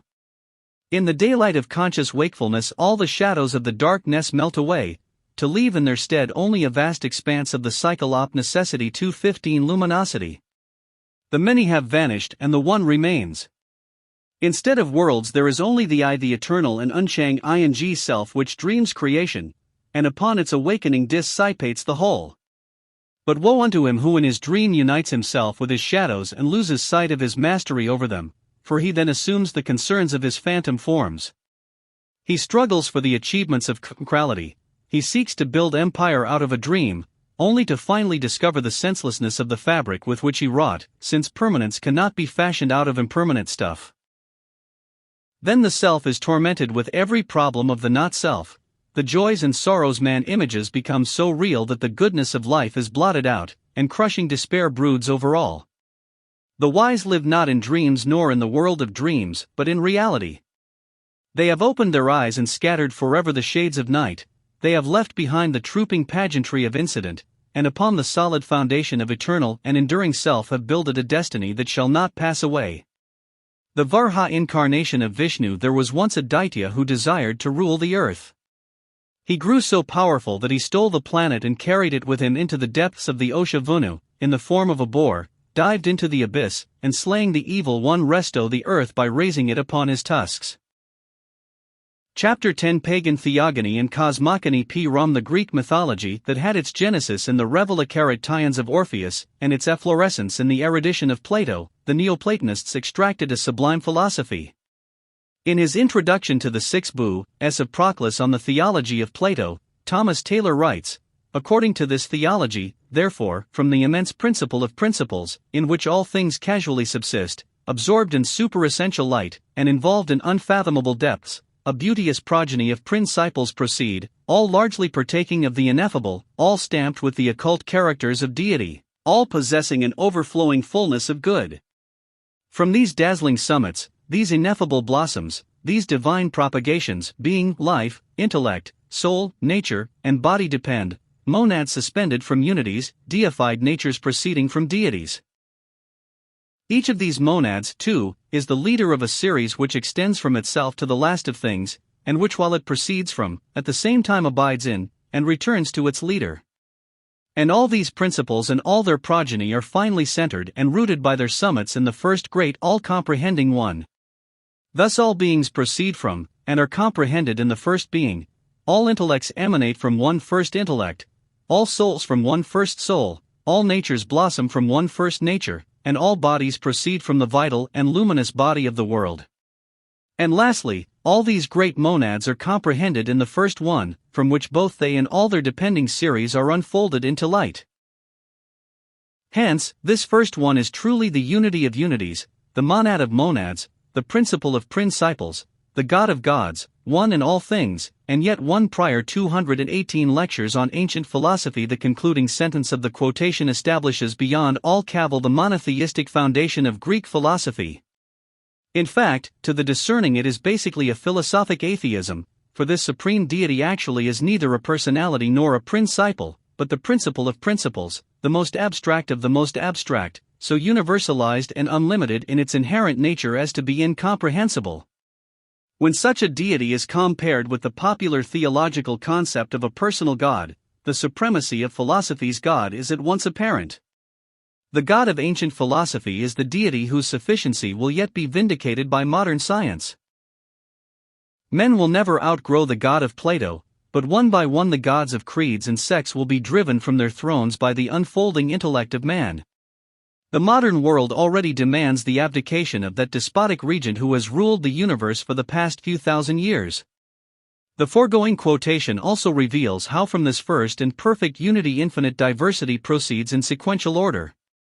Simple monotheism thus manifests through a complex polytheism, and the gods are demonstrated as philosophically necessary to the orderly workings of the divine plan. On the subject of the gods proceeding from the nature of simple unity, Thomas Taylor further writes, "For if whatever possesses a power of generating, generates similars prior to dissimilars, every cause must deliver its own form and characteristic peculiarity to its progeny, and before it generates that which gives subsistence to progressions far distant and separate from its nature, it must constitute things proximate to itself according to essence, and conjoined with it through similitude. It is therefore necessary from these premises, since there is one unity the principle of the universe, that this unity should produce from itself, prior to everything else, a multitude of natures characterized by unity, and a number the most of all things allied to its cause, and these natures are no other than the gods." The principle of emanationism as unfolded in the Orphic theogony became the vital doctrine of the Gnostics, who con pagan theogony and cosmogony 219 seed a spiritual hierarchy as occupying each degree of the interval between the extremes of first cause and nature.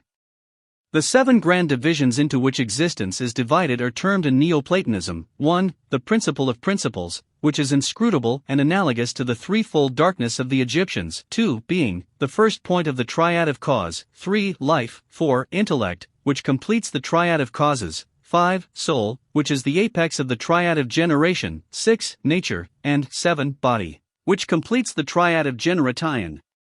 Thus is revealed the order by which cause flows into generation and eventually produces bodies, the latter being objectifications in matter of superphysical paradigms or archetypes. As certain monadic forces are thus suspended from the supreme unity, so this design of diversity suspended from unity is an invariable pattern throughout creation. Each item of diversity then becomes in its own nature a unity, from which TS further suspended another chain of diversity, and so on ad infinitum. For example, from the immense principle of principles as the supreme monad arc suspended the divine principles of being, life, intellect, soul, nature, and body. Each of these becomes, in turn, a monadic unit. From being are suspended beings, from life, lives, from intellect, intellects, from soul, souls, from nature, natures, and from body, bodies. It naturally follows that all bodies partake of the qualities of the principle of body, and are manifestations of it. All souls partake of the principle of soul, and all beings partake of the principle of being. The principle of body exists throughout all the chain of emanations intervening between its primal manifestation from the absolute and such bodies as stones and trees which exist temporarily in this ephemeral sphere. There are divine bodies, luminous and splendid, there are immortal bodies, transcendent in power, and there are mortal bodies, subject to continual evil and decay. The greater the interval between the principle of body and the subordinate body suspended from that principle, the lower the quality and organization of that body. The world is a body and the worm is a 220 lectures on ancient philosophy body arc both suspended from the principle of body. The worm, however, is suspended from a monad far more remote from the principle of body than is the world, for the worm, being part of the life of the world, is a minute part of the diversity from one of the countless monads suspended from the body of the world itself. Herein is revealed the mystery of Adam, for as Philo Judaeus affirms, Adam is actually the monad of mankind. Human beings therefore derive their human qualities from their participation in the nature of this prototypic monad. Thus from the Adamic monad are suspended the hundred of millions of individualized men and women who, when considered as a unit, constitute a single male and female creature, the first and supreme man, the idea of mankind, the Adamic unity. The theogony of Orpheus as set forth by Hesiod and interpreted by Proclus is divisible into three major parts, of which the first, in the words of Rev. James Davies, is concerned with cosmogony, or the creation of the world, its powers, and its fabric. The second part, or theogony proper, is concerned with the generations of the gods, and records the histories of the dynasties of Cronus and Zeus.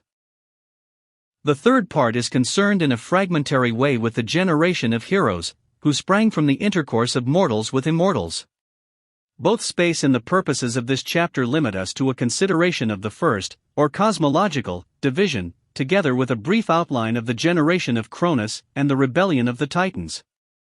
In the beginning, declare the Orphic fragments, was the absolute unborn, unaging, and undying time. Here time is conceived to be in a state of suspension, for as time depends for its reality upon the succession of incidents, it cannot exist actively until the establishment of the worlds. Time is the perfect wholeness which encompasses all manifestations, as a mysterious intangible envelope. Within the divine sphere of time existences live and move and have their being. From this inscrutable wholeness there issue forth two agents designate ether and chaos, or the bound and the infinity. Thus pagan theogony and cosmogony 221 in the terms of the ancient symbolism, the one becomes the two. The first of these agents ether is called the bound because as a symbol of primordial activity it is limited as to place, condition and duration. Chaos, which in some systems of cosmogony is elevated to the position of first deity, takes second place, when compared to the enduring wholeness. Being unlimited, unorganized and without sense of time, it is properly termed infinity. These two opposites, bound and infinity acting each upon the other, destroy the placidity of the eternal state. Ether, the active agent, is symbolized as a vast whirlwind which moves the surface of chaos, and out of its unorganized substances forms a great ovoid, termed by the ancients the Orphic or cosmic egg. This egg is usually represented as encircled by the coils of a great serpent, the ether. The substances of the egg, having been impregnated by the divine ether, increase from within outward. The fertilized egg expands and finally bursts asunder to reveal the triple dragon god fawns, who is called the divine or absolute animal.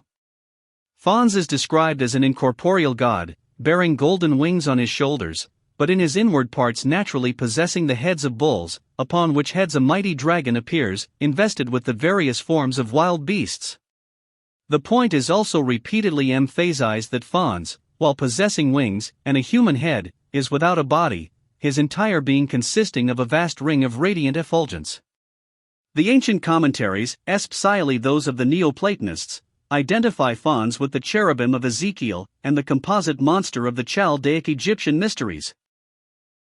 The bull's head signify the constellation of Taurus. The lion's head, which Fons is sometimes said to have, is the constellation of Leo.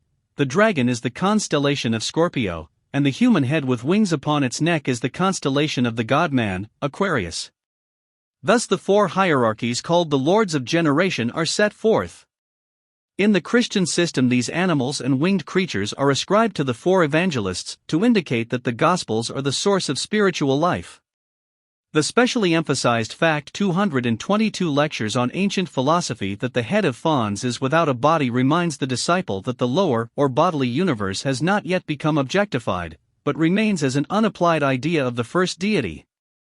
Several early mythologists divided the egg of cosmos into an upper and a lower hemisphere, the upper composed of gold and the lower of silver. Similarly, in the images of Zeus, the eyes are sometimes inlaid with silver to indicate his sovereignty over the inferior, or lower, hemisphere of creation. It is also stated that after breaking open to release the radiant Fons, the upper part of the universal egg became the intellectual universe and the lower part the sensible universe. This is paralleled in the story of creation according to Genesis, where it is related that the waters which were above the heavens were divided from the waters which were below the firmament. The interval between the two sundered hemispheres of the egg was called heaven, and here the light of Fons was diffused throughout the elements of the intelligible sphere.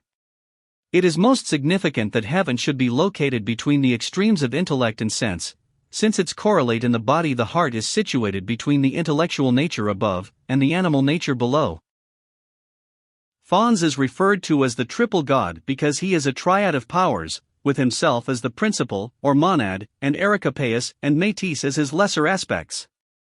As Fons represents spiritual light and life, it is natural that his consort, or Sakti, should represent spiritual darkness, or the medium through which this light manifests.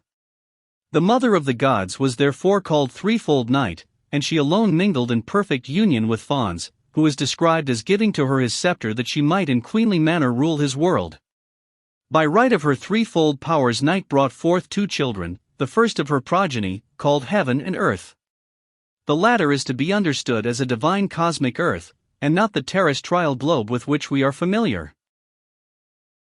One of the chief sources of confusion in the study of ancient systems of cosmogony arises from the effort to relate such terms as earth and world to our own physical system, when in reality they refer to invisible superphysical spheres, the archetypes of the inferior generations pagan theogony and cosmogony 223 which are to follow. The heaven and earth born of the union of Night and Fons are the spheres of the noumenon and phenomenon which form such essential elements in the philosophy of Immanuel Kant. Heaven and earth are then united in marriage, and in the words of G. R. S. Mead, from their union arises a strange and curious progeny, the Fates, Parsi, hundred-handed, Kaimani, and the Husiel-round, Cyclopes. The Fates are the karmic powers, which adjust all things according to the causes of prior universe, while the Centimani and Cyclops are the guilders, or rather the overseers or noetic architects, who supervise the builders of the sensible universe. These were the first progeny of heaven and earth, and were cast down to Tartarus, for they worked within all things, and so, as evolution proceeded, permeated every kingdom of nature. But then, without the knowledge of heaven, earth brought forth, says Orpheus, Proc. Tim. Hi. 137, 7 fair daughters, bright-eyed, pure, and 7 princely sons, covered with hair, and these are called the avengers of their brethren. And the names of the daughters are Themis and Tethys, Mnemosyne and Thea, Dion and Phoebe and Rhea, and of the sons, Cocus and Crius, Phorcys and Cronus, Oceanus and Hyperion, and Lepidus, Proc. Opiet, v.295. And these are the Titans. Secretary Orpheus. Under the leadership of Cronus, all the Titans save Oceanus rebelled against heaven and established the material sphere. Cronus became the ruler of the Titans, which position he held until Zeus, leading his giants, overthrew the empire of Cronus and established the physical universe. We are told in the commentaries that the last of the heavenly line is Bacchus, in whom the generations of Uranus, or heaven, are complete. In the Orphic Theogony then follows the order of the supermundane and mundane gods, with accounts of the heroes and those who were elevated to a parity with divinity because of the immortal spirit that led them to the pinnacle of achievement. This sublime philosophy, which clothes cosmic processes in personalities and reveals by their combinations the wonders of 224 lectures on ancient philosophy, the intelligible sphere, has been debased to the point where it is now regarded as merely a collection of myths suitable only for the amusement of the adolescent and the dotard, or to furnish poets with the inspiration for a bare existence. Perpetuated thus in all its outer form in Bulfinch's Age of Fable, the theology by which Plato lived and died is now looked upon as something outlived, or as having overshot the mark. The Orphics, however, thought truly and wrote well. Their theology cannot die, but shall survive every device created to destroy it, and in a more philosophic era in the future shall shine forth again with splendor undiminished. It is now established beyond reasonable doubt that the Vedic writings of the Hindus were the chief contributions to the ex-alt structure of Orphic theogony.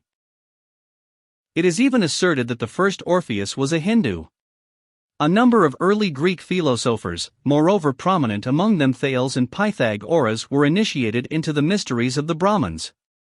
There is also a legend to the effect that Osiris, the black god of Egypt, journeyed to that land from Asia, establishing in the double empire of the Nile his mysteries patterned after those of the Brahmins. Whether these founders of philosophic systems were actual personalities or personifications of their doctrines cannot be determined definitely at this late period. It is not at all improbable that the journeys presumably taken by such demigods as Orpheus and Osiris arcanely signify the migrations westward of the cults of the primitive Asiatic Aryans. When compared with the Oriental creation myths, it is evident that the Greek fables appear fragmentary and obscure, for the early Brahmin sages were unquestionably the greatest abstract thinkers whose doctrines have survived to this day. That eminent student of Vedic philosophy, the Honorable H.H. Wilson, in a footnote on Indian mythology and tradition, was moved to write, as however, the Grecian accounts, and those of the Egyptians, are much more perplexed and unsatisfactory than those of the Hindus, it is most probable that we find amongst them the doctrine in its most original as well as most methodical and significant form. Having given a brief out pagan theogony and cosmogony 225 line of the Orphic cosmogony, we next turn to the more ancient Brahman theory in order to make possible a comparison between these two philosophic systems. The Vedic creation myth as set forth in the opening chapters of the Vishnu Purana may be summarized as follows. The sage, Parasara, discourses with his disciple, Maitreya, not the Bodhisattva, concerning Vasudeva, the indwelling radiance, and how it came forth to manifest creation.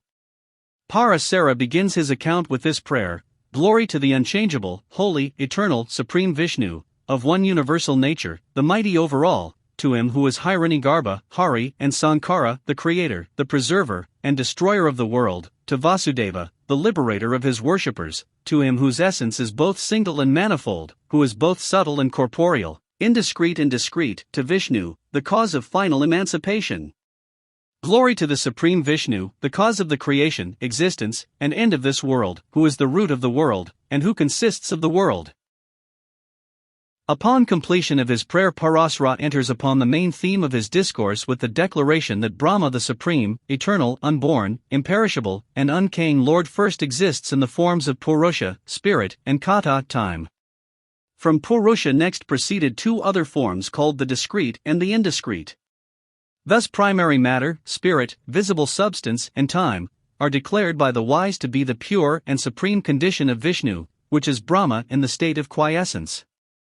In his opening prayer, Parasara refers to Vishnu, who, in the terms of the Greek Platonists, would be the power, or second person of the Brahmanic triad and consequently its active part, as Hiranyagarbha, meaning the Brahma who is born from the golden egg, Hari, which is Vishnu as the Lord of goodness, and Sankara, or Shiva, the destroyer.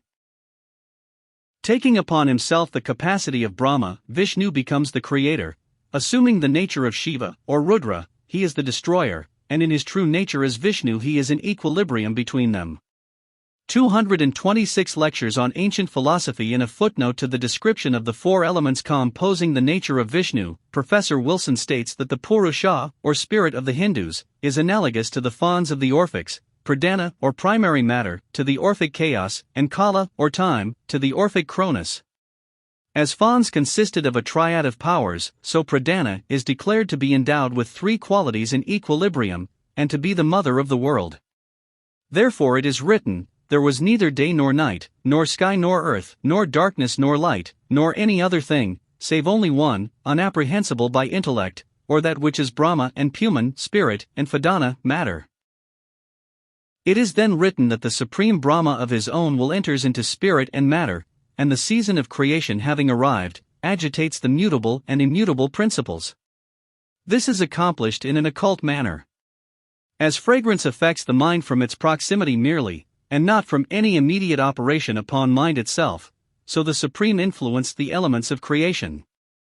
From these equilibrated qualities proceeds the unequal development of these qualities, which is termed the principle Mahat, or intellect. The Creator then invents the great principle intellect, which is termed Iswara, the manifested Creator. Mahat then becomes threefold, and its phases are termed the threefold egotism.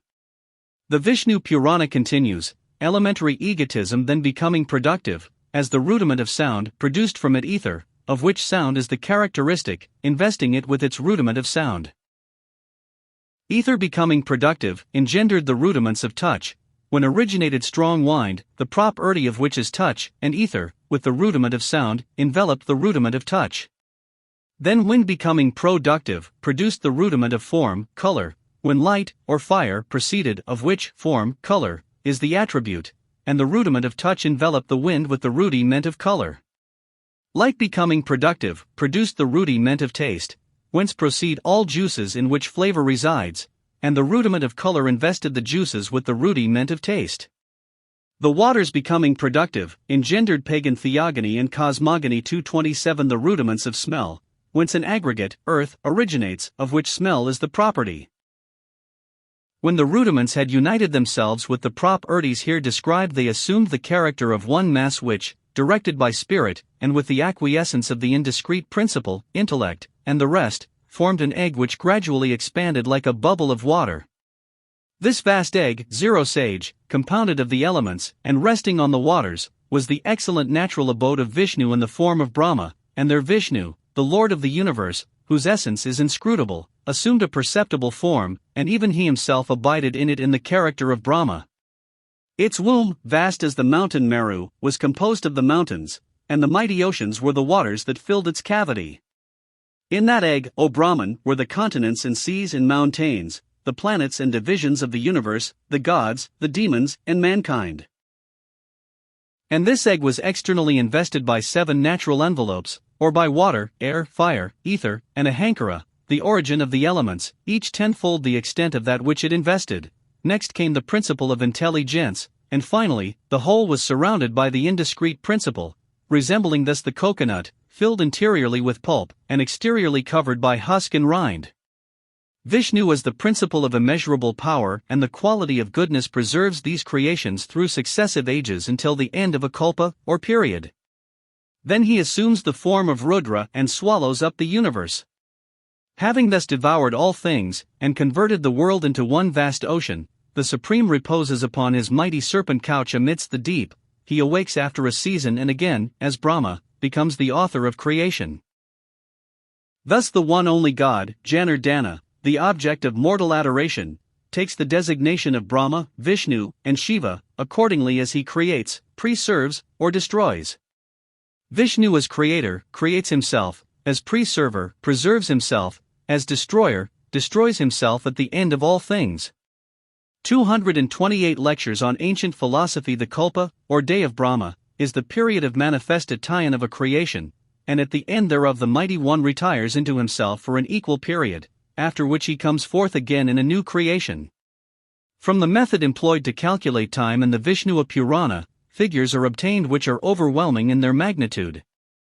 For example, each year of human reckoning is divided into two parts to signify the 6-month periods during which the sun is north and south of the equator. These periods are called respectively a day and a night of the gods. 12,000 divine years, each year consisting of 360 such days of the gods, constitute a great age, or aggregate of 4 lesser ages called yugas, by which the activity of the world is measured. 1,000 of these great ages are termed a day of Brahma, and 14 lords, or manas, rule over this vast period. Professor Wilson estimates a kalpa to be 4,320,000,000 years, or the great day of Brahma. The life of Brahma consists of 100 years made up of such great days, or 155,520,000,000,000 mortal years. The last great kalpa, which is called Padma, or the lotus, closed the first half of Brahma's existence. The present kalpa, which is called the Yaraha, or boar, kalpa, ushers in the second half of Brahma's life. Parasra then describes how at the beginning of the present kalpa, Narayana, he who moves upon the waters, brought forth the earth and re-established the generations. It should be borne in mind that the beginning of a kalpa is the reawakening of Brahma from his night of rest, and is not a complete kratayan, for things already exist in a suspended state, in which condition they have remained through the sleep of the gods. At the beginning of a kalpa, therefore, the creation is in reality a reorganization of already existing elements. It is written, at the close of the past, or Padma, kalpa, the divine Brahma, endowed with the quality of goodness, awoke from his night of sleep, and beheld the universe void. Realizing the earth, in the sense of cosmos, to be concealed in the depths of the great waters, Brahma assumed the figure of a huge boar, as in previous kalpas he had taken upon himself other forms. Thus embodied he plunged into the great ocean. Pagan Theogony and Cosmogony 229. The earth, beholding his approach to restore her to her ancient dignity, recited a hymn in his honor in which she glorified his powers. The mighty boar, pleased with the chanting, emitted a low murmuring sound, and then lifted upon his ample tusks the globe of the world. Filled with delight at beholding the trembling boar as he rose up dripping with moisture, the sages residing continually in the sphere of the saints sang praises to the stern-eyed upholder of the universe after this fashion: Triumph, Lord of Lords Supreme, Kesva, Sovereign of the earth, the wielder of the mace, the shell, the discus, and the sword, cause of production, destruction, and existence. Thou art, O God, there is no other supreme condition but Thou.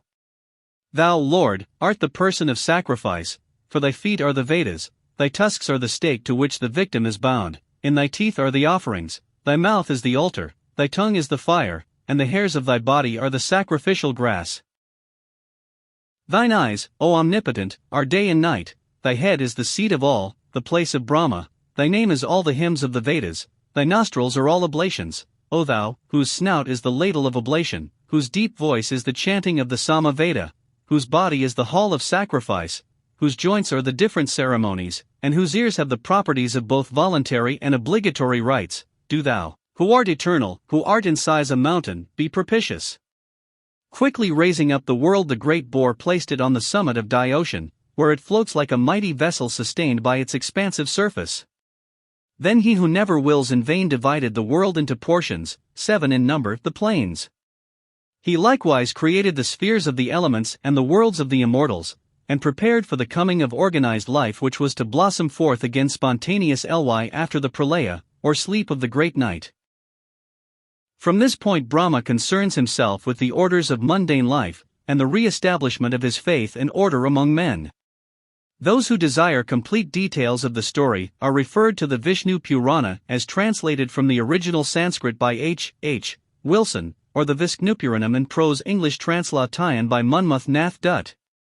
230 lectures on ancient philosophy. Whereas the Greek and Brahmin creation myths are comparatively well known to scholars, the subjects of Chinese cosmogony and theogony have received little or no consideration in the Western world. Hence in the study of comparative cosmologies we may consider with profit the Chinese doctrine concerning the origin and procession of the worlds. For such purpose no more ancient or venerable authority can be found in Chinese literature than the Yiking, or the Classic of Change, which is devoted to an interpretation of the trigrams of Fuhi, and which also contains a lengthy commentary by Confucius. Upon approaching this subject the student is surprised at the definite and direct treatment, reminiscent of the Greek style, that pervades the entire scheme. The purity, the simplicity, and the dignity of Chinese philosophy are a real joy to the Occidental thinker, as well as a pronounced relief from the involved and rambling procedures of Western cults. By way of introduction, the whole pagan universe is regarded as being alive. Nowhere in it is death to be found, only continual change accompanied always by a certain sense of continual improvement and a hazy, yet intriguing, promise of ultimate accomplishment. It is unfortunate that Christian theology could not have perpetuated the magnificent pagan concept of a pulsating, vibrant universe instead of a world in which everything is dead except God in his threefold nature, man, the angelic orders, and a motley assortment of devils. In China there is a famous saying, the living heaven and the living earth. The Rev. Canon McClatchy, for 25 years a Christian missionary, and a student of Chinese philosophy, writes, "Our Christian ideas teach us that the heaven above us, and the earth beneath our feet, are composed of dead matter, whereas the pagans one and all, have ever regarded these as beings endowed with life, and informed by a living soul, or mind as they generally designate it, which rules 2 governs the world just as the soul does the human body."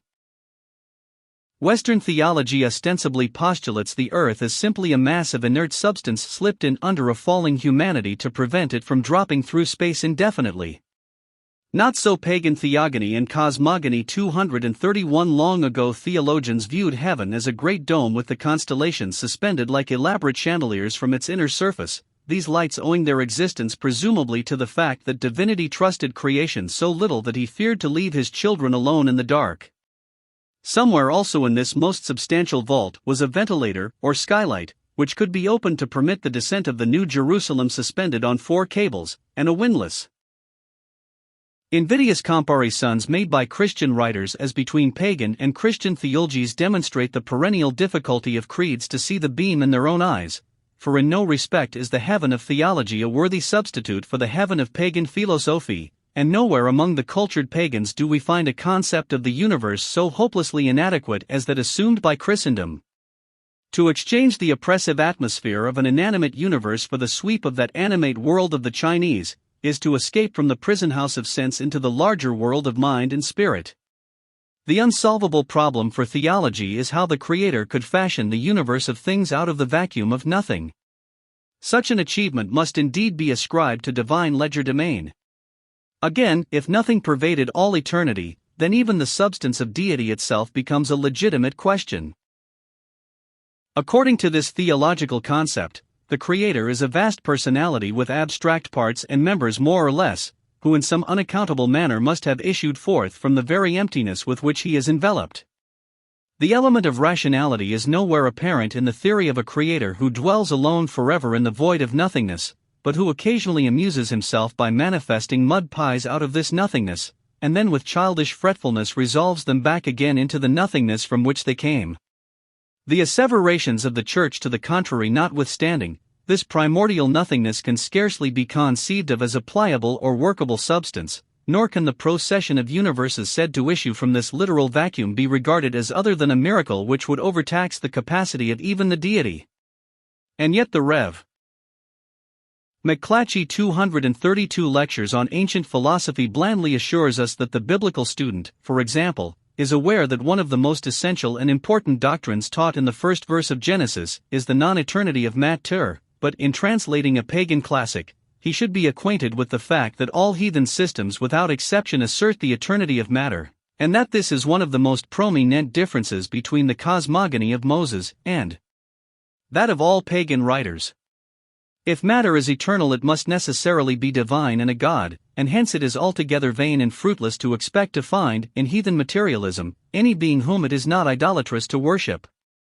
The eternal duration of matter, here regarded as synonymous with the absolute, and in reality man's negative approach to the absolute, is philosophy's answer to this dilemma of a spontaneous creation from nothing as maintained by theology. Modern science agrees with pagan philosophy that there is an ever-existing substance, the nature of which is as yet undefinable, but which provides the common seed ground from which grow the myriads of manifesting spheres. When the pagan thus affirmed the existence of an undying substance, universal root matter, which after passing through an infinite diversity of modes ultimately returns to its primordial state, they established the Wheel of Eternity, and founded the doctrine of world transmigration. Far from being nothing, this universal root matter was all things, and because it was only capable of negative definition was termed no thing. From this eternal matter, not matter as defined by the physicist, but rather as the ever-enduring, undifferentiated life creation comes forth, and after manifesting the latent urges inherent in its parts ultimately returns to its primordial state. This philosophic matter, the undefined monad composed of an infinitude of germinal units in abstraction, offers both a rational and effective solution to the problem of first cause, thus leaving the mind free to contemplate the processes by which this first cause fashioned the tangible universe. This hypothesis supplies deity with the substance of his own nature, the origin of his own divinity, and the materials with which he is to fabricate cosmos. Pagan theogony and cosmogony. 233 The supreme god of China, like the first deities of Greece and Egypt, must be this ever-enduring matter to which as AP applied the term teen. It is the inner heavens in the sense of quality, and the outer heavens in the sense of quantity, the universal parent, the infinite capacity, the undifferentiated cause, the ever-flowing fountain. From the nature of this universalized divinity emanated the organized creation by an orderly progression. To begin with, there came forth two principles called heirs, by which this universal essence opposes itself to itself, and in the field of this opposition establishes the generations. These two, called heaven and earth, are to be understood as actuating spirit and receptive matter.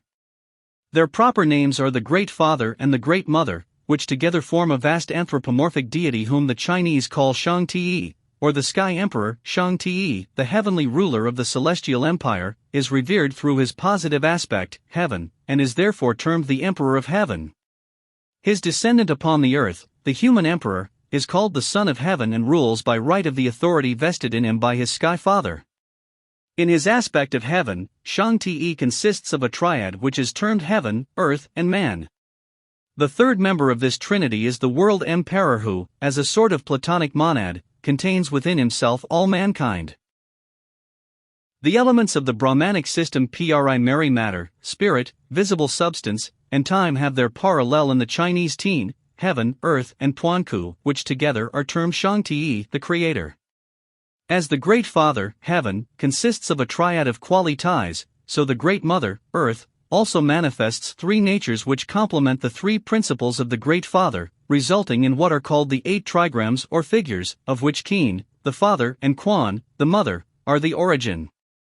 In the Chinese Kabbalah, Qin, the active principle, is symbolized by 3 unbroken lines, and Quan, the receptive principle, by 3 broken lines. These lines are arranged in 6 other patterns, called respectively the 3 sons and 3 daughters.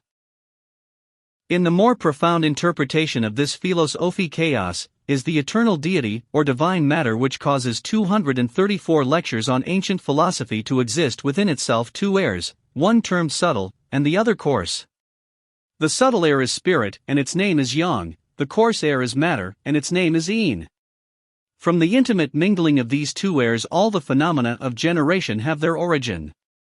In terms of Platonism, these 2 airs would be the rational and the irrational souls respectively which, as Confucius declares, are never discoverable separate from each other. It is possible, therefore, to divide diagrammatically the Chinese universe into 3 spheres corresponding to the 3 worlds of Pythagoras, i.e., the supreme world, the superior world, and the inferior world, all of which exist within the nature of absolute and unchanging matter, which is both the first and the last, the unborn and the undying. Thus within the great egg of chaos exist 3 moving agents which are the spirits of the world. The first, which is synonymous with the will of deity, is called Lu or fate, and is the driving power that moves all things to their predestined end. The second, wisdom, is Shang-Ti, which is referred to as a horse upon which fate rides to the accomplishment of its ends. The third, activity, is called the body of Shang-Ti, and is ruled over by Puanku, the demiurgus or lord of the world, the protagonist or first man. Wherever matter is considered to be an eternal element, and manifestation a periodic blossoming forth of the creative energies of this ever-existing state, we have the law of kalpas, or successive creations. In the Chinese system the yuan, kalpa, is considered analogous to the natural year, which therefore becomes its symbol.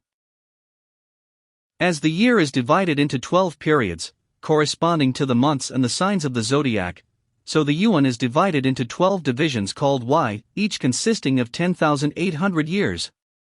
The 4 seasons become symbolic of the 4 grand periods which correspond to the Hindu yugas, or divisions of life: birth, growth, maturity, and decay, the 4 horsemen of the apocalypse.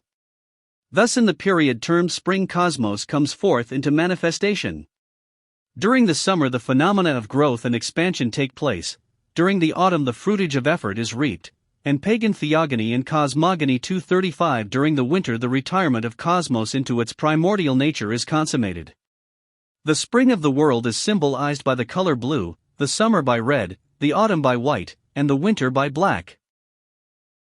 For great kings or regents, corresponding to the 4 Maharajas of the Brahmins, each painted the respective color of his season, rule over the cardinal angles of the heavens.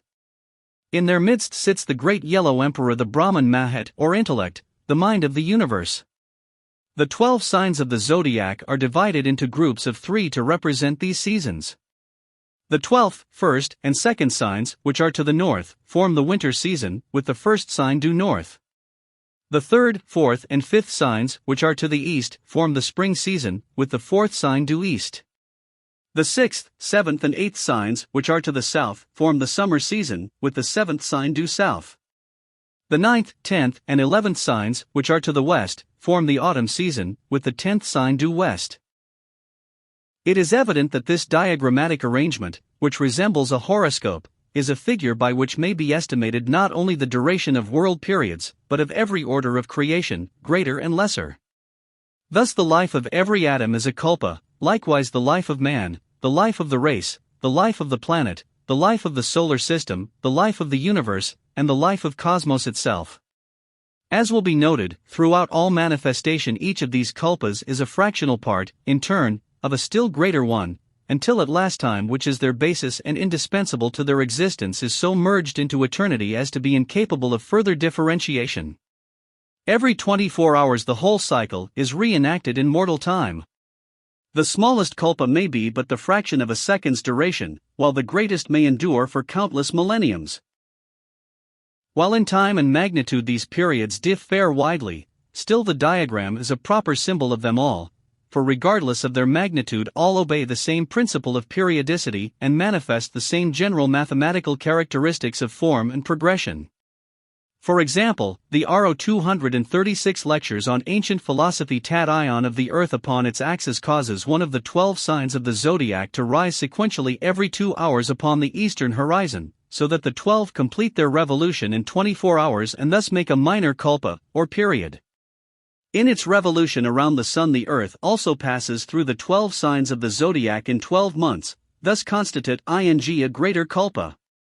Again, through the precession of the equinoxes the sun retrogrades through the 12 signs of the zodiac in approximately 25,000 years, which is therefore called a great sidereal year, and by which a still greater kalpa is established.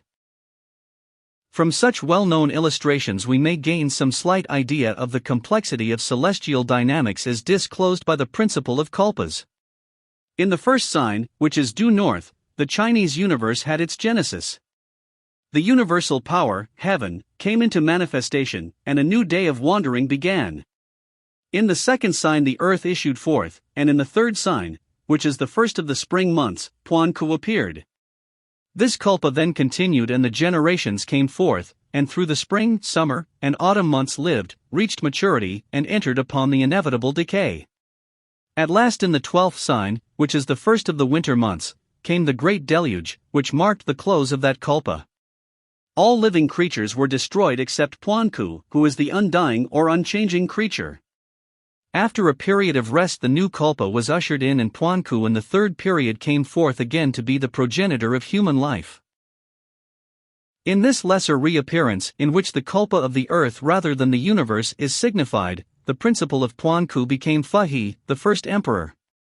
It is said that the previous kalpa was destroyed because of its wickedness, but the archetypal man with his family, the 8 diagrams of the Yi King, was preserved through the deluge to perpetuate creation. We are informed by the secret doctrine that Puan Ku is the sky man, or the monad of human generation. From Puan Ku descend upon threads, as in the Platonic system, a number of subordinate powers called by the Brahmins the Manas, or pagan theogony and cosmogony 237 the first men. There are 14 such manes to a great culpa, and one comes forth at the beginning of each round, or day of manifestation, and also at the establishment of each root race. Thus the Noah of the Jews is the Vaisvata Manu of the Brahmins. He is the undying man whose progeny gradually increases to the dignity of a race. In the present cycle Puanku, the eternal man, came forth in the form of Fahi, the Manu, to establish the new human ity. Hence Puanku is Adam and Fahi is Noah or the second Adam, who preserved the generations through the deluge which marked the close of a lesser culpa. Fahi, while generally regarded as the first emperor of the imperial line, is really an avatar or incarnation of the grand man. His color is blue like that of Krishna, and as Vishnu came forth at the beginning of his worlds in the form of a fish, so we are told that Fahi, the indigo emperor, had the body and tail of a fish. A similar philosophic basis exists for the legends of Dagon, Oans, and the fish gods of antiquity, yes, even Jonah, who in the third sign, or period, was cast out of the whale's belly. An analysis of these various cosmological and theogonic systems shows the ancient pagan philosophers to have been unified in their concept of the principles by which the universe was called forth out of the abyss of absolute matter. Though the natural differences of terminology are obvious, and though the allegories have taken on local color, still their common underlying truths are evident even to the uninitiated. These and science sages have thus met the exact requirements prescribed by Socrates in the first Alcibiades for all instructors, namely, that they must agree together and not differ. That which men know is the basis of their agreement, that which they do not know is the cause of their disagreement. That sages, widely separated geographically, and with diverse environments and temperaments, should arrive at the same general conclusions attests the accuracy of their findings. Being for the greater part superficial-minded, modern thinkers do not arrive at any such unanimity of agreement, but grope their way in a maze of contradictions which they impart to the young under the 238 lectures on ancient philosophy guise of education. Thus in their frantic quest of the new or the spectacular, modern philosophers fabricate theories express sive more of the bizarre than of rationality. While all speculation regarding the infinite may be regarded as inconsequential when compared with the necessity of solve the problems of daily life, such rumination is essential to right perspective, for by it the mortal creature is raised from the state of some eyeless earthworm to the estate of a participe pater in the whole pageantry of universal procedure. In the past man has been oppressed by his own sense of inferiority. During the Dark Ages it was presumptuous to the point of heresy to speculate either upon the eternal laws by which he was governed, or the nature of that vast power which brooded over him and measured both his comings in and his going out. Today this bogey of fear persists only in a few isolated districts where the earthworm still wriggles in his native habitat, declaring that there is no sun because he cannot see it. The world is now coming to realize that thought is not heresy, but that not to think is to live in a concept of existence equivalent to the grossest blasphemy. There is nothing terrible or vengeful about the universe, nor does it turn disdainfully from the honest searcher into its mysteries. Creation stands forth unafraid and welcomes analysis of all its parts. It is said in Holy Writ that none shall look upon the God of Israel and live. But Israel's God was the Lord of another day, and woe unto him who shall turn back from this new day to worship the irate gods of yesterday, for he shall perish from the narrowness of his own vision. The God of tomorrow stands forth in all its majesty of suns and moons and stars. Its extent is from space to space, and eternity alone confines it. Man, gazing into the eyes of man, beholds therein his Maker. His Creator sings to him with the voice of the wilderness, and descends upon him from the stars that spangle the heavens by night. This God is not hidden behind flowing draperies, nor are his ministers avenging angels. Unmoved by the passing of ages he contemplates the worlds that are his substance, and through his own nipped in man pagan theogony and cosmogony 239 seeks to probe the depth of his own reality. This vast one has written his law in the heavens where they shall endure long after earthly codes have been erased from the memory of man. This God manifests his will in the endless progression and change by which things are moved from then to now and from now to then. This universal creator fears not man's effort to understand him. Telescopes and microscopes may scan his features without offense. For what is the quest of knowledge, but the God in man seeking the God in alii 3 God is, man is. Therefore, man is God and God is man. But before man may consciously enter into his divinity, he must gaze upon himself and the all without fear and recognize himself and the all gazing back without hate. Steadfastly and unafraid, the rational soul thus gazes upon those glorious beings whose radiant natures are that mystical light which is the life of the beholding soul. IMMJV /T/1I1 / I1L*W. The Pythagorean tetractys. From the contemplation of the order and progression of the numbers out of the monad may be discovered the true relationship between natures and their cause. He who understands this mystery is of all men the wisest. Numbers are the key asterisk to the flow of universal energy. Chapter 11 Mathematics. The master science or Pythagoreans defined mathematics as the science of carat magnitudes and multitudes, for by its principles might be determined not only the number of constituent parts, but also the degree to which one part differs from another in length, breadth, thickness, or weight. Mathematics also makes it possible to compute the interval in time between incidents, and in distance between bodies and places. It was regarded as the divine science because order was established by its means throughout the nature of being. All the arts and sciences depend upon this order for their survival. History, for example, is simply a chain of incidents whose order is preceded through arbitrary sequences of time. If this element of time is removed and the incidents are not preserved in chronological order, history becomes valueless, for the proper relationship between episodes is thus destroyed. Only by mathematics, then, is it possible to construct the chain of sequences that will show the definite relationship between a cause and its effect, an action and its reaction, a beginning and its end. Antedating the age of history is the age of fable, from which the time sequence is largely absent, with the resultant confusion concerning theological origins, for the creative processes that required hundreds of millions of years to consummate their work were so thrown out of perspective that up to the last century Christendom actually believed the earth to have been fashioned a little over 6,000 years ago. Fortunately, the laws of nature were their own historiographers, and we find the records of countless ages written in the enduring sub 241-242 lectures on ancient philosophy, stances of fossil and geologic strata to refute the erroneous conclusions of men. To the trained thinker, mathematics is obviously limited to the realm of form, or to those departments of manifestation where numbers as diversified elements exist suspended from common unity, which is their monad and which was termed by the Pythagoreans number. As all individual minds are suspended from the principle of mind, so all numbers are suspended from the principle of number. Number is consequent ly divine and founded in the archetypal sphere, from whence its radiations, or principles, descend into the sensible world, there to manifest as the exactitudes of mathematical procedure. By some, number was considered synonymous with God in that the first motion of deity establishes number, which becomes the mode whereby the magnitude and duration of that motion are rendered conceivable. Hence, motion does not exist unless the cause is aware of its own extension, or induces awareness in the substances through which the extension is taking place. Motion and number, therefore, are of kindred nature and form the monad from which is suspended all diversified activity, which is number and motion, or the numbers. From the fathomless and unknown beginning, the principles of mathematics existed as a divine, unnamed reality. The man accredited with its discovery simply extracted from the infinite the principles of universal order and christened them the science of mathematics. This new science thereupon became a hypothetical monad, and diversity took place within it, arithmetic, algebra, geometry, trigonometry, and calculus becoming the vehicles of its expression in the sphere of mental activity. These are the lesser monads suspended from the body of the parent monad.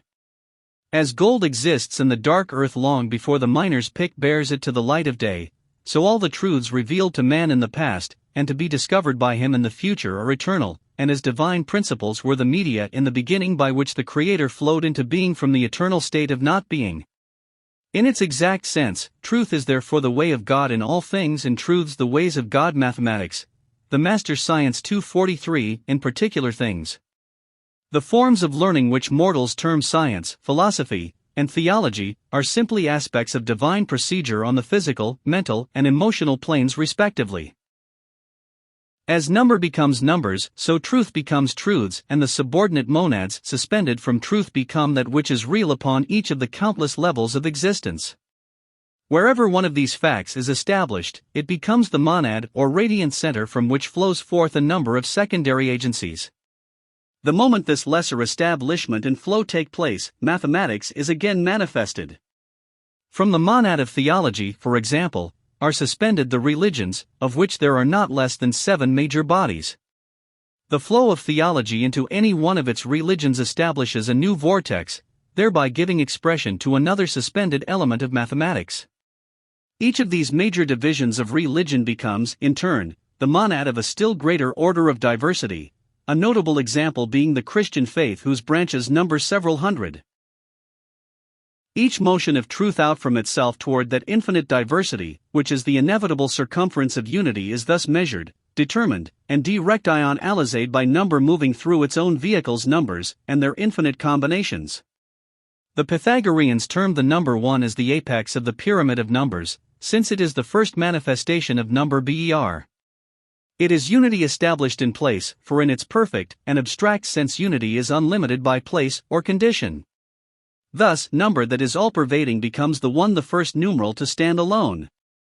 Being the least of diversity, the numeral 1 is therefore the spirit of the numbers, for like spirit it is universal life limited to the sphere of generation, or the apex of the pyramid of phenomena.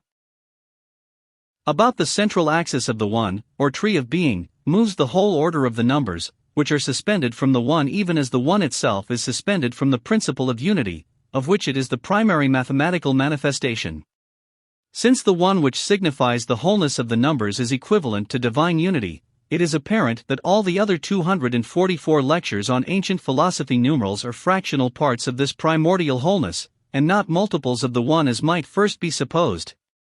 Thus 2 is in reality unity considered in terms of halves, 3 is unity considered in terms of thirds, a billion is unity considered in terms of billionths, for the imperishable whole, which can never increase or decrease, is always the sum of conceived or conceivable parts. In philosophy the 2 cannot be greater than the 1, for in that event, spirit would exceed the sum of itself, and an amount would be greater than its own stated quantity.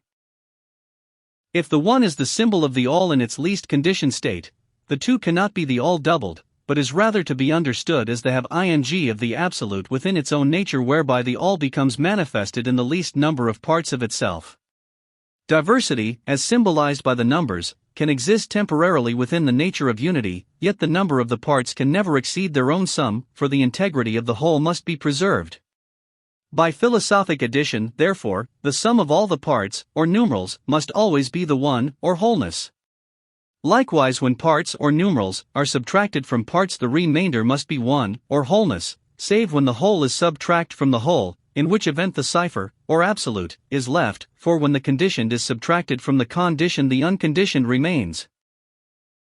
When parts, or numerals, are multiplied by parts, the product cannot exceed the one, or wholeness, and when parts, or numerals, are divided by parts, the quotient must be the one, or wholeness. The order of the numerical pyramid is thus revealed, for from the apex, which is wholeness, it diverges to the base, which consists of an infinity of fragmentary parts. This is the arcane significance of Herodotus' strange statement to the effect that the Egyptians in building their pyramids commenced at the top and worked downward, a method which, because it is an architectonic absurdity, Deary demonstrates that Herodotus wrote history with an ulterior motive. Thus, while the prestige of history may have suffered at the hands of this first historian, the body of philosophy has been enriched by his labors. Mathematics, the master science 245, as the numbers are all contained within the numeral 1, so the pyramid is contained within its own apex, from which it flows down to mingle itself with the rock upon which it stands. In this manner is established the philosophic fact that unity is synonymous with cause and diversity with effect. As the alchemist employed chemical terms to symbolize the various elements of life, so the Pythagoreans gave to the creative sphere the appellation of number, and to the creation which issued therefrom, numbers. The divine mathematics dealt not with sums calculated upon paper nor carried in the mind, but rather with the order and arrangement of corporeal bodies, their mutual relationships, and the proximity of each to its own cause. Though any one of the arts or sciences is capable of thus becoming the outer garment of the secret doctrine, the various Greek schools employed particularly mathematics, music, and astronomy in this manner. Like Herodotus, they frequently confused the elements of the science itself in order that the esoteric principles, which were often diametrically opposed to the exoteric application, might be presented to such as were able to interpret the symbolism. Through mathematics, then, is set forth the system of philosophic monadology, the principles of which were arcanely hinted at by Lysippus and Democritus. From the doctrine of monads sprang the theory of atoms, which are simply these archetypal unities of wholeness vested in matter and established as the principles of substance. These atoms exist in concatenate order from the infinitesimally small to the unmeasurably great, each of the greater being compounded according to atomic law from a prescribed number to the lesser. An important point is established when the question is asked, what do all of these atoms have in common, leaving out of consideration the factors of size and order? Two things: their participation in the all-inclusive atom composed of their sum, the condition of individual wholeness which each atom occupies in relationship to itself, though to greater unities it occupies the relationship of a part. 246 lectures on ancient philosophy. This quality of wholeness, which is the common property of these diversified and otherwise irreconcilable bodies, becomes as it were, their common denominator. Though wholeness is present in all natures, it is not an attribute of natures. This wholeness is an archetypal quality and attribute of deity. Regardless of the nature of its expression, every activity, quality, or condition is essentially a wholeness. This wholeness is made manifest by a division within itself whereby its nature becomes a mass of innumerable fragments, each of the fractions partaking of the quality resident in the original wholeness, and manifesting it through the wholeness of its own fractional part. For example, man is a wholeness possessing and manifesting certain rational qualities and characteristics. This archetypal wholeness, flowing into diversity, breaks up to form men. Each individual, by virtue of his own inherent wholeness, shares in the virtues resident in the wholeness of the archetype, and by virtue of his participation in the one causal nature moves in the rhythm of the archetype, which archetype manifests through such laws as polarity, generation, rationality, morality, and such other ideals and practices as are the common property of all men. Let us take the principle of unities, or wholes, and apply it to the subject of duration. Man forever struggles against the illusion of time.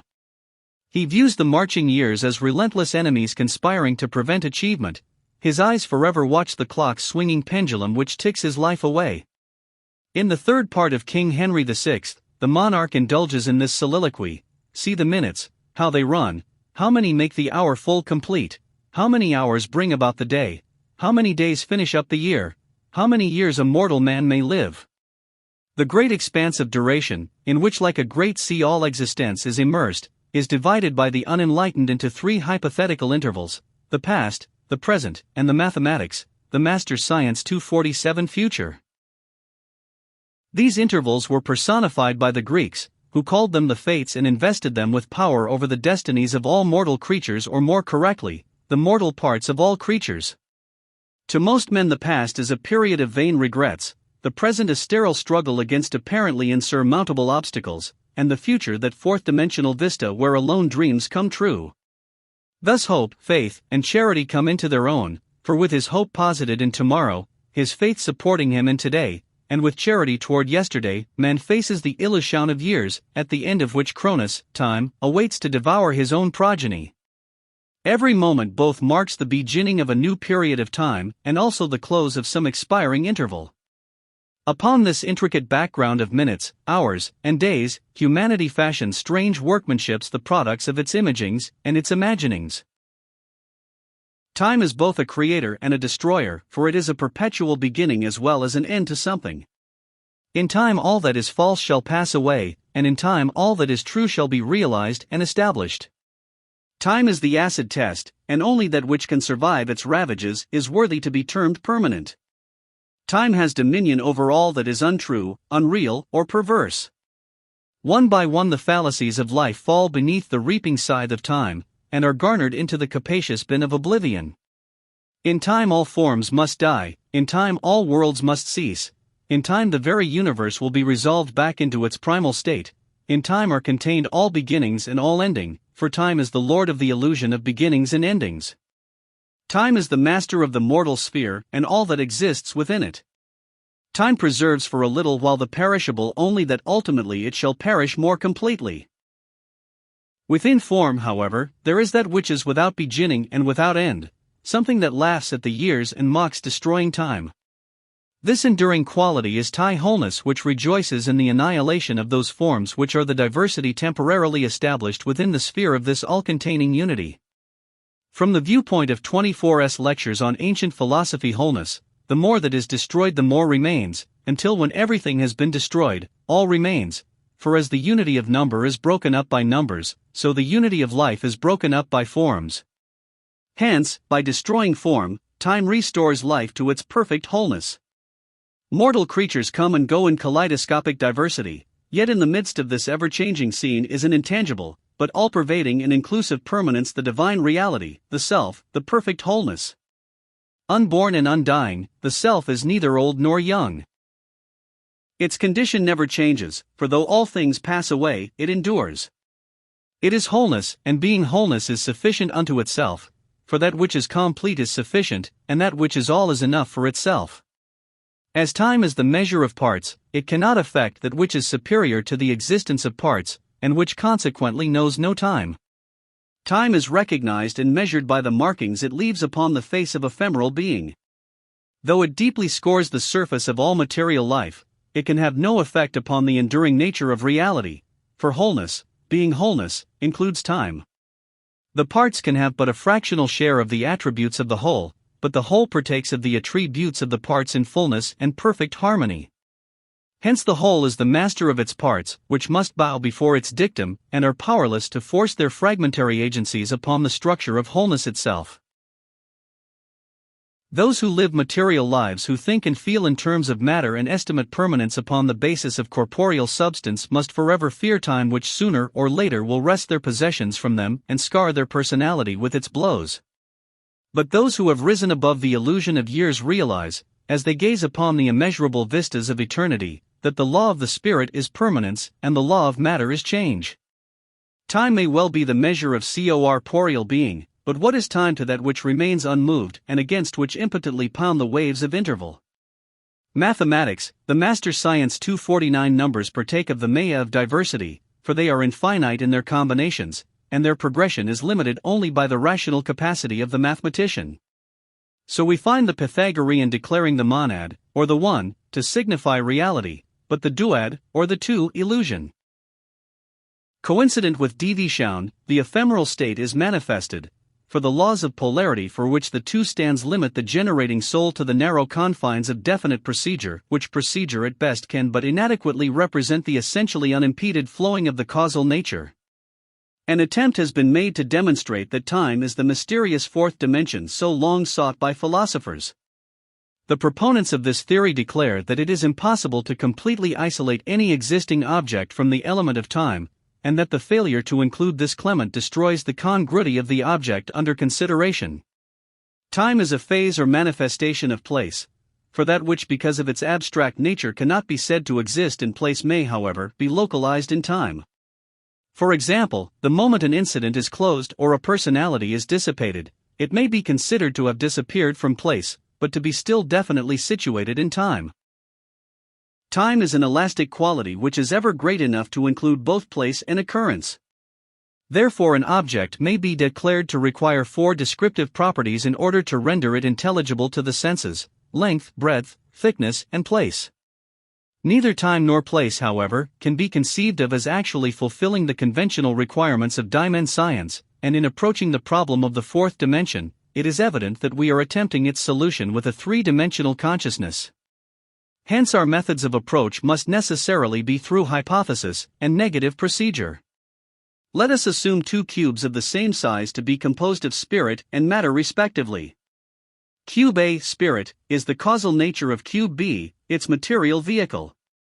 The all-permeating quality of cube A permits it to occupy the same place that is occupied by cube B, so that by virtue of their composition both bodies may occupy the same place at the same time. But Cube 250 lectures on ancient philosophy A and Cube B are not the same. Consequently, an interval exists between them, the same type of interval that might exist between two mentalities, one of which is highly evolved, and the other of comparatively negligible development. The interval between spirit and matter is, therefore, an interval of quality, and when so considered may be as incalculably great as is the interval between God and man. How shall we measure this interval? How shall we accurately ascertain the distance between two bodies occupying precisely the same place at the same time, yet separated by a chasm so vast that the one may be totally unaware of the existence of the other? Throughout creation there are distances which are purely qualitative. In estimating the nature of an object, length, breadth, thickness, and quality reveal more of its nature than do length, breadth, thickness, and time or place. For both time and place are environmental attributes, while quality is purely intrinsic. It is not a justifiable inference, however, that quality is the fourth dimension, but rather that the interval of quality is the field whose true dimensions, proportions, and conditions can only be estimated or measured by a fourth tool of the REA Sun, an instrument akin to reason itself. In addition to the properties of length, breadth, and thickness, every object has also a quality extension toward the nature of perfect good. This quality extension comes under the influence of time only to the degree that quality determines permanence and time measures the degree of impermanence. The theory of relativity, by establishing the fallibility of present methods of estimating the relationships between objects, proves that all conclusions concerning celestial dynamics must be relative, or true only in part. Relating two bodies to each other is a comparatively simple problem, however, to that of relating an object which is in place to a spiritual principle which is universal. If a spiritual principle is omnipresent at all times, then no object can ever be moved so that it either approaches closer to or retires farther from spirit, for spirit has its center everywhere, and its circumference nowhere. The interval between spirit, cube A, and matter, cube B, is, their mathematics, the Master Science 251-4, hardly a proper subject for relativity, but must be regarded rather as a lapse of quality. In other words, it is an interval which exists without distance, since distance cannot exist unless both objects under consideration occupy place. To attempt to establish distance between these two opposites of quality represented by spirit and matter would be like standing in a certain spot and asking the question, how far is it from here to everywhere? The correct answer, as far as here is less than everywhere, is almost as baffling to the faculties of comprehension as the question. Such an interval can only be properly surveyed and subdivided by one fortunate enough to possess the fourth-dimensional consciousness, which would enable him to travel through the quality interval with the same facility that we pass through the place interval. The popular fallacy that God dwells in the furthermost angle of the heavens, and must be hymned in triple fortissimo, arises from the dimension limitations of human consciousness, for the mind untrained in abstractions confuses the interval of quality with the interval of distance.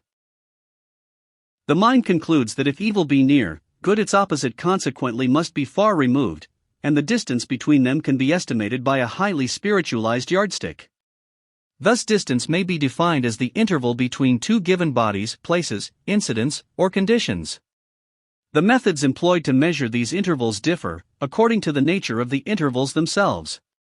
For example, the interval between bodies or places may be estimated by the arbitrary standards of distance, the interval between incidents by the arbitrary standards of time, and the interval between conditions by the arbitrary standards of quality. When limited to the interval between physical objects or places, distance can be calculated with reasonable accuracy, for men have established definite laws of measurement by common agreement. Such methods of computation, however, are wholly inadequate and die almost unexplored spheres of consciousness and mind, concerning the natures of which most men differ widely one from the other. 252 lectures on ancient philosophy. It has been said that the philosopher may travel around the world while seated on his own hearthstone, for thought annihilates the interval of distance. A man thinks of China and, behold, he is in China, for he must always dwell in the midst of his own thoughts. But with what subtle instruments shall we measure the wide interval through which thought sped in its instantaneous passage to Cathay? Certainly the tape is not made that meets the need. Again, realization eliminates the intervals in consciousness, for through realization the one realizing becomes identical with the thing realized, and thus spans the superphysical interval between the self and the not-self. Into this interval self is ceaselessly flowing, and by the gradual elimination of this qualitative interval the fractional part ever mingles itself more completely with the whole. Nirvana may be defined as the ultimate annihilation of every interval of quality, for it marks the point to which the lesser self has been caused to approach, and finally to be merged with its ultimate goal, the greater self. Mathematics enables the investigator of the abstract verities of the philosophic sphere to organize his findings and present them intelligently to a world so limited in consciousness that it is incapable of imagining conditions apart from place, or intervals unmeasurable in terms of distance. In presenting any abstract reality for consideration by the concrete faculties, something must necessarily be lost, for truth cannot be brought down to the level of ignorance without the element of ignorance entering into the equation and thereby detracting from the integrity of truth. Mathematics, however, offers a medium whereby such pollution is reduced to a minimum. For example, it would be highly ridiculous to attempt to estimate in terms of physical distance how far life is from death, heaven from hell, or opinion from fact. Recognizing that the law of generation works through the principle of opposites, it is nevertheless a justifiable assumption that the total interval between two opposites is equivalent to unity, or the one. This totality is then capable of being reduced to halves, quarters, and other forms of division. The mathematics, the master science 253 numbers will then represent concatenated degrees of quality, and a definite scale is thereby established which will permit the various forms manifesting these qualities to be accurately determined in relation to the scheme through which they are moving. Thus, while it is difficult to compute the distance between growth and decay, maturity may be fixed as the halfway point. The evolution of human consciousness may be measured in a similar way, for the entire interval between unconsciousness and consciousness can be conceived of as divisible into thirds. The first division confers no realization beyond the limitations of place, the second no realization beyond the limitations of interval, and the third no realization beyond the limitations of quality. By such mathematical procedure it is possible to determine the age of a soul, for the interval between beginning and end, being understood as a wholeness, the position of the manifesting life at any given time may be determined by the degree of its own quality in relation to the total privation of that quality which was its source and the fullness of that quality which is its ultimate. Philosophy employs such terms as young souls and old souls. A young soul is one who in quality is more proximate to source than to ultimate, or in whom the degree of privation of a given quality exceeds the amount of the quality itself. If there is more of the absence of a quality present than there is of the quality itself, then the quality is declared to be negative. If the reverse is true, the quality is declared to be positive. Using 100% to represent the sum total of the interval between any two conditions or states, the relative perfection of a life in the plan of progress is determined by the proportion its position bears to the total interval. Thus, an individual manifest OS 90% of a certain quality is 9/10 of the way across the interval that lies between the total privation and the fullness of that quality.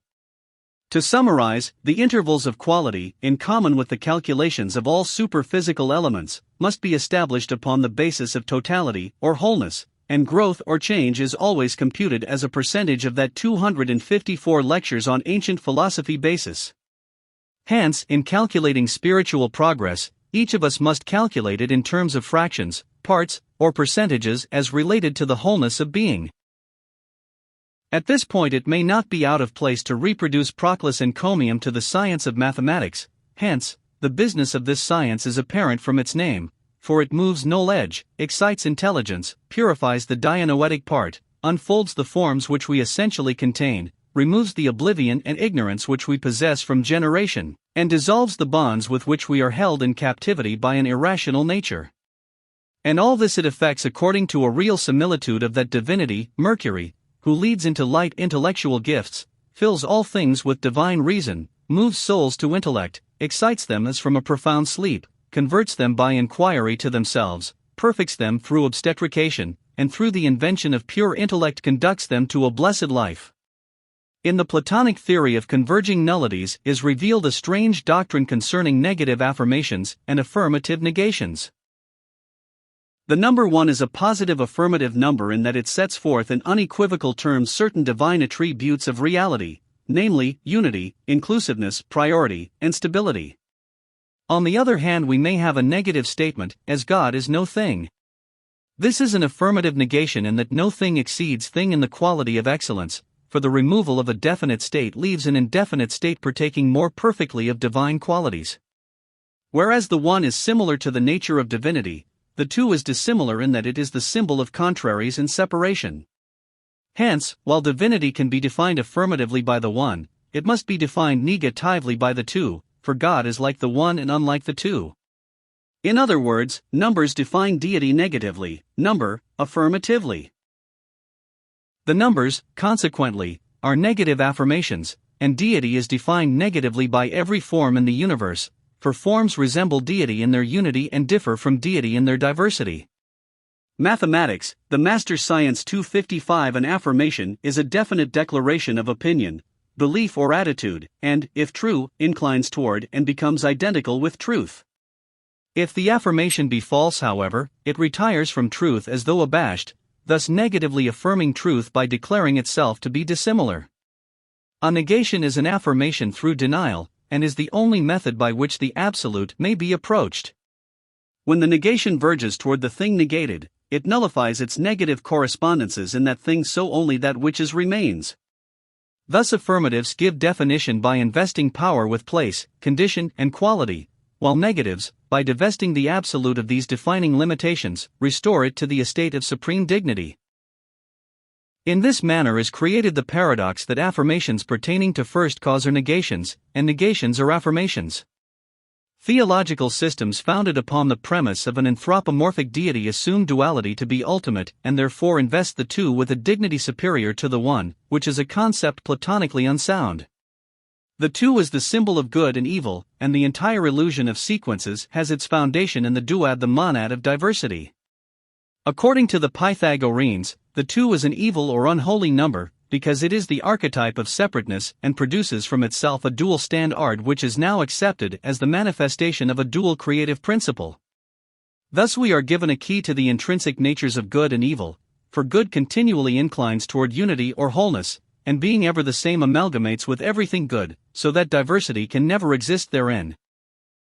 Evil, on the other hand, is widely diversified, and may exist in many conditions or states, all of which are irreconcilable not only to good but also to each other. While the body of good is always a unity, the body of evil is always a diversity, for evil does not coordinate with itself. For example, a virtue is good, and the manifestation of virtue produces an action to which the nature of good is intrinsic. Blending with the ever-existing good, the good act becomes a part thereof, thereby enriching, strengthening, and increasing the entire body of good. Conversely, a vice is evil and must remain as an isolated activity. 256 lectures on ancient philosophy, since it is incapable either of being accepted into the nature of good or of attaching itself to the body of evil, as the element of concord is not common to the intrinsic nature of evil. Hence, good ever fortifies its own nature, while evil undermines itself by the ceaseless warfare between its own parts. In the unification of one good with another, the power of good is accordingly magnified. When one evil comes in contact with another evil, in the ensuing struggle each evil destroys the effectiveness of the other. In this way it becomes apparent that good, possessing the virtue of unity, must ever increase until it includes everything within its own nature, while evil, in which the principle of diversity is inherent, will ultimately destroy itself by the continual controversy between its parts. It has been well said that 2 evils do not make one good, but attacking each other achieve their mutual destruction, and by self-elimination thus prepare the way for the irresistible progress of good. For this reason the Pythagoreans declared that the perfect numbers, the sum of whose fractional parts is equal to themselves, are the most rare, whereas the superabundant numbers, the sum of whose fractional parts is greater than themselves, and the deficient numbers, the sum of whose fractional part is less than themselves, are most common. This is based upon the fact that there are many ways by which any definite end may be accomplished, but only one of those ways is the best. Consequently, he alone is wise who can recognize the best, and he alone is strong who has the courage to use this method, regardless of the personal peril or responsibility involved. Therefore, while all natures partake to some degree of the good, only that is true which partakes in fullest measure of the good, and only one who is qualified to recognize good can make a rational choice between a number of bodies with qualitative differences. Concerning the doctrine of perfections as revealed by number bears, Thomas Taylor, in his Theoretic Arithmetic, sums up in the following words the opinions of Nicomachus, Macrobius, and Theon of Smyrna. Perfect numbers, therefore, are beauty mathematics, the master science 257 full images of the virtues which are certain media between excess and defect, and are not summits, as by some of the ancients they were supposed to be. And evil indeed is opposed to evil, but both are opposed to one good. Good, however, is never opposed to good, but to two evils at one and the same time. Thus timidity is opposed to audacity, to both, of which the want of true courage is common, but both timidity and audacity are opposed to fortitude. Craft also is opposed to fatuity, to both, of which the want of intellect is common, and both these are opposed to prudence. Thus too, profusion is opposed to avarice, to both, of which illiberality is common, and both these are opposed to liberality. And in a similar manner in the other virtues, by all of which it is evident that perfect number bears have a great similitude to the virtues. But they also resemble the virtues on another account, for they are rarely found, as being few, and they are generated in a very constant order. On the contrary, an infinite multitude of superabundant and diminished numbers may be found, nor are they disposed in any orderly series, nor generated from any certain end, and hence they have a great similitude to the vices, which are number iris, inordinate, and indefinite. For further details on this subject consult the chapter on Pythagorean mathematics in my recent work, An Encyclopedic Outline of Masonic, Hermetic, Kabbalistic and Rosicrucian Symbolical Philosophy. As the one represents the monad of unity, so the two as the monad of diversity is the moving spirit of irrationality. The conflict between rationality and irrationality may be likened to the proverbial concept of the two ends fighting the middle. Extremes are basically irrational, and only the point of equilibrium may be said to be established upon an enduring foundation. Furthermore, as the extremes pertain to the secondary creation, they are illusional when compared to the center, which is the primary and enduring creation. Thus height and depth are both opposed to the center, for depth departs from the center in a downward course, and height in an upward course. That which departs from center departs from balance, which is a principle exploited to its ultimate by Akiyara Shirobiai in the 258 lectures on ancient philosophy theory of judo or jujitsu. The theory underlying judo start from the mathematical principle that the stability of a body is destroyed as soon as the vertical line passing through its center of gravity falls outside its base. Once the individual is lured into jeopardizing his equilibrium, he becomes his own war's enemy and requires little outside assistance to bring about high downfall. The philosophic truth here revealed applies not only to th body, but to the consciousness as well. When the self in equilibrium, signified by the one, is intrigued to incline from its perfect state toward the extremes, signified by the two, it jeopardizes its stability and is at the mercy of its adversary, diversity. Lo, the one signify permanence, and the two life and death. Both life and death share the common vice of impermanence, as the both lack the common virtue of permanence. Therefore, it is fatal for the one to incline toward life as toward death, for to assuming life it assumes that which must die, and in assuming death it assumes that which is corruptible and changeable only when dissociated from both is the perfection of endure assured. Thus is revealed the stability of number and the instability of numbers, for all numbers, save the one, partake of the common evil of manyness, and are involved in the prox of generation, whereby imperfection perpetuates itself since it is incapable of enduring in its own nature. The self exists independent of generation in that, being indivisible, it is incorruptible, but the not-self, being divisible and corruptible, depends for its endurance upon generation and the renewal of its transitory bodies. Between the rational soul and mathematics is the SYMP, thetic bond of similars. Preciseness, which is an attribute, see the good delights in precision, and order, which is a qualitative number, rejoices in the continuity of similars and retire from the malarrangements of dissimilars. In facing inward toward its own intrinsic perfection, the self becomes numb regarding no number, or that cipher which precedes numerous tie-in. But facing outward toward bodies, it encounters numerical classifications of orders and projections, and therefore mathematics. The master science 259 stands in equilibrium between not being, which is the perfect and eternal being, and transitory being, which, in the terms of the ultimate, is not being. Thus self, the individual, is the monad of secondary natures and the paternal foundation of progeny, which are tertiary natures.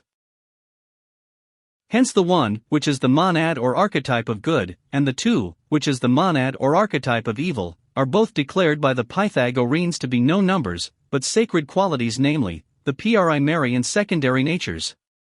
The three, or monad of tertiary natures, was regarded as the actual parent of numbers, or progeny, for three is a blending of similars, the one, and dissimilars, the two, and is consequently the proper foundation of compound bodies, which compounds must always consist of similars and dissimilars, similars being the spiritual and abiding parts and dissimilars the material and transitory parts.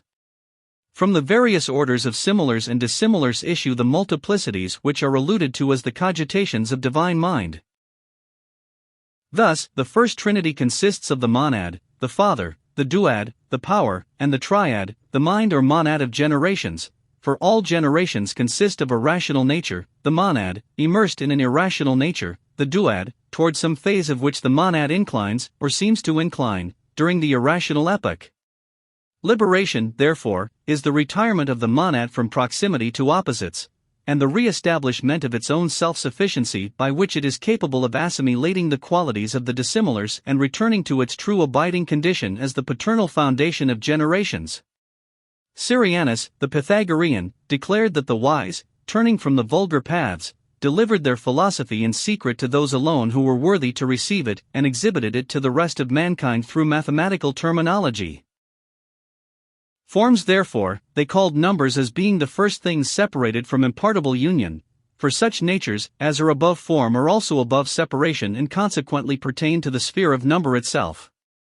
The sacred decad, or 10, is generated from the sum of the first four numbers, considering the 1 and 2 as numbers, 2, 3, and 4. The 1 was termed the first point. 260 lectures on ancient philosophy, the 2 the first interval, the 3 the first superficies, and the 4 the first solid.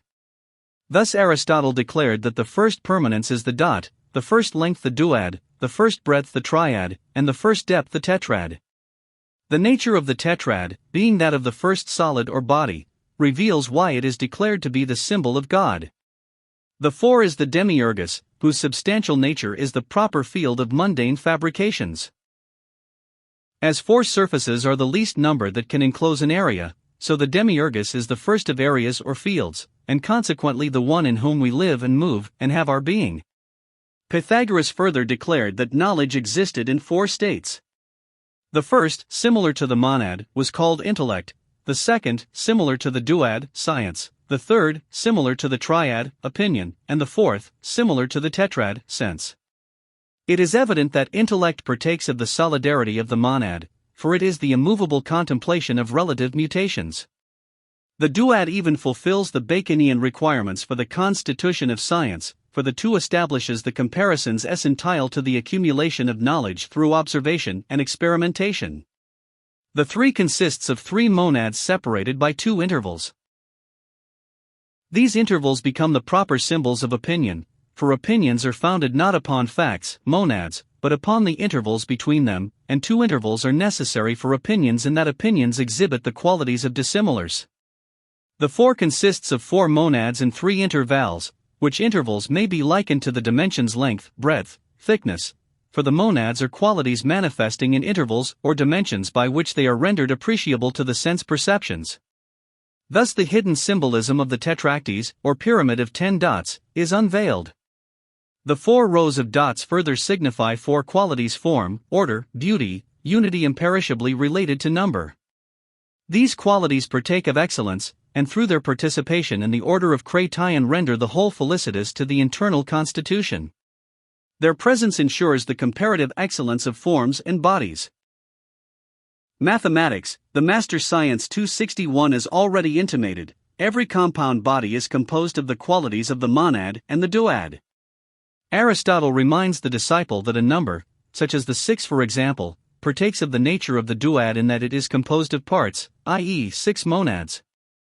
But it also partakes of the monad itself in that these parts form a whole, the six, and the question naturally arises: by what virtue do a number of monads group together to form a definite wholeness to which an arbitrary term is given? In other words, why do 6 monads make 6 rather than simply 6 monads, for the 6 is not denominated 6 L's but a unity composed of 6? As the Pythagoreans explain it, the 6 monads may be considered as 6 pieces of wood from which is fashioned a chair, which we will call the number 6 itself. By what virtue do these 6 separate objects form a new and definite pattern, and why should they not always remain simply a bundle of wood?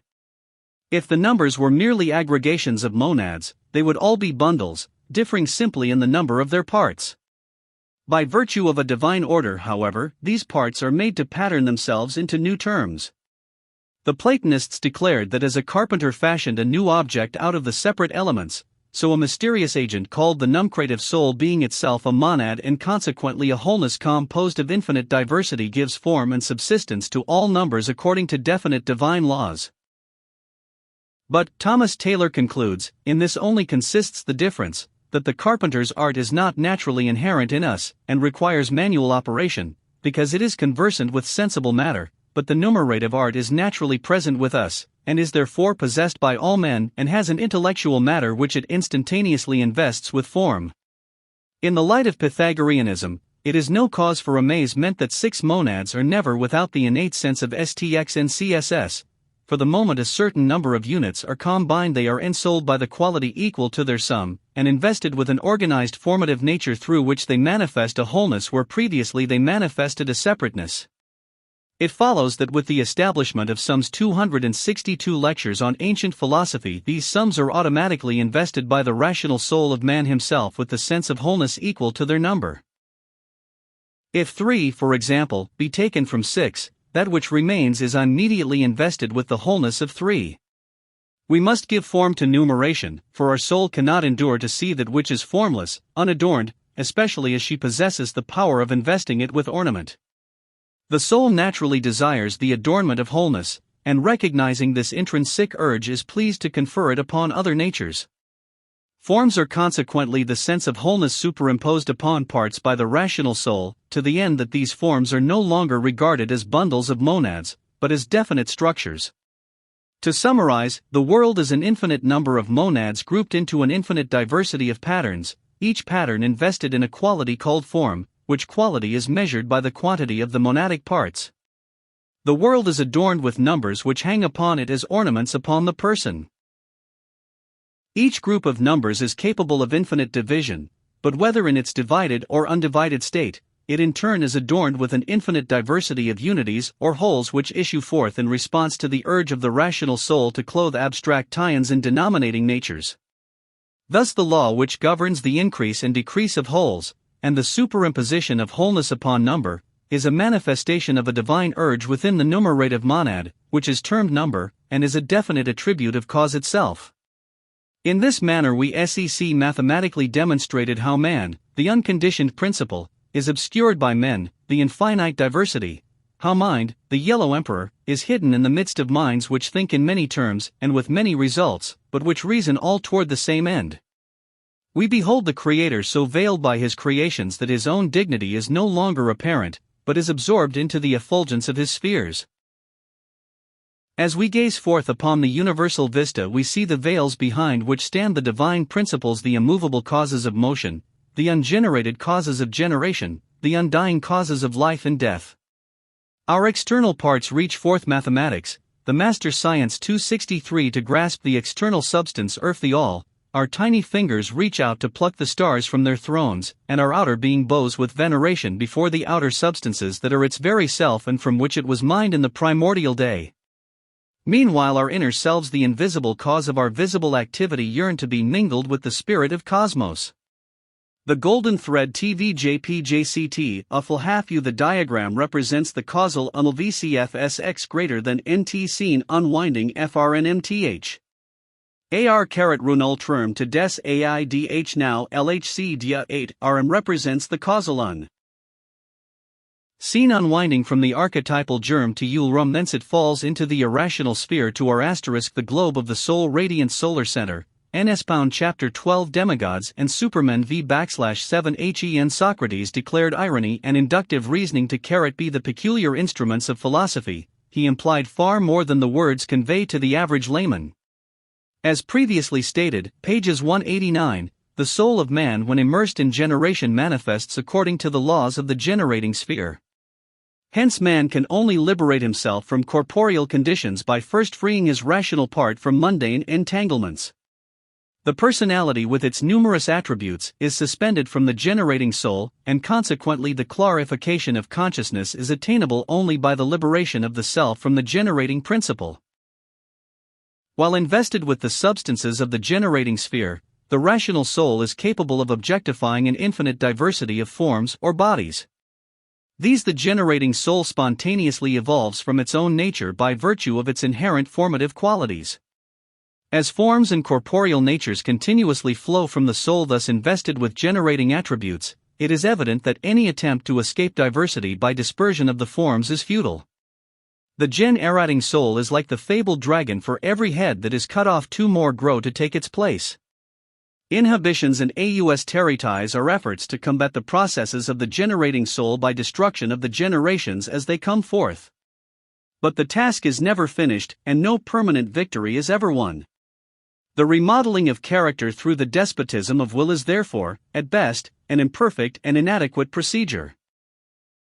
To arbitrarily remove the ends, while the means which produce those ends are permitted to remain, is to imperil the entire nature in which such inconsistency exists. 265-266 Lectures on Ancient Philosophy. In a certain sense, man is an appendage of impulse. Hence the regeneration of character must be through the reformation of impulses, and not their inhibition. A certain consistency must exist upon all planes of activity. The animal soul must ever express itself through animal instincts, the generating soul through the instincts of generation, and the rational soul through the urge to rationality. For the internal nature thus to function upon one level of consciousness while the external nature attempts to exist upon another, is to create a confusion which must inevitably result in disaster. Socrates maintained that the rationalizing of the individual must take place in the causal nature which, flowing downward into the corporeal constitution, will speedily mold the inferior into the image of the superior. Hence his emphasis upon the efficacy of irony and inductive reasoning. Irony is here to be understood in the sense of fate, which philosophers have ever declared to be ironical. Fate effects the liberation of the rational part by revealing that all things are destined to return to their own natures or origins, in spite of every effort to nullify this design. Ultimate achievement is hence unavoidable, and is the certain end of all beginnings, but incalculable is the interval that must elapse before the operations of divine procedure restore all things to their primal state. Irony, therefore, is the long way around the path of the drone. It is beset with every obstacle that materiality can contrive.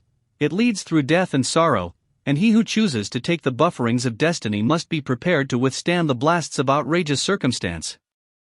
Ironically, he who chooses to do the least must accomplish the most, for none shall labor as hard as the sluggard or struggle as intensely for liberation as the one content to drift upon the sea of providence.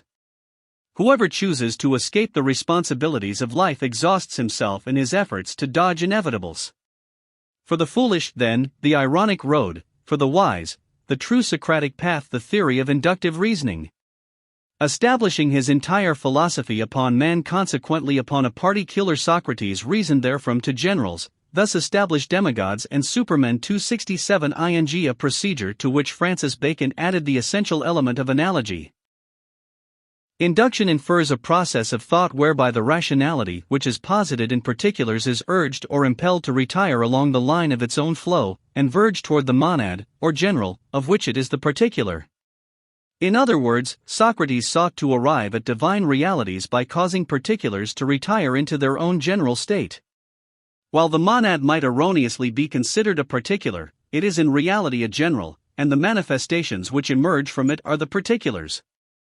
The ancient Socratic philosophy involved, therefore, the correction of particulars by the renovation of generals.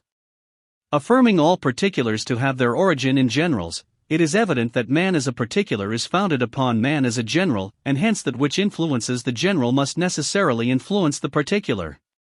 The reverse, however, is not essentially true, for the lesser cannot dominate the greater, but must be dominated thereby. Philosophy, accordingly, is peculiarly adapted to the fields of generals, while science has an affinity for the field of particulars. Hence science is founded in philosophy, and must receive its particular truths by adaptation from general verities. Philosophy, consequently, is not individualistic in the commonly accepted sense, but regards individuals as dependencies of universals, and seeks to achieve the liberation of individuals by the reconstruction of universals. Descending to the level of man himself, we must then regard man as a general, his parts, members, and attributes as particulars suspended from his general, or rational, nature. Man is not simply a personality, he is a personality, an individuality, and a universality in one. His universality verges toward universals, his individuality verges toward individuals, and his personality verges toward personals.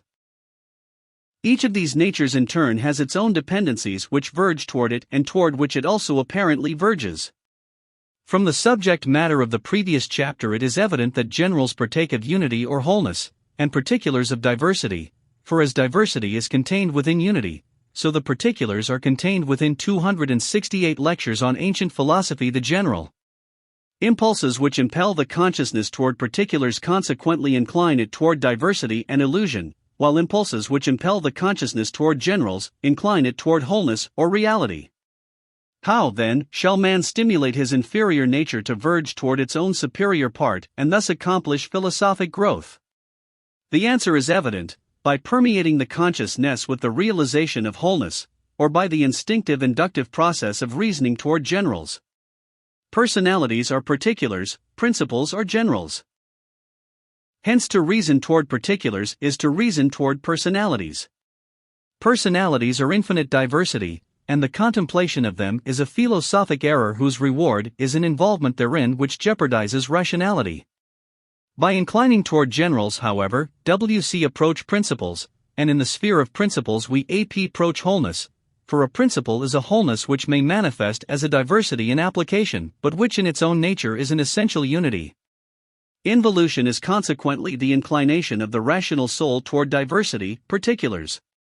Its nadir is corporeality, where dissimilars manifest as an infinite diversity of forms.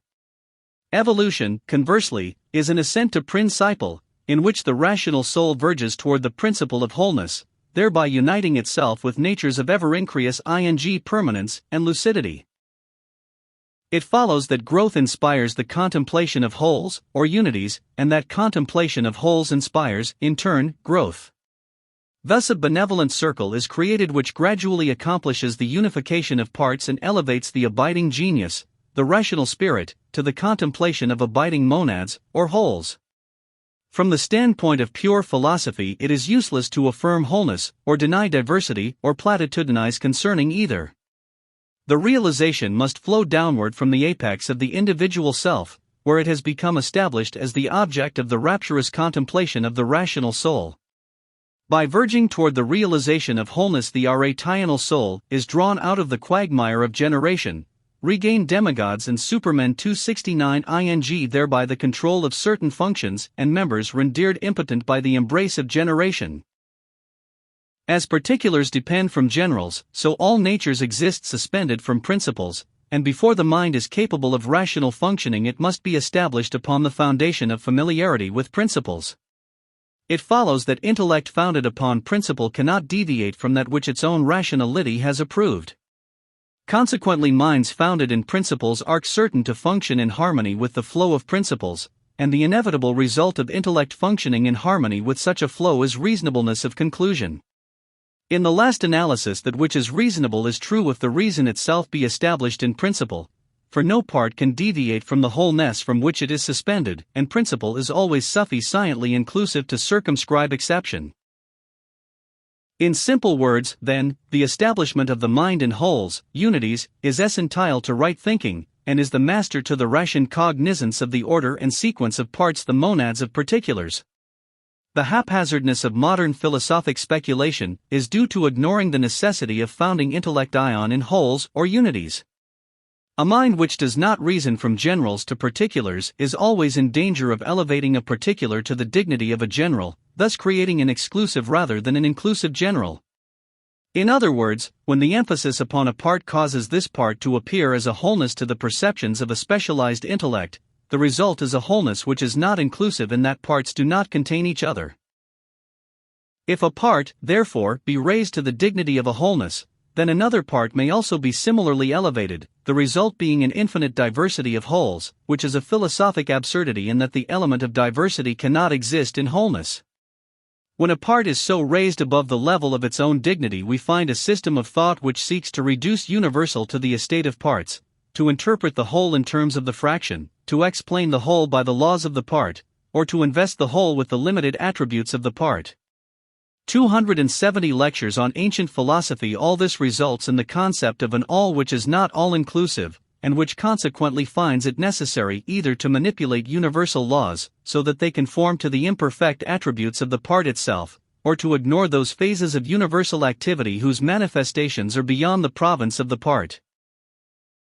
For example, to the ancient philosopher science was a part of the body of knowledge. It was therefore a dependency of reason and an instrument of erudition.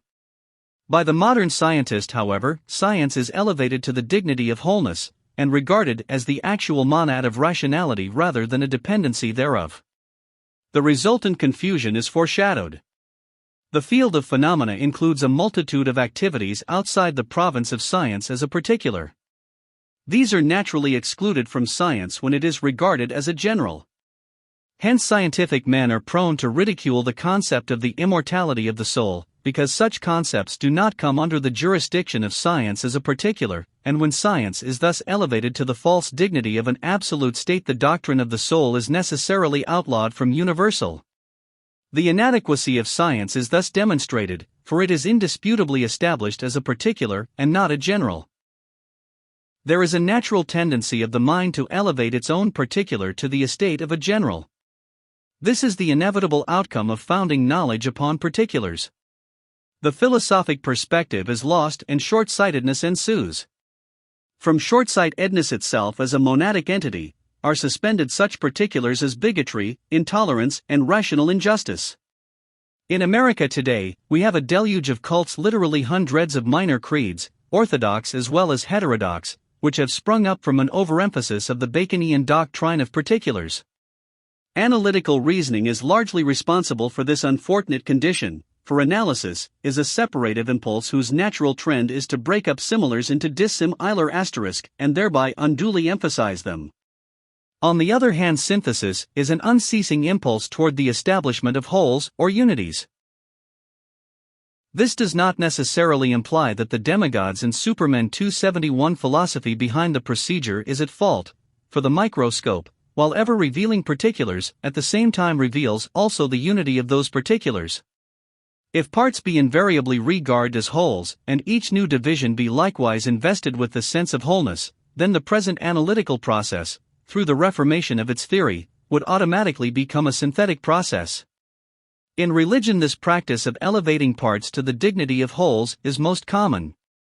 Every little motion is thus raised to the dignity of a divine edict, every little whim rooted in a spiritual certainty, and every infinitesimal belief so highly magnified that it eclipses the entire body of universal order.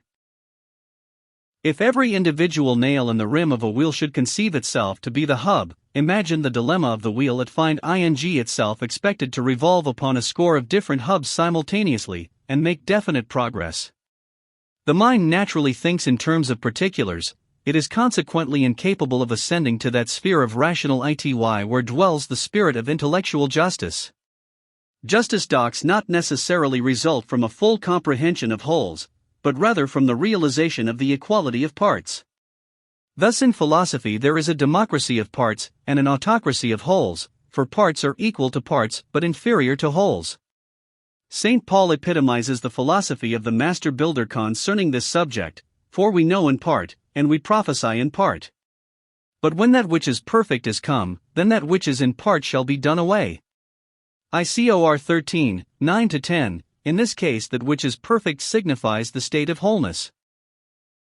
These words have been interpreted by the Christian Church to signify the ultimate unification of all men under its own banner, unmindful of the obvious fact that it is but a part itself, and can endure only until that which is perfect is come. The elevation of isolated fragments to a position of supremacy over wholes is the sequel to the overemphasis of individualism, for individualism, while it properly emphasizes the wholeness innate within parts, fails to emphasize the greater wholeness that is the sum of parts. The natural supremacy of 272 lectures on ancient philosophy, the Platonic system of reasoning over the more popular Aristotelian method, thus becomes self-apparent. Reasoning a posteriori is characteristic of modern thought, whereas the ancient mysteries owed their excellence largely to the a priori method. The a posteriori method inclines toward separateness, egotism, and selfishness, the a priori toward dignity, humility, and unselfishness. All systems of thought which ascribe to the parts a power equal to the whole are productive of despotism and the false usurpation of power. Tyranny is an oppression, and the limit ing boundary of parts oppresses the limitlessness of wholes. From this insufficiency is born rebellion, for that which is unduly bounded bursts its bonds and escapes into an area sufficient for its expression. When inferiors are ruled by superiors, order reigns, but when superiors are ruled by inferiors, chaos prevails. If man is ruled by the laws of the universe, he is justly dealt with, but if the universe were subjected to the laws of men, sufficiency would be oppressed by insufficiency. When particulars are ruled by generals, rational order is the product, but when generals are ruled by particulars, the despotism of irrationality destroys all rational congruity. When the individual essays the philosophic life, it is first necessary that the mind be trained to think in round terms, for roundness partakes of the nature of wholeness, because the circle or sphere, like wholeness, is without beginning or end. To think in round terms may be interpreted to mean keeping the mentality upon the level of greatest inclusiveness, ever strive to attain fuller inclusiveness, since perfect inclusiveness alone qualifies the intellect to descend to the contemplation of pans. For example, when thinking of religion, do not think of Mohammedans, Brahmins, or Christians, but think of religion as the universal adoration of creative principles common to all mankind, and found in a rudimentary form even among the higher animals, such as the anthropoid ape. Having first established the universality of veneration, we have founded our comprehension upon the wholeness of the subject.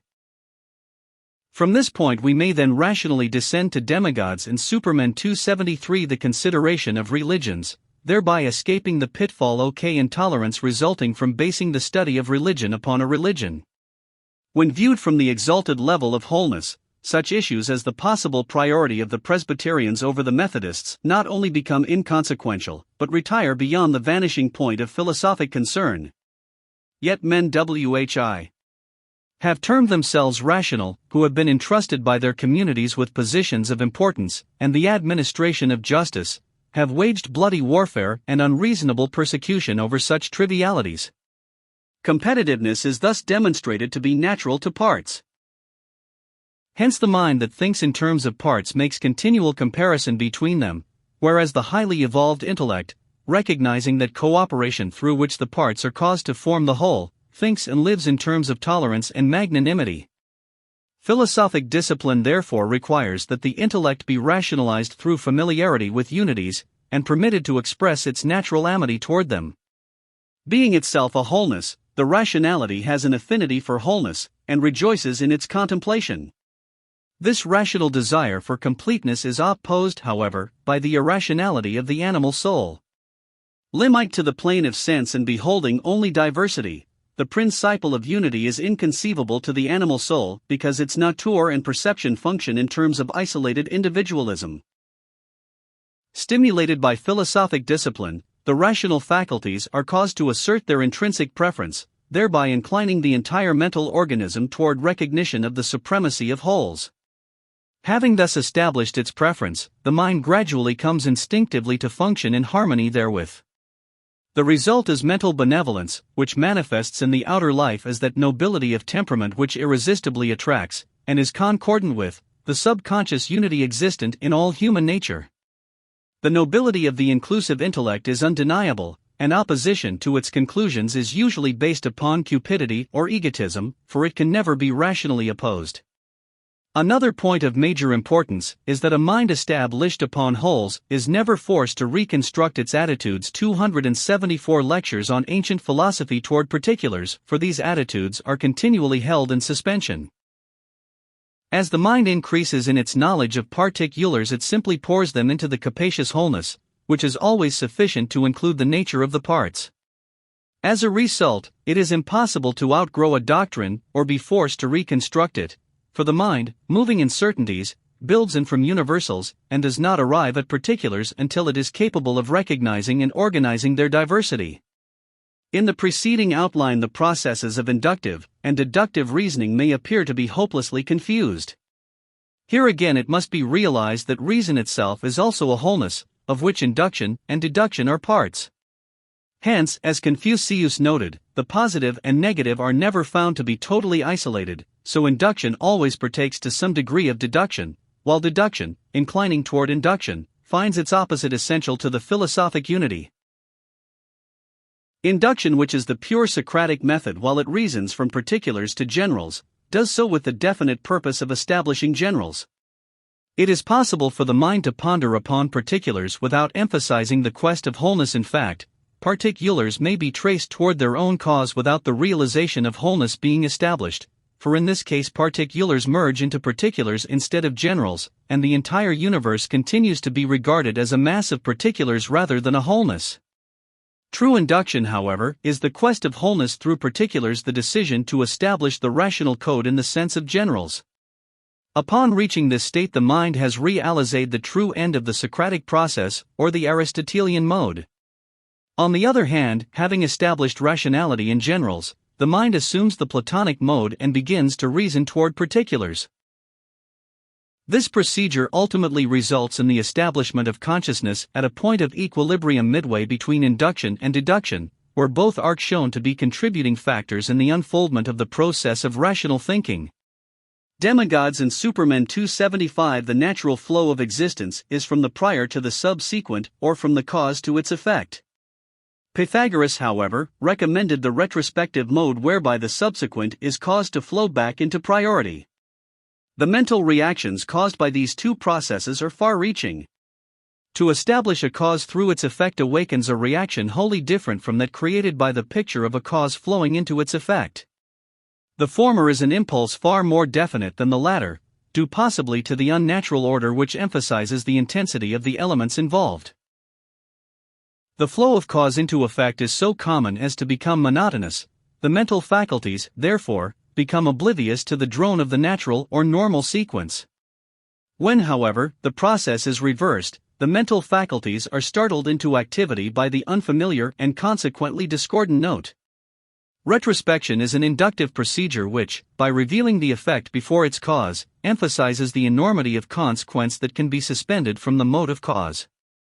The effect of such revelation is to overawe the intellect with the sense of responsibility. It demonstrates that though man has a certain province for exercise of despotic agency, he is powerless to control the destiny of his fabrications or determine with certitude the ends at which his beginnings shall arrive.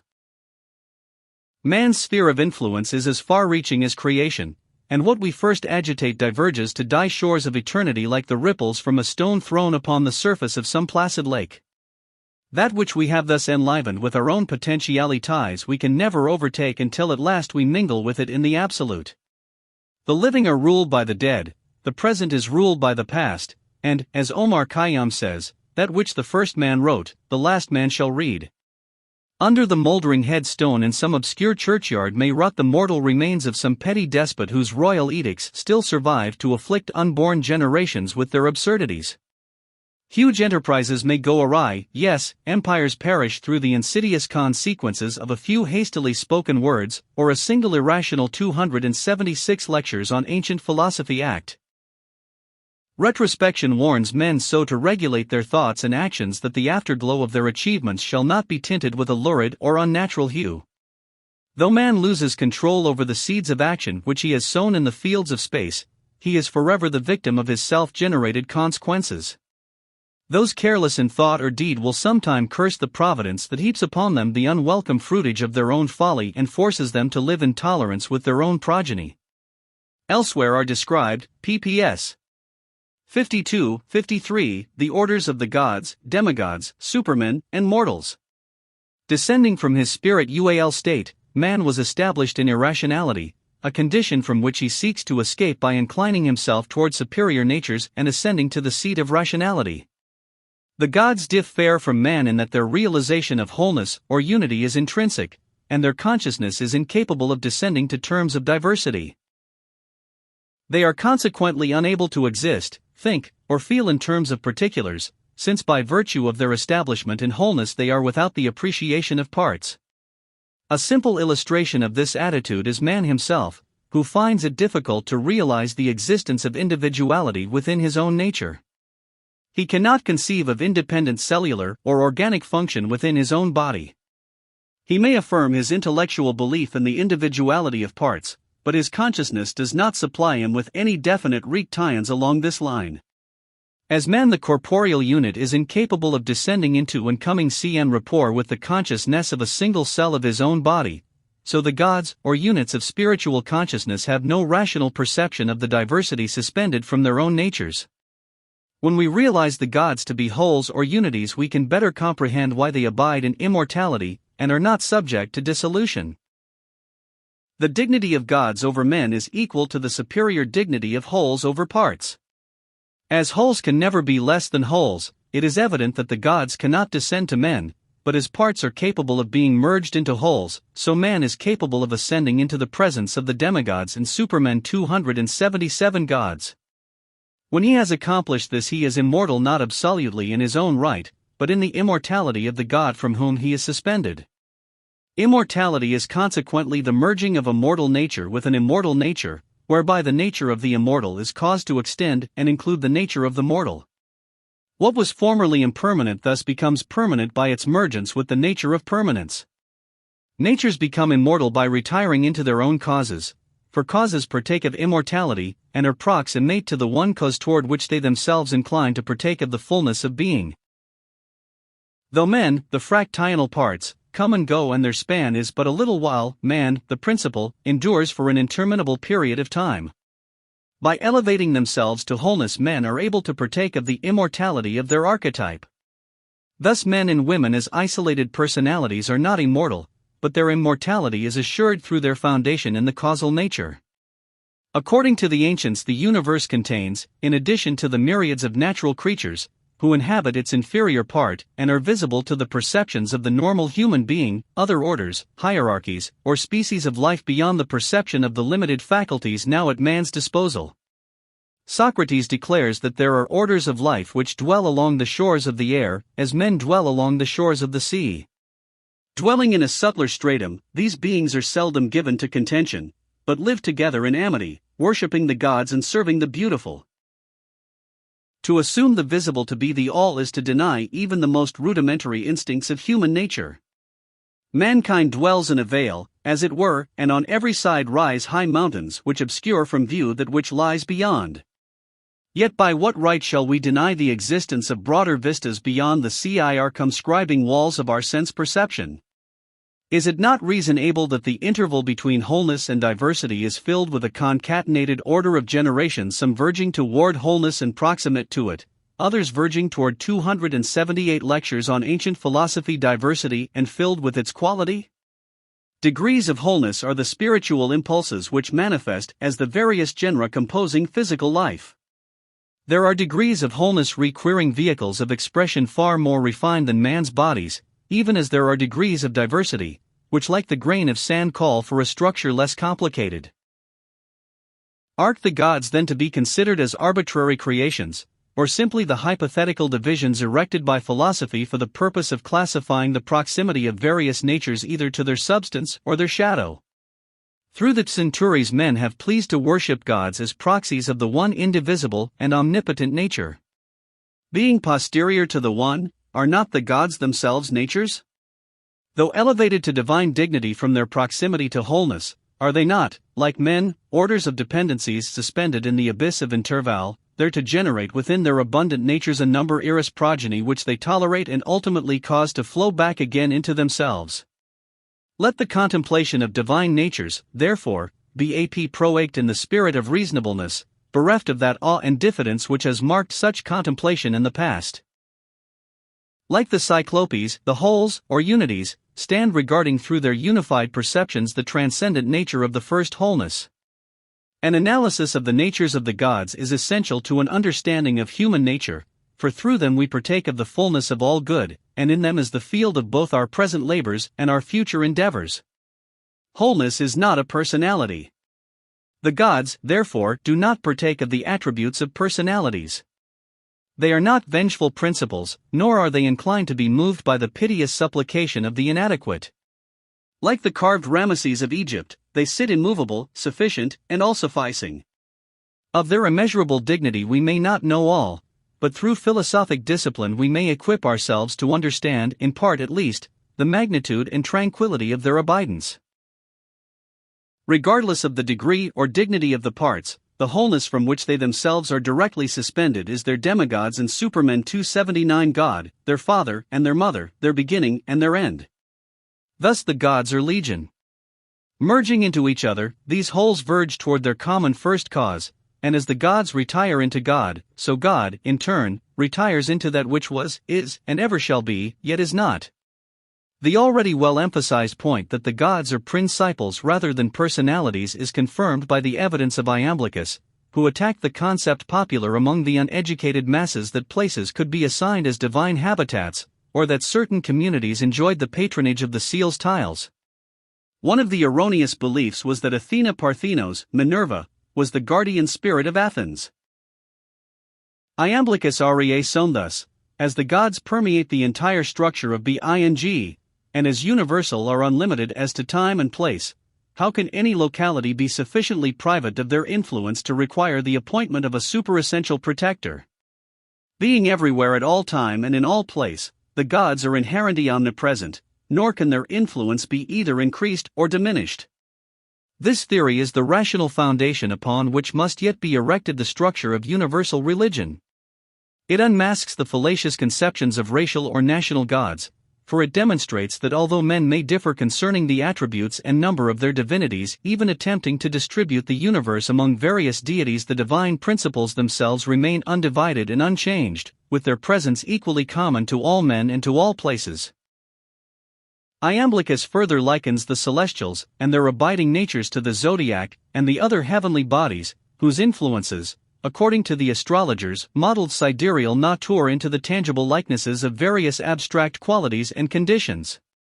As the stars abide in their enduring causes, and are ever the same, so the gods abide upon their immovable thrones, for their unchangeableness is an essential attribute of their own divine natures. But as the mutual intermingling of the attributes of the abiding stars results in a countless order of diversified manifestations, so while the divine natures, the gods, remain unchanged, those participating in their manifold 280 lectures on ancient philosophy virtues assume a variety of aspects to them and, dependent upon their proximity, which is measured by rationality, either enjoy the benevolent dispositions of these abiding divinities, or suffer from the deprivation of these influences. These relationships between abiding principles and non-abiding personalities are capable of measurement according to certain abstract principles, which the ancient philosophers concealed under the symbolism of time. These abstract mensurations, which must never be confused with literal calculations, are arcanely designated by the philosophers as the birthdays of the gods. Deities are said to be born at the moment when the unfolding rationality of the aspirant first participates in their effulgence or comes into harmonious correlation to their power. Thus the celebration of the divine birthdays does not signify that the deities were actually created upon these days, for if actually born they would thereby partake of the nature of generation and also be subject to the unstable laws of generation and decay. In Christianity, for example, although the 25th of December is celebrated as the birthday of Christ, even the least informed layman knows that Natus Solis Invicti signifies merely the descent of an eternal principle into the sphere of temporal agencies where the rationality of man may partake of its attributes and qualities. Christ is declared to have existed in the presence of the Father before the beginning of time, and after his death and resurrection to have reascended into the sphere of endurance, there to remain throughout all duration unaffected by time and not subject to the laws of incident and change. This concept is in harmony with the Platonic theory that the virtue of the immortals lies in the fact that they are unborn, having the apex of their period of activity posited in undivided unity or, as the Egyptians pleased to call it, unaging time duration that does not pass. In describing how inferior natures, or corporeal constitutions, become filled with the superabundance of celestial natures, thereby partaking of and manifesting the celestial sufficiencies, Proclus in his Theurgy, translated by Ficinus in his Excerpta, writes in substance as follows: as those who love gradually demigods and supermen 281 advance from the admiration of sensible forms to the admiration of divine principles, so the initiated priests, discovering the sacred truth that all things subsist in all things, advanced from this conclusion to the fabrication of the sacred science founded upon the principles of mutual sympathy and participation. Because of their understanding of the fourth-dimensional universe, they realized that as far as the element of place is concerned, heaven was in the earth and the earth in heaven, that principles continually permeate both places and things, and that places and things endure their natural span immersed in the very substance of principle. Hence, the superior forever rules the inferior. Inferiors are ever paying homage to their superiors either consciously, as in the case of illumined men, or unconsciously, as in the case of the elements, the latter voicing their admiration by assuming the appearance and reflecting the attributes of divine qualities. Thus, observes Proclus, the sunflower pays homage to the solar orb by inclining itself toward the source of its own being. A piece of paper, if preheated and then brought close to fire, will suddenly burst into flames even though it does not actually touch the fire. This is an arcane hint that divine natures, the fire, communicate themselves to such corporeal bodies, the heated paper, as have rendered themselves capable of their reception. The flaming paper further represents the deification of mortals whose divinity, by mingling itself with the causal flame, vanishes away into its own beginning, leave ing not behind, but the ashes.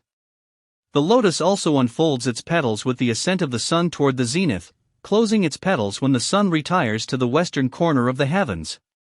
This gesture of the plant is as much a hymn to the sun as the prayers and praise of men.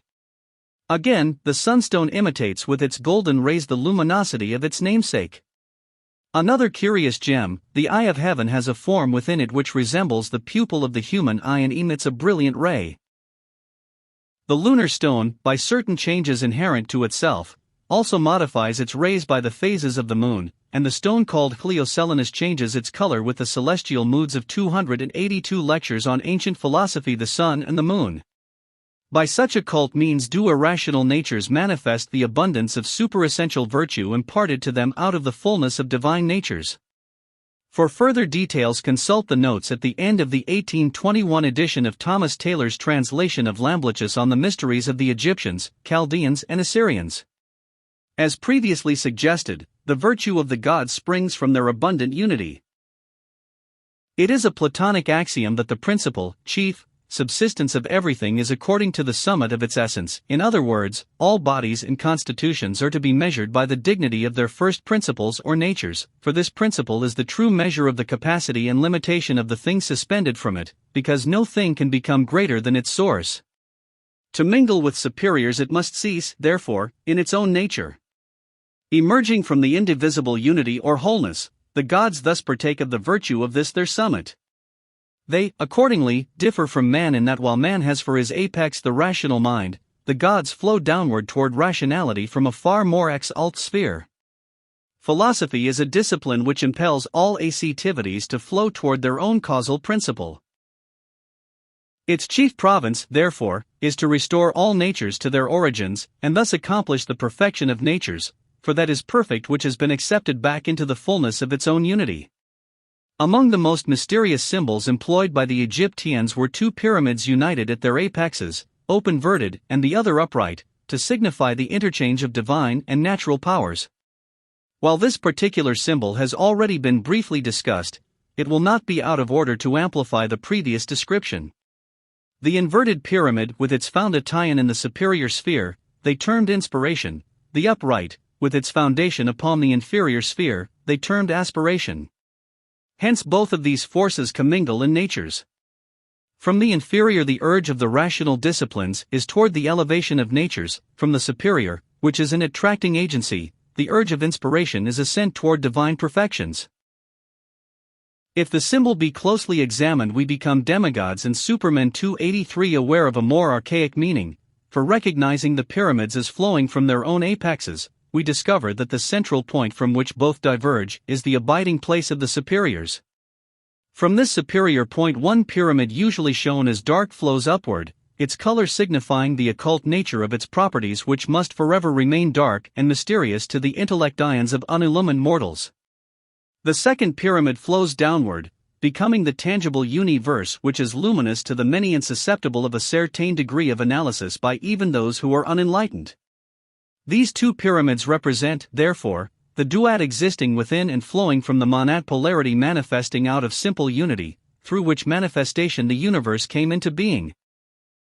Between the unseen sphere of principles above, and the visible sphere of personalities below, is a ceaseless interchange of activities. Separateness being the law of personalities and unity the law of principles, it is evident that while each body occupies some place, each principle occupies every place. All principles are therefore capable of manifesting in each body. Upon this fact was based the philosophic deduction that place is of relatively small importance in matters pertaining to the higher sciences. Socrates was once accosted by a seeker after truth, who asked him where could be found the best place in which to learn. The great skeptic instantly replied, "Where thou art," for, whereas the learner was in place, learning was everywhere. The two consequently awaited the unifying effect of rationality, which when present links place with everywhere. Theology particularly has become a servant to the concept of place. Among nearly all religious peoples it is a common practice to sanctify places of worship and be in attendance at the performance of certain holy offices in such places. The tombs of the saints are also hallowed, and there is a widespread veneration for sacred objects of every description. A visit to Jerusalem will demonstrate the influence wielded by such veneration for place. Here every pebble is more venerable than a boulder elsewhere, and even the filth spreads piety instead of plague. Theology also limits the mind to the concept of time. 284 lectures on ancient philosophy as a factor in religious place. Witness the holy days when prayer is presumed to have a special efficacy, and the celestial hierarchies are said to be peculiarly receptive to the whining importunities of men. Assembly for the common purpose of worship may confer certain ethical and sociological virtues, for instance, by inspiring the courage born of numbers, but little importance can be attached to the practice if viewed from the standpoint of spirit. In the terms of pure metaphysical philosophy, the gods as causal agencies are both omnipresent and omniscient. Free from time and place, above condition, and incapable of such purely mundane concepts as pleasure or displeasure, they flow unimpeded through the many dimensional vistas of eternity. If would-be reformers can correct the theological absurdity that the gods are localized like the weather, systematized like industry, or dispositioned like ward politicians, there is still hope for the religious instincts of the race. Plutarch of Chaeronea, one of the early Gnostic fathers, in his vision of Aridaeus, describes an excursion made by a benight soul into the realm of Hades, where with the aid of the single, or psychic, eye he perceived many things with greater clarity than is the fortune of most mortals. Aridaeus, the man who had the vision, is supposed to have died and found himself in a great sea of light, of objects with which he had been previously familiar. He saw none save the stars. They were, however, of stupendous size, and at enormous distances from one another, and poured forth a marvelous radiance of color and sound, so that the soul riding smoothly in the light, as a ship in calm weather, sailed easily and swiftly in every direction. Omitting most of the things he saw, he said that the souls of the dead, in passing from below upwards, formed a flame-like bubble from which the air was excluded. Then the bubble quietly broke, and they came forth with men-like forms and well-knit frames. See the Vision of Arid Cruz, translated by G.R.S. Mead.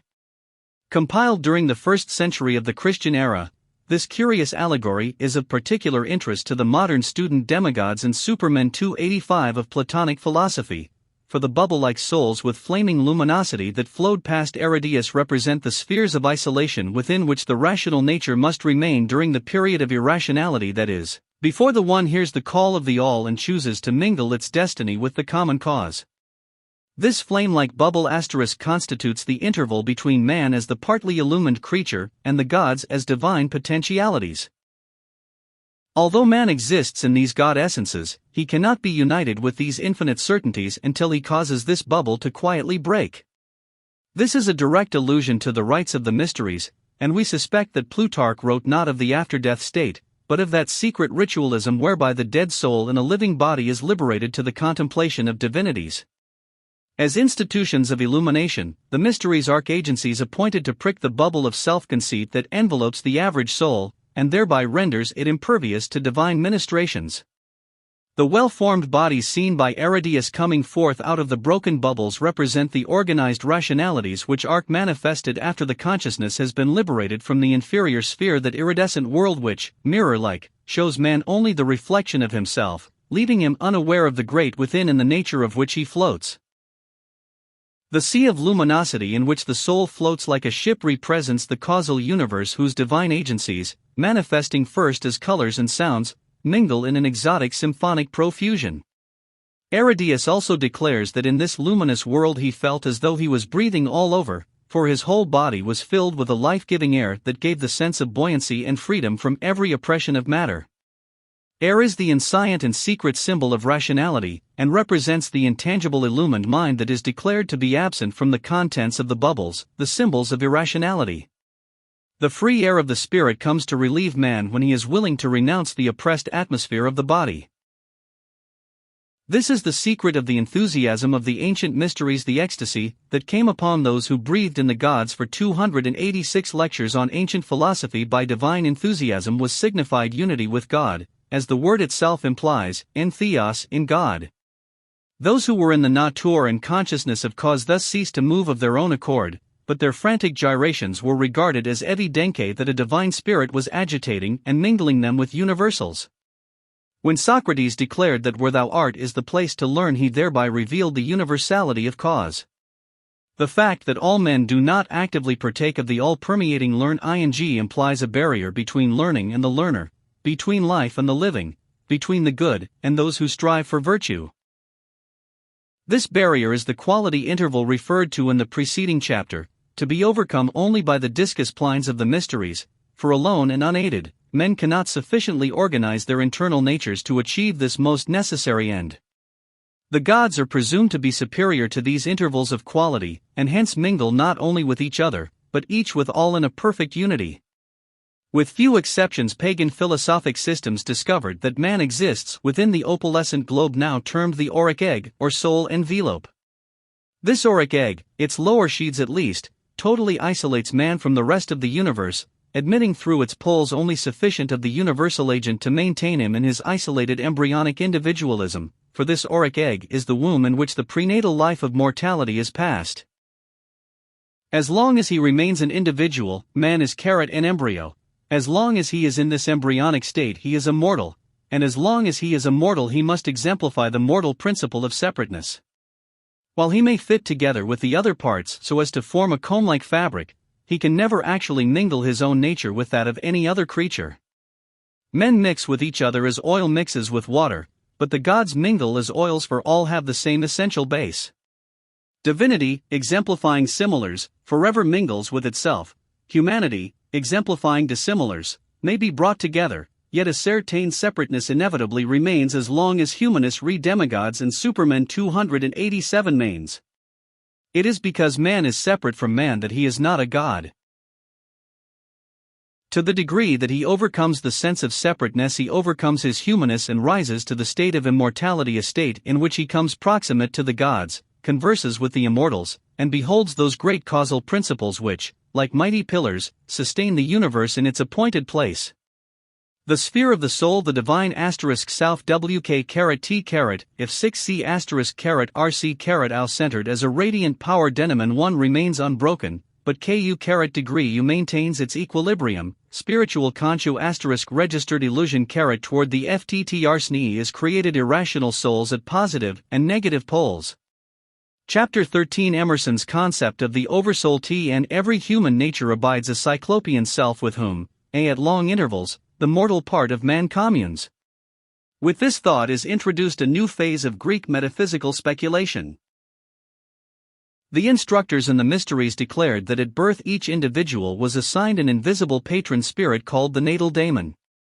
This entity was analogous to the totem of the North American Indians, except that the totem was invoked by prayer and fasting, while the daemon being coexistent with the generating soul itself became, as it were, the identity of the senses. By some this natal daemon was considered the personified aggregate of past experiences, or the summation of previous lives. It was synonymous with the instinctive impulse nature, that inevitable product of existences which stands behind and urges the issues of the outer life. This natal daemon is the composite self, the sum of countless previous selves, the personality compounded of multiple personalities, the thinking, feeling, and actuating sensory organism of material urge, the superphysical byproduct of temporal achievement. The natal daemon is the god who protects the fool, making it impossible for man to actually undo himself beyond redemption. It is the patron saint of the outer life, the intuitively sensed superiority, the intangible authority by which mortal man is given courage to assert his participation in a divine energy. According to the Egyptians, the natal daemon is created by the converging celestial ravs at the time of nativity. It becomes the intangible cause of dispositions, and through its agencies two individuals, though similarly organized, neither think nor feel the same, but work out their diverging destinies motivated by this daemoniac.al part. 289-290 Lectures on Ancient Philosophy. Plato, writes Apuleius on the god of Socrates, asserts that a peculiar daemon is allotted to every man, who is a witness and a guardian of his conduct in life, who, without being visible to any one, is always present, and who is an arbitrator not only of his deeds, but also of his thoughts. But when, life being finished, the soul returns to the judges of its conduct, then the daemon who presided over it immediately seizes, and leads it as his charge to judgment, and is there present with it while it pleads its cause. Hence, this daemon reprehends it, if it has acted on any false pretense, solemnly confirms what it says, if it asserts anything that is true, and conformably to its testimony passes sentence. All you, therefore, who hear this divine opinion of Plato, as interpreted by me, so form your minds to whatever you may do, or to whatever may be the subject of your meditation, that you may know there is nothing concealed from those guardians either within the mind, or external to it, but that the daemon who presides over you inquisitively participates of all that concerns you, sees all things, understands all things, and in the place of conscience dwells in the most profound recesses of the mind. For he of whom I speak is a perfect guardian, a singular prefect, a domestic speculator, a proper curator, an intimate inspector, an assiduous observer, an inseparable arbiter, a reprobator of what is evil, an approver of what is good, and if he is legitimately attended to, sedulously known and religiously worshipped, in the way in which he was reverenced by Socrates with justice and innocence, will be a predictor in things uncertain, a premonitor in things dubious, a defender in things dangerous, and an assistant in want. He will also be able, by dreams, by tokens, and perhaps also manifestly, when the occasion demands it, to avert from you evil, increase your good, raise your depressed, support your falling, illuminate your obscure, govern your prosperous, and correct your adverse circumstances. The natal daemon is declared by Olympiodorus to be the supreme flower of the soul, for it is the blossoming of soul qualities. To a certain extent the soul is generated from the interplay of action and reaction in the sphere of sense. The Emerson's concept of the oversoul 291 soul is the garment woven from the threads of incident. The natal daemon is consciousness bom of experience, the realization begotten of necessity. The natal daemon is the diamond soul, the transmutation of corporeality into incorporeality, the regeneration of bodily quantities into bodiless qualities, for the natal daemon is the wholeness of consciousness which must ever result from the coordination of heterogeneous parts. In the terms of mathematics, natal daemon is the spirit of the number 6, which is invoked by the coming together of 6 monads, and is inseparable from them as long as they continue to constitute a unit or wholeness. The natal daemon must therefore be regarded as the consciousness of the senses conceived as a monad and established at the summit of the pyramid of sense, from whence it flows downward to tincture with that understanding based upon experience the entire structure of the corporeal perceptions. The philosophers declared that a natal daemon, or familiar, is assigned to every man, with whom it remains until the rational soul, having been elevated above the sphere of the senses, and having achieved comparative illumination, turns to the contemplation of superessential verities. Upon one who had achieved this distinction the Greeks conferred the appellation of hero. A hero was one who had heroically turned from the contemplation of the temporal to the contemplation of the eternal, and consequently was dedicated to the service of the gods. Gazing rapturously upon the faces of the ungenerated ones, the heroes verged toward certain divinities with more ardor than to others, thus expressing the innate preferences of their dispositions. The heroes, therefore, were divided among the orders of the gods, each serving his own preference, and by degrees coming to be identified with the qualities of his chosen deity. As the gods themselves are incapable of descending into the corporeal sphere, they incline toward it through their vassals, the heroes. As a result, certain men have come to be revered as divine incarnations, and the creative principles venerat under their similitudes. Unable to discern that the hero is not a god, the non-philosophic have befogged the issue's 292 lectures on ancient philosophy of theology, with the result that men have become the worshippers of men and have propitiated mortal heroes before the superessential gods. While ordinary mortals, being as yet rationally unawakened, depend largely upon their natal daemon, the heroes or those already approaching liberation are the beneficiaries of a more exalted genius, denominated the essential daemon. The father star of the Neoplatonists is this essential daemon, into whose nature the natal daemon has been merged by a process in which the lesser is mingled with the greater, and their issues become one. The essential daemon is unapproachable by him who is still a servant to his sense perceptions. Nor can the essential daemon descend into man, but as a silent watcher must brood over the irrational soul until, emerging from its chrysalis of materiality, it spreads its spiritual wings and soars swiftly to the source of its own light. In Homer's Odyssey, Ulysses is revealed to be a mortal aspiring to the estate of a hero, which end he attains by his perilous voyagings through the seas of temporal uncertainty. As the senses must be mastered before that which is above the senses can be liberated, one of the labors of Ulysses was the blinding of the Cyclops. This giant signified Ulysses' own natal daemon, his self-will, whose power must be destroyed before divine will could be seated in its place. The Cyclops is, therefore, a monster of the astral light, the shadowy giant, who abides amid the shadows of man's own being, and whose single eye is the pineal gland, the only organ with which he discerns the outer universe. But it is possible for the eye of the natal daemon to see two ways. By turning inward it ceases to serve the Cyclops, and fixes its gaze upon the splendid features of the essential daemon who, abiding in the sphere of pure intellect Ion, is the father star, the pole star, by which the mariner of life steers the bark of his own soul into the safe harbor of divine perfection. The philosophy of demons is the outgrowth of man's natural veneration for the rationality manifest in every order. Emerson's concept of the oversoul 293 of life and form. The very clouds scudding across the sky exist by virtue of the intercession of rational intelligence, and upon fulfillment of their destiny are dissipated by the activity of this selfsame intelligence. A peculiar providence equips every organism with the instruments of its own survival. The plant's vital seed is protected by a stalwart husk, and the life of the crustacea by its defensive shell. The urge that causes irrational nature to act in a rational manner we call instinct. To the ancient philosopher, however, the flowering of plants, the propagation of species, the tinting of rocks and crystals, the motions of the elements, and the emotions of the soul, all these were regarded alike as evidence of the presence of invisible but powerful spirits, demons, who, seated in the causal nature of the manifesting sphere, guided primitive lives to the fulfillment of the predestined ends of universal procedure. Some of these demons are analogous to the elemental spirits of Paracelsus, with whose characteristics the great Swiss physician was made familiar by Arabian sorcerers.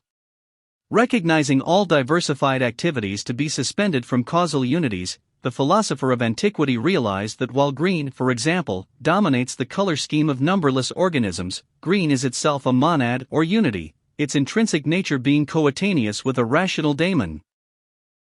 The orderly or rational distribution of green is thus effected through the ministrations of this guardian spirit, which is synonymous with the very nature of green itself. To attribute rationality to a tube of pigment at first may appear to be a baseless concept. Those who have experimented most with colors realize, however, that they have an inherent orderliness, and are very much alive, possessing the power to excite pleasure or displeasure, and through their intermingling to demonstrate various complexions of universal order. As the salamander is born by the very friction that ignites the sulfur match, so a daemon is spontaneously produced through every combination of forces, substances, or circumstances, becoming the patron of such combinations and remaining with them until divine procedure returns these combinations to their original simplicity. 294 Lectures on Ancient Philosophy. The belief in guardian spirits is a very lofty one when the unfolding rationality of man permits him to regard these entities as ever beautiful and virtuous. On the other hand, untutored peoples consider these transcendental entities to be innately malevolent, conspiring against human beings and seek to spread sorrow and mischief throughout the world. The idealism of the Greek aestheticians enabled them to recognize divine agency in all that was beautiful, in that divinities rejoiced in the harmonious combinations of substances and circumstances. Accordingly, a place of beauty must needs be the dwelling of a thing of beauty. In somber groves dwelt grave dryads formed of the soft shadow that lingered there. In the high-flung spray of waterfalls nymphs disported themselves, while diminutive but pompous gnomes industriously hoarded beechnuts against the possibility of 7 lean years. Though these creatures were invisible to the normal sight, man was conscious of their presence. They were indeed creations of place, the products of environment, and necessary to the setting of the picture. All these creatures are demons of different orders, for there are not only vast spirits whose bodies are stars, but demons so small that they seek the shelter of toadstools, or play hide-and-seek among the blades of grass. The daemon is the spirit of feeling that is born of, and is inseparable from, the circumstance that gives it birth. It is the preserver of universal order in the lesser, the untiring minister to parts, the protector and patron of unfolding life. Just what relation, then, does the oversoul of Emerson bear to the god of Socrates, that strange yet exalted spirit which impelled the Athenian commoner to a martyr's end? Emerson, the Occidental Orientalist, thus defines what he conceives to be that common oversoul of whose nature we all partake, and which is the common measure of us all, the supreme critic on all the errors of the past and the present, and the only prophet of that which must be, is that great nature in which we rest, as the earth lies in the soft arms of the atmosphere, that unity, that oversoul, within which every man's particular being is contained and made one with all other, that common Emerson's concept of the oversoul 295 heart, of which all sincere conversation is the worship, to which all right action is submission. That overpowering reality which confutes our tricks and talents, and constrains every one to pass for what he is, and to speak from his character and not from his tongue, and which evermore tends and aims to pass into our thought and hand, and become wisdom and virtue and power and beauty. It is a philosophic axiom that as we verge toward cause we verge toward simplicity, and as we depart from cause we incline toward complexity. For all things are simple in their beginnings, complex in their midmost parts, and simple again in their ends. As man passes from childishness through maturity to childishness, so life, according to the doctrines of Herbert Spencer, is from simple homogeneity to complex heterogeneity, and from heterogeneity back again to homogeneity. Approach to simplicity, then, presumes an ever-decreasing number of parts, until ultimate simplicity is utter privation of partition. Emerson clearly senses the common unity of cause, that vast monad which is our common parent, and whose sufficiency is the one noble reality. This is indeed the great daemon, the supreme soul invoked by existence, whose ministrations we manifest in common, and whose edicts are the code of our lives. As we increase in rationality, we become diffused among or enter into the inner nature of an ever-increasing number of organisms, thereby becoming capable of knowing and feeling the impulses which actuate these organizations. Thus man became the ochrysal of men, the atom, or archetypal one from whom issue the many, the protagonist from whose nature as from the pores of the skin come forth the sweat-born, and the establishment of generations. Thus man the ochrysal is the anthropos, or demoniacal spirit, which is the common father of infinite progeny, the vast sphere of influence which men can never escape, but which is their allness, and against the sovereignty of which they vainly struggle, ignorant of the fact that it is their common life. The oversoul alone is man, for men are but fractional 296 lectures on ancient philosophy, parts of themselves, and are never complete until all together form one grand nature. Therefore, while all men differ in their outer lives, in their inner life there is this common ground whereon all stand together, and upon which they must erect the citadel of their strength. Only to the dreamer, who sees not with his eyes, but with his soul, is the dignity of the anthropos apparent. Only the mystic can comprehend that vast being which towers above the puny sensibilities of mortals, and from the lofty place broods over the body of its sovereignty. This anthropos exceeds men to the degree that the whole exceeds its parts, for each part contributes to the sufficiency of the sum. The Neoplatonists differed from the Egyptians in their definition of the anthropos, or the nature of the all-containing self when related to the status of men. According to one group, all of man descends into the sphere of generation, there to wander for a given time in the confusion of sense, and later by rational procedure to escape therefrom and reascend to the sphere of spiritual sufficiency. The more profound philosophies, however, declared that the ungenerate can never actually generate, nor can that which abides in the contemplation of perfection ever become immersed in the delusions of mortality. While the inferior nature of man, suspended from its monadic cause, may thus struggle for a brief period in the darkness of the moral sphere, the true self remains throughout this period in the presence of perfect order and adequate comprehension. According to this viewpoint, all of man does not descend into the realm of his corporeal limitations, but rather broods over the incarnating part, and from its own state of detachment contemplates the attachments which involve the inferior self. Thus man is more than man, he is like the oft-employed simile of the iceberg, of which only a fractional part of its great bulk is visible. This invisible greatness of man unmoved and uninvolved, and residing in the pure rationality of the supreme sphere is termed the silent watcher, the Atman, who is the true man, and of whom the lesser part becomes increasingly Emerson's concept of the oversoul 297 aware as it ceases to be conscious in its animal part. In this manner is man, the comparative physical nonentity, suspended from man, the actual spiritual immensity. Is it not this over-brooding divinity which man senses when he explores the depths of his own feeling and seeks to measure the magnitude of his intellect? Is it not this transcendent superpersonal one who is the true substance of man's hope and the body of his aspirations? Picture, then, the mortal nature of man who, obscured by the insufficiency of his physical perceptions and crawling worm-like upon the surface of earth, dares to believe in his own thoughts and assume the reasonableness of his own contentience. Then conceive the blind mortality which men call life to be directed by a great and observing spirit which, grasping the lesser life by the hand, gently leads it toward comprehension and realization. Imagine that behind the little you at all times stands the greater you, majestic, illumined, magnificent, who communicates to the earthiness which is your mortal body a splendor more than sufficient, and through whose greatness the little you is made partaker of the greatness and goodness of all things. This is the anthropos, the heavenly man, the supreme Manu, from whose presence man departs for his terrestrial wandering in the prodigal sphere. While Emerson conceives this soul to be within man, in philosophy we prefer to conceive of man as within this soul. As through philosophy we increase the dimensions of our internal selves, we gradually annihilate the interval between our human souls and this oversoul. Our internal selves take on the stature of this nobler part until, though our body be still of mortal size, the scope of expanding consciousness becomes tions of inspiration.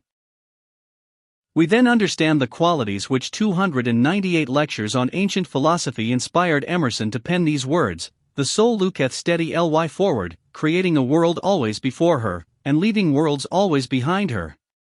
She has no dates, no rights, nor persons, nor specialties, nor men. The soul knows only the soul. All else is idle weeds for her wearing. We now turn to a more detailed consideration of the intrinsic nature of the soul, and the position it occupies in the composite structures of both man and the universe. As already defined, the soul is the first and chief of the generations. It abides in its own essence at the apex of the pyramid of form. If the soul, then, be a generation and not an eternal principle, of what is it generated and why is it superior to other generations? That which is generated receives its life from another. Having had this active agent once imparted to it, it is thenceforth capable of separation therefrom. On the other hand, an ungenerated being, because its life is inherent, must ever abide in that life, and that life in it, and hence is incapable of dissolution. Being a generation, the soul must consequently be included under the classification of bodies. Yet it is different from bodies, for being the chief of DM, it possesses a fullness of virtues which exceeds the fullness of any other body. Of inferiors, then, the soul is the superior, and by virtue of its disposition occupies a midmost place between abiding life and unabiding form. As the physical man is clothed in a vehicle composed of the objectification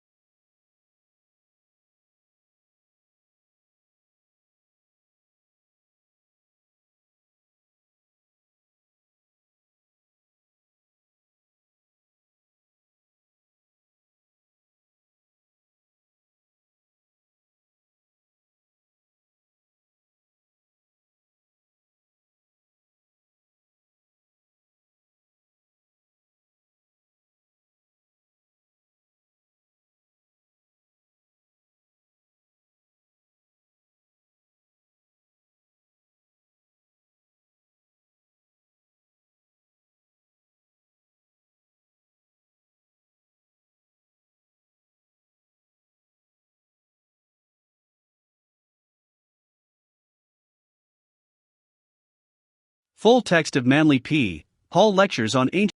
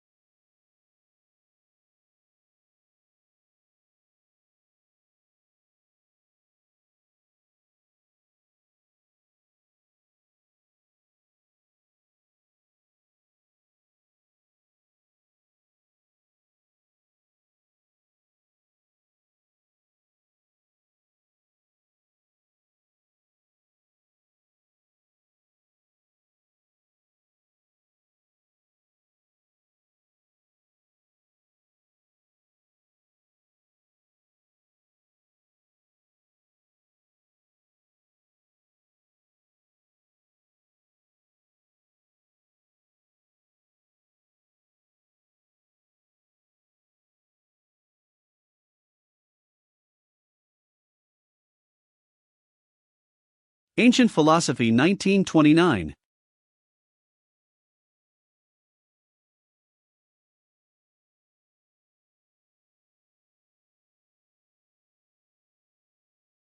Inspired Emerson to pen these words: "The soul looketh steady ly forward, creating a world always before her, and leaving worlds always behind her. She has no dates, no rights, nor persons, nor specialties, nor men. The soul knows only the soul. Ale else is idle weeds for her wearing." We now turn to a more detailed consideration of the intrinsic nature of the soul, and the position it occupies in the composite structures of both man and the universe. As already defined, the soul is the first and chief of the generations. It abides in its own essence at the apex of the pyramid of form. If the soul, then, be a generation and not an eternal principle, of what is it generated and why is it superior to other generations? That which is generated receives its life from another. Having had this active agent once imparted to it, it is thenceforth capable of separation therefrom. On the other hand, an ungenerated being, because its life is inherent, must ever abide in that life, and that life in it, and hence is incapable of dissolution. Being a generation, the soul must consequently be included under the classification of bodies. Yet it is different from bodies, for being the chief of DM, it possesses a fullness of virtues which exceeds the fullness of any other body. Of inferiors, then, the soul is the superior, and by virtue of its disposition occupies a midmost place between abiding life and unabiding form. As the physical man is clothed in a vehicle composed of the objectification and substantial counterpart of his superphysical corporeal impulses, so an invisible body generated of attributes too subtle to assume physical aspect envelopes the spiritual part as with an appropriate robe. Virtue, for example, is irreducible to physical perceptions. Seated, however, in the invisible nature, it manifests as an intangible and definite attribute of the self. Man is as surely clothed in the garments of virtue as he is in the garments of the physical. They are vehicles of his expression no less real than are the members formed of bone, flesh, or sinew. Besides the physical, man is the owner of many bodies, invisible however to those whose perceptions are limited solely to the earthly senses. Each of these bodies is the vehicle of Emerson's concept of the oversoul 299 definite potentialities which are slowly being manifested through appropriate organisms. Man lives in many worlds simultaneously, but of this fact he is unaware until he comes to realize that every phase of his temperament attunes him to a different level of universal activity. A concatenated chain of vehicles extends upward from the dense physical organism to the attenuated superphysical organism of the soul.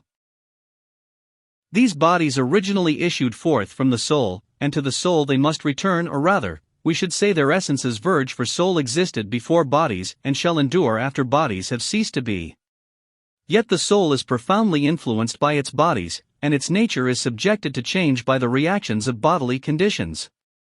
As the proper monad of bodies, the soul causes to issue out from its own being all that is inferior to itself. And by the same course that dominated their issuance, the soul reabsorbs these self-same bodies back again into its own essence, for by this reabsorption is the perfection of bodies consummated.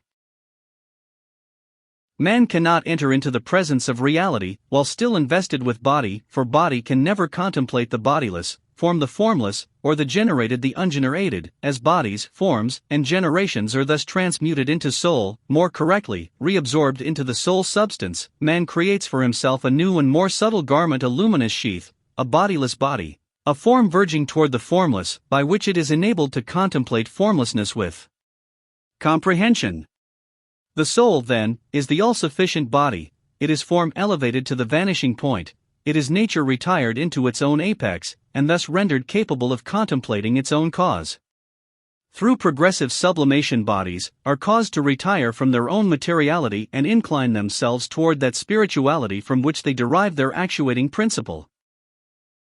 If the fruitage of physical experience were apprehensible by the physical nature alone, then life would be but a span of useless suffering, for the deed would perish with the doer and the self be left as impecunious as before. Though every tangible evidence of physical achievement must be discarded 300 lectures on ancient philosophy by the decarnating spirit, yet there is carried forward into the invisible a subtle substance or pabulum extracted from incident and assimilable by the soul nature. Every incident, every experience, every conclusion of the physical life has its own soul nature, to be extracted therefrom by a strange distillation. The vapors thus distilled are inhaled by the soul even as the physical body subsists upon the material atmosphere.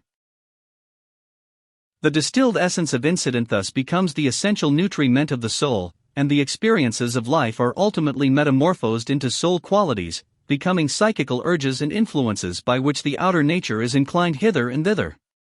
As polarity exists throughout the sphere of generation, it follows that the soul itself, though intrinsically a monad, must manifest through the duad the positive and negative channels of expression. The soul is accordingly symbolized as two creatures, one a beautiful and radiant spirit subsisting upon the manifesting virtues of the life, the other an evil and rebellious spirit fostered by every unworthy thought or deed. These two guard the mystic gate between the outer and the inner self, for, as the soul, they are the portal through which the polar forces of cause and effect pass in mutual exchange. The radiant soul fashioned from the very substance of achievement becomes the animating principle of intuition, for what is intuition but a kind of memory in which particulars are forgotten but principles remembered? The mind may lack the power to reason through, and the outer nature be uninformed regarding the solution of perplexing problems. But based upon ages of endeavor, intuition unerringly points out the law of probability, for by virtue of ripe experience it inclines with more certitude than the reason and with more discretion than the thinking but inexperienced personality. The evil part of the soul speaks also, and its voice is conscience. Conscience is the still, small voice of unremembered suffering which, long vanished from the conscious mind, yet lives in the deeper recesses of the nature, where it warns of impending catastrophe and whispers to such as will listen the Emerson's concept of the oversoul 301 standards of right and wrong as established by experience. Men and women of normal intelligence never commit wrong deeds which they do not know are wrong before their commission. We may dissemble or feign ignorance, but all too often we realize that we lie even while we speak. The mentor of ages dwells within, and irrespective of our pretensions its words are audible to our inner selves. What is that accusing self from which the malefactor can never escape, and which hounds the evildoer to the bitter end? It is the soul. Living its own life consistent with the principle of truth, the soul will never let us rest until our outer lives are rendered harmonious with the code within. Why are some happy, though surrounded by all manner of misfortune and sorely oppressed by offending circumstances? Because the soul, satisfied with the behavior of the life, bestows the sense of satisfaction upon these outer sensibilities, so keenly vexed by an unkind providence. The all-sufficing realization of accomplishment flows from the soul, and like the balm of Gilead assuages the torments of the material Tartarus. The persecuted parts are imbued with fresh courage and conviction, and given new strength to meet every emergency.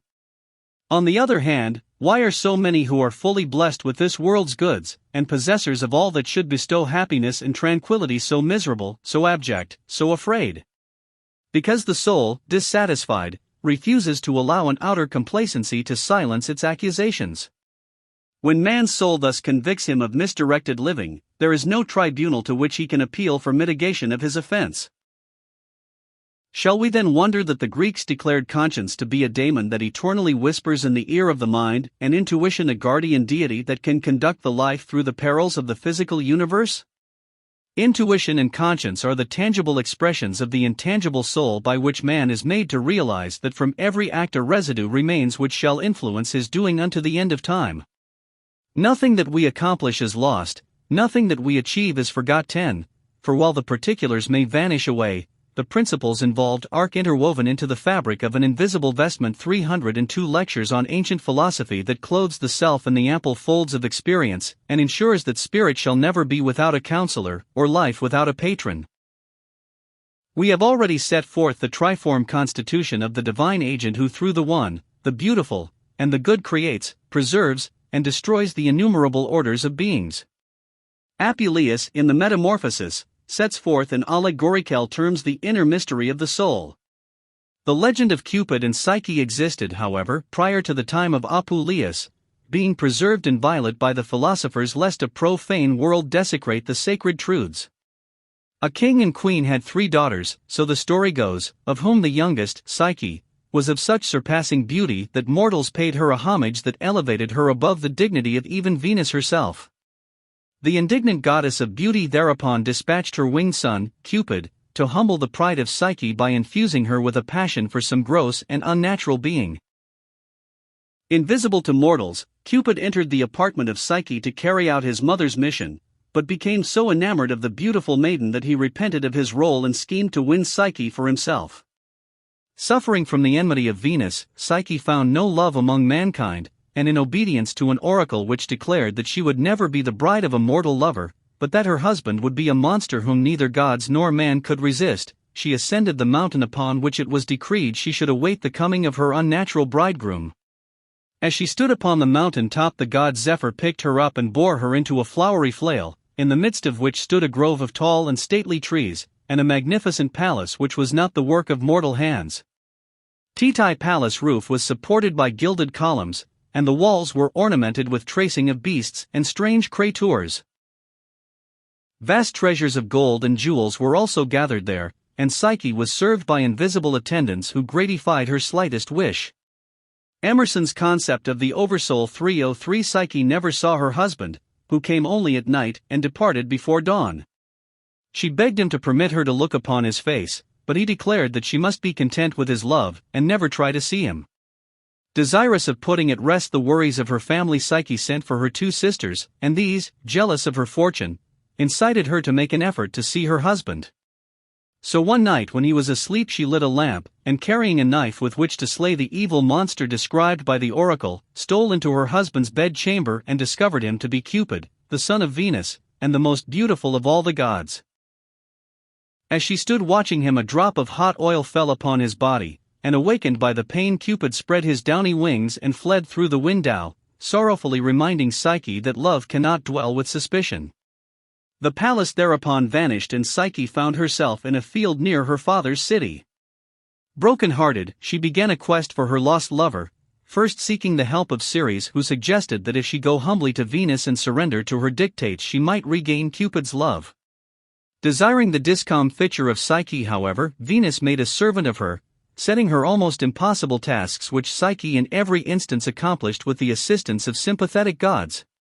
Her first task was to separate a vast quantity of mixed grains, her second, to gather golden fleece from a large flock of vicious rams, and her third, to descend into Hades and bring back from Persephone, the goddess of the underworld, a casket filled with beauty. Still inquisitive, however, Psyche opened the casket in spite of the warning given her by the tower god who had aided her in the adventure. Instead of being filled with beauty, the coquette contained a Stygian sleep which, loosed from the box, overcame Psyche, so that she fell unconscious on the path. Cupid, coming to her rescue, returned the sleep to the box, and interceding with Jupiter for her hand, both nally reconciled Venus to the match. Psyche was then given a cup of heavenly drink, 304 lectures on ancient philosophy which conferred upon her immortality, and in common with all fairy stories the two lovers lived happily ever afterward. In the interpretation of this fable of the soul's descent into generation, more correctly, its descent into the concept of generation, we must reiterate certain of our earlier assumptions. In the words of Thomas Taylor, in the first place, the gods, as I have elsewhere shown, are superessential natures from their profound union with the first cause, who is superessential without any addition. But though the gods, through their summits or unities, transcend essence, yet their unities are participated either by intellect alone, or by intellect and soul, or by intellect, soul, and body, from which participations the various orders of the gods are deduced. When, therefore, intellect, soul, and body are in conjunction, suspended from this superessential unity, which is the center, flower, or blossom of a divine nature, then the god from whom they are suspended is called a mundane god. The Platonists further affirmed that the human soul was born from the intellect and soul of the world, but that its direct parents were the intellect and soul of a certain star, which is its father star and from which it first descended into the sphere of non-tranquility. As the soul is suspended between intellect and body, its fall, so-called, represents its inclination toward body. Therefore the mundane soul and the intellectual, or supermundane, soul are identical in essence, but verge in opposite directions.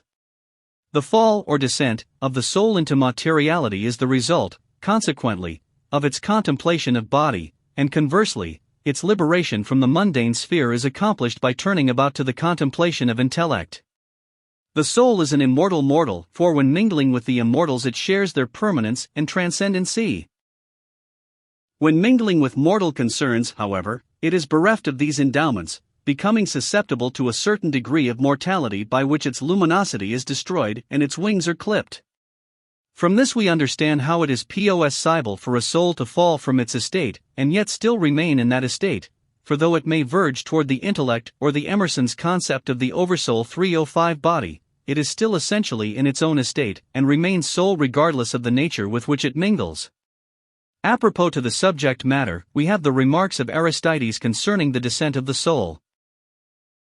The soul, he says, as long as she is seated in a purer place of the universe in consequence of not being mingled with the nature of bodic, is pure and inviolate, and revolves, together with the ruler of the world. But when, through an inclination to these inferior concerns, she receives certain phantasms from places about the earth, then she gradually imbibes oblivion of the good she possessed in her former superior station, and at the same time descends. But by how much the more she is removed from superior natures, by so much the more approaching to inferiors, is she filled with insanity, and hurled into corporeal darkness, because through a diminution of her former dignity, she can no longer be intelligibly extended with the universe, but on account of her oblivion of supernal goods and consequent astonishment, she is borne downward into more solid natures, and such as are involved in the obscurity of matter. Hence, when her desire of body commences, she assumes and draws from each of the superior places some portions of corporeal mixture. The same author continues his description of the descent of the soul through the orbits of the divine planets, from each of which, as in the story of Ishtar at the seven gates, and also the descent of the soul in the divine pomander of Hermes Mercurius Trismegistus, the soul receives a luciform and envelop ing nature. At last, approaching the sphere of the moon, the soul becomes of such corporeality that a certain gravitation draws it into the rhythm of the physical world. The soul then loses its spherical form and assumes the human shape, the luciform and ethereal substances gathered from the stars first becoming fetal membranes and later definite parts of the physical structure of the outer nature and psychical qualities in the inner nature. For, as Aristides again remarks, the shell-like vestment of man is nourished from its own root, which is the descending soul. 306 lectures on ancient philosophy. Psyche, or the soul, is described by Apulsius to be of royal parentage, thus arcanely intimating that she is of a divine line, for royalty here signifies the spiritual lineage. That which has its foundation in the gods is declared to be of kingly order, for the gods were the patrons of rulers who thus administered their kingly office by divine right. In contradiction, mortals were regarded as creatures of common birth to signify that their mother was the earth, and they themselves earthborn, and not like the gods the sons of heaven. Psyche is further described as the most beautiful of all mortals, so far surpassing all other earthly beings in loveliness that men venerated her as a goddess, and made her offerings similar to those with which Venus, the mother of generations, was propitiated. The soul is thus represented as exceeding in perfection all other material bodies, its beauty being due to its proximity to the fountain of beauty, of whose harmonies it partakes, and whose excellence it reflects into the inferior sphere. The perfections of the soul surpass the perfections of the body, even as the qualities of the superior nature surpass the qualities of form. In Book X of the Laws, Plato puts into the mouth of the Athenian stranger the following words: "And if this is true, and if the soul is older than the body, must not the things which are of the soul's kindred be of necessity before those which appertain to the body?" Cleinias answers certainly. Then, rejoins the Athenian, thought and care, and mind and art, and law will be prior to that which is hard and soft, and heavy and light. Here Plato emphasizes the doctrine of the excellence of the soul over the body, for the concerns of the soul are more noble, more lasting, and more satisfying than are the concerns of the mortal nature.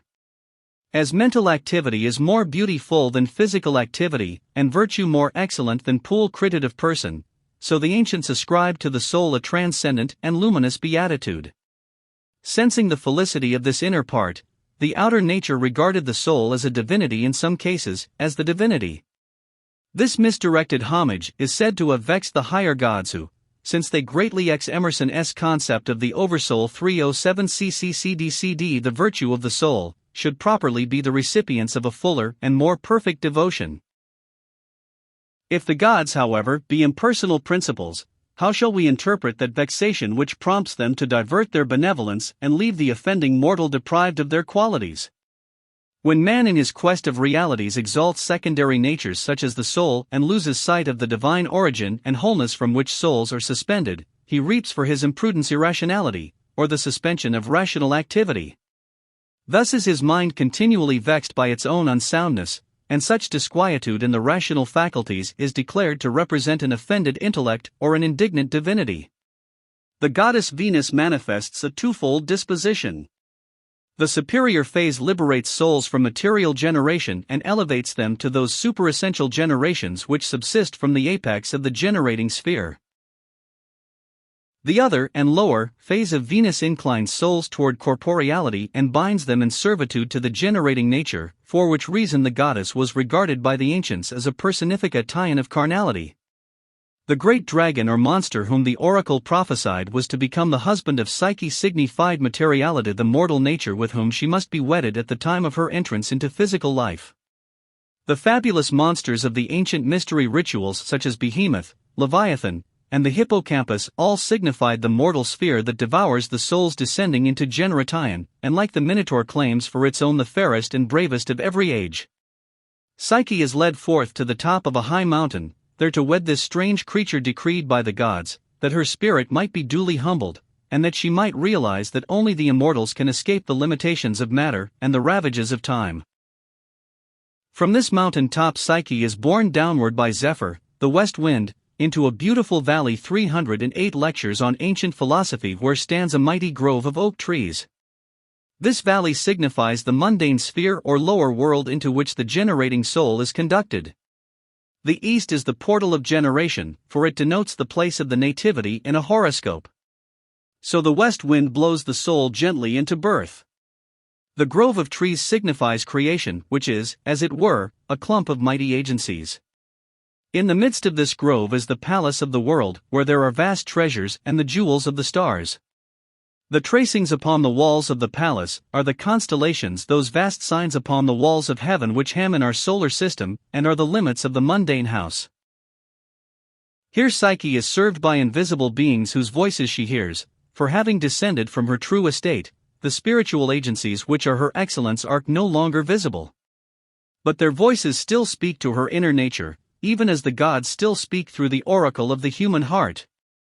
Psyche, however, is not yet physical and mortal, hence the physical agencies of creation are also invisible.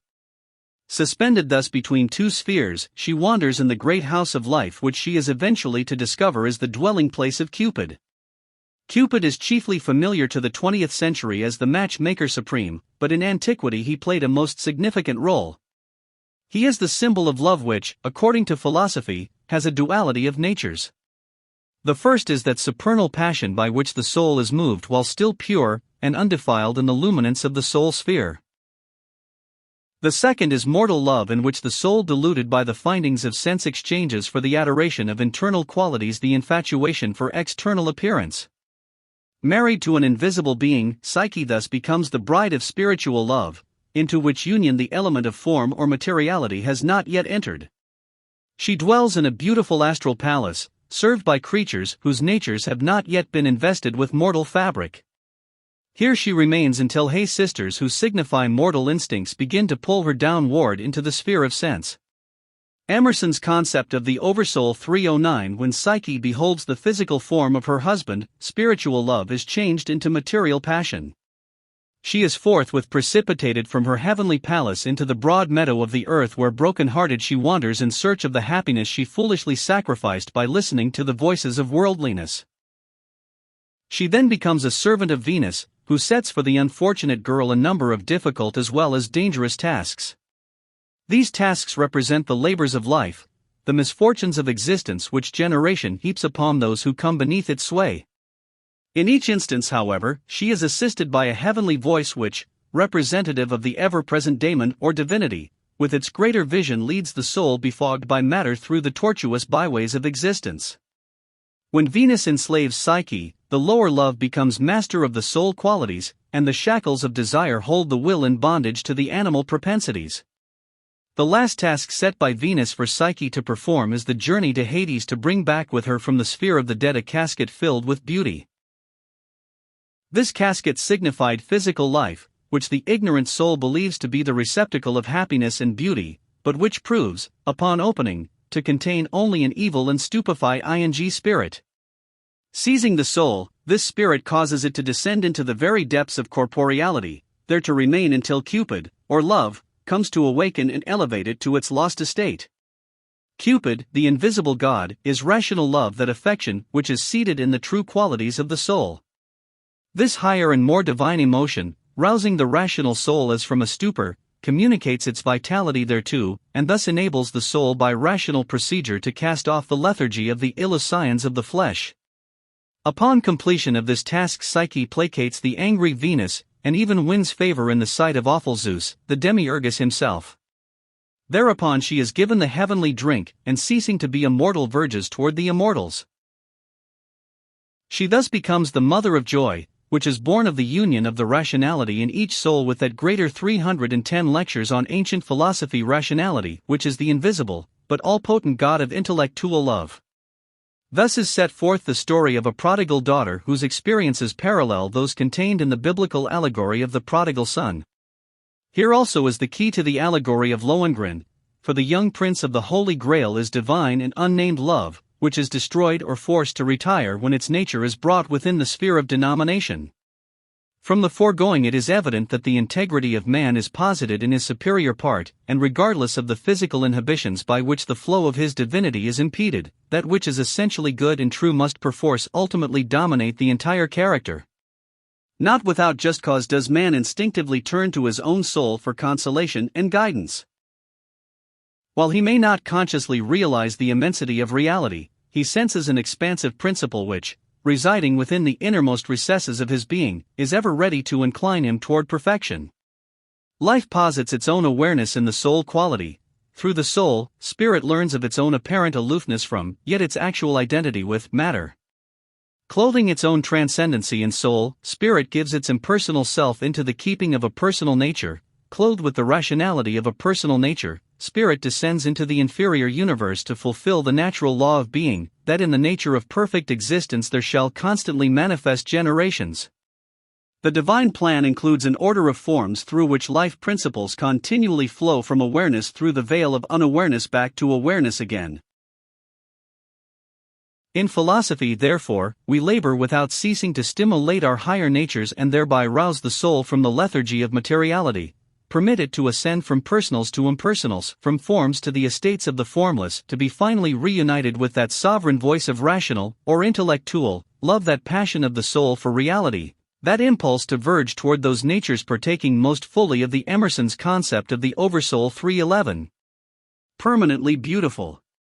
Thus, within human nature, which is incapable of appreciation in its fullest sense, dwells an all-comprehending power, the human soul, which ever seeks reunion with that omniscience to which each action of universal agency is, in turn, the object of a profound appreciation. This greater soul, this mysterious Cupid, this formless being which man may not behold without destroying, this least of forms and most of spirit, this is the true Oversoul in whose intellect ion we are perpetually immersed and of whose transcendency we continually partake. The planes of the generating sphere assuming the illusion of form, the spiritual life descends out of its own radiant nature and takes upon itself in sequential order a mental constitution, an emotional or astral constitution, a vital constitution, and, lastly, a physical constitution. These four constitutions are united to the non-incarnating spiritual self by a thread of life. Chapter 14, Exoteric and Esoteric Knowledge. In Plato's Charmides, wisdom is declared to be the science of itself and also the science of other sciences, furthermore, the science of the absence of science and the science of mental temperances. While all other divisions of learning are concerned with objects, substances, places, or conditions, wisdom is concerned with its own nature. From it flow, however, all other sciences, and by it is determined not only the knowable, but the unknowable, not only the extent of that which is, but also the extent of that which is not.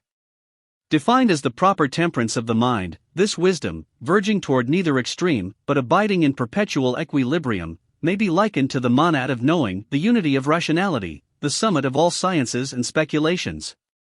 Today we have preserved those sciences which are properly termed the classifiers of extraneous facts, but that form of wisdom which is primarily concerned with the substance of erudition itself has vanished from the institutes of man.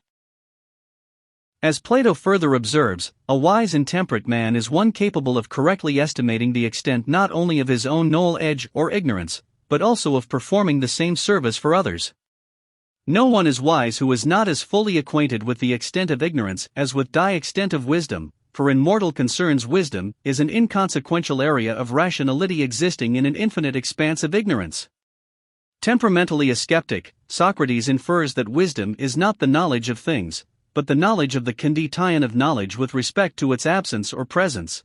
In 313-314 lectures on ancient philosophy, observation plainly intimating that wisdom deals with generals and not with particulars.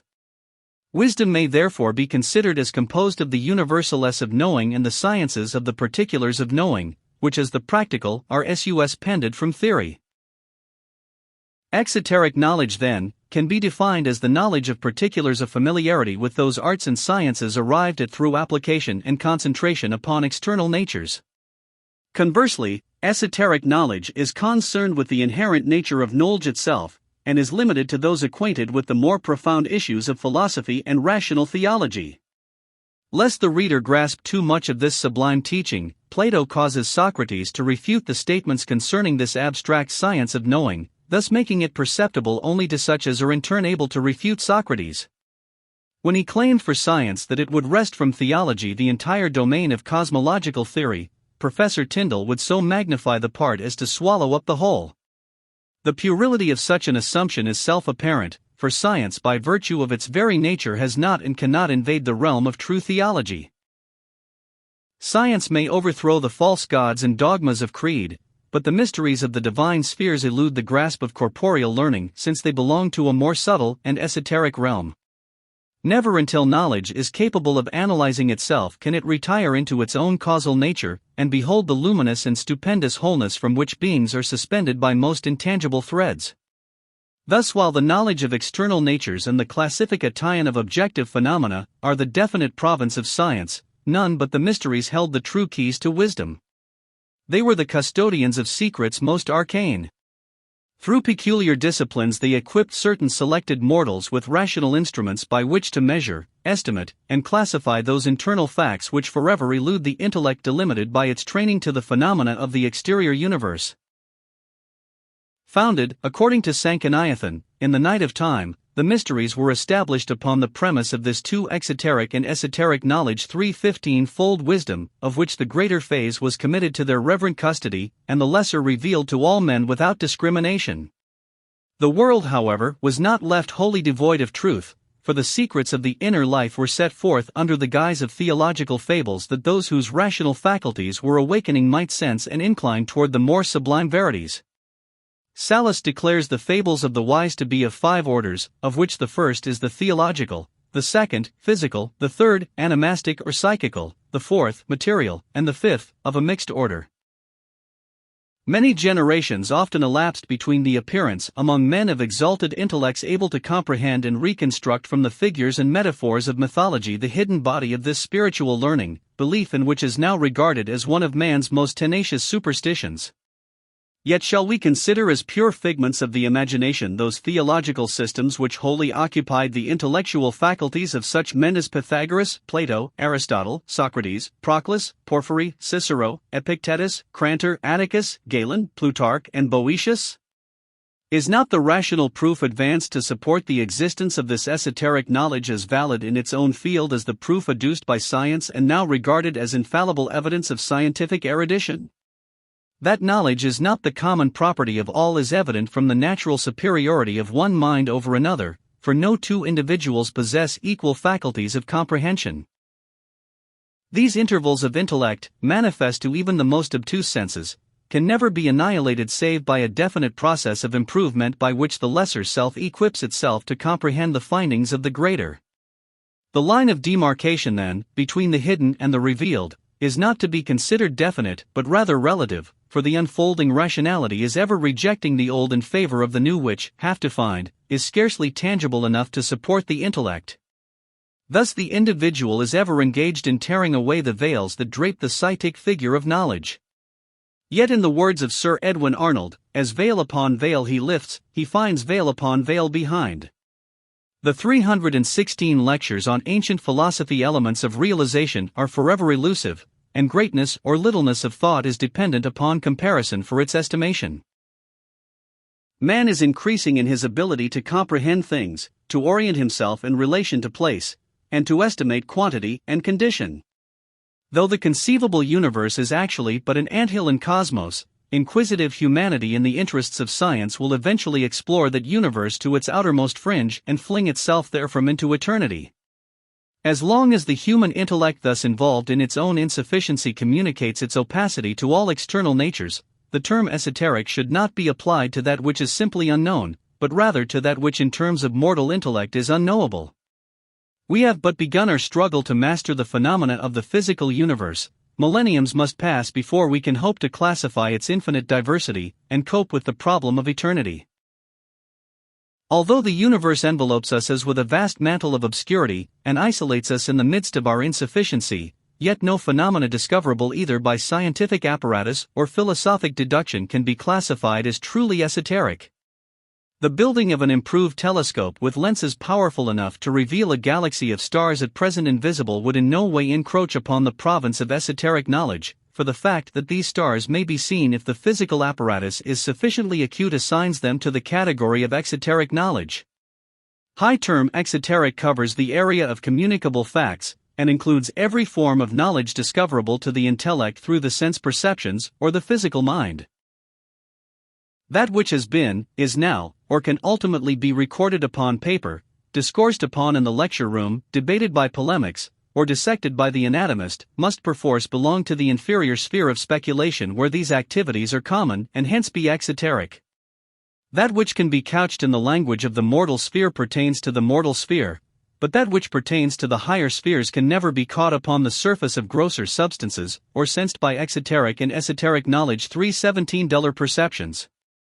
In one sweep, the self-recommended vendors of things esoteric who herald their coming with 24-sheet posters are thus eliminated. The communication of esoteric knowledge requires a method far more than any at the command of metaphysical mountebanks. The proper custodians of this knowledge, the ancient mysteries, realized too well that its transmission and perpetuation were the most difficult of all tasks, in many instances bordering on the impossible. How shall we reveal to another that which entirely transcends the province of the senses, that which is non-convertible into mundane terms, and with which nothing physical is comparable? Hence the secret schools of antiquity instituted systems of definite discipline by which the whole nature was dissociated from the elements of exoteric knowledge, and through protracted effort elevated to the level of supersensuous comprehension. Having reached this state, the principles of higher know-ing were then communicated to the neophyte by a method almost as arcane as the secrets themselves. A strange telepathic system was developed whereby the findings of the subtler inner perceptions were communicated without passing through that place interval which exists between ordinary intellects, an interval which must be filled with words or other symbolic forms in which the esoteric matter is necessarily lost. How then shall we define esoteric knowledge? It is the classification of those superessential elements of the pure intellect sphere where form, as man recognizes it, does not exist. It must be communicated by a method which, while it awakens no response in the sensory organisms, renders knowledge comprehensive to the inner perceptions. The subject of this inner knowledge, and its method of communication, has long confounded men of letters. Science cannot conceive of the human mind functioning independently of matter, nor, if consistent to their premises, can men of science admit the possibility of the mind thinking in terms independently of form.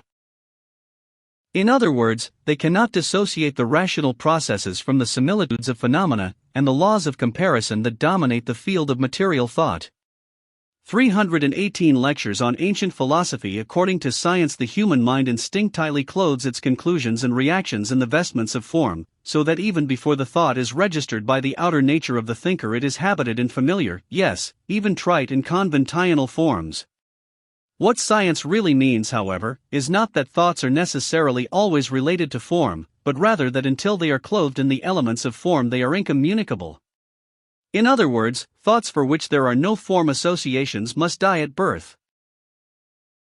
Dominated by the laws of generation and under the patronage of the goddess Demeter, the physical sphere will permit no energy to exist within its domain unless that energy abide by the dictates of matter by being clothed in the substances of matter. When thoughts abide in the mind, they are thus launched into generation through words, these words which are their bodies dimming, like the mortal vehicles of man, the lucidity of the inner nature.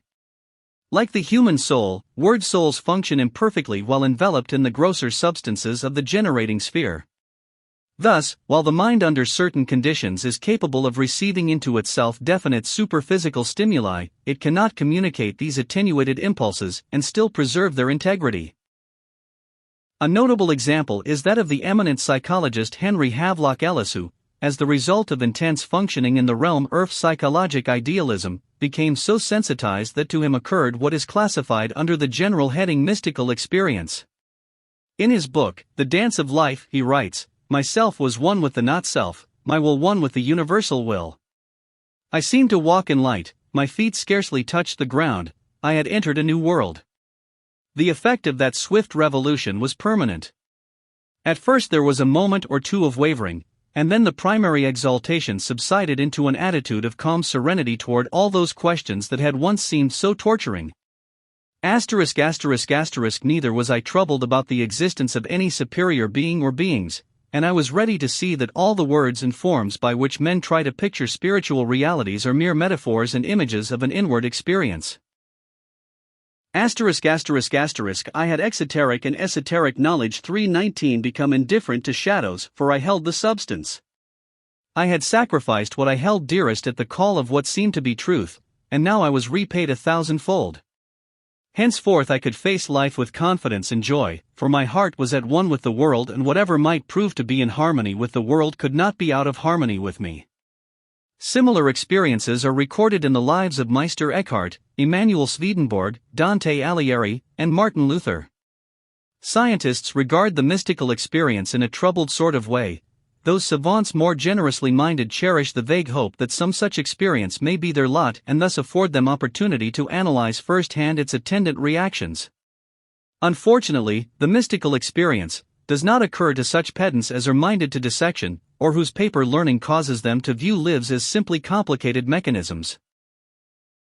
When, therefore, the apparently miraculous does transpire, the men of letters congregate to marvel and debate, desirous of scoffing but withal perturbed. To them spirit is so intangible, and the bugaboo of superstition so tenacious that they fear even to register an interest in things superphysical lest they be accused of mental senility. In the light of the persistent drift of modern thought toward materialism, it is not difficult to understand why the ancient systems of learning mean so little to the modern mind. Firmly posited upon what it terms the practical, science can discover no purpose in ceremonial or symbol, nor can it conceive any tangible good to result from chanting grave rituals to the accompaniment of the lyre. The professional standing of Pythagoras the philosopher was almost irremediably impaired by the discovery that he advocated dancing as essential to education, and that even in his advanced years he was accused to invoke terpsichore with true scholastic measure. Modernity cannot picture such profound and serious-minded men as Plato and Aristotle, or even the skeptical Socrates, caper with aesthetic abandon in some moonlit grove. Yet we 320 lectures on ancient philosophy have not the slightest evidence that the accuracy of their philosophic deductions was adversely affected thereby. Pythagoras declared, upon the authority of Empedocles, that every individual who is to achieve greatness must be capable of expressing rhythm in some proper manner, that the soul which cannot so acutely sense the exalted tempo of the celestial spheres that he has possessed Thurby, can never hope to so approach the soul of things as to reach the summit of achievement in any form of learning. Pythagoras realized what the modern gownsman has ignored, namely, that none is capable of knowing in great measure who is incapable of intense feeling. Learning acquired in an aesthetic atmosphere is far more valuable than that gained in the severe or lifeless schoolroom.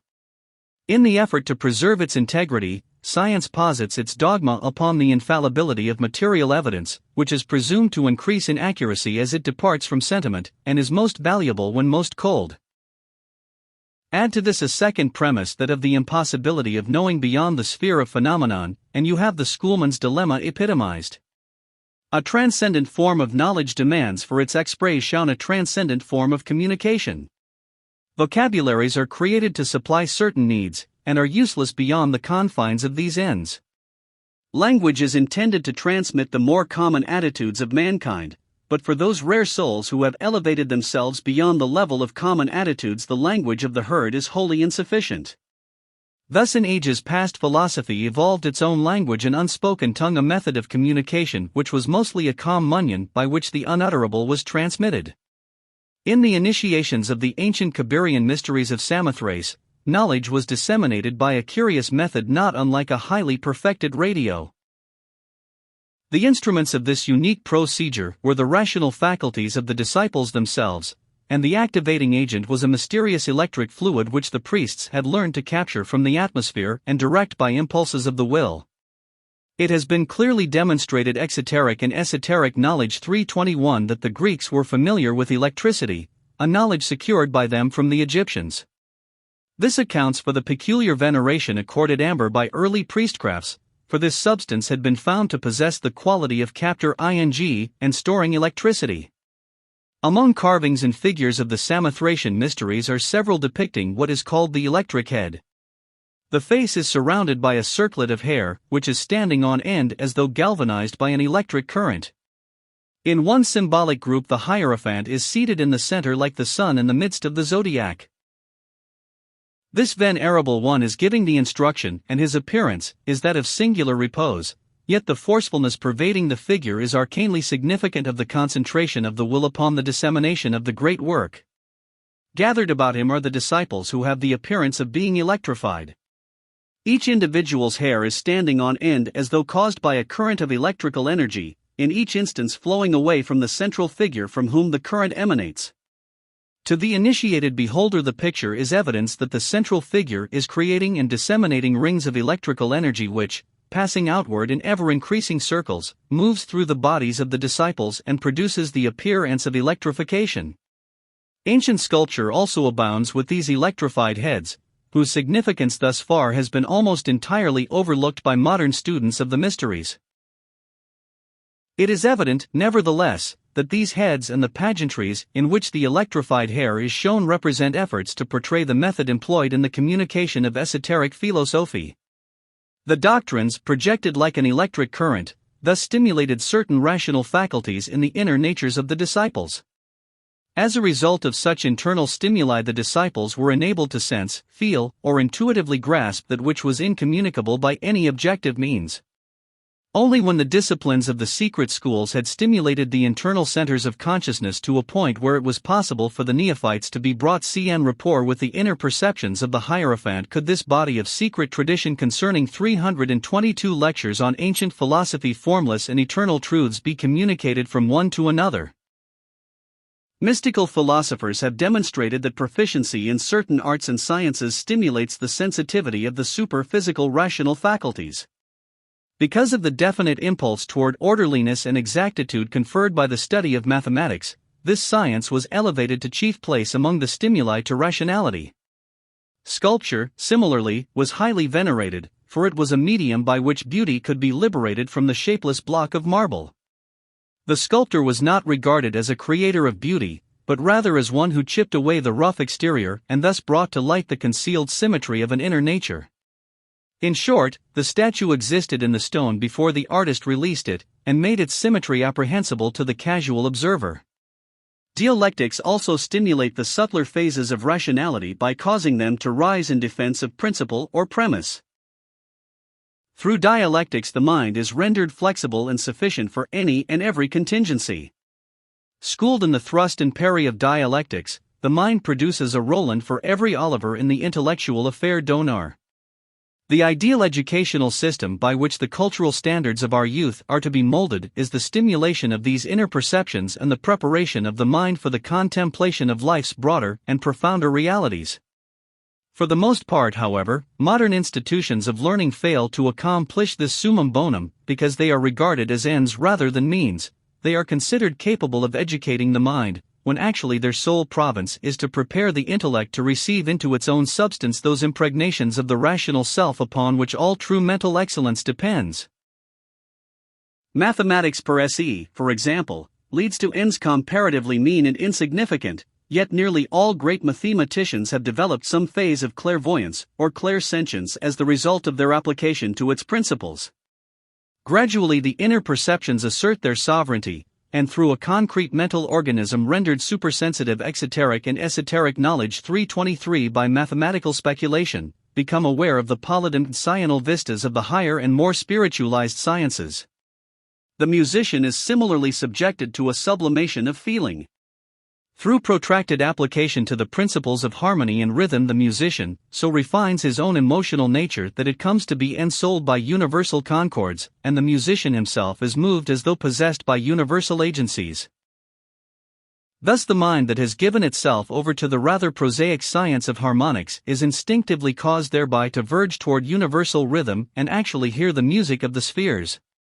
Standing in the place of the wise and discoursing to his students upon the profundities of divine order, the philosopher suddenly discovers that he speaks better than he knows, become as it were, a disciple of himself.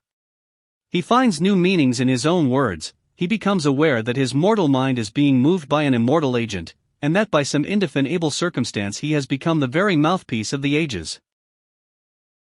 Thus, while the exoteric learning disseminated by our public schools and universities inclines the whole nature toward mental illumination, only through the mysteries is that inclination brought to the high tide of expression, namely, that point where the principles by which eternal verities are maintained and proceed according to their own essences are rendered apprehensible to limited human comprehension. With rare exceptions, eminent educators admit that our schools are primarily intended to be stimulators of internal faculties, which faculties alone are capable of inducing the state of knowing.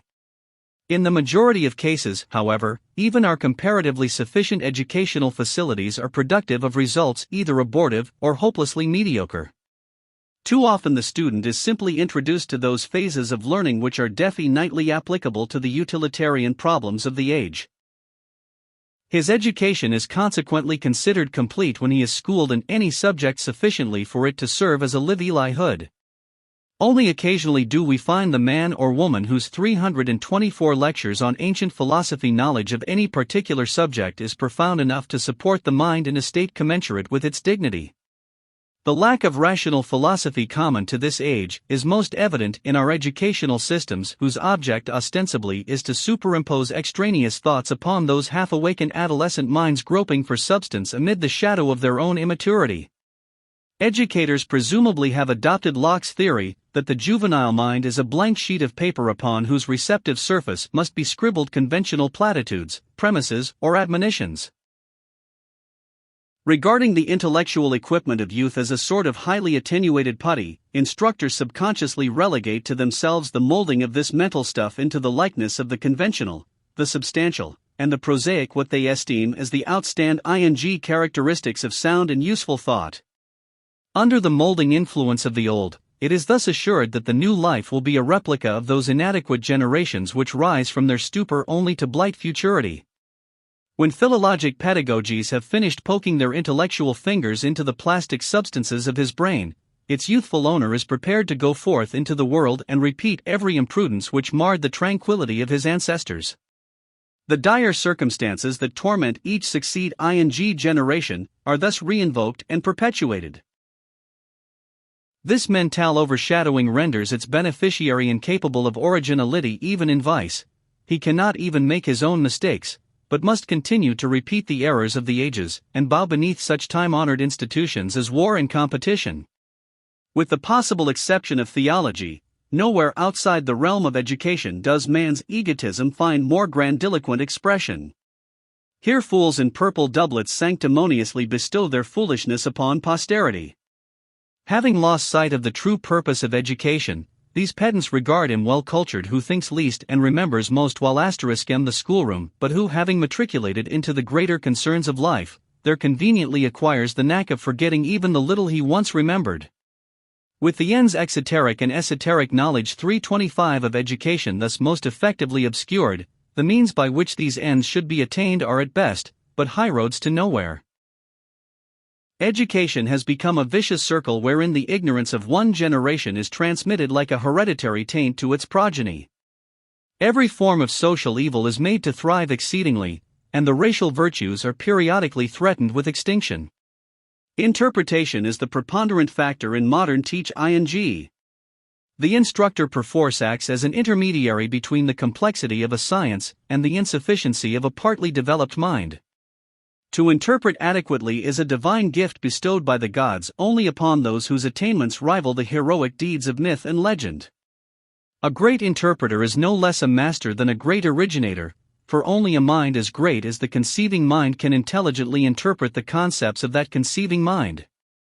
A proper instructor of the young is born, not made.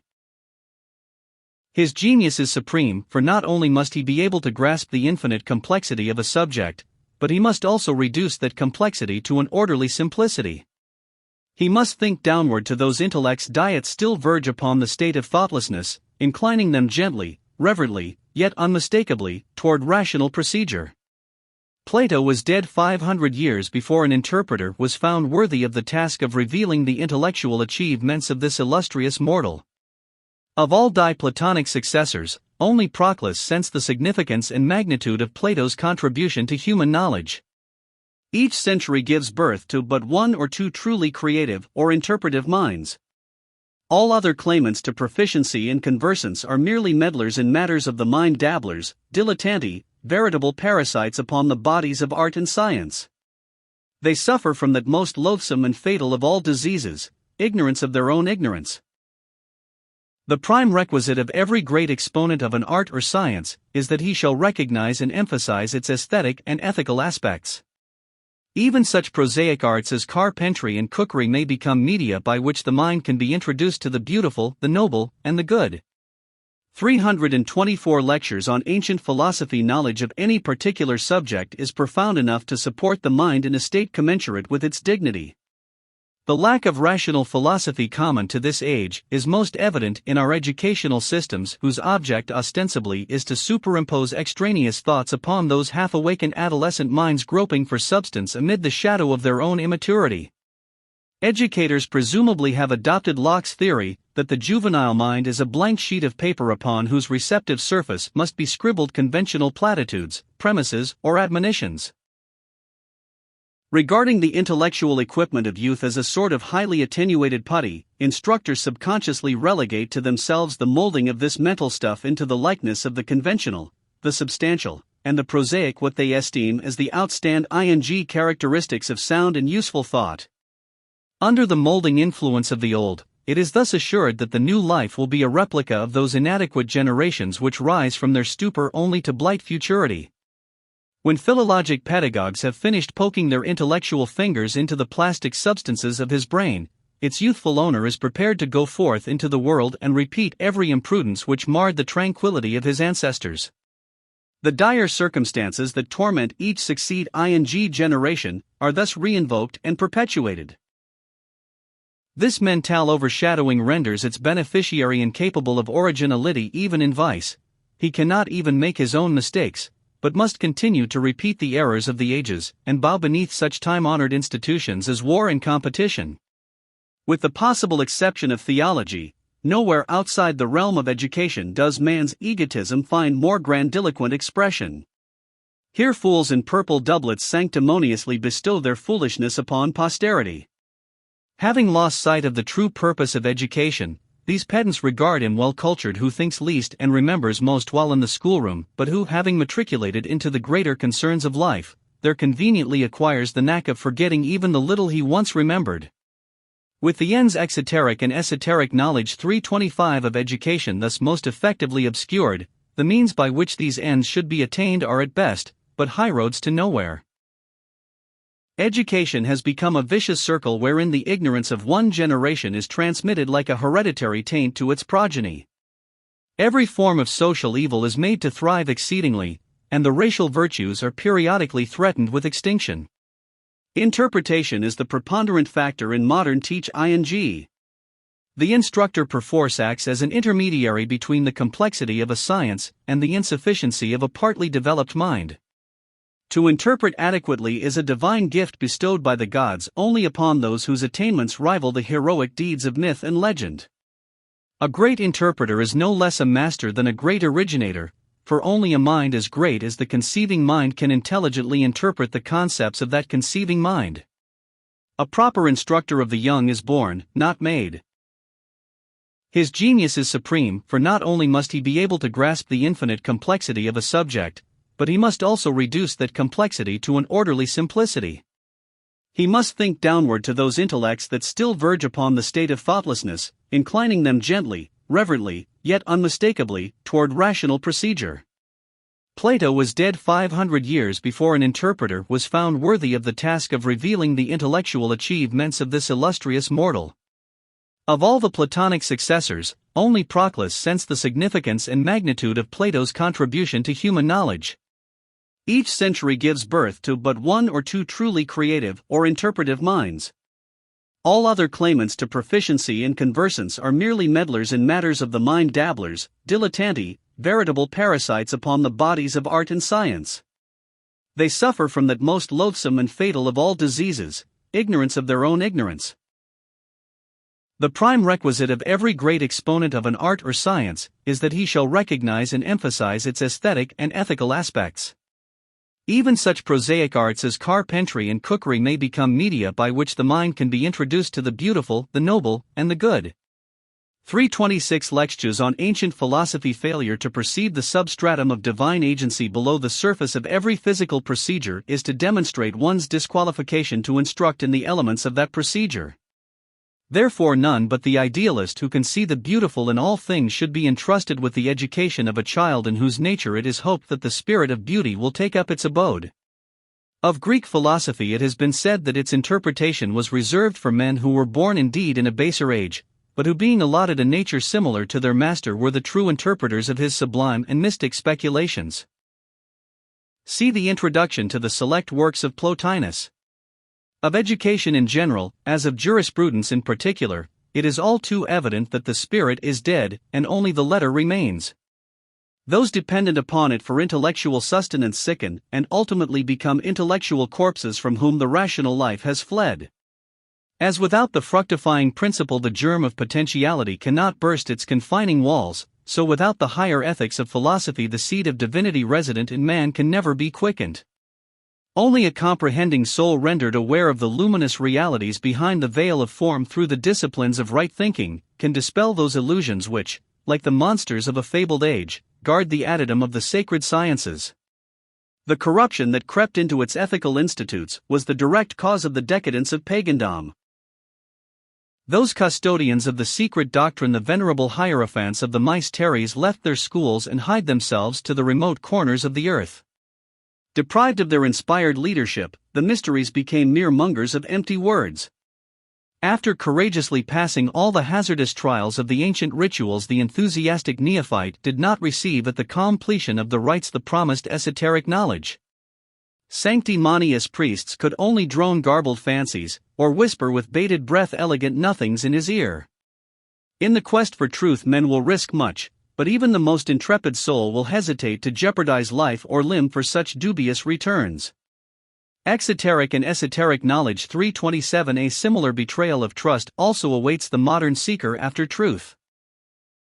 The ends to be gained by modern education are so doubtful that there is much justification for the revolt of youth against a system which, in exchange for some 18 years of application, leaves him as unfitted for life as before. While the social standing of the well-educated man may be a trifle more impressive, and his earning capacity exceed that of his less schooled brother, he does not necessarily excel him in an understanding of those deeper issues of life with which higher education should be, but unfortunately is not, concerned. College men are quite as unhappy as illiterates. In fact, their capacity for sorrow is enlarged, for their curriculum has acquainted them with a legion of miseries to which the uneducated are immune. All too often schooling complicates uncertainties, multiplies doubts, generates disquietudes, and verifies the growing suspicion that all creation is awry. Instead of solving problems, modern education complicates them. Reacting to this divergence of dictum and tenet, the mind schooled beyond its capacity either rejects them in toto to become a philosophic atheist, or making a show of digesting them becomes unbearably sophisticated. The defection of modern youth from education is more than a surface symptom. The student is content to slip through college with mediocre grades, because he is firmly convinced that all the knowledge he can ever hope to secure is nugatory in solving the imminent problems of his life. Hence the chief incentive for distinction in scholarship is removed. When the modern college rose as a substitute for the ancient collegia, it fell heir to its task, but not to its toga. While the collegia of Greece and Rome were the domiciles of a transcendent learning under the patronage of the gods and heroes, the colleges of today are but hollow imitations of these older and nobler institutions. In comparison to that sublime knowledge disseminated by these ancient schools, modern houses of learning have become dispensaries of but the husks of knowledge. The illustrious record of the past must not be erased from man's memory. Modern methods on the other 328 lectures on ancient philosophy hand must be recast into a more sufficient mold, for the morbid materialism of this age can only be dispelled by educating the juvenile mind in the principles of higher rationality. In antiquity the roads of lower education led, like the converging spokes of a wheel, toward the mysteries. Knowledge was then an actuality, and the byways of speculative thought, though tortuous, eventually led to the open gates of operative knowing. Those who excelled in temporal education, by right of their superior mentality and integrity, were permitted to enter that inner sanctuary where the principles of divine knowledge were unfolded. Here the mind was diverted from the course of materiality, and initiated into those secrets of spiritual comprehension which bestows tranquility, compassion, and comprehension. Higher education began where lower education ceased, and all who sincerely desired to know were privileged to receive knowledge up to the limits of their own capacity. The arts and sciences of men were revealed to be but outer garments of a divine spirit, the concealments of a superior science, the science of living. Today all this has been swept aside, and the advanced bodies of learning are unable to confer that more adequate interpretation, for lack of which education necessarily fails. How little true incentive there is for scholastic greatness when he who has learned all that men can teach finds naught but disenchantment in the inadequacy of the whole system.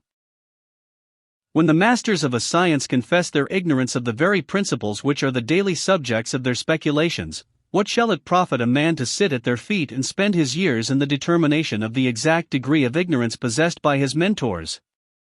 Is it not possible that man comes into this physical world better fitted to function in harmony with rationality than after passing through what we like to term our course of culture, wherein the divine impulses toward the virtuous and the beautiful are stunted and the integrity of the nature incurably upset? Man is fortunate indeed if his education does not render him incapable of knowing. As Paracelsus might have said, he is best served by education, who is least injured by it. Exoteric and esoteric knowledge. 329. A great thinker is one who by some strange providence has escaped the pitfalls of mediocrity unwittingly dug by men to entrap genius.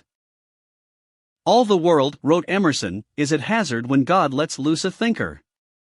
Humanity seems to fear an intellect which is great enough to destroy our prevalent sense of smugness and complacency. We are naturally inclined toward inertia. Whether comfortably or uncomfortably we prefer to vegetate, and woe unto him who dares disturb our proletarian serenity.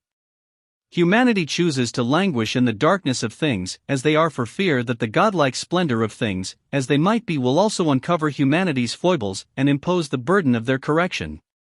Knowledge is a responsibility, and responsibility is a term formidable and disquieting. No better epitome of the enslavement of the intellect by education can be found than Alexander Pope's excoriation of pedantism in the 4th book of the Dunciad, the Epic of the Dunces. The pedagogues of every land are here personified by a spectre whose index finger the virtue of the dreadful wand holds forth, and whose beavered brow a birchen garland wears. Preceptor of an awful knowledge, the bloodless lips of this spectral doctrinaire speak out the mandates of the superficial. Since man from beast by words is known. Words are man's province, words we teach alone. When reason doubtful, like the Samian letter, points him 2 ways, the narrower is the better. Placed at the door of learning, youth to guide, we never suffer it to stand too wide. To ask, to guess, to know, as they commence, as fancy opens the quick springs of sense, we ply the memory, we load the brain, bind rebel wit, and double chain on chain, confine the thought, to exercise the breath, and keep them in the pale of worlds till death. Whatever the talents or how are designed, we hang one jingling padlock on the mind. 330 Lectures on Ancient Philosophy. How utterly we have become the servants of words, elevating mere terms to the degree of infallibility. While it is fitting that we should regard them as media of intercourse, is there not an understanding which is superior to words, a silent language by which comprehension blends with comprehension, a tran**scendent mode by which the within which is you communes with the within which is / and we together commune with that within which is all? Do not the stars upon their lofty thrones commune by a strange silence with each other, by wordless tongue and soundless voice uniting in a common knowing far beyond the ken of mortal apprehension?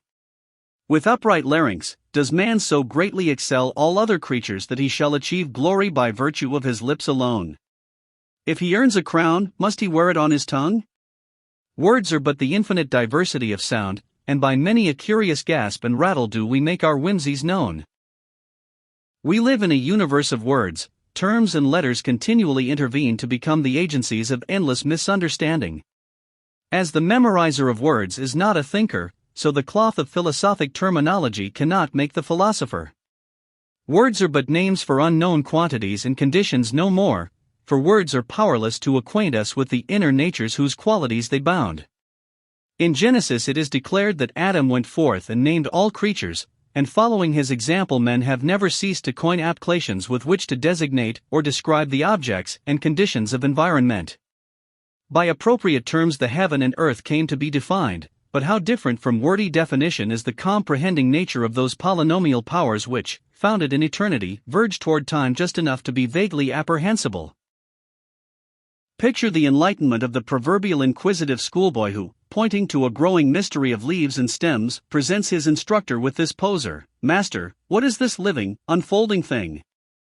And he in whom the acumen of the past is presumed to be concentrated can only reply, "My boy, that is a tree." The teacher might also very consis exot. Rick and esoteric knowledge 331 TCNTLY have added, we know it is a tree, for we named it ourselves. Groping after realities, the juvenile mind is confronted with nothing but the limiting, strangling bonds of terms. As he passes through the various stages of education, the pupil is familiarized with all the relatively inconsequential opinions we share concerning the subject of trees. Through a cross-section of their trunks he studies their inner constitution, and with the microscope may see the roots that terminate in hungry mouths, or the infinitely minute life particles that conspire to produce leaf and stem. Yet of tree itself, the mystery of that intangible something which expands from a tiny seed and surrounds itself with bark, man can discover nothing. Thus education turns us from the consideration of living realities to cherish the baseless notions of our sires. While the heavenly orbs march on in majestic file to a glorious and unlimited destiny, while the whole universe, celestial and terrestrial, thrills with vibrant actualities and thunders on in concord with cosmic principle, humanity concerns itself with the trivial eddies of its cultural codes. Men turn their backs upon the midnight sky, whose immensity frightens them and dissipates their bombast, to the infantile task imposed by their culture of choosing the proper fork or frock for a formal banquet. Having familiarized themselves with the decrees of fashion in these respects, such little minds rest upon the oars of petty accomplishment until natural decay returns their ashes to the common mother. Fascinated by the insignificant and bewildered by the real, oblivious to the distant and terrified by the imminent, mortals live by the meanest of their codes and choose mediocrity as the path of ease. The value of present-day education is not to be discounted, but its superficiality is to be condemned.